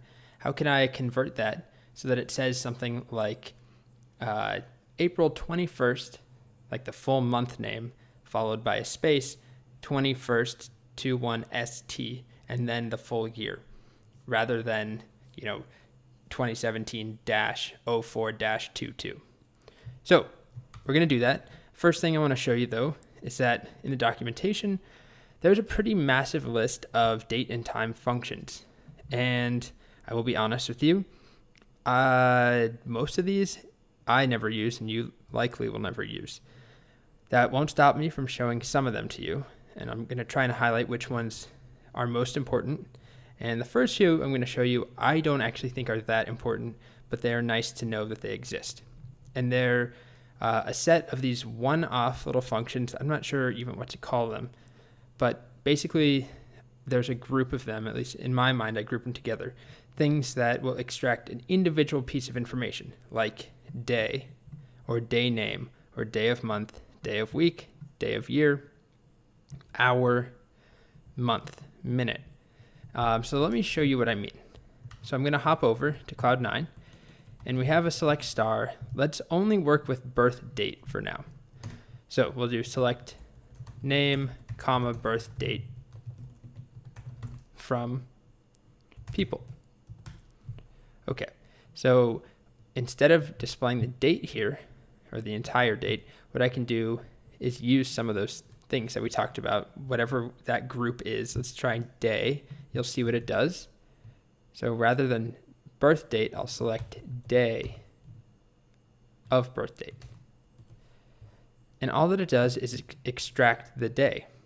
So if we compare, actually what might be better is if I keep birth date and I just add in an extra column with day. So it's extracting the day, 11, 25, and 21. So there's other things we can do. Let's just go with this list I have up here, day name. And this is a bit more useful. There are times when you want to do this. As you can see, we're extracting that. So turns out this is a Friday, this is a Saturday, and this is another Friday. I know some people can figure this out mentally. There's a whole trick to doing it. I'm not one of those people, so we just have to trust it, that this is indeed a Friday. Moving right along, we can try day of week, and you might wonder, how is that different? Well, it gives you a number.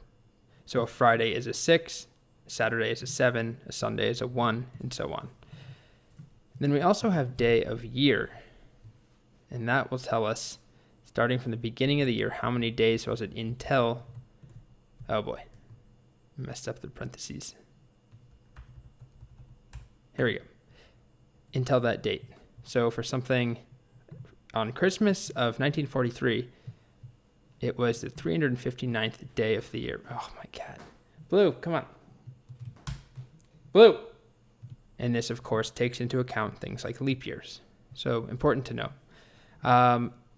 With that said, these also apply to date times. So if you tried to do it on time, if we start right there, instead of doing birth date, and you tried to do birth time, well, there's going to be an immediate problem, which is we're not storing day of the year or day information at all.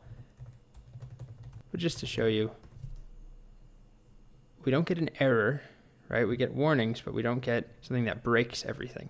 We just get null. It doesn't work. But we can do it on a date time, and that's what, like I said, I use most of the time. So if we do birth dt instead, you can see that it's giving us the correct numbers here, 359, 111, and so on.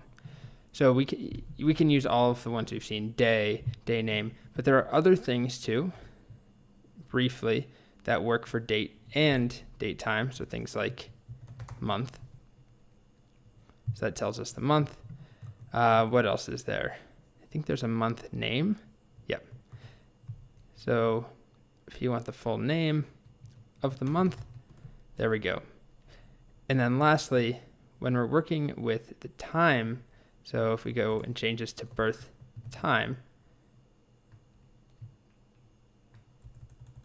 there are a few methods that apply here. We can do things like hour, if we want to extract the hour, or minute. Now, I don't end up using time on its own that often, so I don't really end up using these minute or hour or second on their own ever, really. So that's part one of formatting dates. Imagine if you wanted to do something like this. Instead of just printing out, the day or something, we wanted to say April 21st, 2017 at, 6 p.m. maybe. Or we don't even need that. Let's just say April 21st, 2017. So how would we take this date, that would be 2017-04-21, and convert it to this? Well, we could use what we've already seen and do a giant concat. I won't make you do this entire thing, but basically we could extract the month name to get this, and then concatenate that with a space. And then this part's a little trickier, right? It's going to be a pain, honestly. You would have to have some logic that I haven't shown you how to do yet, because you don't always add ST after a number. What if it's the 23rd? So that's a little bit more complicated. So let's reduce it to this.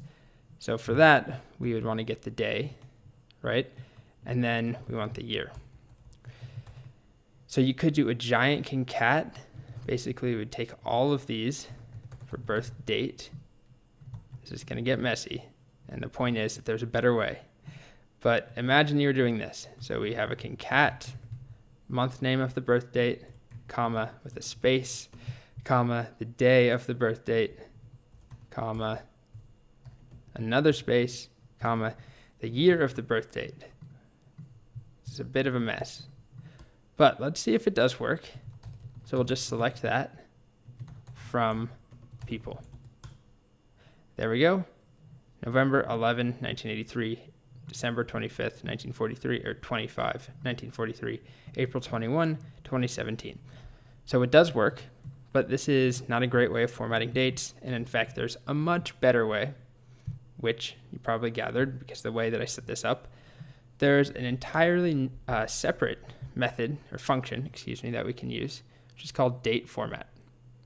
So date format is really, really useful in my opinion. I use it all the time.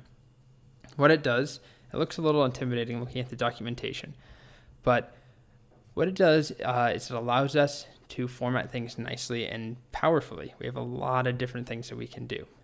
So these are called specifiers over here. There's a table of them, and they're basically little symbols, little shortcuts that allow us to specify what we want from that date. So let's say we're working with a date time, and if I want to get the month name, I use %, capital M. And if I want the month number, then I use %, lowercase m. If I wanted to get the day of the week as the weekday name, I use %, uppercase W. If I want the day of the week as a number, I use %, lowercase w, and so on. So what we do is combine them together in a string. And when you pass it into date format, it will take a date and then this string of how you want to format it, and it will spit out a nice answer for you. So here's an example. Excuse my fridge there, or my ice maker, I guess, being noisy. So we've got date format of this date time here. It works on date times and just plain dates. So here's a date time though. My fridge making so much noise. Okay, I think it's done. So we have this date time, and we're formatting it with this, which looks a little bit like gibberish. But we have %, W, which gives us the day of the week as the word, the name of the day of the week, and then a space, which gives us that space. Then we have %, M, which is the name of the month. So we have October, and then another space, and then we have %Y, which gives us the year. So really useful and versatile. I'm just going to copy this one over just run it so that you can see what happens. If I hit enter, we get Sunday, October 2009. But we're free to put whatever we want in here. So we can do dashes. Not that it really makes sense, but if we put dashes there, it still puts the important information here that we specified, but now they're separated by dashes. So it gives us some freedom. We can do, group them together like that if we wanted to, put commas, or we could put an entire word before or after. We can do whatever we want. So this is really, really useful. If we go back and select, let's work with date time. So we'll do select date format,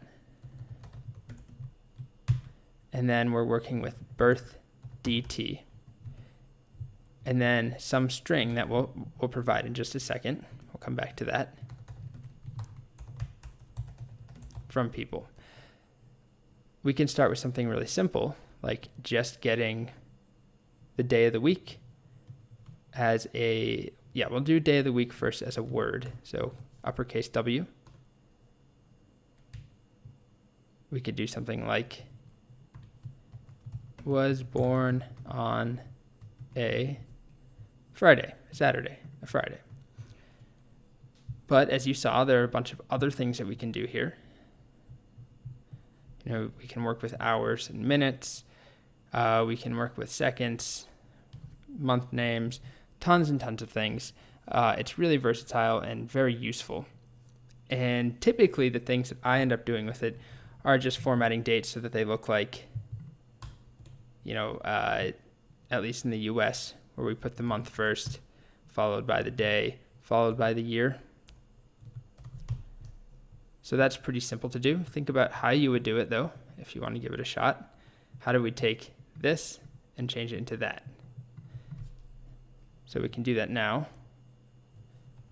All that we want is the month number, right?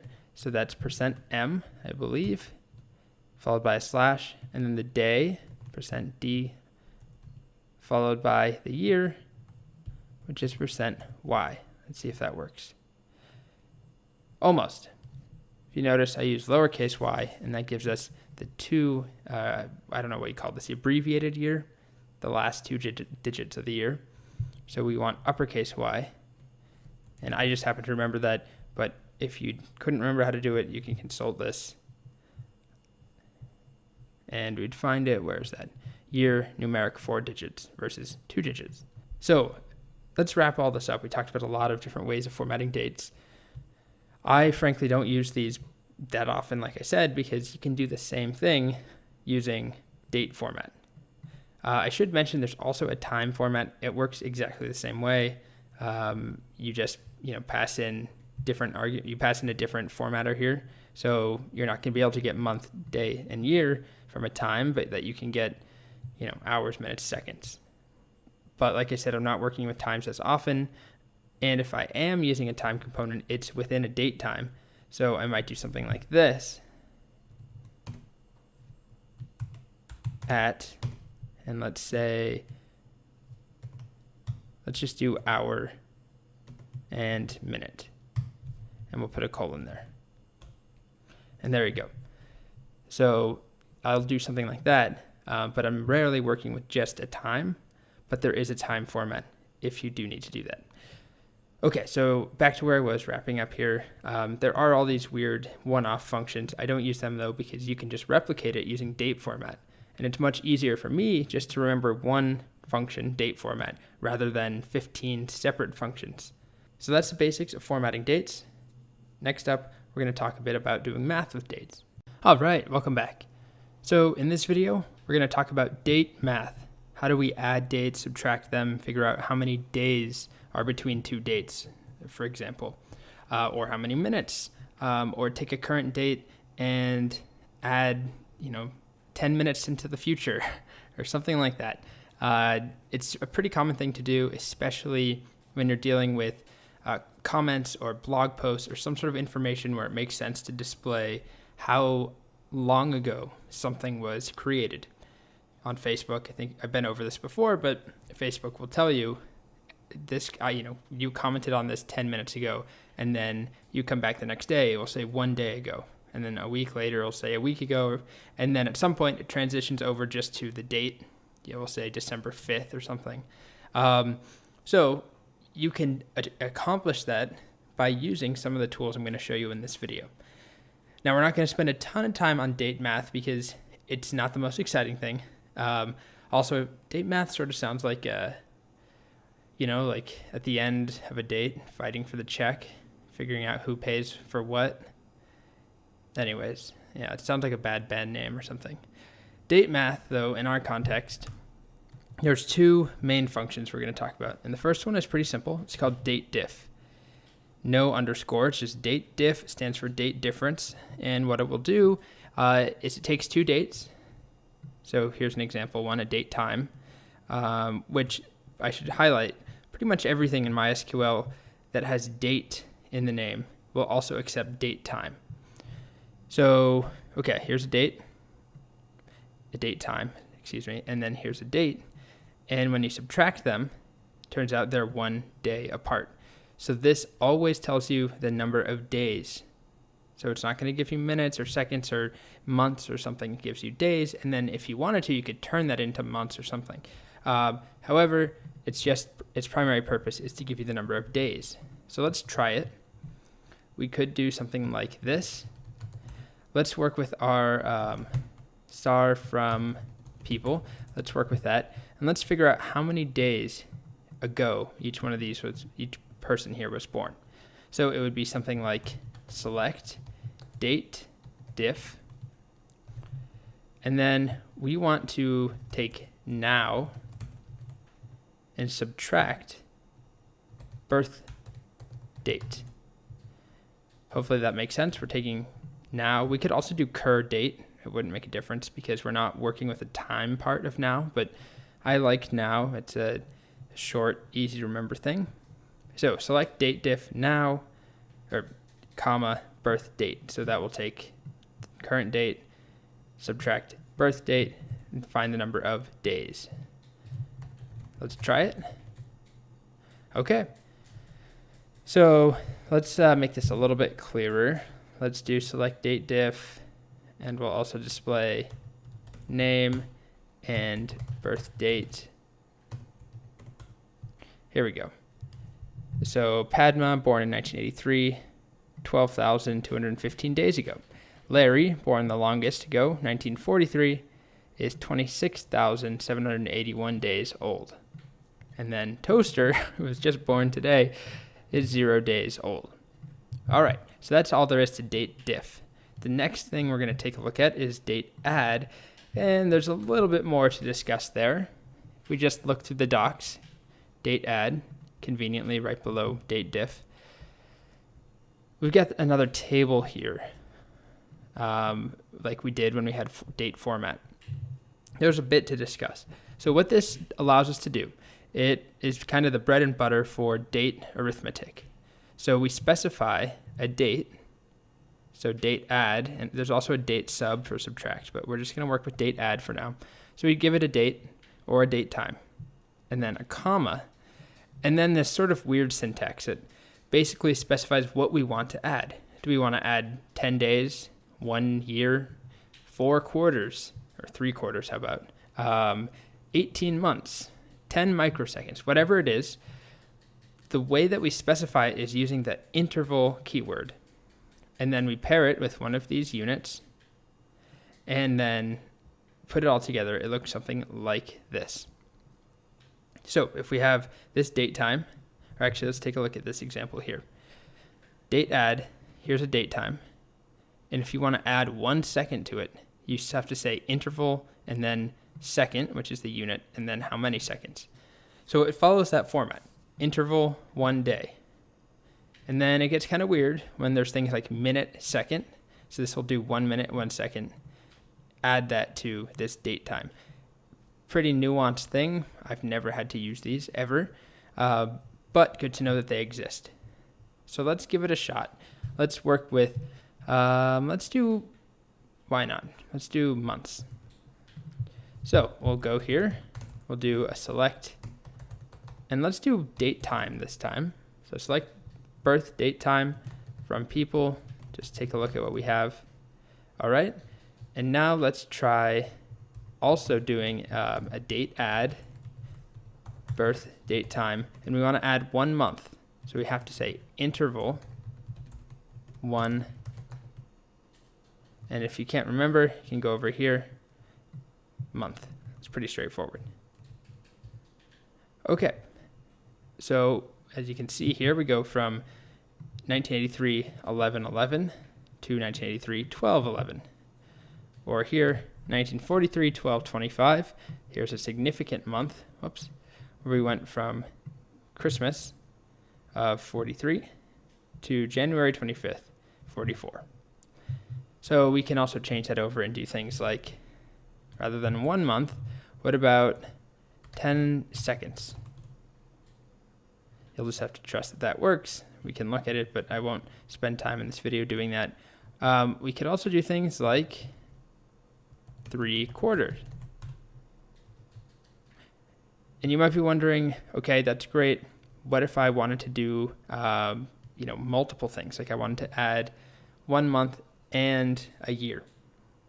Or I wanted to add, 10 years and 2 seconds. Well, the easiest way to do that is with 2 separate date adds.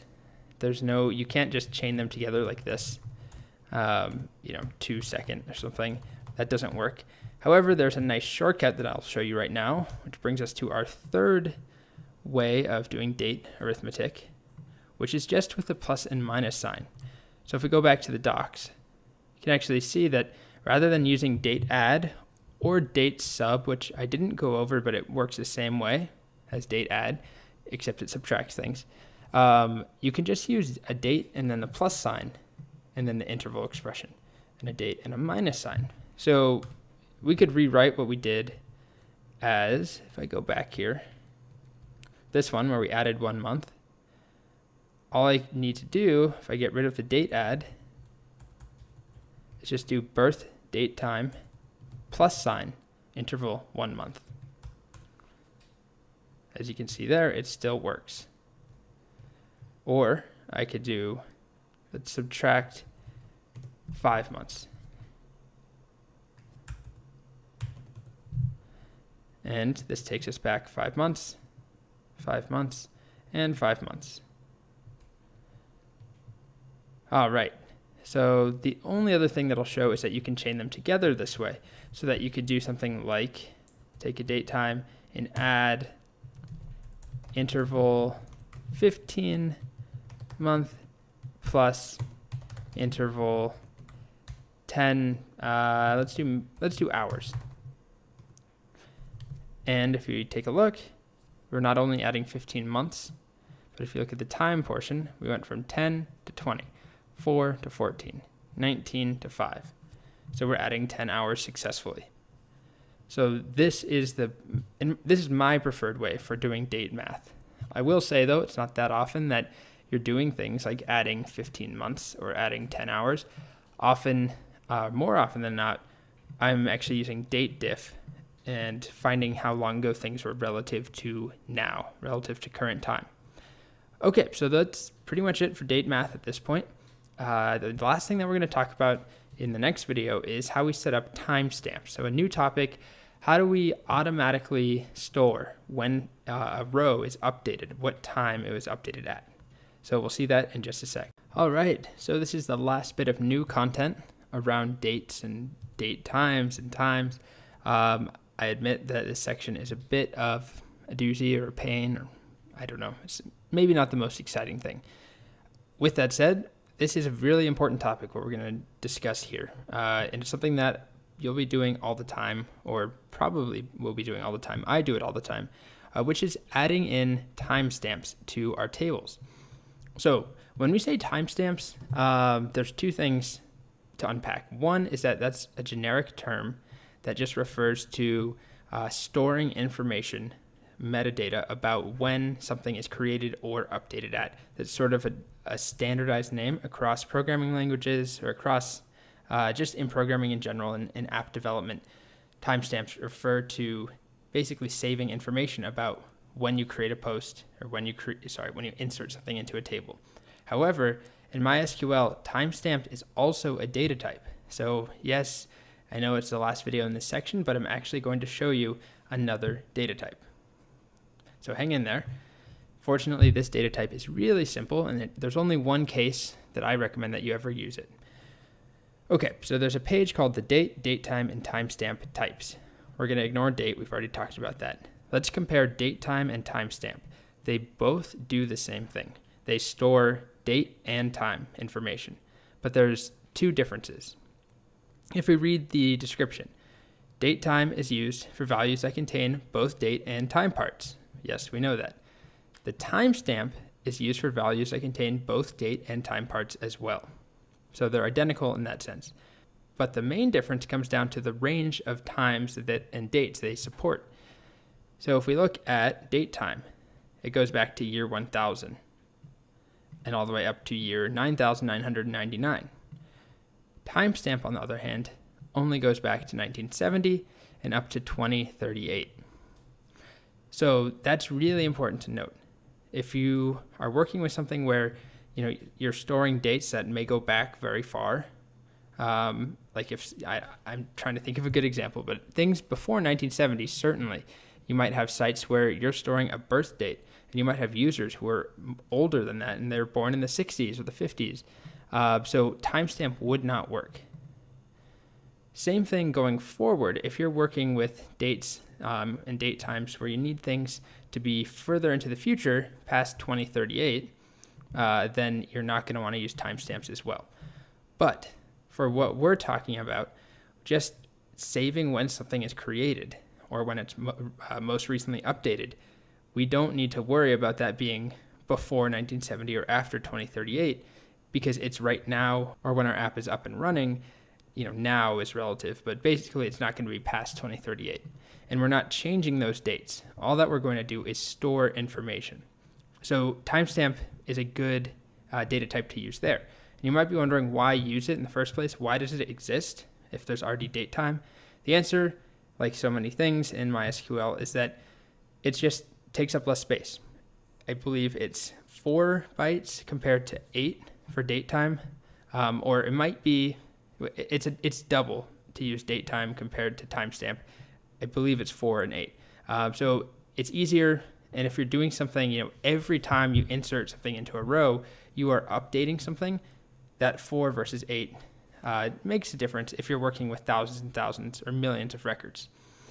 So now that we've got that out of the way, just to summarize, they store the same type of data. This one is smaller. Timestamps take up less space, but they have a more limited range. So use date time for everything except for what I'm about to show you. Okay, so let's hop over to Cloud 9. Here we are. And I have a simple schema going to create a table called comments. Comments is very simple. It has 2 fields. The first field is called content, and it's just the content of the comment. Things like great article or I made $1,000 a week working from home. Learn how. Email me, or whatever spam comment there is. And then this is the important part: created at, which is a timestamp. First thing to notice. It could be date time. Just want to make that clear. You can do that. It will work. But we're using timestamp because this is basically what it's intended for. And it takes up less space. So just setting it to timestamp on its own is not that useful. This is the key part. Setting the default value to be now. So whenever it's created, take that now, that current time, and put it in timestamp. So if we run this schema right now, and we insert a few things. So let's do insert into comments. All we need to insert is content. And what we'll do is just insert our first one. I'm going to do them separately so that they have different timestamps. So the first one will be LOL, what a funny article. Something silly like that. Then let's do another one. Like, I found this offensive. Okay. So now if we do select star from comments, you can see LOL, what a funny article, created at, already filled in automatically, today's date, the time, 36 seconds. Compared that to I found this offensive, same date, same time until we hit seconds. It was created 10 seconds later. So that's created at, and of course, that's really useful. I would show you how to sort them. However, they're already sorted here, as you can see, because the order I'm putting them in is sorting them. But let me just try one more. Let's do just some gibberish. Select them all. And now we can do things like order by created at. And that will order them basically the way they're ordered now, but we can reverse that. Change that to descending. Now we have the most recent comments up top. So that's created at using default now along with timestamp. But what if we also wanted to store any time a field was changed? There's an easy way to do that as well. Just scroll down, magically hidden here. So instead of calling it created at, I made a new field called changed at. And the first part's the same. It's a timestamp and it sets a default value to be now. But then we get this on update, which we haven't seen before. And frankly, this is really the only time I ever use it. Or I don't know, I'm trying to think if I've ever used it in another capacity. Pretty much this is the only way I've seen it used. On update, current timestamp. So what this is saying is that when the row is changed, so if content is changed, then update changed at to be the current timestamp. So we could put something different here. We could put 3, although that's a problem because it's not a timestamp. But if we made this an int, I could do something ridiculous like this. And every time that comments a row is updated, it will change that to be the number 3. But there's no reason to do that whatsoever, so I won't. So if we run this, I called it comments2, by the way. I'm not pointing that out because I think it's original, but just so that you're aware, it's a different table. If I now, let me just use the same comments that I've already run and just change it to be insert into comments2. So here's the first one. And our next one will be just LOL, LOL, LOL. Okay, and now we do a select star from comments2. You can see changed at is filled in because we created them. And let's just do one more. This time will be I like cats and dogs, just to please everybody, unless you're a bird person, I guess, or you hate animals. So they're ordered by default because this is the order we added them in. There's no other way that they would be ordered, but let's try updating one. Okay, so let's update this gibberish here to say something else. It's been a while since we've done an update, but hopefully you remember. So we're gonna want to update comments to set content equal to, and let's say this is not gibberish, or something like that. And then we need to specify where content is currently this mess of gibberish. Okay, so if I update that, notice what we had before, 20, 30, 18. The date's not going to change. 20, 30, 18. Now if I do a select star, it's changed to 20, 33, 02. And so now if we order things by, what do we call it? Changed at, you'll see we now have a new order. And so that's really important to take note of, is that if you want to not only track when something was created, but when it was updated, you can use this setup here. So we have timestamp default now. On update, oh, one thing I didn't talk about, current timestamp. You could also put now here. The reason I didn't is just to show you can also use current timestamp. It's just another shortcut. I prefer to use now just because it's, like I said a couple times, short, simple, easy to remember, but current timestamp does the exact same thing in this case. Okay, so this is a bit of a recipe that you'll probably return to. It's worth knowing. You'll see me use it as we go in this course and some of the other schemas that we create as things get more complex. It's important, it's useful to store that metadata about when things are created or when they're updated. Okay, we're done. Okay, so we're at the end of this section, and as always, it's your turn to put it into practice, as you can see by these giant letters. So we've got a couple of problems here that cover basically everything we talked about. Well, not everything, but all the big things we talked about in this section, all about data types.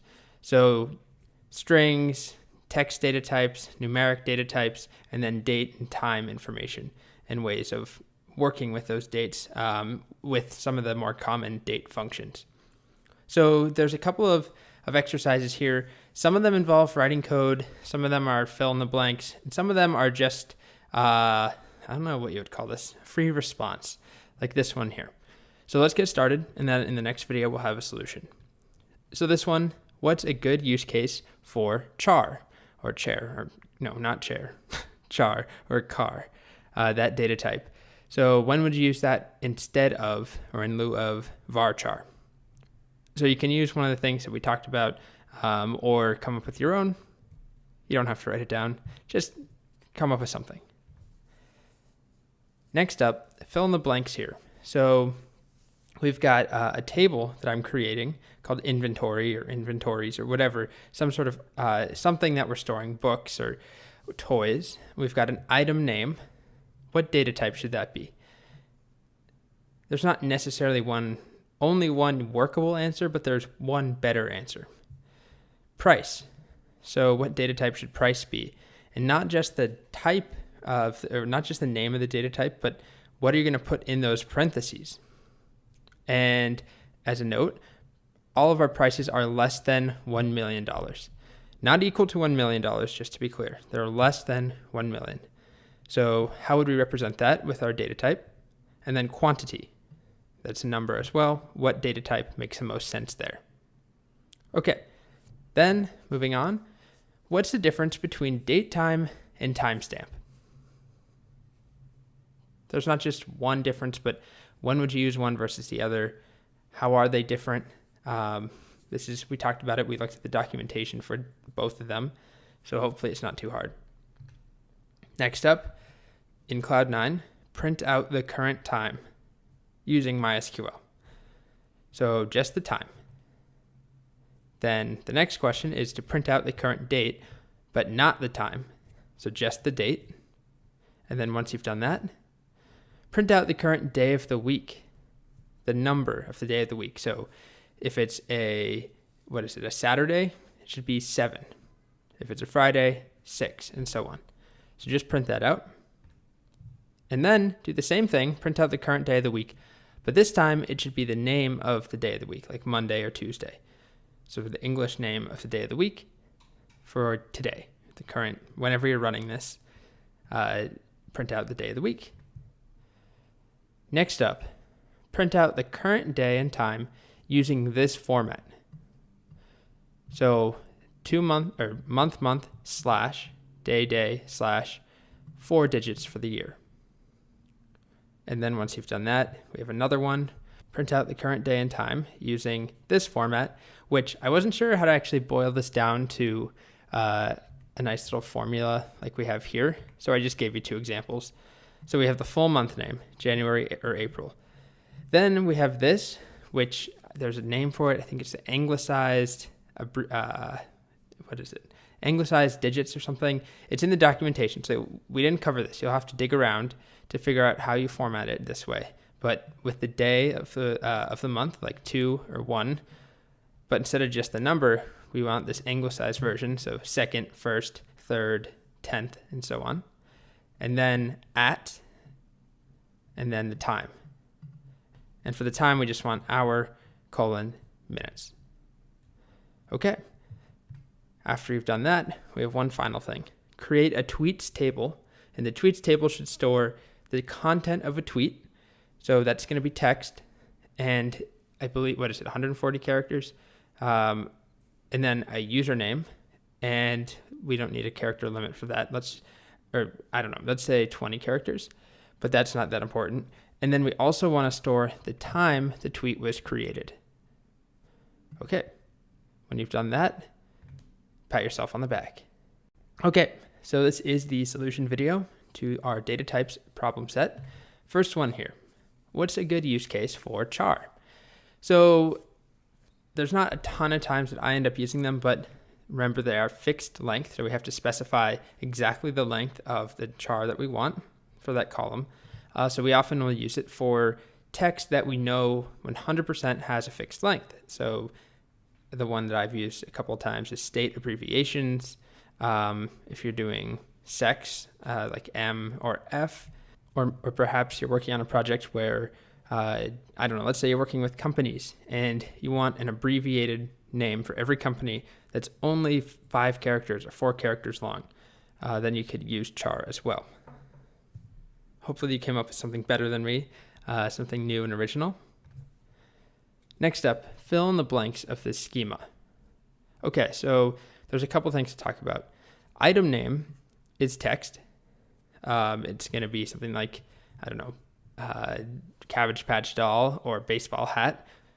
And that should be a varchar, most likely. I mean, you could get away with using a char, but there's no reason to do that because it's not fixed length. So it makes more sense to do varchar. And then quantity, I'll skip price for a moment. Quantity makes sense to be an integer. We are never going to have partial items in stock. We're not going to have 2.5 Cabbage Patch Dolls, hopefully, unless there was some sort of massacre with the Cabbage Patch Dolls and a chainsaw. We're hopefully only going to have whole numbers of them, so we'll use int.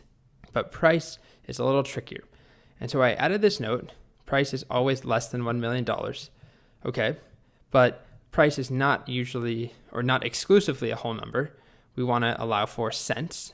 So we're going to want to use a decimal. Now you could use a float or a double, but as we discussed, decimal is better for monetary stuff because it's more precise. You don't have to worry about losing precision as you get into longer numbers. Okay, so then the question is, what do we put here? It's not just decimal on its own, right? We don't just do this. We have 2 numbers we pass in. And those 2 numbers, if you can remember the names, I believe the first one is precision and the second one is scale. Don't quote me on that though. But basically it's a total number of digits followed by the number of digits after the decimal. So we can start with the number of digits after the decimal, which when you're working with price or monetary information, it's pretty much always 2. So then the question becomes, how many total digits do we need? And if I said it's always less than it's always less than 1 million, that means that our highest price we could have is 999,999.99. So if that's the maximum price, then all we need to do is count up the total number of digits. So that is 3, 6, 7, 8. And that's our answer. Decimal 8, 2. Next up, what's the difference between datetime and timestamp? So I have the documentation open for date, datetime, and timestamp.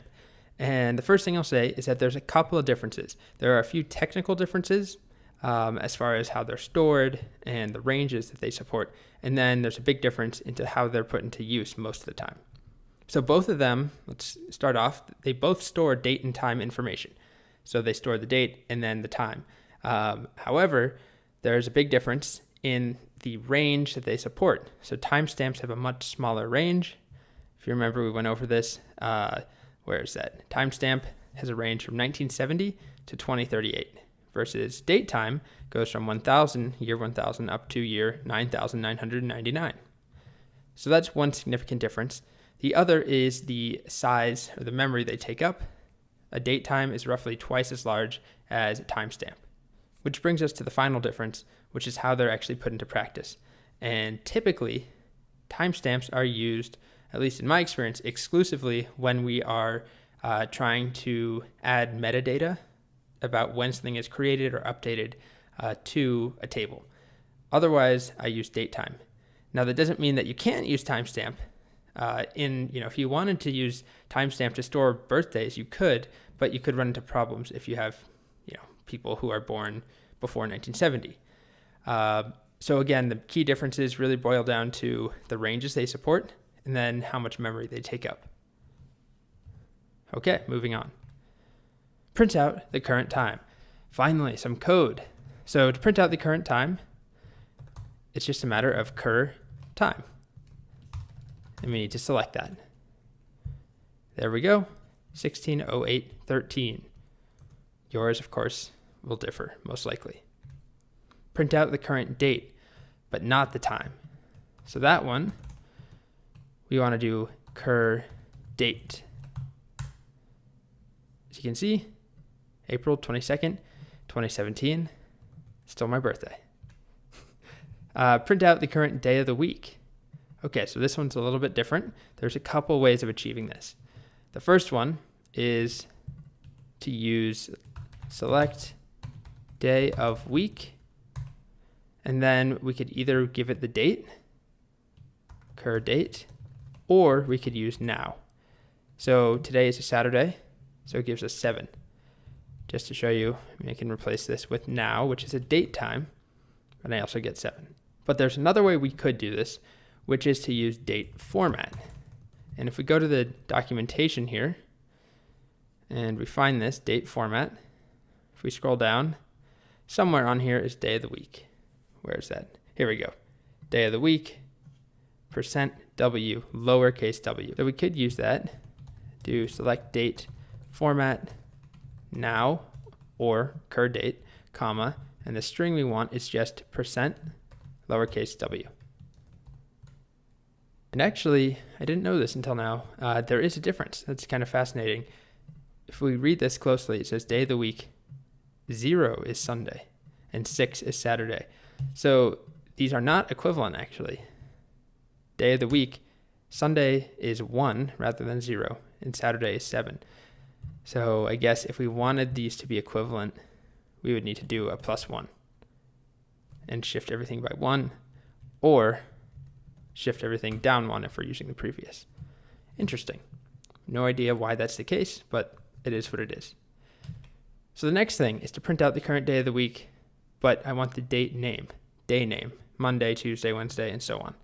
I wouldn't expect you to remember this, but there is a day name that we can use, like that, select day name, or we can do our format date, or date format.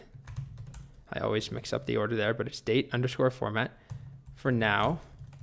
And then we just have to figure out how we get the day of the week name.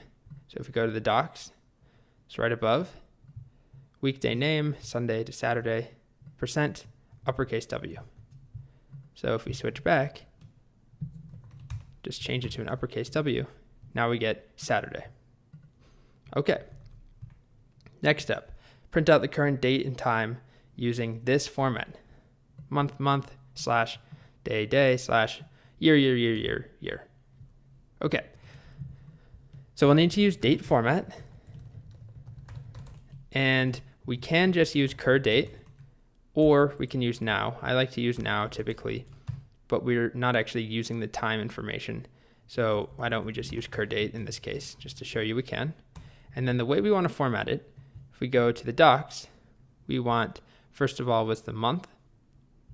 So we want month numeric, which is %. Oh no, that's not what we want. What we want is down here, this month numeric 0 to 12.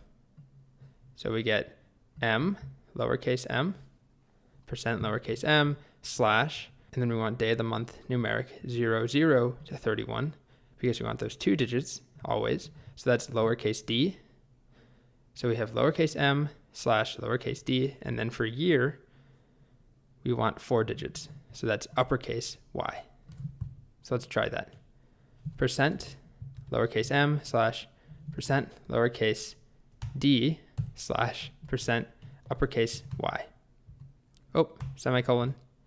There we go. And that works. Next up, print out the current day and time using this format. It's a bit different. I want the month name, and then the anglicized day, at, and then hours and minutes. So let's start off with what we know. We're going to need to use date format, and we need to use now because we need date and time rather than cur date, which gives us just the date.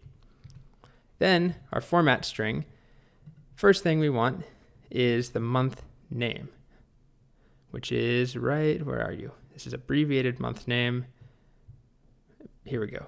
Month name, uppercase M, So we want uppercase M space, and then the anglicized version of the day. And where is that? Here we go. Day of the month with English suffix. That's what I was trying to say. So it's uppercase D. Okay. Let's just see if that works to start. There we go. April 22nd. Followed by at. No years necessary. So at, and then hours and minutes. So again, hours. We have upper or lowercase h. If we want, I guess I didn't specify if we wanted 24-hour time or 12 hours, so either of these will work.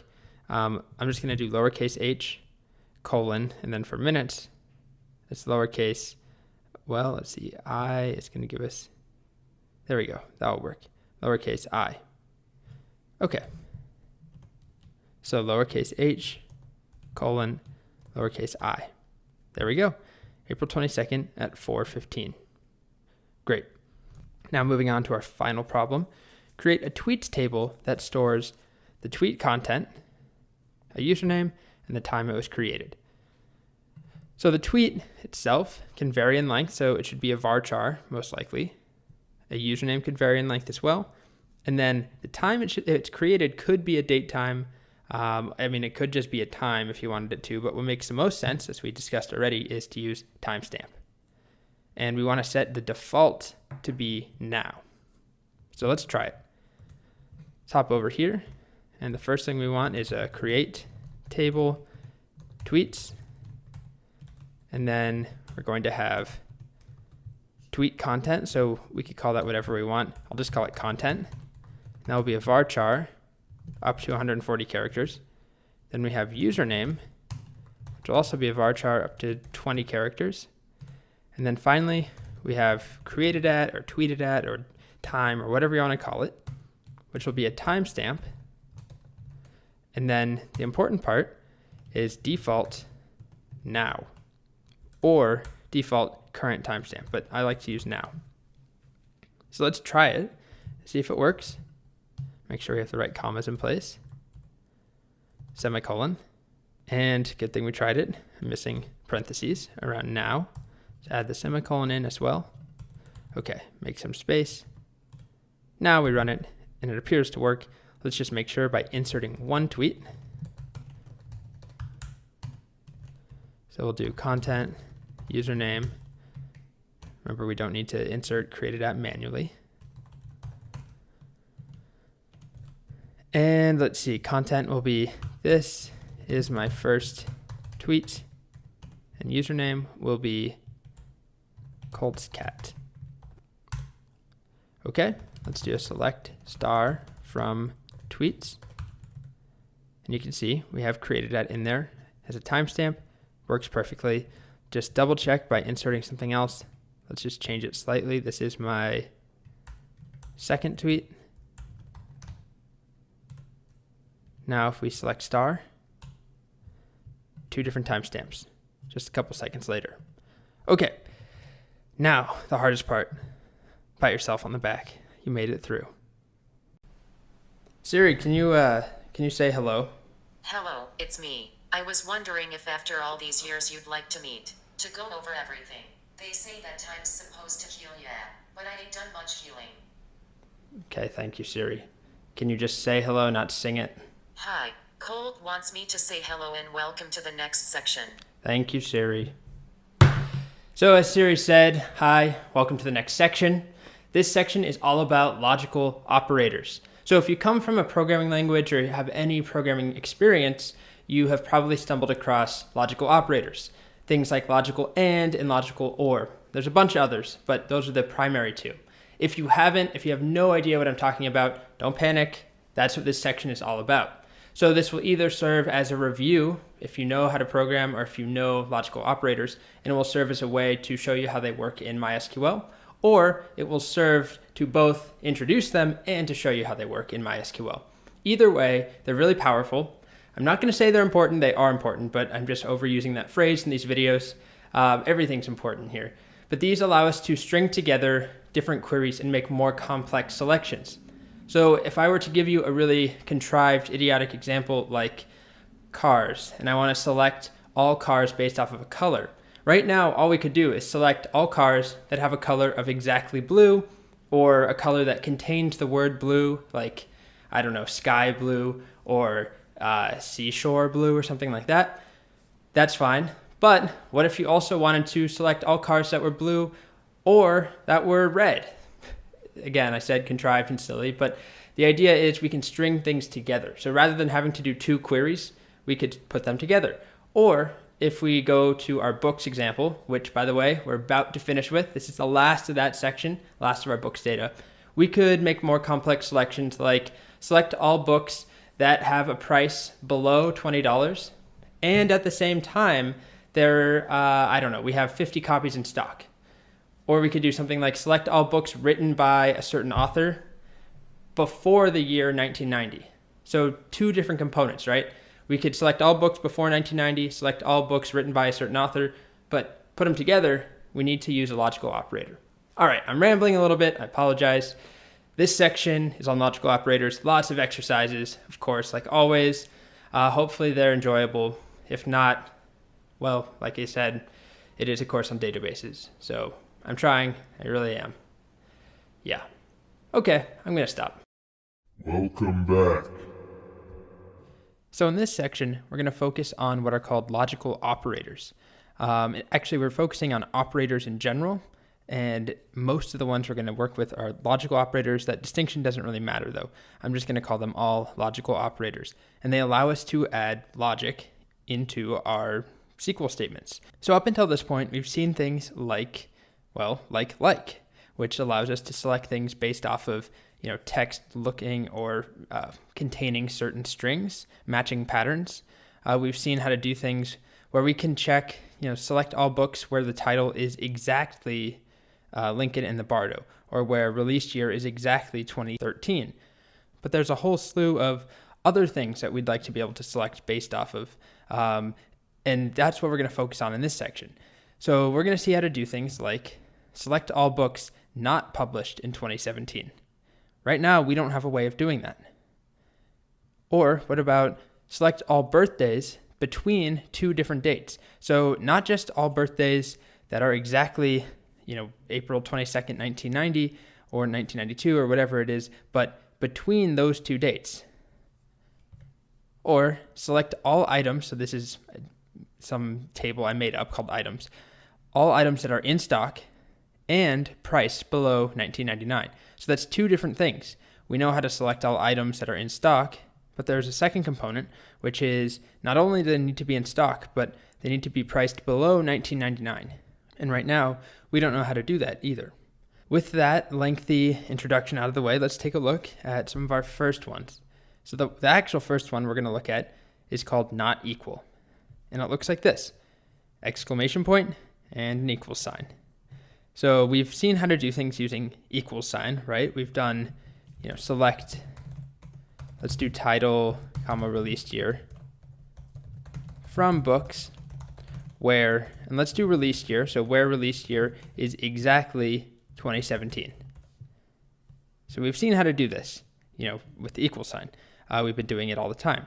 However, what if I want to do the opposite? I want all books that were released in any year excluding 2017.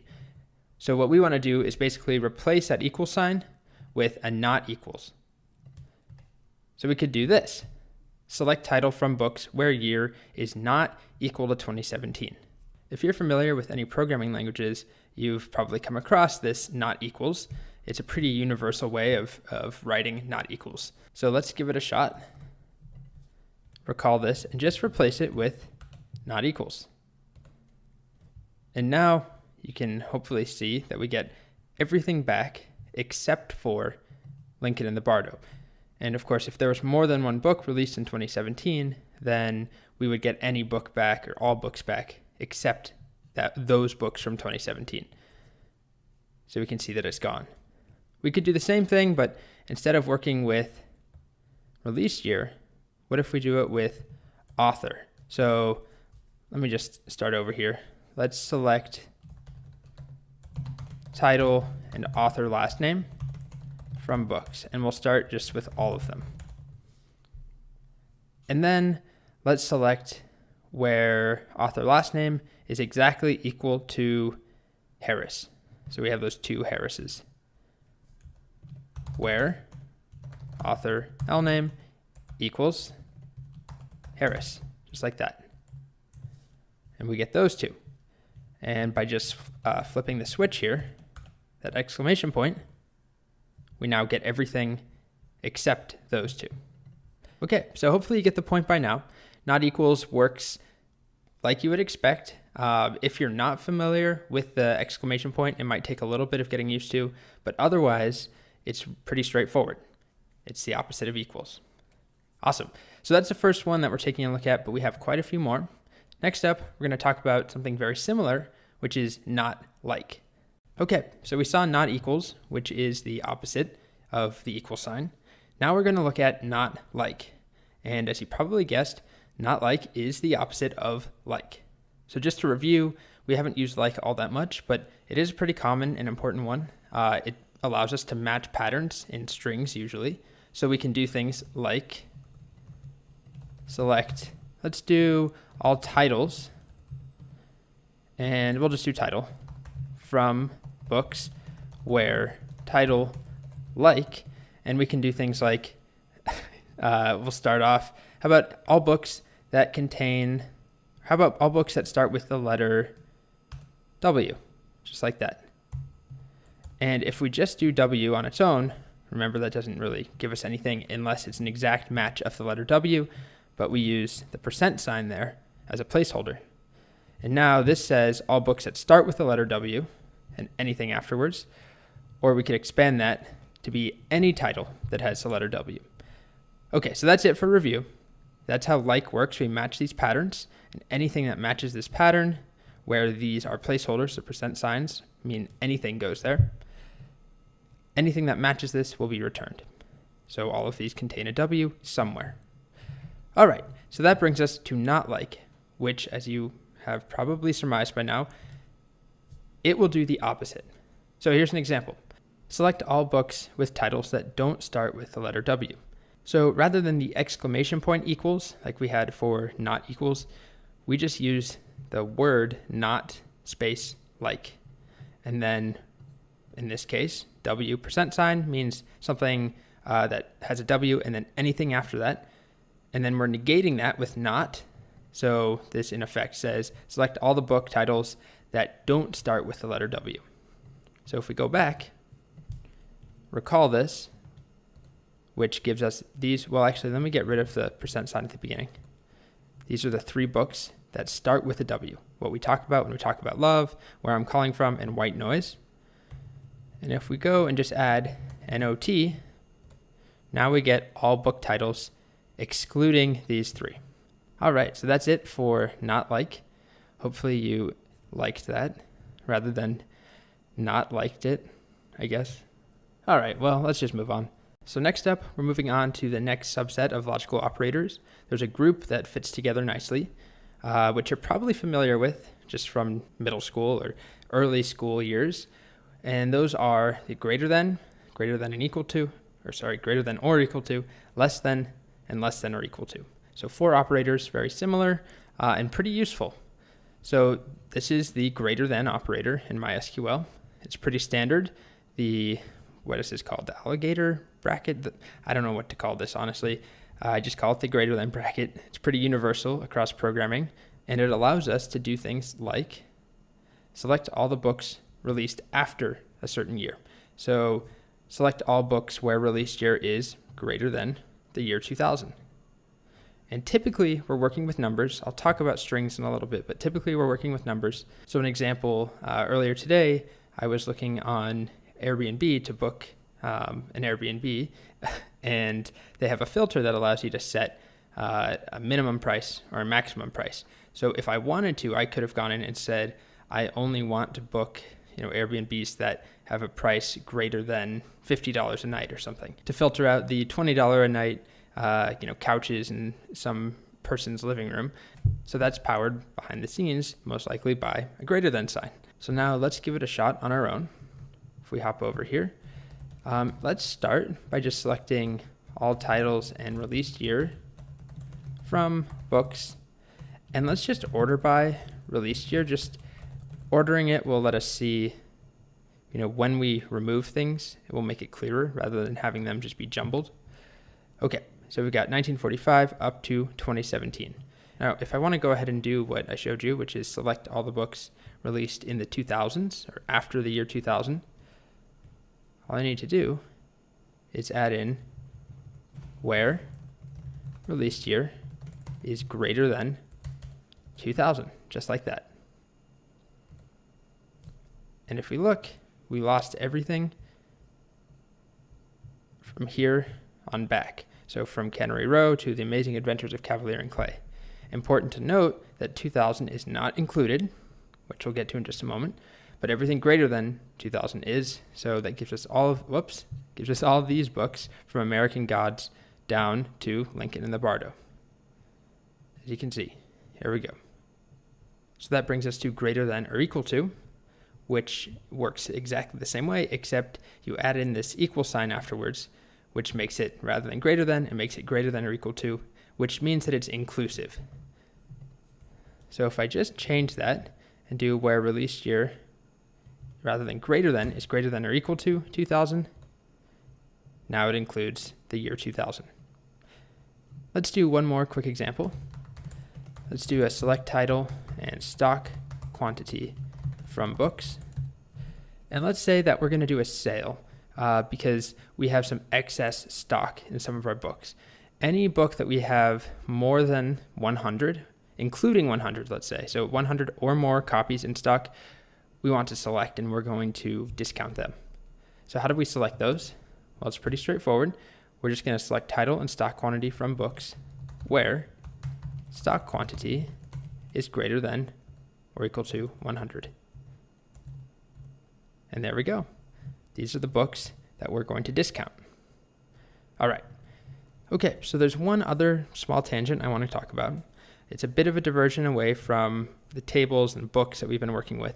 This has nothing to do with any particular data. But if you try running something like this, select 99 greater than 1. What do you expect?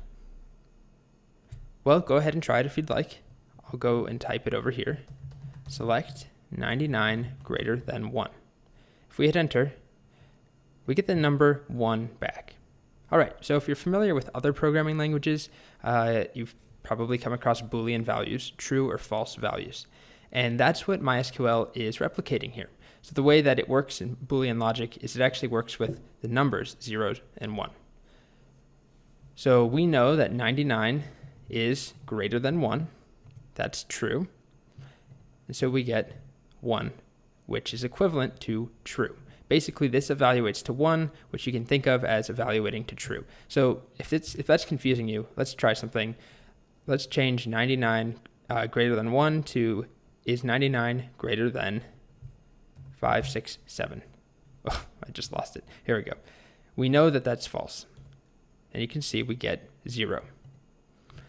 So the reason that I'm showing this to you is, well, there's two reasons. One is that it will help us going forward with some of the other things I'm going to show you. When we can start chaining things together, you'll be able to evaluate them and kind of do some exercises on your own first. But the other thing, and the more important reason, is that this is what's happening behind the scenes. When we have something like this right here, where stock quantity is greater than or equal to 100, you can almost think of it as MySQL going through every stock quantity and plugging it in here and trying, okay, is 100 greater than or equal to 100? 1, yes. Okay, so keep that one. Is 23 greater than or equal to 100? 0, no, false. So get rid of that one. And it does that, going down the line. That's kind of the humanized version, if you will.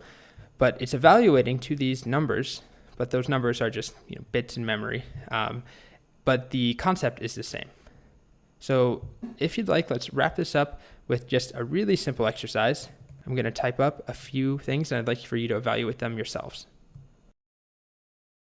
Okay, so I typed up a couple of examples here, and I'd like for you to just either mentally try these or actually try them yourselves. And remember, you'll need to actually run select, and you'll need a semicolon. But what's the result that you expect? And there are a couple of straightforward ones, and then I threw in 2 string ones at the end, basically to give myself a talking point at the end. I want to talk about why this happens and if you should care. So go ahead, I'll throw up a thing on the screen that says you should do it, and then in like 2 seconds I'll be back. All right, I'm back. So first one, 100 greater than 5. Is that true? Well, yes, I believe that to be true. Just to double check, it gives us 1. That means we're in the clear. Negative 15 greater than 15. Is that true? Well, no, I don't think so. And we get 0. All right. 9 greater than negative 10. That seems like it should be true, and it is. What about 1 greater than 1? Well, I don't think 1 is greater than 1, so it's false. However, if there was the equal sign, of course, it would be true. All right. Now, these two.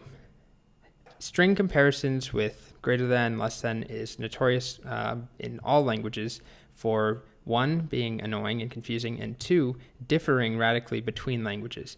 So the advice that I would give to anyone is to just avoid ever having to do anything like this. There are ways around it, but I just wanted to show you what happens. So what do you think? Is the lowercase a, it comes before b, so is it greater than or less than b? And in some languages, it is greater than. In others, it's less than.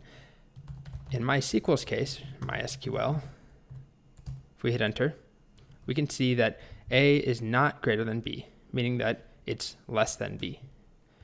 Although technically, that statement is logically wrong because it could be equal to B, but as you can see, if I add that equal sign, it's still false. So we know definitely A is less than B. Okay, so that brings us to our last one, which is a bit tricky. Uppercase A greater than lowercase a. And if we run that with a semicolon, you'll see that it's false. So uppercase A is not greater than lowercase a. So then does that mean that it's lower? Does uppercase A come before lowercase a? And the answer is actually, if we change this just slightly to be greater than or equal to, you'll see now it's true. So that tells us uppercase A is equivalent to lowercase a in MySQL's eyes. And we've seen that before. When we do something like, well, let me just type it again. Select author, lname, where author lname equals, if we do eggers like this, and of course I add in the all-important table name from books. So if I do this, and let's also do title just to make it easier to see what's going on, it matches just fine.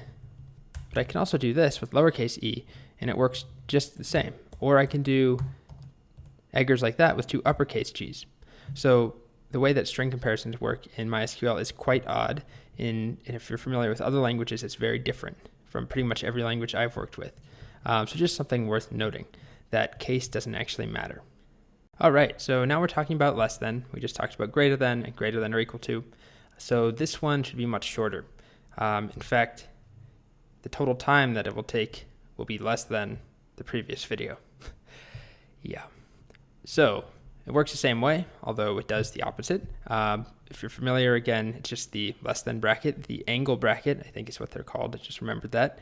So shift, and then on most keyboards, it's a comma. So we can do things like this.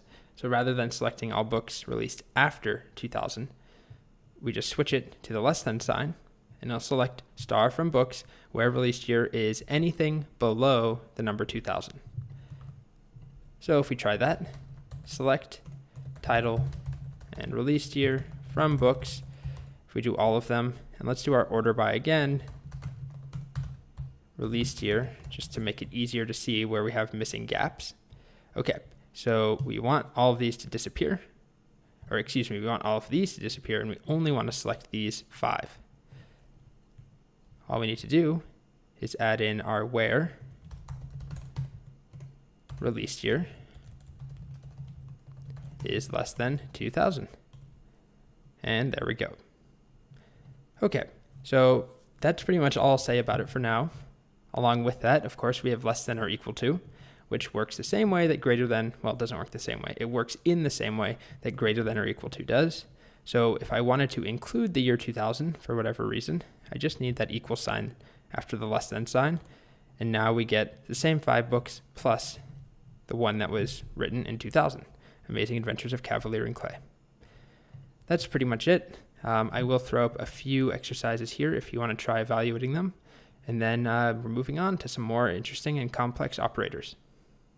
All right, so I'm back here. I typed up a couple of quick exercises. Go ahead, try these out. I'll throw up that same graphic again, and I'll be back in 1 second. Okay, I'm back here. So let's go through these quickly. The first one is 3 less than negative 10. Well, I don't think so, but let's verify. You can see 0 meaning false. It's not. Is negative 10 less than negative 9? Yes, it is. It's lower than negative 9. Is 42 less than or equal to 42? Oh, need to add a space there. And as you would expect, we get yes, we get 1 true, because 42 is equal to 42. And now on to the odd string ones. Is the letter H, lowercase, less than the letter P, also lowercase? And if you remember to the last video how this works, H comes before P, and they're both lowercase, so yes, this should be true. And it is. Okay, so this final one is uppercase Q less than or equal to lowercase q. Well, this should be review from the last video, because remember that case doesn't matter. So we see that yes, indeed, it is true. Uppercase Q is less than or equal to lowercase q. And if we get rid of the equal to, this is basically a duplicate of what we just did in the last video, but I just want to hit this home, that it is not lower, it's not greater than, they are equivalent. Well, that's a minus sign. There we go. They're equivalent, as you can see. We get true, or 1. Okay, next up, moving on to much more exciting, much bigger and important logical operators. So in the last video at the end, I mentioned that we're about to move on to bigger and better operators. And this is the first of those. It's called logical AND. You'll also see it as just 2 ampersands. So what it does, it's sort of a step up in operators. It allows us to actually chain together multiple pieces of logical information, multiple operators together, and basically it necessitates that all things are true, all conditions are true. Now that sounds like gibberish, so let's put it in practice. Let's see what I mean. So here's an example. Let's say I wanted to do something like this.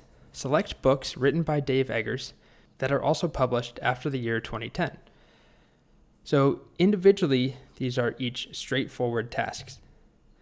I color-coded them to show you. Select books written by Dave Eggers. We know how to do that. We also know how to do select all books published after the year 2010 using greater than, what we just saw. However, to put these together, we need to use logical AND. So here's the first part. Select books written by Dave Eggers. It would look like this. Select star from books where author LName equals Eggers. And then to select books published after the year 2010 would look like this. Select star from books where release year is greater than 2010. So to put them together, we use AND. Okay, so as I mentioned, we can either use the word or the text AND or 2 ampersands. And it looks like this.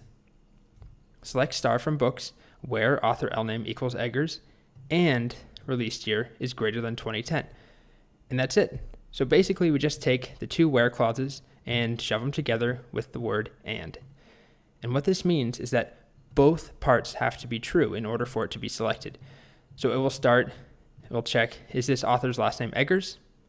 If it is, then it will move on and say, okay, and was it released after 2010? If it wasn't, then it discards it and it doesn't select it. However, if both parts are true, then we see the results. So let's try it. Okay, so let's start off by selecting title, author LName, and release year. And I'm just working in this document. I'm just going to copy and paste in, but I'm just putting a record of it here to make it easier for me to edit as I go through. So select title, author, LNAME, and release year from books where, and we're just checking where author last name equals Eggers, just like that, with our semicolon. And you can see we have these three: hologram for the king, the circle, and my favorite, heartbreaking work of staggering genius. And then we have release year. So for some reason, someone comes into our bookstore and says, you know, I really like Dave Eggers, but I only like his later stuff, which I would disagree with. I think his earlier stuff is better. But let's say someone says that. Well, then we would do something like select, and I'll actually just copy this and change the where clause to where release year is greater than 2010, which we already know how to do. This should be review. Now this gives us all books released after 2010. And then to combine them is where we use logical and. And release year greater than 2010. Okay, so let's check that it works. You can see we only get two results because both of these things have to match. So author has to be exactly Eggers, case insensitive, and release year has to be greater than the year 2010. And just to show you, we can replace this with double ampersands, and it works the exact same way. There we go. Okay, so that's the basics of and. We'll use it all the time. It's important when it's anytime you need to chain together things, if you're trying to search based off of two criteria. So a common example might be something like select star from products. Let's say we work in a toy store where brand equals Lego.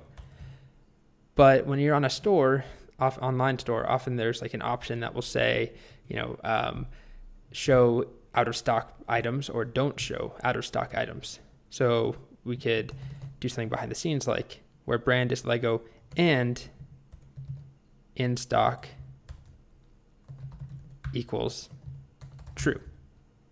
That way we wouldn't be showing the customer any Lego products that are also out of stock, which is frustrating when you see that. So that's a pretty common use case is when you're working with a value, a Boolean yes or no value like in stock or is active user or something like that.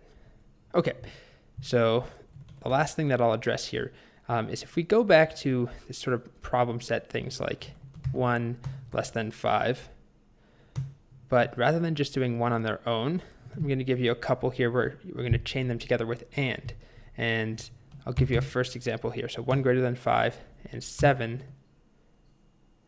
equal to 9. So what does this whole thing evaluate to? Remember, both sides have to be true. So let's take either side. We'll take this one. Is 1 less than 5? Yes, that is true. Is 7 equal to 9? No, that's false. And that immediately nullifies or falsifies, the entire thing. Both sides have to be true. Just to double check, let's give it a shot. Select. And you can see 0, false. Okay, so just like before, I'm going to take a moment, fill out a couple of problems, and hopefully you'll stick around and give them a shot. All right, I'm back. So I have 3 simple problems, hopefully simple, that I typed out. Go ahead, give them a shot, and I'll be back. All right, what do you know? I'm back. So let's go over these quickly. The first one, remember, both sides have to be true. So start with the first one. -10 greater than -20. Is that true? Yes, it's larger than -20. How about this? Is 0 less than or equal to 0? Yes, because 0 is equal to 0. Therefore, we have true and true. So this whole thing is true. Let's try it out. Yep, we get 1. Okay, moving on.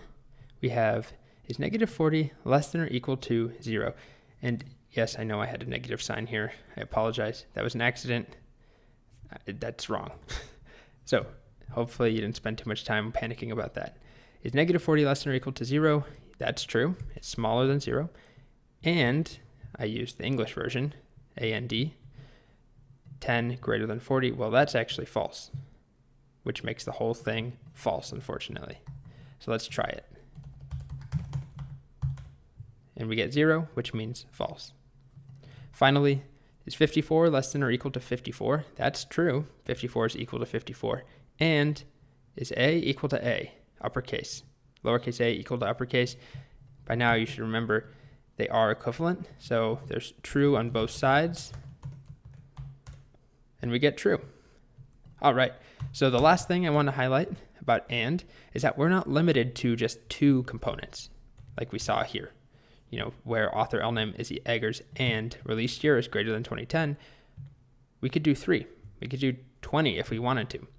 There's probably an upper limit at some point, but typically, if you're working with anything more than 3, there are other ways of doing it, or you may need to change your table structure, which we'll get to once we talk about tables in more depth and we talk about joins in particular. But in this case, I could do something like this, where author last name is Eggers and release year is 2010 and title contains the word novel. Don't ask why, but let's say we have a needy customer who wants a Dave Eggers book, only likes his later work, and wants it to be a novel. And the way that she knows or he knows it's a novel is that it contains the word novel in the title. Well, if we go back to what we had here, let's just copy this and duplicate it and add another condition. And I'll do them on separate lines now. So I'll do ampersands for that one, but then I'll do AND for the last condition, which is title, like, and all that we want is percent novel, percent, semicolon. So let's try that. And there we go. We get hologram for the king, a novel, because, okay, first part, author name is Eggers, release year is greater than 2010, 2012 is, and title contains the word novel, so all 3 are met. So this is the only result we get. So that was just to show you that it's not limited to 2 conditions. Next up, we're going to talk about another kind of sister or brother operator, which is logical OR. All right, so we're moving on to logical OR, which, as I just mentioned, is like the brother or sister to logical AND. And if you've worked with any programming language, you're most likely familiar with and or, logical and logical OR. So logical OR you can either write out as OR, or just like we could write AND for and, or we can use these 2 pipe symbols. So these are not uppercase I's or L's or 1s. They are the pipe character, which is usually located above the right return or enter key. You have to hit shift most often to hit it. So it's 2 of them together, just like it was 2 ampersands for and. It's just symbols.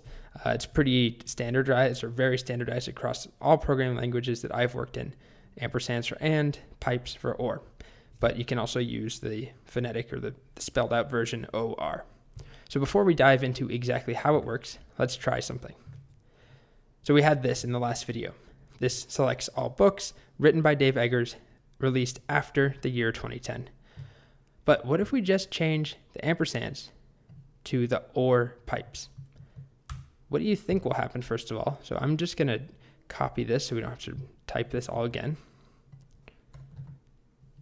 And just change the ampersands here to OR. And I'll hit return so it's clearer what's happening.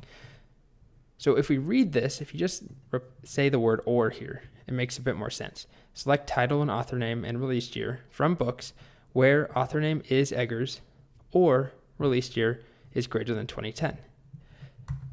So if we run it, what we'll get is all books written by Dave Eggers and all books where release year is greater than 2010.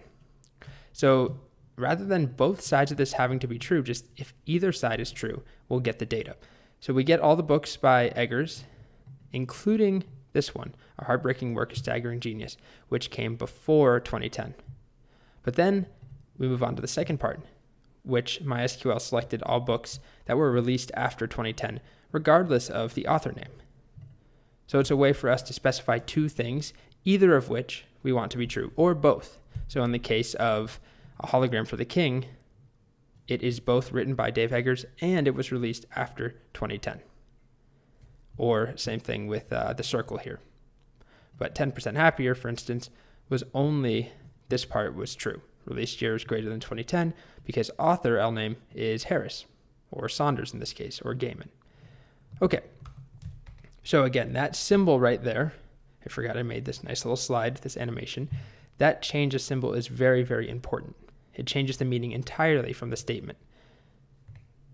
So if we have two conditions with an ampersand between them, or three, or any number of conditions with ampersands, it means that both sides must be true in order for the whole thing to be true, as we've seen already.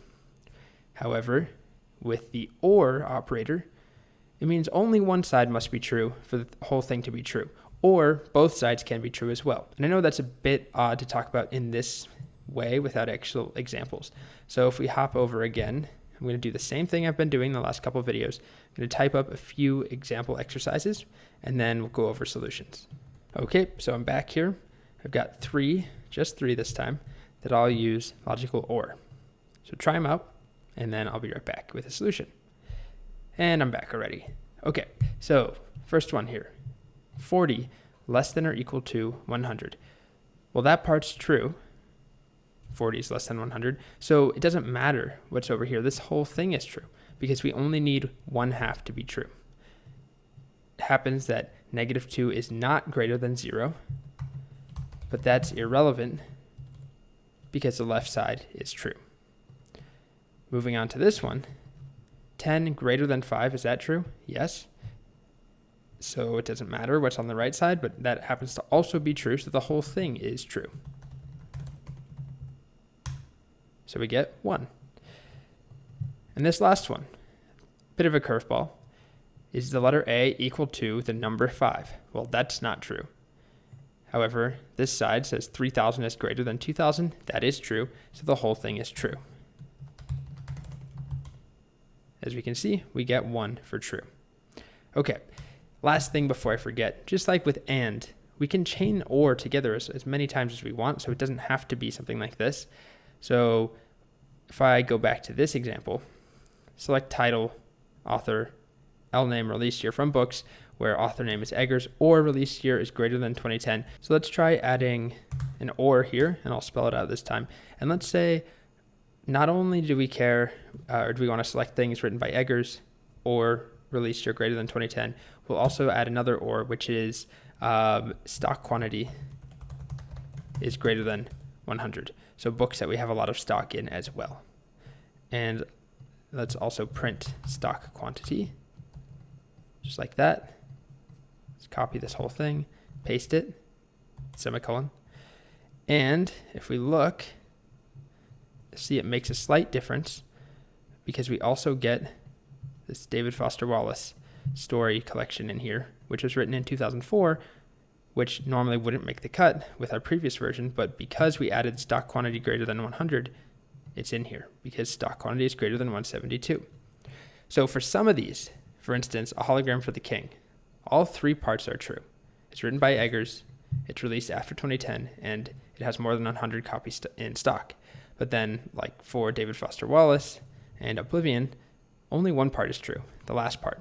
So it just goes to show you that only one component, even if we have 3 different conditions, only one part has to be true for the entire thing to be true and for it to be selected and spit back to us. Okay, so that's logical OR. One thing that I will point out that I know you're probably dying to get on with this video, but you can combine OR and and we'll see how to do that in a little bit. So moving right along, our next operator we'll take a look at is called between. And between is pretty straightforward. It allows us to select things based off of 2 values, an upper and lower range. So I can say I want to find, all people who have a birthday between April 20th of 2017 and April 22nd of 2017. Or I want to find all books, that have page counts between 100 and 500 pages. So we actually can do this already using what you know. So before I show you between, how can we accomplish the same thing using the tools that we already have, things that we learned in this section already?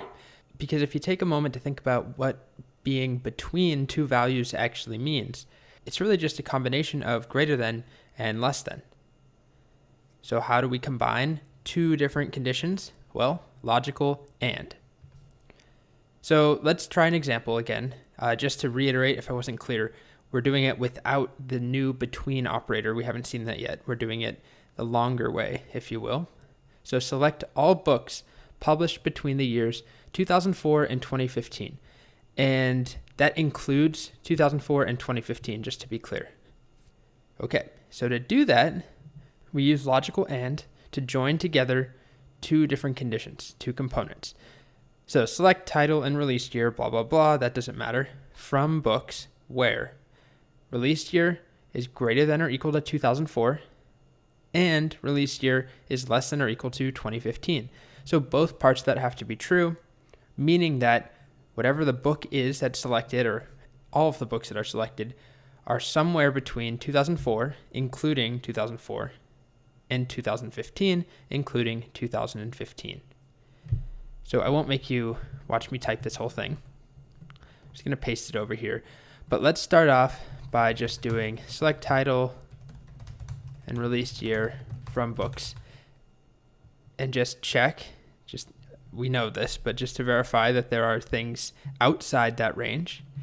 And now, if we paste in using the ampersand, and operator, which of course could also be written this way, if I could type correctly, you'll see that we get things that are between 2004 and 2015, and we know that it's inclusive, as you can see, because 2004 is here.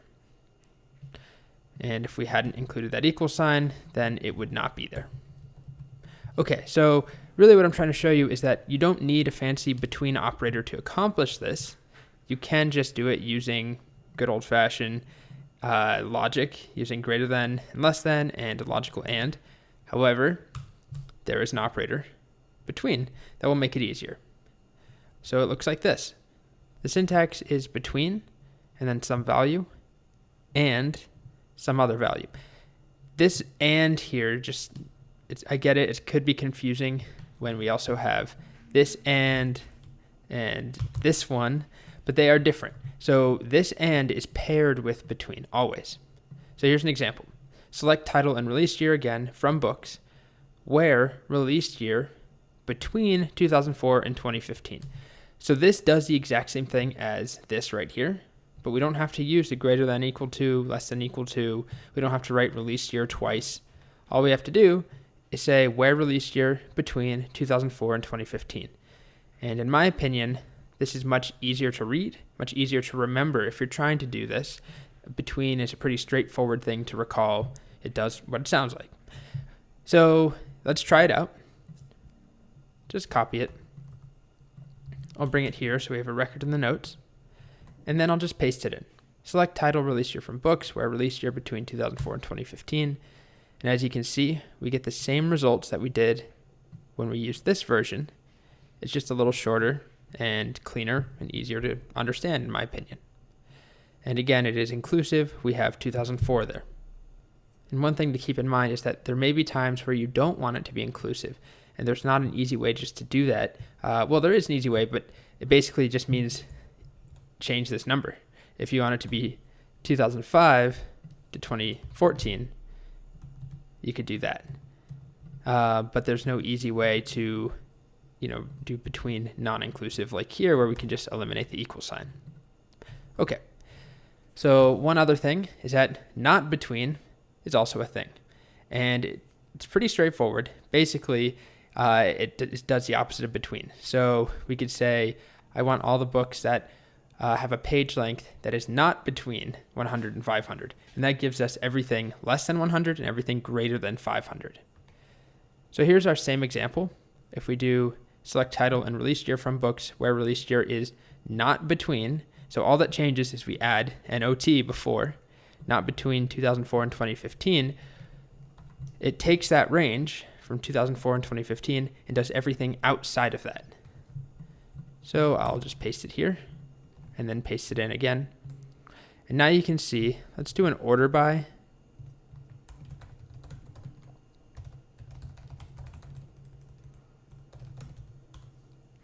Now you can see we have everything up until 2004, and then everything after 2015, but nothing from 2004 up to 2015. They're gone. These are just the leftovers. Okay, so that's pretty much it for the basics of between and not between. So before I let you go, there's one small side note I just want to bring up. It's not crucial to understanding between, but it's just something that the documentation mentions, so I figured I should also mention it. If we go to the docs for between, there is this note at the end. For best results when using between with date or time values, use cast to explicitly convert the values to the desired data type. So we haven't seen this cast, I'll talk about it in a moment, but what it lets us do is convert from one data type to another, from a date to a date time, for instance, or from a string, a varchar, to a date. For example, if you compare date time to two date values, so we're trying to say if some date time is between two different dates, it's best to convert the date values to also be date times, just so that you're working with the same kind of consistent data type. If you use a string constant, such as 2001-1-1, in a comparison to a date, it's better to cast the string to a date. So let's just take a look at how cast works first. And it's pretty simple. So let's take something like this, 2017-05-02. That right there is not technically a date, right? That's not considered a date data type. It's just text. Even though it looks like a date and it can be treated like one. MySQL is smart enough to figure that out if we pass it into a date function, like days or months or format date, but it's not actually a date. But if we wanted to make it an actual date time, we can cast it. And this will work its magic. Now just casting it like this won't do anything. I have to say what to cast it as. So let's cast it as a date time. And we won't see anything unless we have select here. So what this will do is it takes the first thing, whatever it is, and it tries to convert it to a date time. So if there's just, the number 99 or something, that will cause a problem. But in this case, this is easily castable to a date time. But you might be wondering, okay, the date part is easy to cast. What about the time part? Well, it just picks 0000 for you. So it's now considered a date time. So basically what the documentation is saying is if you're working with dates and you're trying to compare them and you're working with between, for example, it's best to use cast to make sure that all the data types are the same. Now, it actually, this is kind of confusing. It will work most of the time just fine if you don't, because MySQL is smart enough to figure out what you want, but it can cause problems. So it's just best to do that. So I'm going to switch over to that testing database I made with this wonderful name, use testing DB. And the only reason I'm doing this is so that we have some date data. So we have a people table, and they have a birth date, birth time, and birth date time. So let's say I want to select people who have a birth date time between two dates. Let's say between 1980, let's do January 1st, 1980, and January 1st, 2000. So I'm going to write it up here. But the basics would be select name, and we'll do birth date time from people, where birth date time between. And if we just do this, 2000, or what I say, 1980-01-01 and 2000-0101. If I just do this on its own, first thing that we're doing here is these are strings, right? These aren't even dates technically. It's text. But if I do this, it still works. And that's what I was mentioning. It's kind of weird is that it works fine enough because MySQL is smart enough. It figures out, okay, this is the date time. We're trying to compare it, see if it's between these two things. What are these? Well, they're not date times, but we still can handle it. There's some contingency code written back in MySQL to make that work. But it's much smarter and more fail-proof to do this. Cast this as date time. And I'll do this second part on a new line. And cast this as a date time as well. So that we're working with date time, date time, date time.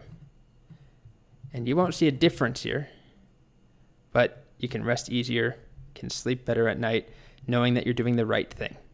Okay, we're done. Alrighty, so next up, we're talking about a new operator called in, I-N. And what it does is it allows us to provide a set of values, 2, 3, 10, 50 different values, and then check if a given column is in that set. So basically, let me put that in an easier to understand way. Say we wanted to do this. I want to select all the books written by Carver, Raymond Carver, or Lahiri, Jhumpa Lahiri, or Smith, in our case, Patty Smith. So we know how to do that right now. I mean, if you listen to how I just said that with these ors, we would say select all books written by Carver, or by Lahiri, or by Smith. It would look something like this. Select title and author last name from books where author last name is equal to Carver, or author last name is equal to Lahiri, or author last name is equal to Smith. So this works. I'll come on over to Cloud9.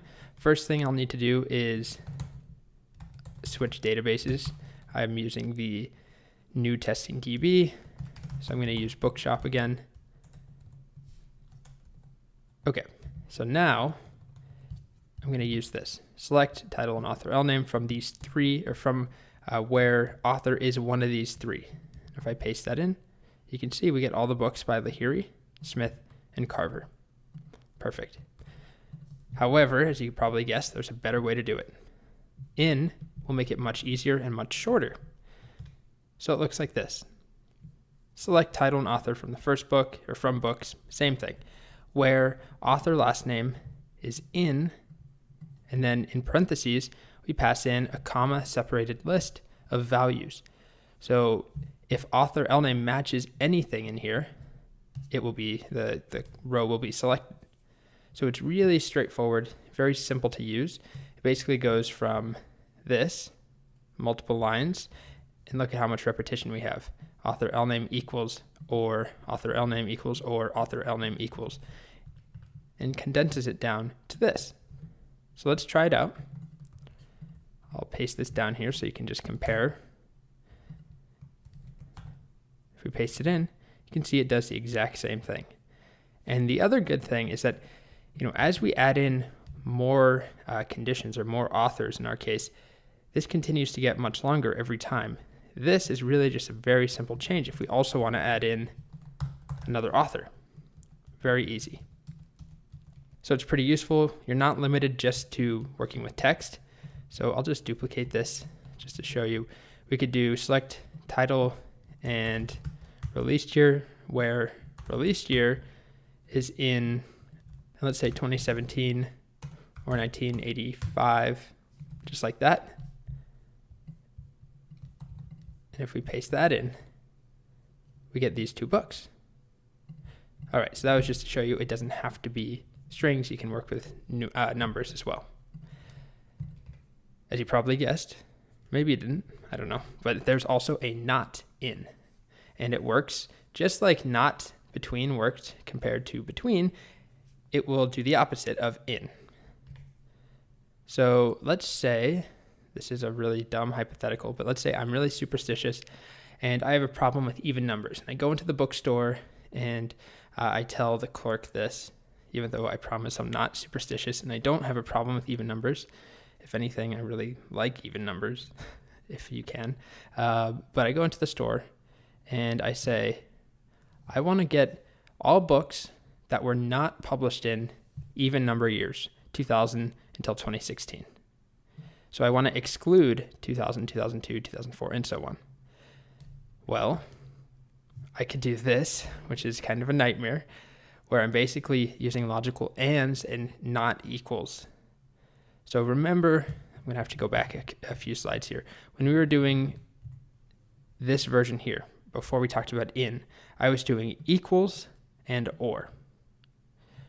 So author name equals Carver, or author name equals Lahiri. But when we negate it and I want to do the opposite, I need to negate the equals with a not equals, and I flip the or to an and. Which, when I say it that way, I realize it may sound a bit more intimidating than it is. Basically, logically, if we step through this, what I'm saying is I want to select all the books where a release year is not 2000, and it's not 2002, and it's not 2004, and it's not any of these. So anything other than these values. And or wouldn't work here. It has to be and. Okay, but the point is that this is a mess. It's obnoxious. It's gigantic. If I do copy it over and I try running it, you'll see we get all books from odd number years. But there's a better way. We can use not in, which works just like you'd expect. Rather than saying in, we just say not in, and we provide that list, that set of values. And in this case, I've just passed them all in. Notice the difference there, massive difference. And if we run this, whoops,